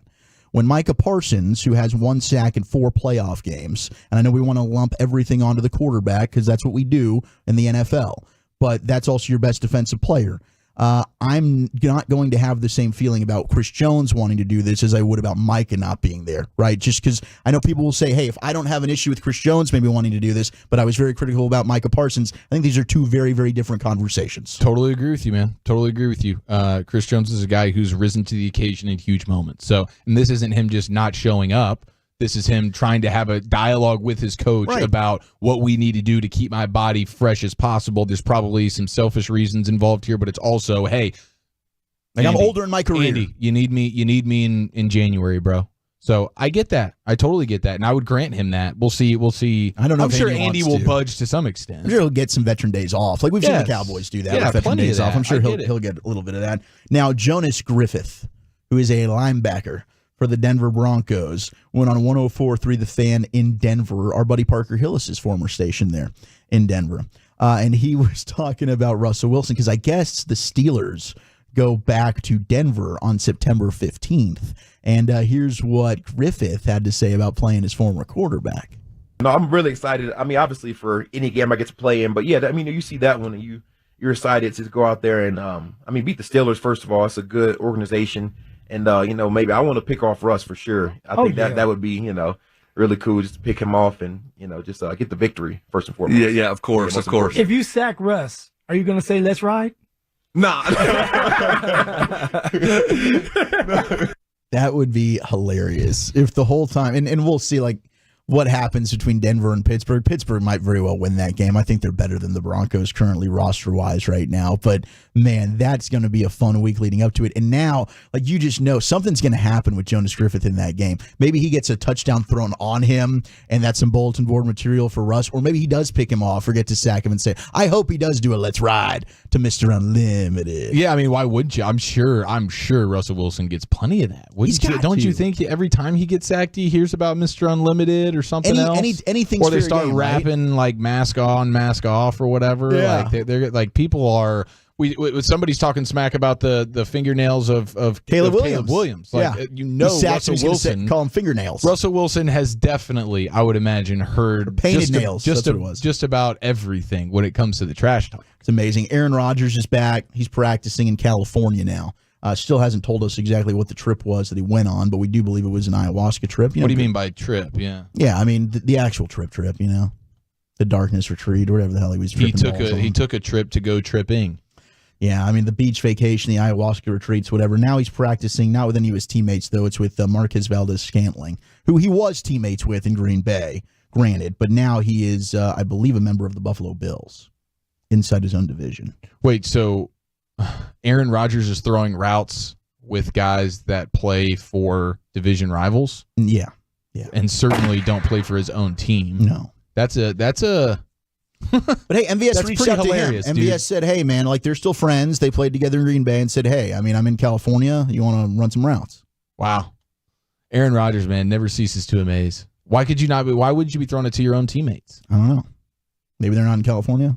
Garrett Wilson's unavailable. Garrett Wilson didn't pick up the phone, man. I guess not. That's what Aaron Rodgers is like. Listen, I'd be throwing to my receivers too, but they didn't ask me. So what am I supposed to do? I got to throw it to Valdez-Scantling. Dude, speaking of... He's probably throwing to Jordy Nelson at times too. Yeah, Jordy picked up the phone. Jordy wanted to play catch. Texted me. I just want to throw, all right? I just want to throw. Speaking of haircuts, which you got one this week, and it's looking fantastic. We stay in New York with the Jets and their rookie cornerback Quantez Stiggers, who had an amazing story coming into the NFL, played Canadian football. Literally the first time he ever played football was in Canada in a Canadian league, ended up being a 5th-round pick for the Jets. He vowed he's not going to get a haircut until the Jets win the Super Bowl. He said, if I got to be a caveman, I'll be a caveman. He made that promise to himself. Oh, this is going to backfire so bad. Yeah. This is how many years he's going to get to a point where this is obviously not his feasible. entire career. Yeah. I mean, but this sounds like he's going in perpetuity here. Yeah. Like this is not a promise you can keep, bro. It's probably just until he's done playing, right? I mean, he's not going to get. Or take us that Palomalo deal. Yeah, that's true. You're gonna have some long locks, some head and shoulders. That's true. Yeah, baby, let's go. There might be some business opportunities hey, here. It's little Quantez, like little Troy. Is this hair and beard? Yeah. So this is just full-fledged? Caveman to me is like hair and beard, right? Yeah.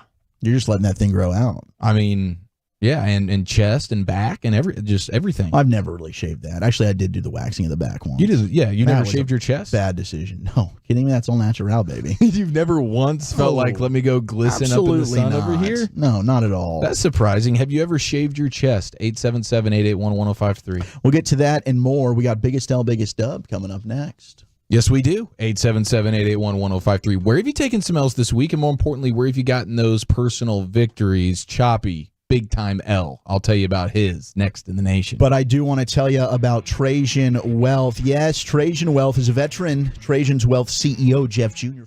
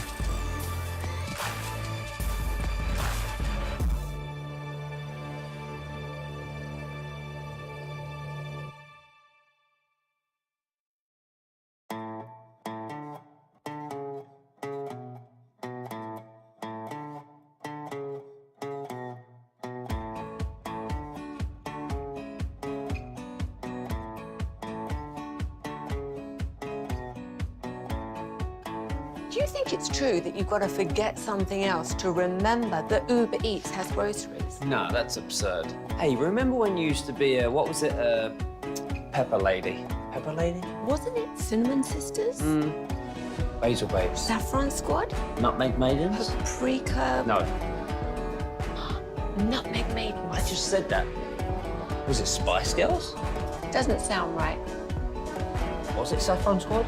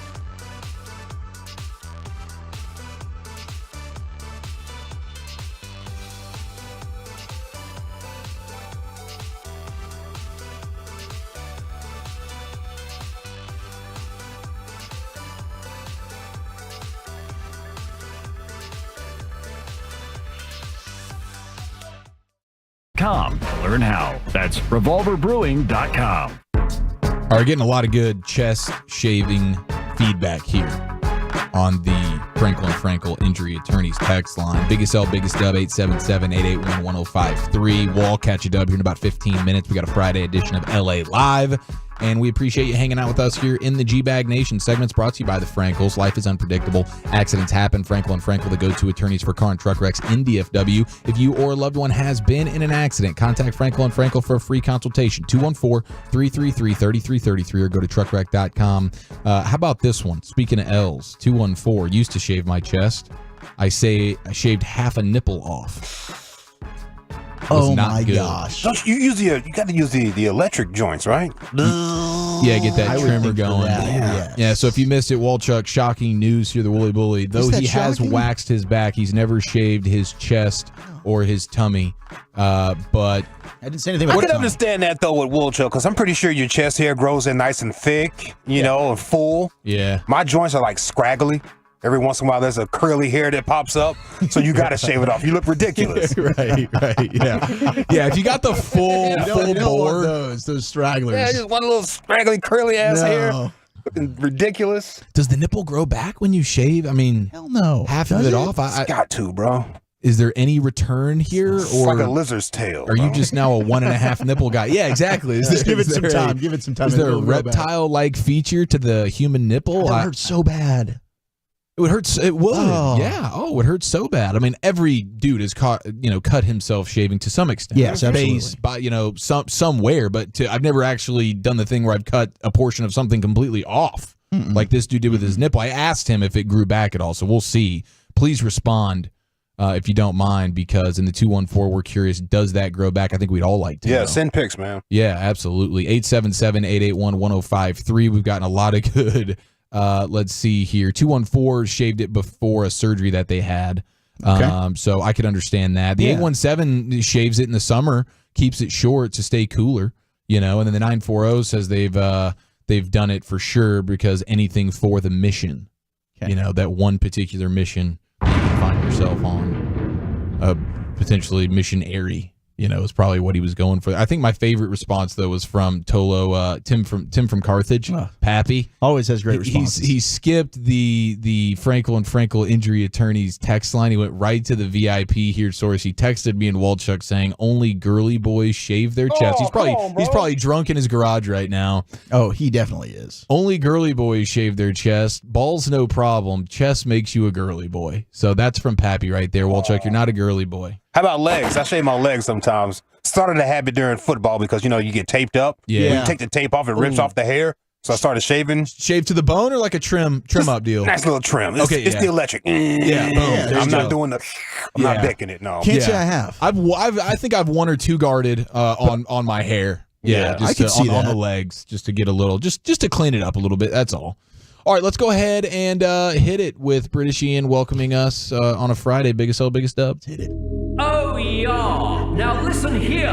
It's time to toss things over to that silly twit, Eric Chiafalo, to give us this week's L takers and dub makers. On and off the field, no one is safe from this imbecile's tongue. It's Biggest L, Biggest Dub. How about this in the 214? Biggest L, we had a bomb threat yesterday morning at Winco Foods in McKinney. Oh, no. Well, who's calling a bomb threat into Winco Foods? It's crazy. Why would you want to blow up a Winco? Man, those prices on the steaks are just way too high. Never at Winco. Winco's usually bringing it strong with some deals. Right. I would think they're Aldi-like, right? They're, yes. Like low cost, more affordable. But Aldi's sneaky got like super high quality for a decent price. I've been impressed with Aldi. I need to go to Aldi more. Whenever we were at UNT, that's where I shopped was Winco. Yeah. Or Brookshire's. Oh, a little Brookshire's action. For sure. Just to kind of feel like I was back in the day at Town Talk, I don't know where any other one is outside of that Denton one, actually. Biggest dub, though, he says, my boy decided to go to rehab and get his life back together. So proud of him for taking that step. We love you too, Tolo Justin. Shout out to your boy. Let him know we're thinking about him. That's fantastic. Rehab wipes your slate clean, right? Everything you did prior to rehab doesn't count anymore. Exactly. Yeah, you're sort of born again that way. It's base. Base. I touched base. I went to rehab. Now we're clear. Yeah, we're clear. Back to neutral. 214L. How about this? We've seen this a couple of times, haven't we? Wore a cold therapy vest on the 0 turn on Wednesday for an hour and a half. Dude. Got freezer burn on his stomach and back in the shape, and his back, in the shape of ice packs. Oh, my They're not supposed to be on longer than 15 minutes. My boy's out here just wrapping himself. I mean, I get the idea here. Okay, I have to go mow for about like almost 2 hours. So a summer mowing situation for 90 minutes. You're like, okay, how can I make myself cool here? But yeah, you can't does not do that sound for worth 90. We saw the player. There's the Angels player had the heat pack on too long, and ended up burning himself. So it goes. Both of those things, man. You got to be careful with the heat packs, careful with the ice packs. Let's see here. 469 shaved his chest when he was the tattooed man on HBO's Carnival. So he was I guess he was an actor. That's awesome. We got I think they've texted him plenty of times before. You're the man. That's super fantastic. 817, biggest dub. How about this? Yesterday, my son celebrated his 1-year heart-iversary. 1 year ago to the day, he received the greatest gift, a new heart. Oh my And God. in 2 days, he and his twin sister will be turning 13. That's amazing. What a beautiful, that is biggest dub of forever. Heartiversary. That's incredible. Man. Congratulations to you and the family, man. That's awesome. That's really cool. What a heartwarming story right there. My neighbor had to do and she's a little bit older, but to nothing that she could have really controlled. She had to have a liver transplant. And just seeing like how getting yourself back to like a full-fledged organ transplant situation here. Oh my gosh, seeing in real time like what it takes to get back to the other side post surgery, like that is there's a lot there, dude. I can't even begin on that. But what a wonderful day. That's a massive W. Okay, we have, I would say big L, of course, to Greg Berhalter or Berhalter and company with the U.S. soccer men's national team losing 2-1 to that was bad. Panama. Yeah, it was rough. In the 83rd minute. That's and not cool. they were shorthanded. They were down a man early, so they played with 10, but still no excuse. You cannot be dropping that game to Panama. Yeah, no, you can't do that. Big dub to the Florida Panthers. They did not make history by being the laughingstock of sports. I don't know if I don't think Carter's back there, but I think the sports picture of the week. No, he's reading this book about Truman, I think. Roosevelt, something like that. He is reading some. Yeah. It's big as hell, bro. He's got a thick ass book. It's the Bible. Yeah, I'll be back, Lucius. I'm going to read my book. I'm going to go read my book. It's my lunch break. Lucius, it's my lunch break, okay? I get these. I'm going to read my book. Doesn't matter that we're off at 5:30. Stimulating the mind. Hey, big dub to Dick Vitale. He tweeted out literally just 30 minutes ago. He says, my report on the biopsy of the lymph node in my neck has arrived, and it is cancerous. With all the prayers I have received and the loving support of my family, friends, and ESPN colleagues, I will win this battle. Surgery on Tuesday will be a success. Thanks for all the prayers. So is that a dub? that is not a dub, but it's a dub for positivity for Dick Vitale. Yeah, hopefully the surgery goes well and keeping his spirits up. He's okay. Or maybe when I saw the original tweet, I read it to where he was okay. He was cancer-free? Yeah. Because as soon as you said cancerous, I thought, wait a second. I thought this was a cancer-free tweet. Damn and it. it wasn't. So I will go ahead and take that L. Maybe the biggest L, though, that's hugely unfortunate. Bro. It's not good. It's not good. Should we just go to break now and get to LA? I think so. Gosh dang it. All right, on a Friday. No, I do need to announce, though, that there was a Connecticut manure truck that overturned at what they describe as a tricky intersection and sent manure flying into homes and cars in a particular neighborhood, and they've had to basically bulldoze the entire thing. What the hell? Lawns and cars and homes. As an 18-wheeler, I didn't know we were just trucking 18-wheelers of manure from state to state, city to city like this. And you can't be doing tight turns on the route for the manure 18-wheeler truck. It literally tipped over in a neighborhood. Can you imagine your entire, like a street of houses just completely covered in farm feces, barnyard feces? Dude. If you got a yard, you spread it out on your yard, water your yard. Should make your grass nice and green. But I think great point. Positivity. It's going to be stinky for about 6 weeks. This is a well-watered community, and so they're concerned about what it can do to infiltrating the. So I'm serious about the bulldozers. They are taking out the lawns for all of these houses and having to re-sod it because there's too much danger, I guess, from a bacterial standpoint. That is terrible. I do want to. Just an awful. That's situation. disgusting. 903 big dub this week. My son Charlie has been in the NICU since birth. One of his sisters is too young to go see him, but they let us take Charlie on a walk, and I had my whole family together for the first time.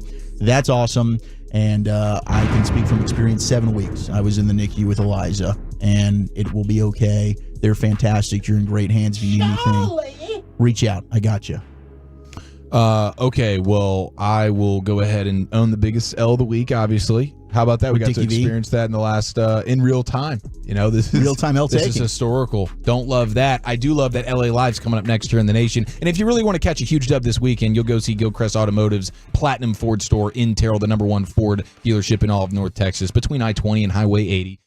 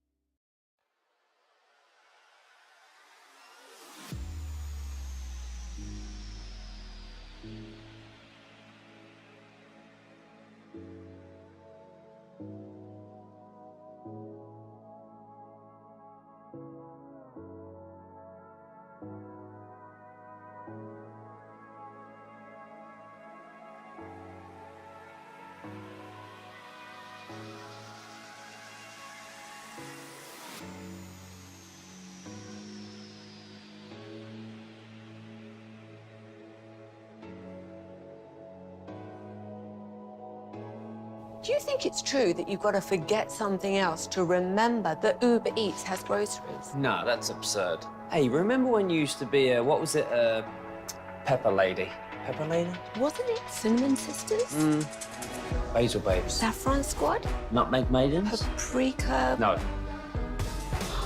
Nutmeg Maidens. I just said that. Was it Spice Girls? Doesn't sound right. Was it Saffron Squad?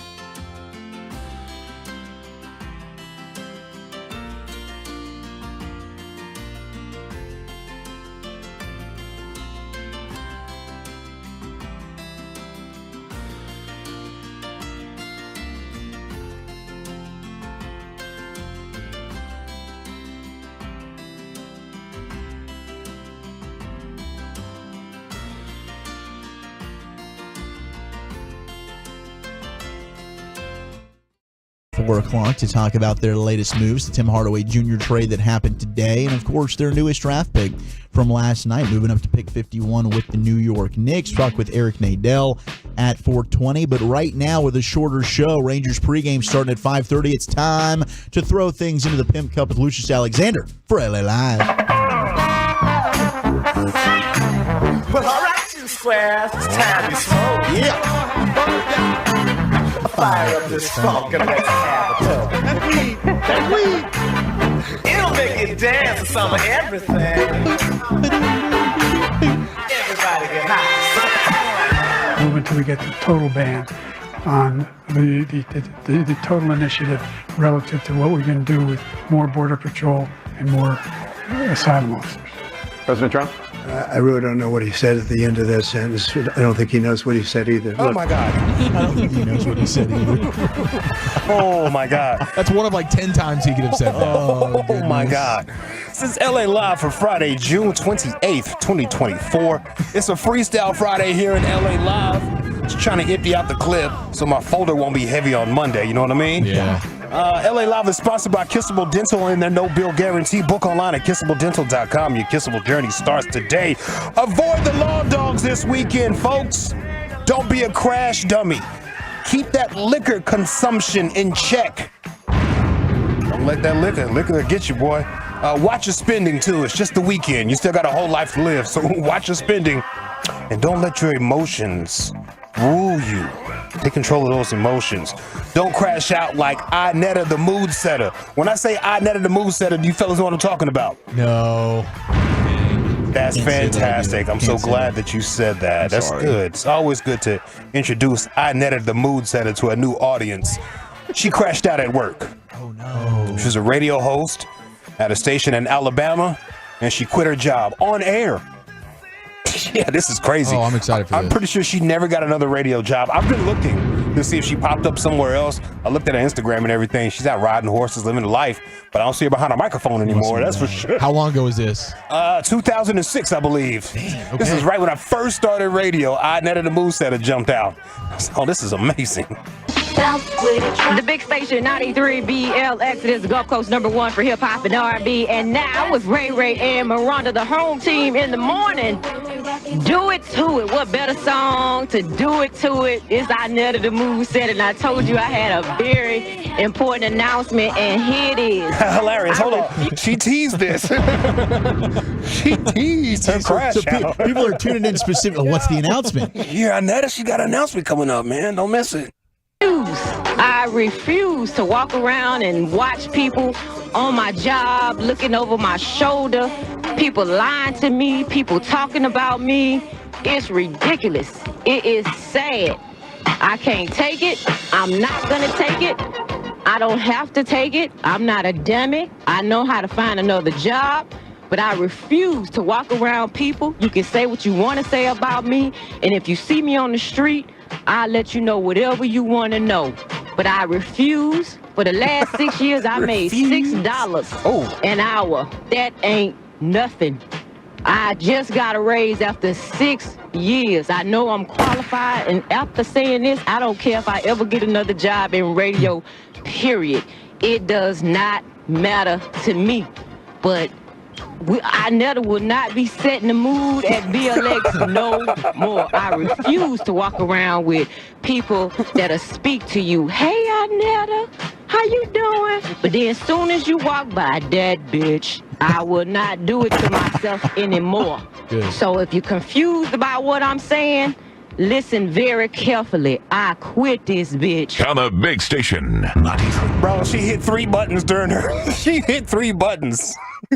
Great. She went to break after that. All right, let me hit that button. Make sure you hit that break on time. Oh, yes. She's standing on business. I love when she went to the third person there at the end.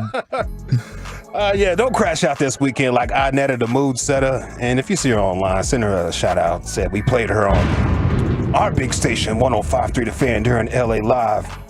G-Bag of the Day, we do it every weekday on The Fan at 2:30. You see anything floating out there, don't be afraid to hit me up.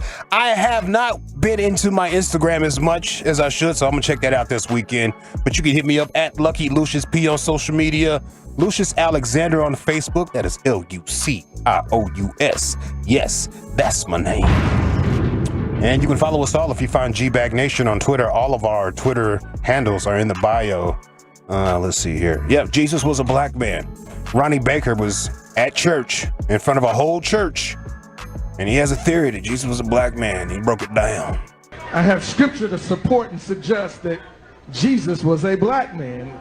You know, first of all, we would only have a saying that he may not come when you want him, but he'll be there right on time. Well, if he don't come when you want him, what's the point? It says that Jesus got to Lazarus' funeral 4 days late. That's late. That's a fact. It's a fact. First thing Mary Martha said, surely had you been here, my brother wouldn't have died. He wasn't an hour late, 4 days late. Jesus is the black man. Jesus was very vague. He didn't give straight answers. Where you going? I'm going away. Yeah. Where you going? Where? I go to a place. Yeah. When you coming back? Soon. Well, how soon? Very soon. Well, how will I know? Be ye also ready. Yeah. Jesus is a black man. 4 days late for a funeral is crazy. Man. But I guess you had to walk and everything back then. True. You get a late start, he bro. misjudged the time. You get a late start. But that was the whole flex, though. Everybody's like, you better get there quicker than that, dude. He's going to die. And Jesus is like, no, it's fine. Watch me show up to this thing late. I'm bringing him back to life, bro. Go! This is the flex. Let's go! Watch me walk in late and then turn this party upside down. Party don't start till I walk in. For the benefit of those who do not believe. That's what he said. That's what he said. All right, let's see here. Enjoy your Friday, folks. Happy we made it. Like I said, don't crash out. The presidential debates were last night. They sure were. Boy, on the final season of America. Starring Donald Trump, Joe Biden, Kamala Harris. Sponsored by Walmart, ExxonMobil, and the Koch brothers. This is a whole lot happened. There's a whole lot of fireworks. It's kind of sad to see at the same time, but you know, it was entertaining because we're Americans and we like stuff like that. But the Joe Biden and Donald Trump got into a little petty argument about who's better at golf. Speaking of golf, by the way, RJ Choppy and Derek Holland are golfing right now in my neighborhood. So shout out to y'all. I know they're probably listening. Give those guys a shout out. Shout out. Hey, I wonder who's winning. Who do you think's winning? Ooh, 6 handicap? No, hey, Choppy, I forgot this in Biggest L, Biggest Dub. Choppy ate for dinner last night a brisket and a elk, like deer burger that has been sitting in his freezer for 6 years. Oh, it's fine. He set it in the freezer. He's had bubble guts all day. There's no way he's performing well out there. Yeah, a darn. He's fighting through adversity, our guy. Alien's gonna pop out of his stomach and start dancing right now. Hello, my baby. I don't know how long can you freeze meat for and still eat it? The meat sweats. I guess 6 years maybe we know. Next. I'm not eating that unless there's an apocalypse or something. Oh, goodness, dude. that's I'm like, rough. wow, what was the desperation like for you Yeah, guys bro, last you got to night, really Chop? be hungry, bro. Let's see here. Here's Biden and Trump arguing over golf and everything. I don't understand all the handicaps and whatnot of golf, the logistics and the conversation about it, but this is crazy. What do you say to voters who have concerns about your capabilities to serve? Well, I took 2 tests, cognitive tests. I aced them, both of them, as you know. We made it public. He took none. I'd like to see him take one, just one, a real easy one. Like go through the first 5 questions. He couldn't do it. But I took 2 cognitive tests. I took physical exams every year. And, you know, we knock on wood. Oh, man said I aced them hoes. Everybody knows. Everybody I'm in knows. very good health. I just won 2 club championships, not even senior, 2 regular club championships. To do that, you have to be quite smart, and you have to be able to hit the ball a long way. And I do it. He doesn't do it. He can't hit a ball 50 yards. He challenged me to a golf match. He can't hit a ball 50 yards. I think I'm in very good shape. I feel that I'm as in good a shape as I was 25, 30 years ago. Actually, I'm probably a little bit lighter, but I'm in as good a shape as I was years ago. I feel very good. I feel the same. Thank you. President Biden? Thank you. You can see he is 6'5" and only 223 pounds, or 235 pounds. Well, you said 6'4", 200. Well, anyway, that's what you're. Anyway, just take a look at what he says he is, and take a look at what he is. Look, I'd be happy to have a driving contest with him. The reason I got my handicap, which when I was vice president, down to a 6. But by the way, I told you before, I'm happy to play golf with you if you carry your own bag. Think you can do it? Think you can do it? He's a 6 handicap of all. I was an 8 handicap. Yeah. 8. But I have, you know, I've seen you swing. I know you swing. Okay, let's not act like children. President Trump, we're going to turn. Let's not act like children. That was I've seen you swing. amazing. Yo. What did I say? 8. I love the competitive spirit though. These two alphas. Can you carry your own bag? We don't even need an election. We just need a golf off between these two right here. What was the weight number that Biden has? 35. I knew you was going to do that, bro. I knew you was going to do that. Hold on, let's try to figure this out. You can see he is 6'5" and only 223 pounds, or 235 pounds. Yo, you going to hell, bro. Like added numbers in there. 35 pounds. You can see that. He's running out of breath while he's talking about a driving contest. Hey, but can you carry your own bag? Let's do it. Oh my God. I can't believe Biden offered up the carrying of the own bag. I know. Poor man. I thought he'd offer up being carried by a group of different people. Like, I don't have to take a single step during this thing. Oh, man. It's incredible. Jeez, this is wild. You forgot Israel. I've seen your swing. Turn that Larry June up. I got you, bro. Hey! 91. Golf is a pretty hard game to play. Right here. You guys play golf? I can't do it. I can't tee off. You play golf, Eric? Oh, no, my back is not good enough for that. Okay. Even Joe Biden, Donald Trump would dominate me on the links. Yeah. Joe Biden. Well, comedian Cat Williams, he made golf sound like real deep, like metaphysical and everything, son. All of the things that I like about life in general are on the golf course. I'm saying I drink out here, I smoke out here, yeah, I whistle out here, I look at nature, I all the things that really mean something to me. Golf requires you to experience all those beautiful things, but then every shot requires you to block all of that out and just focus on the task at hand. And you don't have the opportunity of doing it again. You're going to do it once, and you're going to live with how that works out. And if you can get that on the golf course, you can translate that everywhere. The fact that you can have 3 magnificent shots in a row that has no bearing on your ability to 3-putt. like you can't afford to be high or low. You have to stay focused, and that translates all the time. That's for all you folks out there on that golf course, especially you, Choppy and Derek, probably listening. Giving you a little golf motivation from the great Cat Williams right there. It's like Jason Garrett used to say, man, golf is a lot like life. It is. Go have some lemonades. It's a lot like life, man. Golf is. All right, Lord willing, and the creek don't rise. That is my time. When I say creek, I mean water. The body of water. The body. All right, I'm out of here, y'all. Peace. Thank you very much, Lucius. LA Live, usually every day at 5:40 here in the G-Bag Nation. Moving it up, we got early Rangers pregame at 5:30. We'll talk with Eric Nadell, the Hall of Famer, at 4:20. Jared Sandler at 5 o'clock-ish. But right now, Bobby Carrella, Mavs.com, going to join us to talk the THJ trade and where the Mavs go from here. That's next on The Fan. But let's talk Haile Mazda, baby. I know you got a lot of options when it comes to buying a car, but I do want to send you to my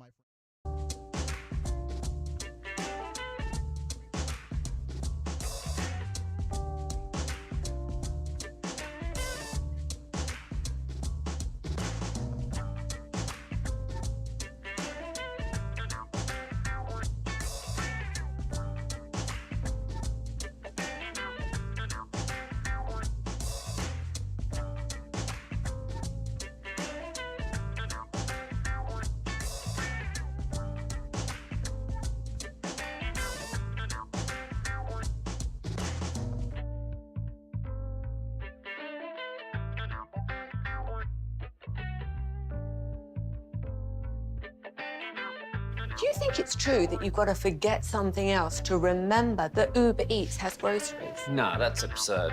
Hey, remember when you used to be a, what was it, Pepper Lady? Pepper Lady? Wasn't it Cinnamon Sisters? Basil Babes. Saffron Squad? Nutmeg Maidens? Paprika? No, Nutmeg Maidens. I just said that. Was it Spice Girls? Doesn't sound right. Was it Saffron Squad?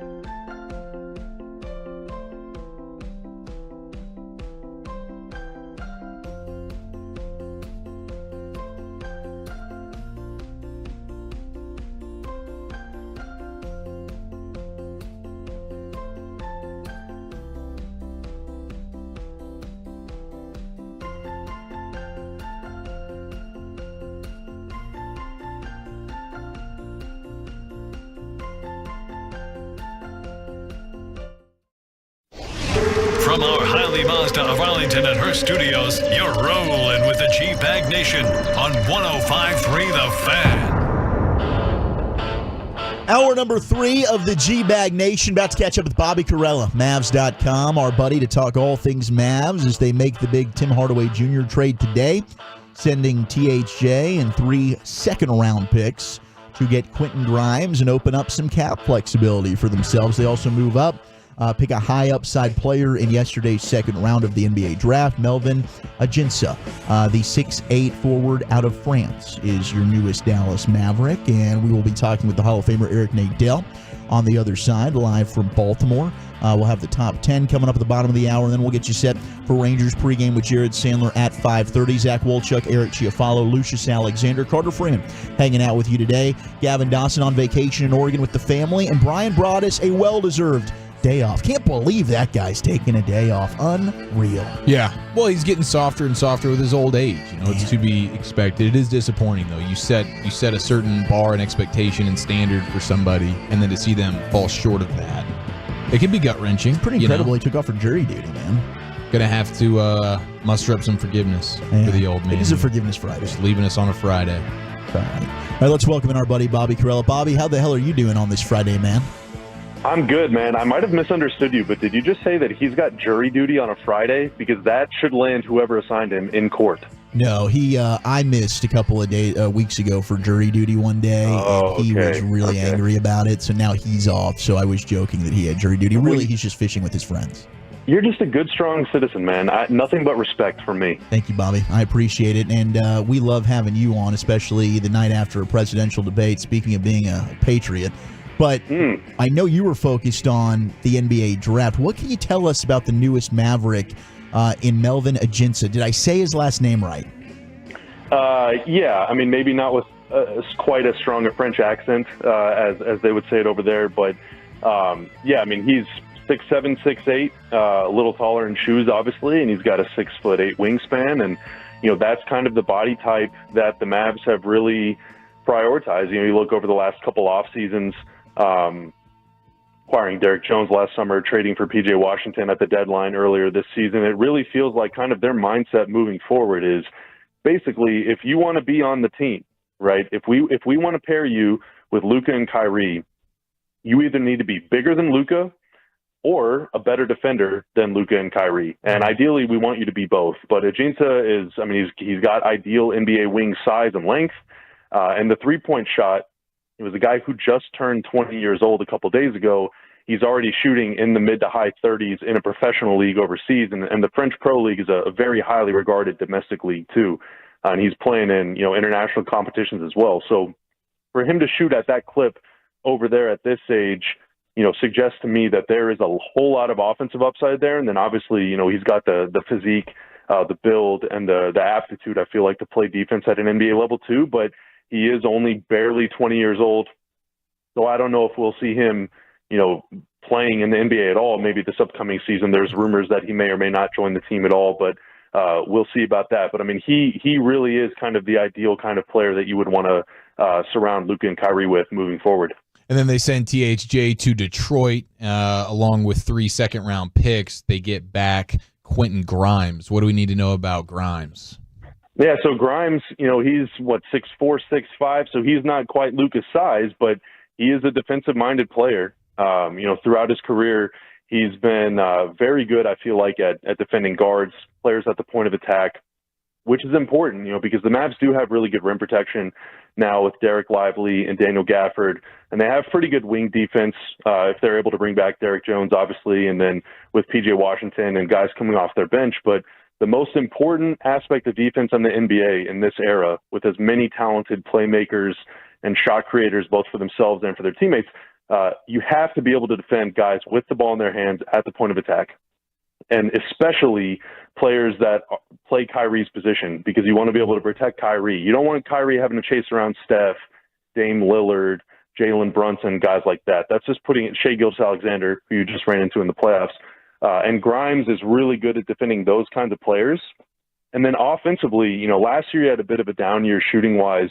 He was dealing with a nagging knee injury and eventually got traded to Detroit and didn't really play much with the Pistons. They ended up shutting him down so that he could recover from that injury. But the season before in New York, he was shooting high 30s, on a high volume of attempts too, and the Mavs, we've seen in the playoffs, in the finals against the Celtics, there were so many players on the floor that would be open or would maybe have a good look at the rim from beyond the arc, and they would just hesitate just a little bit. Like, in order to play with Luka and Kyrie, you're going to get shots. The looks are going to be there, but you have to be willing to take that shot when you're open. And Grimes never passes up shots. I mean, much in the way that Tim did not during his time here. And he's able to knock them down at a, 37, 38% clip for most of his career. So, it's kind of the best of both worlds on both sides of the ball. And hopefully, obviously, they can get him healthy and he can be a contributor right away. How much does this do to open up the chances of, as you brought up, Derrick Jones Jr. to bring him back now? Yeah, so with that transaction, I'm a little fuzzy with the math because there's a whole lot of decibels and you gotta carry a lot of zeros and ones. But after that trade, the Mavs should have enough money to offer the full mid-level exception. Had Tim been making $1 million less, they still would not be able to offer that full mid-level. You have to have that much space under the apron in order to offer that to a player. And they now do have that at their disposal, which is really important because the difference between the full mid-level exception and the taxpayer mid-level exception is about $7 million per year. And that is a huge gap. Derrick Jones definitely outplayed, in my opinion, at least, the taxpayer rate of about $5 million. And so the Mavs, Nico Harrison himself said at the end of the year, re-signing Derrick Jones is their priority 1A and 1B. And so they need that full mid-level at their disposal.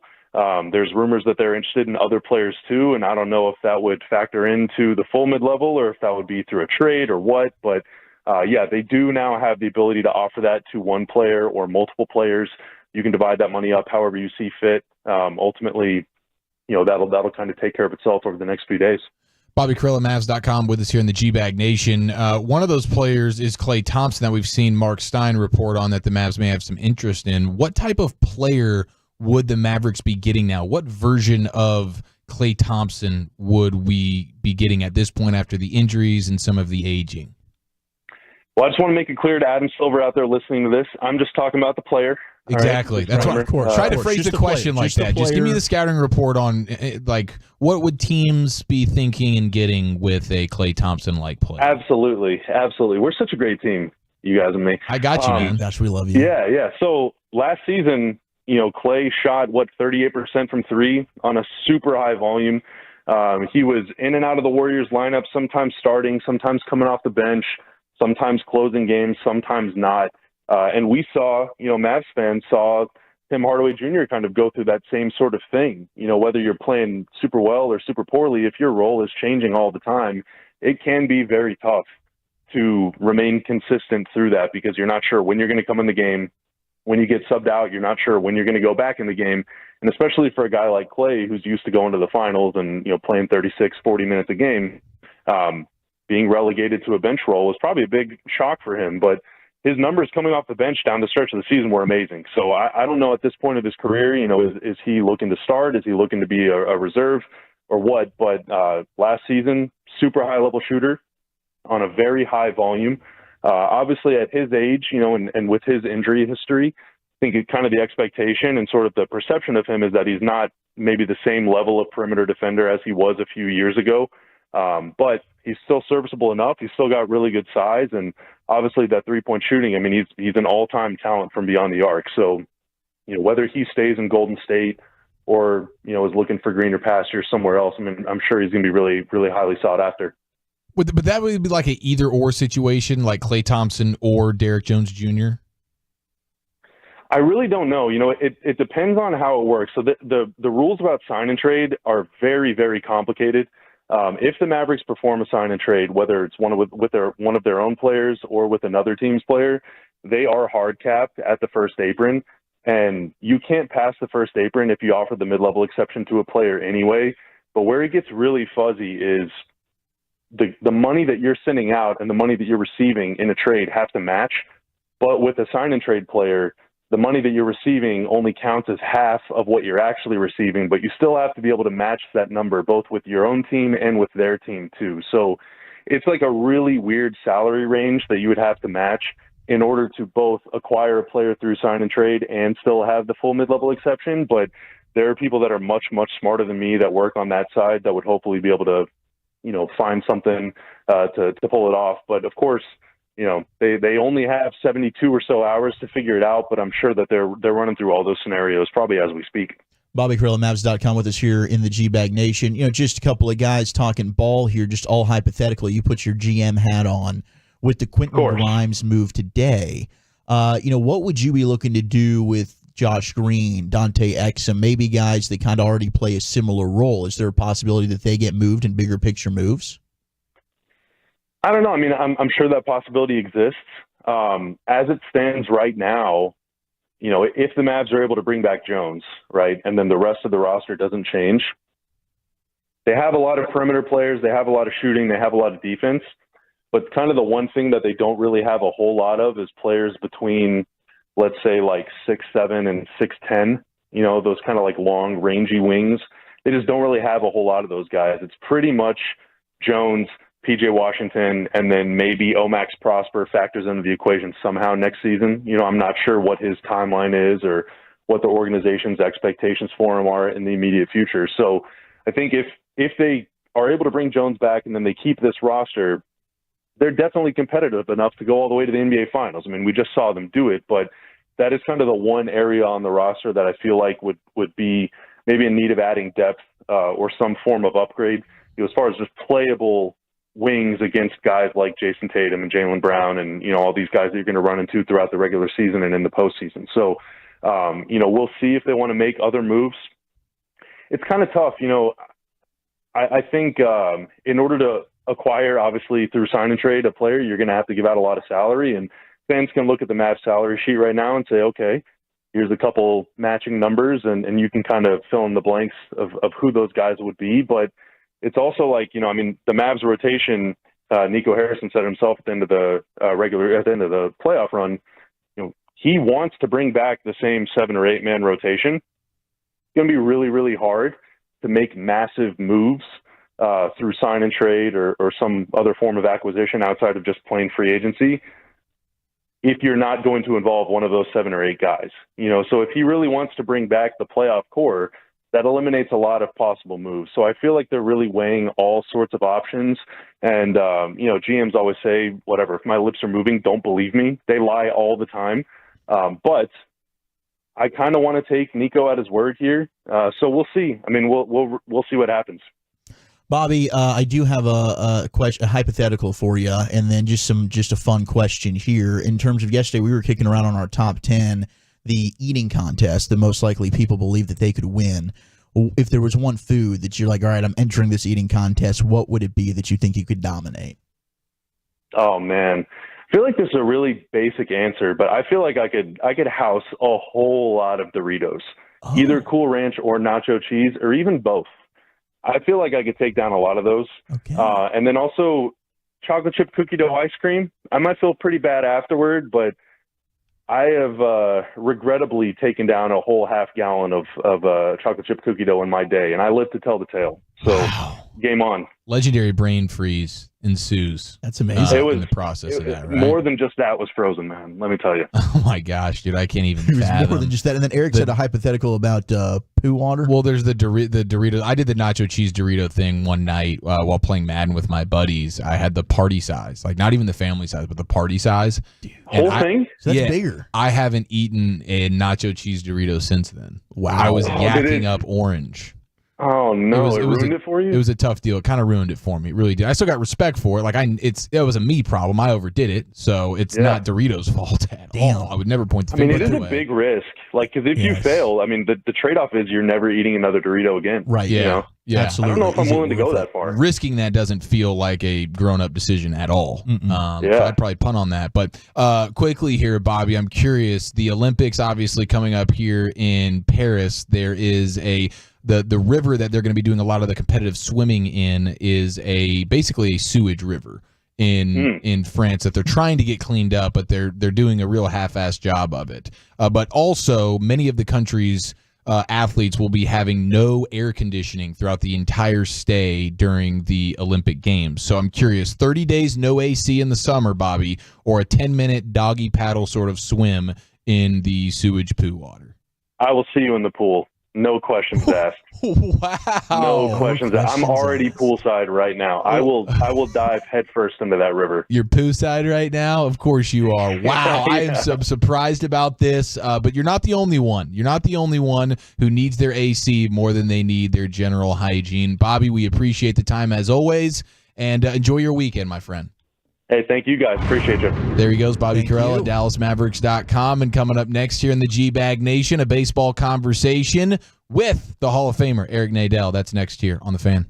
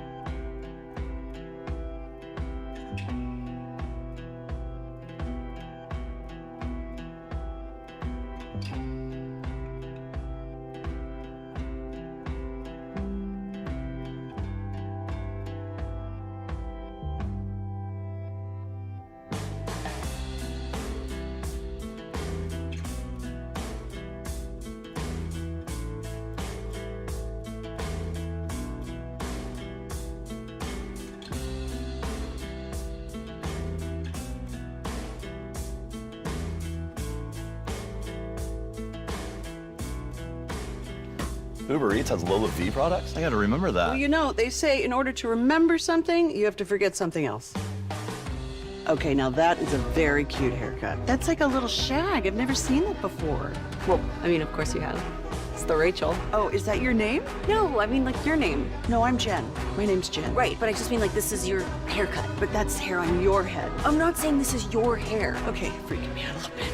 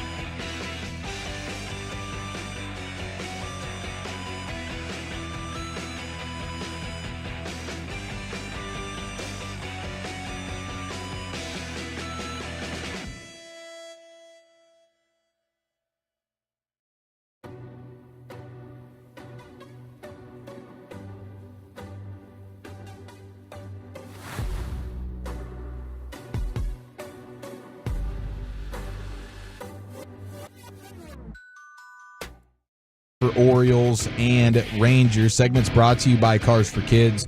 Donate today at carsforkids.org. Segments also brought to you by Frankel & Frankel. Life is unpredictable. Accidents happen. Frankel & Frankel, the go-to attorneys for car and truck wrecks in DFW. If you or loved one has been in an accident, contact Frankel & Frankel for a free consultation at 214-333-3333 or go to truckwreck.com. Now, courtesy of Tylog George, we welcome in the Hall of Fame voice of the Texas Rangers, Eric Nadel. Eric, happy Friday to you, my man. What is Eric Nadel's favorite thing to do? What do you look forward to most when you're heading to Baltimore? Eating crab cakes and mountains of steamed crabs. That is the signature dish of Baltimore and probably my favorite signature dish of any American League city. I really look forward to coming here. Is there any other city that rivals it when it comes to the food scene? Oh, I guess it depends what you're into, what your specific desires are. Going to Tampa or Miami and eating Cuban food that's a real favorite of mine too. I think that would probably be the only thing that's really close in terms of something that's, very special and, intrinsic to that city. You go to Chicago and you eat the pizza. You go to Kansas City and you eat their barbecue, which is good, but not as good as ours. So I think Baltimore stands alone, though, in the specific food that you can't get other places, and I love it. Well, certainly coming into this 4-game set, we were remembering last year Rangers go to Baltimore and first trip back since that ALDS. When you walked into the ballpark there, did any memories flood back? Absolutely. When I walked into the booth, what flooded back was the memory of Mitch Garver hitting that grand slam and Hicksy calling the "Can you take me higher" call. I'll never forget that. And, of all my memories here at Camden Yards, the one that stands out the most is the 30-run game the Rangers had in 2007. And the second most is probably Josh Hamilton's 4-home run game in 2012. But Hicksy's call on the Mitch Garver grand slam now ranks a strong third. That's fantastic. Hicksy is the man. It's Eric Nadel, the Hall of Famer, live in Baltimore with us here in the G-Bag Nation, brought to you by Tylog George. Now, what about this Gunnar Henderson fella? I mean, yeah. Holy smokes, Eric. What do you see when you watch this guy? He's on pace to be he's having a historical season as a shortstop. He is, and, you hate to make comparisons that really create undue expectations for a guy, but he really does remind me of a young Alex Rodriguez. And, able to do all the things that A-Rod did. He steals bases, he hits home runs, he plays great defense. He's doing it out of the leadoff spot. And, this is a guy who's on a pace to score over 140 runs, drive in close to 120, and hit 52 home runs. It's totally remarkable.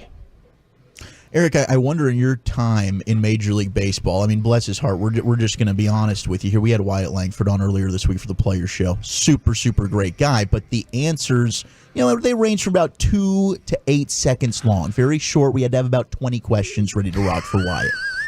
Have you had a situation where you were in an interview with a manager or player in Major League Baseball, and it was very challenging for you? Well, I tell you, when we had Wyatt on last week at home, and he gave us he actually gave us a one-word answer to one question, and it wasn't even a yes-no question. You know better than to ask him yes-no questions, because all you're going to get is yes or no.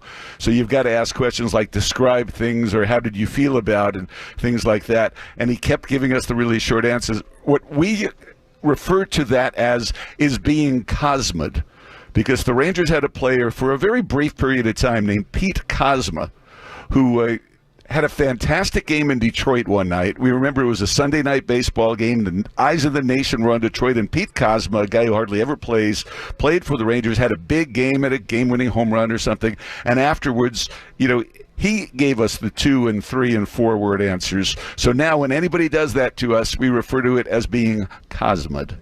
We got Cosma'd. You got Cosma'd. You got yes, lost, you did. Or you got Cosma'd.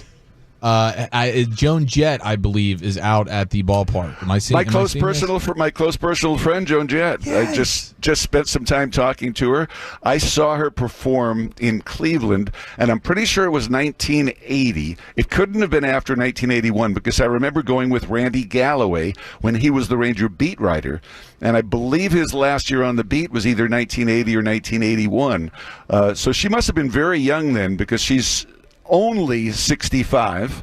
I just went and talked to her for a little bit, told her about that gig where Randy and I actually got to stand backstage or side of stage during the concert because we had met her roadies in the hotel bar the night before.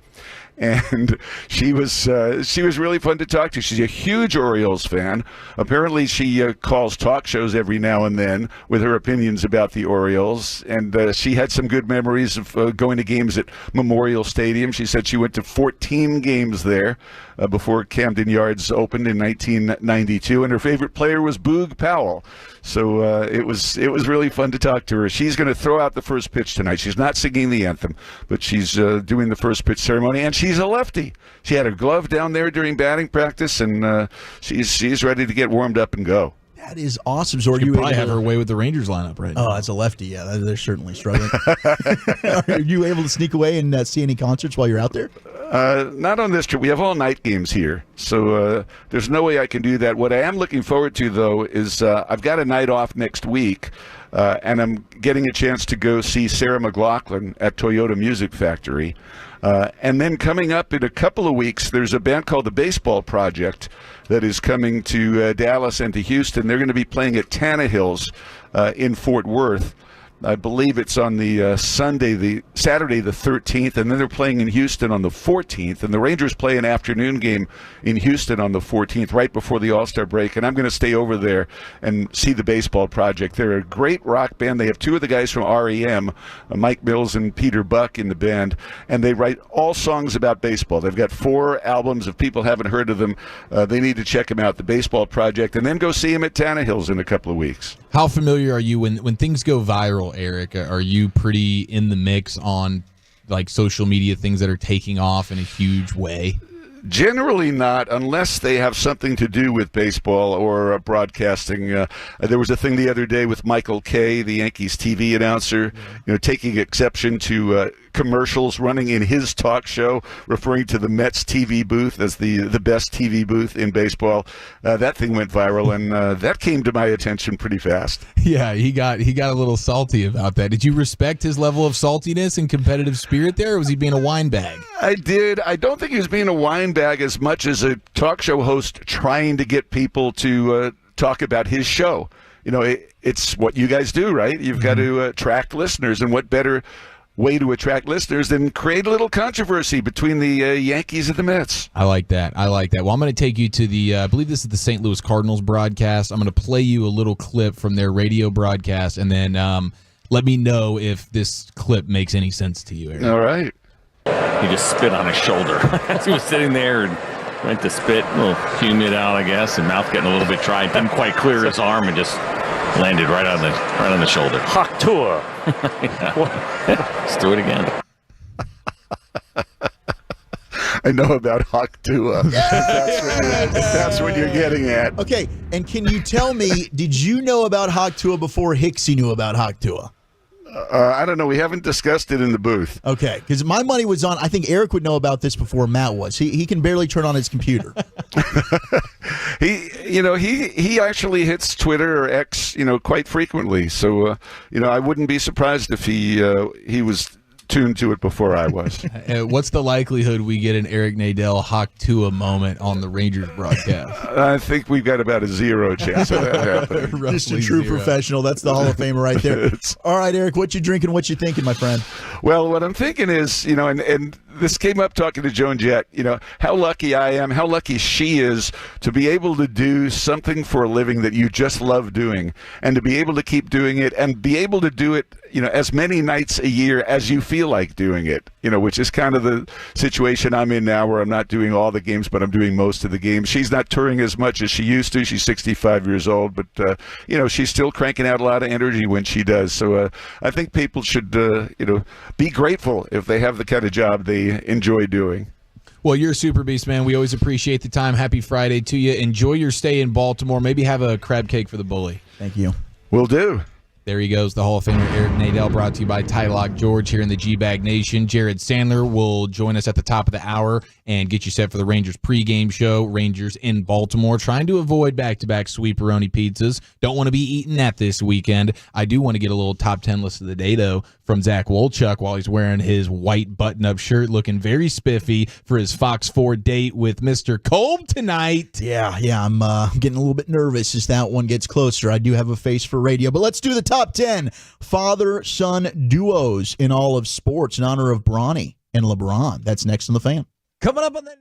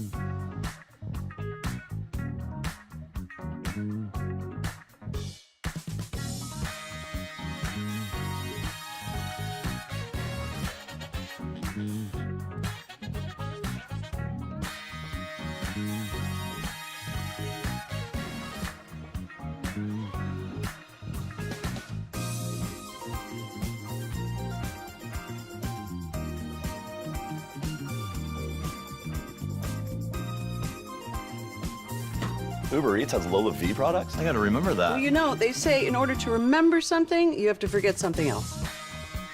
Okay, now that is a very cute haircut. That's like a little shag. I've never seen that before. Well, I mean, of course you have. It's the Rachel. Oh, is that your name? No, I mean like your name. No, I'm Jen. My name's Jen. Right, but I just mean like this is your haircut. But that's hair on your head. I'm not saying this is your hair. Okay, freaking me out a little bit.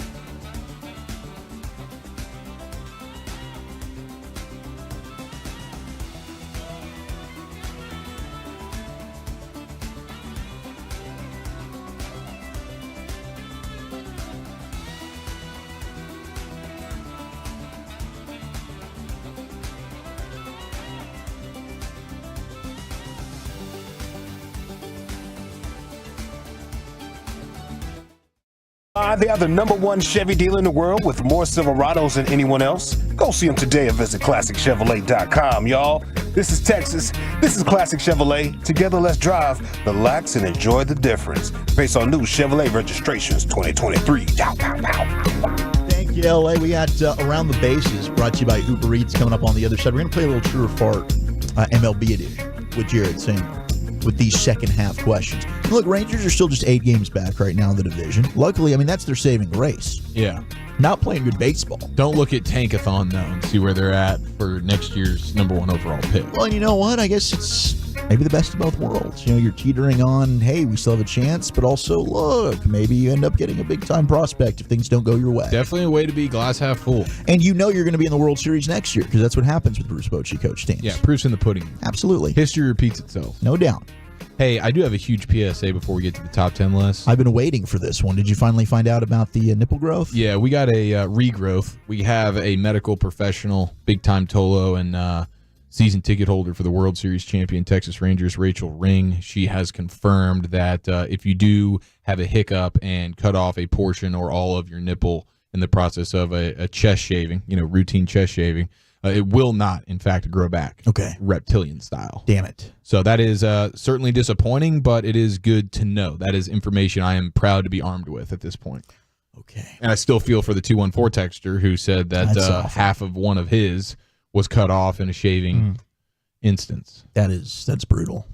I mean, it just sounds so painful. It's crazy because so many things do grow back. Yeah. You know, like when you get a cut on your skin, it like ends up. Yeah, the skin will heal. It'll get back to normal. Yeah, but not the nipple. Not for the nipple. All right, 877-881-1053. Let's slide into the Wooly Bully Top 10. In honor of Bronny James being selected by the Los Angeles Lakers, first ever father-son duo to play for the same team at the same time in the NBA. It is LeBron and Bronny. I thought, all right, let's do, these are the top 10 best father and son duos in the history of American sports. We got Bobby and Barry through 903. We got Senior and the Kid, number 1. Of course, Griffey. And Keith and Matt Tkachuk. And, of course, Matt Tkachuk just won himself a Stanley Cup. I don't think Keith ever did get one. Yeah, but Matthew has confirmed that he slept a total of 3 hours in the last 3 days. I believe it. You see the partying that they've been doing at nightclubs. I mean, the best thing was, I think it was Roberto Luongo eating the pasta out of the Stanley Cup. Yes. That was incredible. It's a beautiful, beautiful image, and Carter's probably going to throw it up on the fan cam right now just because that's the kind of go-getter type mentality guy that he is. Gosh. But it looks like an incredible pasta. It has to be the best tasting pasta ever. It's got to be. Like they're even doing the say when with the cheese. Yes. Freshly grated Parmigiano Reggiano right on top of that delicious pasta. My gosh, eating right out of the Stanley. Like it has to be the best bowl of pasta you've ever had. Best tasting pasta. The same way that Panthers fan taking the beer from Lord Stanley as Matthew Tkachuk and teammates are pouring it off the balcony of the Elbow Room bar in South Florida at 8 a.m. the day after the championship, right into the face and mouth of a Panthers fan. That's the best tasting beer that guy's ever had. No doubt. It That's the way it absolutely goes. Lord Stanley levels up everything. Gosh, everything's just going to taste better out of the Stanley Cup. I wish I had the Stanley Cup. If I had the Stanley Cup growing up, I would have eaten more vegetables. Like, Mom, just throw it in Lord. It'll taste I'll eat my better. broccoli. I'll get it done. Go ahead and give me some of that cream spinach out of the Stanley Cup. I won't have to fake like I ate it, but I threw it away so I could still get dessert, Mom. We got Michael and Mario Andretti. Better be on this list from the 682. They didn't make this list, and that might be because they're not. Are they Italian? This is specifically Americans. Oh, specific to Americans? Jeez. American sports. Wow, man. Yeah, I don't know if the Andretti's made the cut because of that. That could have been the reason why, or maybe they're an honorable mention. We can give them a HOA just on looking outside, looking in. Well, who did you want to throw out there, Lucius? We love Puerto Rico. Michael Jordan, Anthony Edwards. It's really strong. That is strong. That is strong. Number 10 is actually who the 817 just texted in, our Tolo David from Hazlitt. I do. Oh, shout out to David from Hazlitt, by the way. That's my guy. That's my neck of the woods right there. It is. 469 also. 469 also with this text, but the Earnhardt Senior and Junior. Yep. Dale Senior, Dale Junior come in at number 10. Both of them fantastic careers. Number 9, 903 texted this one in. Bobby and Brett Hull. Mm-hmm. Yep. The Golden Jet. Gloria. I think I want your number. Gosh, I'll never forget him just drunkenly singing that after the St. Louis Blues won the Stanley Cup. Third player to reach 50 goals in a season and led the league in points 3 times, scoring 610 goals with 560 assists. Brett scored 741 goals, 5th most in the history of the sport. 650 assists, won 2 cups with, of course, our Dallas Stars and then the Detroit Red Wings. Number 8, the Boones. Ray Boone, Bob Boone, Brett Boone, and Aaron Boone. There isn't one family that can boast the same amount of baseball love, success, and experience as the Boones, whose major league dominance spans 3 generations and includes 10 All-Star selections. Started with Ray Boone, the dad, who won the World Series with Cleveland in 48 at the start of a 13-year career. Then his son Bob spent 2 decades in the big leagues, winning the 1980 World Series with the Phillies, later managed. And, of course, we got Aaron Boone, who was an all-star, hit 24 homers, drove in 96 runs for the Reds and Yankees, and now a manager with the New York Yankees.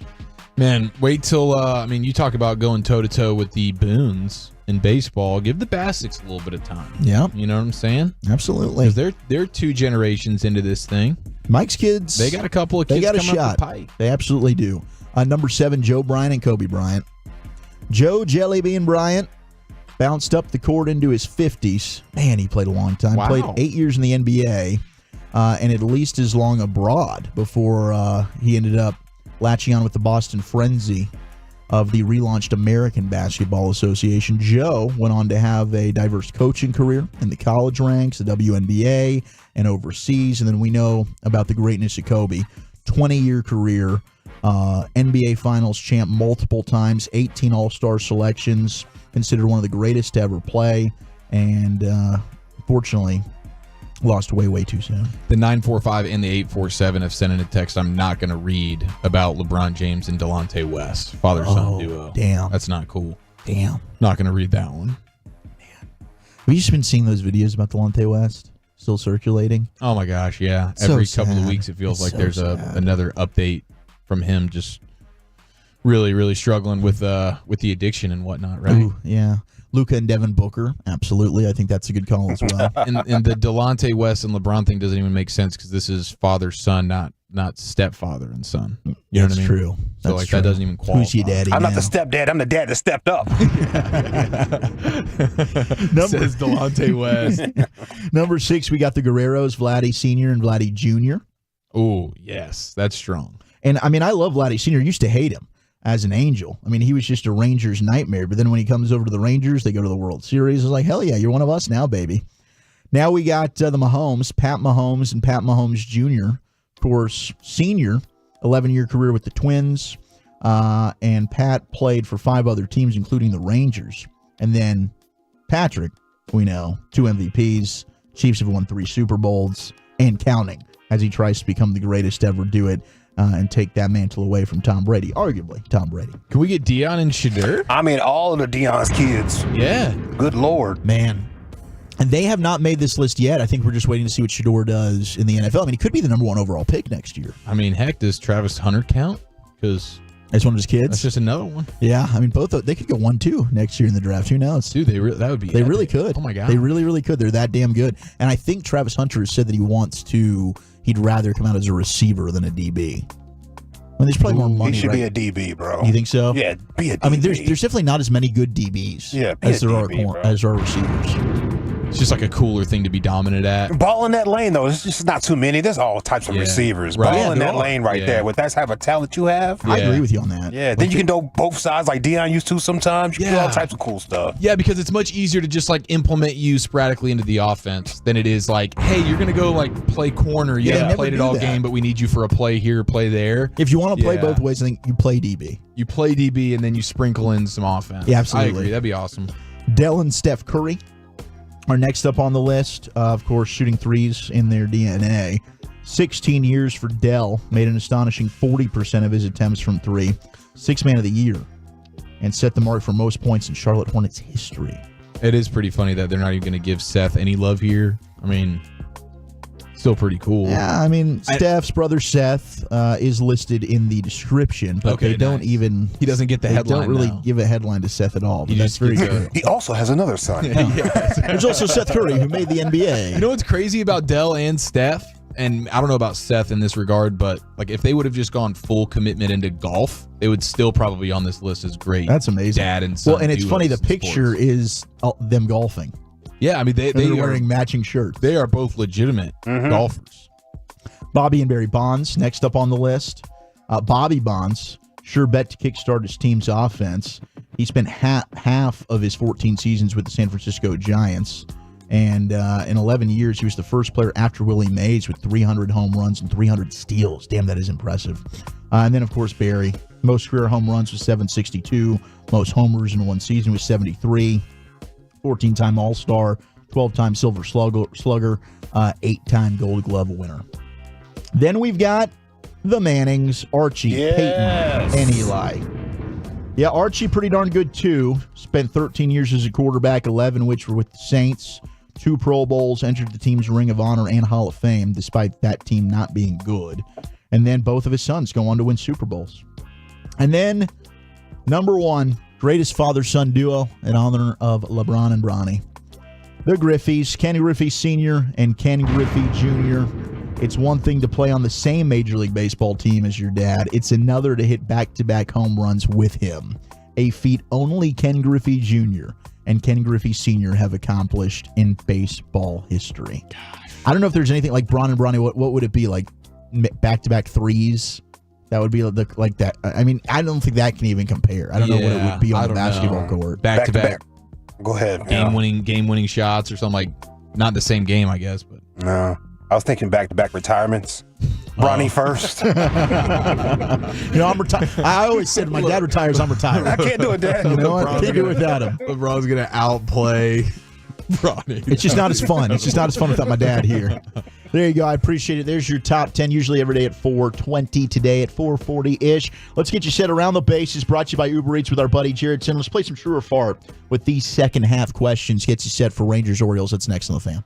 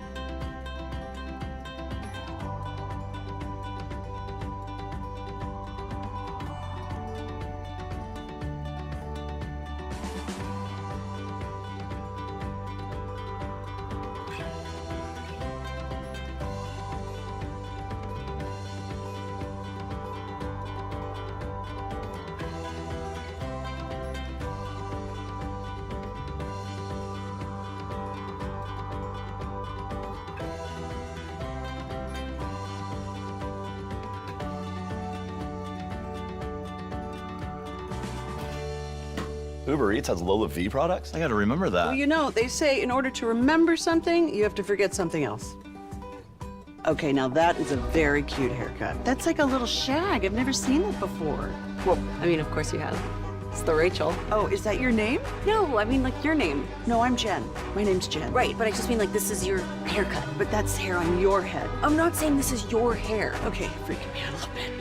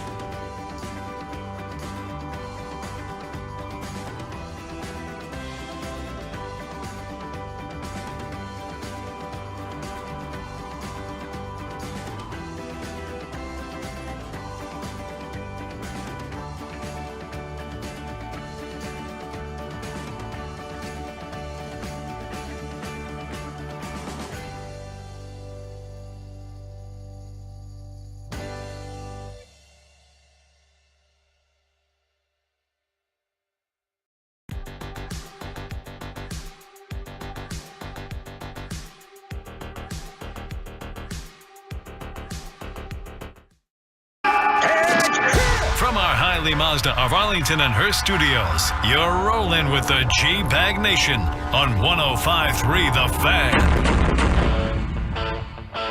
All right, we're rolling on into hour number 4 of the G-Bag Nation. Zach Wolchuk, Eric Chiafalo, Lucius Alexander. Of course, we got Carter Freeman hanging out with us. We are 30 minutes away, well, less than 30 minutes away from Rangers pregame with Jared Sandler as Rangers in Baltimore taking on the O's last night. Didn't go quite the way we wanted, 11-2. Orioles got the win, but it's a Scherzer. Max Scherzer on the bump for your Texas Rangers today. And we will go around the bases. Brought to you by Uber Eats as Jared Sandler joins us now. And Jared's Rangers preview is brought to you by Blue Nail Roofing. Jared, I thought it'd be fun since we're going to have you for 2 segments here. So the first segment, we'll just kind of go around all of Major League Baseball with an MLB edition of True or Fart. How does that sound? That works. I just want to let you guys know that if you guys get in trouble by Gavin Spittle, this segment interrupted a great conversation we were having about Chris Arnold. Damn it. And some of his great stories over the years. Dude, the Sean Kemp thing has been incredible. Yeah. It really was. It was pretty cool. The Chris something, and now he talked about that on air, and they played the clip. And at the time, Sean was like, "It's Chris." I can't remember what his last name is, Chris something. And then they did find out it was Chris Arnold. But it was really cool because he's told that for CA Stories a couple different times. And here's Sean Kemp telling his side of the story and confirming exactly what CA, the three-time Hall of Famer, has told us for many, many years. Pretty damn sweet. It is pretty sweet. But anyway, I'm ready for some around the league true. All right, let's do it. Do you understand the concept of the game? Yes, you have to smell a fart if you're wrong. Yeah, pretty much. Yeah. You just, if you say, if you disagree, it's false, and go ahead and sniff that thing. Yeah. All right, we start off with your NL MVP will be Shohei Ohtani. So that's a tough one because I think at the end of the year, Ohtani only being a DH could come back and bite him. You always think, is there a pitcher who's kind of out of nowhere? I don't think there is. Bryce Harper's injury might change that. I would say that right now it's Ohtani and Harper, which, by the way, how cool is that? That you got one of the most hyped players of all time and one of the most hyped players of all time, but they're delivering, right? I think it's great for sports. Yeah. But yeah, I think it's going to be one of those two. Maybe Harper's hamstring isn't going to be that big of a deal, but yeah, I guess I'd say true Shohei Ohtani. True Shohei's going to get it. Eric, I know you're a seam head, man. Yeah, I was thinking, could Freddie Freeman give him a run here? His own teammate? Possible, but I think if it was one of his teammates, I would have said, I don't know, Mookie? Yeah, it would have been Mookie. I understand that. But now that he's hurt, right? Marcelo Zuna's having a great year. I don't see that happening. Jurickson Profar, I know your guy. Still don't know that that's going to carry out for 162. Ketel Marte, maybe have just his name in the hat a little bit. He might get, just an honorable mention. Yeah. It sounds like you're farting on this one, though, Eric. You're not going to. I think it's just right now it's Shohei. Ohtani or the field, and you're going to fart on it. Ohtani or the field. I think the smart play is always the field because if the guy gets hurt, then right. Yeah, but Ohtani never gets hurt. The proof's in the pudding there. He's like just an Iron his arm, Man. Just Ohtani the hitter never gets hurt. Ohtani the pitcher always gets hurt. So we'll go true on Ohtani. By the way, you brought up Jurickson Profar. How does that make you feel as a Ranger? So first of all, I'm happy for him.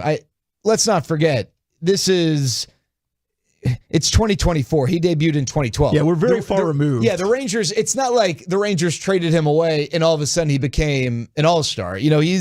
He's bounced around. He signed for $1 million late, in the offseason and during spring training, right? Or maybe right after the season started. I forget when it was. It was at either the end of spring training or the very beginning. I think it was spring training. It's not like the Rangers missed on this. He's developing a lot later at 31 years old, and this is the first year he's had like this. Let's see what the numbers look like at the end of the year. But I'll go back. With Profar, I think it's really easy in all sports to say this guy's not going to be good. This guy's not going to work out. This quarterback who was a first-round pick is not going to be a franchise quarterback because how many of them really are, right? The odds are in your favor. This big-time prospect, he's not going to be good. And I think a lot of times we get in the habit of feeling like we're taking a stand and really letting people know that we know what we're talking about by saying this guy's not going to be good. When in reality, it's way tougher to identify the possibilities, right? It's way tougher to identify, no, this guy actually is going to be a stud. Right? This guy. Yeah. And it's even tougher when the car is driven off the lot and, you feel like you know where that car's headed. And so I think with Jurickson Profar, the one thing I would say about him that to me is relevant that I've thought a lot about this year is the same thing I'd say about Josh Smith. There's not just one way that a guy can have success as a hitter. However, if you're going to give me the option of a guy who is going to develop later or is going to have, a career after a slow start that is valuable or successful, give me the guy who's patient, who draws walks with plate discipline over the guy who swings at every pitch. And so with Smith, that's always been his profile. He's now this year starting to take advantage of balls that he puts in play. Sure. With Profar, he's always been a good walk guy. He's always been someone who is willing to take a walk, who's got, whether it's patience or good plate discipline, kind of in some ways it doesn't really matter if it's different. Yeah. And so the guys like that put themselves in positions to succeed by more often than not swinging at hittable pitches, as opposed to the guy who swings at everything. So no, it doesn't bother me. I don't feel like this is a Rangers miss. Good on Jurickson Profar for, 12 years after making his debut, having the type of season we thought that he would have more often than not with the Rangers. 100%. Okay, true or fart, the Yankees will win the AL East. I'm going to say fart. I think the Rangers are playing the team that's going to win the AL East. I agree. I think I think it's going to be a very, very fun battle. I think the Yankees are really good. It's not that I think they're going to just fall off or anything. The Orioles won 101 games last year, and they're better this year, I think, than they were last year, and they're going to be more aggressive at the trade deadline this year. So I think some of the holes they might have in their bullpen and in the rotation will be addressed. So how aggressive do you expect the Yankees to be? Well, they're always aggressive, right? That's not a surprise. They actually have a farm system this time around, don't they? To like prospect flip a little bit? Yeah, better. Yeah, for sure. I think with the Yankees, they're going to be aggressive in the way they always are. The question I have with the Yankees is more their lineup and health and guys. Are guys going to be around and be effective in August and September? What are you going to get from DJ LeMahieu, who's gone off to a slow start? Can Gleyber Torres turn things around? Is Giancarlo Stanton going to be able to get back and remain healthy, right? Not that health is something that you can really detect for one team more than another. I guess there's certain factors, but there's a track record there, though, especially guys like Stanton. I just look at the Orioles right now, and I think the Orioles right now are better than the Yankees right now. I take the Orioles roster for this year only. Forget the future, right? Yeah. For this year only, I would still take the Orioles roster, even if I would take the Yankees starting pitching, and I think the Orioles are going to be able to address that. All right, let's go to the armpit. Astros will miss the postseason. True or fart? True. I don't think they make the postseason. They've had a great run here, but so flip side, they have nothing in their farm. I don't know who they can trade. I mean, I know who they could trade, right? But I just don't think that they're going to be able to compete at the top of the market at the trade deadline for some of these guys. Now, they somehow were able to swindle Justin Verlander away from the Mets by money whipping them to some degree last year, but I don't know that they can do that anymore, right? They're not really a luxury tax team. The advantage is they're in a division that's wide open. But yeah, I just don't see them making the playoffs. I really don't believe that they've got the horses. And I'm not saying this from a biased standpoint. I obviously hate them, but I also said, I have said over the last several years, I think they're going to win the division. They're going to win the World Series, right? Like I feel like I can look at them in an unbiased way as much as I can. I didn't believe they were a playoff team when the season started. I thought the Rangers and Mariners were better than them. Obviously, the Mariners have been so far. The Rangers have not been. But I don't know that they're a playoff team when all is said and done. Okay. True or fart, Pete Alonso will be traded by the Mets, and he will be traded to an AL contender. Well, the Mariners are a team that would make sense. That's a team that a lot of people have talked about. A lot of people have mentioned the Rangers. I just don't know if that makes as much sense for where the Rangers are. And with Pete Alonso, you're not... Yeah, he's a rental, and so maybe the price tag isn't going to be as steep, but I think the Rangers could get creative with how they use first base to keep some guys in the lineup, and I feel like their needs are elsewhere. I think you can get it if you want to make a move at first base. I think there are lesser first basemen from a cost standpoint who could do a really good job in a platoon situation. And so at the end of the day, I just don't think it's not that I don't think the Rangers would be interested. I just don't know if the Rangers are going to be willing to part with one of their three best prospects for Pete Alonso. And I think it's going to be tough to make that move without giving up one of those guys. I saw Jeff Passan mention the Boston Red Sox as well, which would obviously lean true here. Another AL team. Red Sox would be an interesting one, and then a right-handed hitter at Fenway Park. That'd be fun for Pete Alonso. All right, last one, and I got this from Mike Bassick earlier today. Listen to KMC. Gunnar Henderson will have a better career than Mike Trout. You got to fart on that. I love Mike. Mike Tough. is, what have you done for me lately? A lot of times. I just think it's tough to forget how good Mike Trout's been. I think that if you told me Gunnar Henderson would have a better career than Mike Trout, I wouldn't sit here and argue and say you're crazy. It's just tough for me to look at a guy who's won 3 MVPs versus a guy who hasn't won one yet and say that for sure he's going to be able to stay healthy and have, it's just. Now, what I will say is this. I think Gunnar Henderson has a chance to do things that Mike Trout probably will never get the chance to do, and that's be an impact player in the postseason, which is sad. But Mike Trout at this point, I don't know. When is he ever going to get the chance to be an impact player, and will he be anywhere close to the guy that he was at his best when he does get that chance? So the way we remember Gunnar Henderson might be a little bit different, but I think it's tough to forget how good Mike Trout was for such a long period of time. It's unfortunate that his 30s have, really been compromised because of health. Thank you, buddy. There we go. True or Fart, first edition with Sandler in the books. Let's continue to preview Rangers and Orioles next in the Fan. Gavin Dawson here from my friends at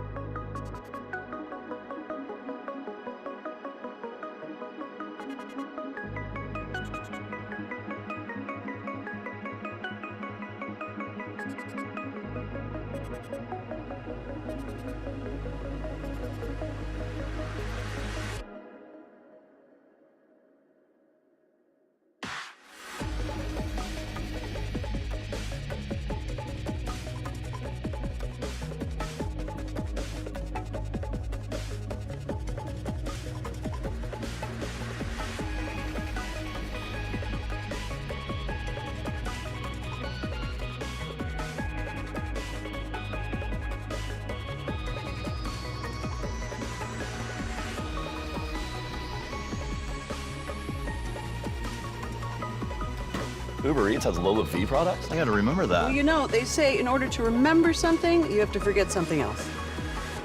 Okay, now that is a very cute haircut. That's like a little shag. I've never seen that before. Well, I mean, of course you have. It's the Rachel. Oh, is that your name? No, I mean, like, your name. No, I'm Jen. My name's Jen. Right, but I just mean, like, this is your haircut. But that's hair on your head. I'm not saying this is your hair. Okay, freaking me out a little bit.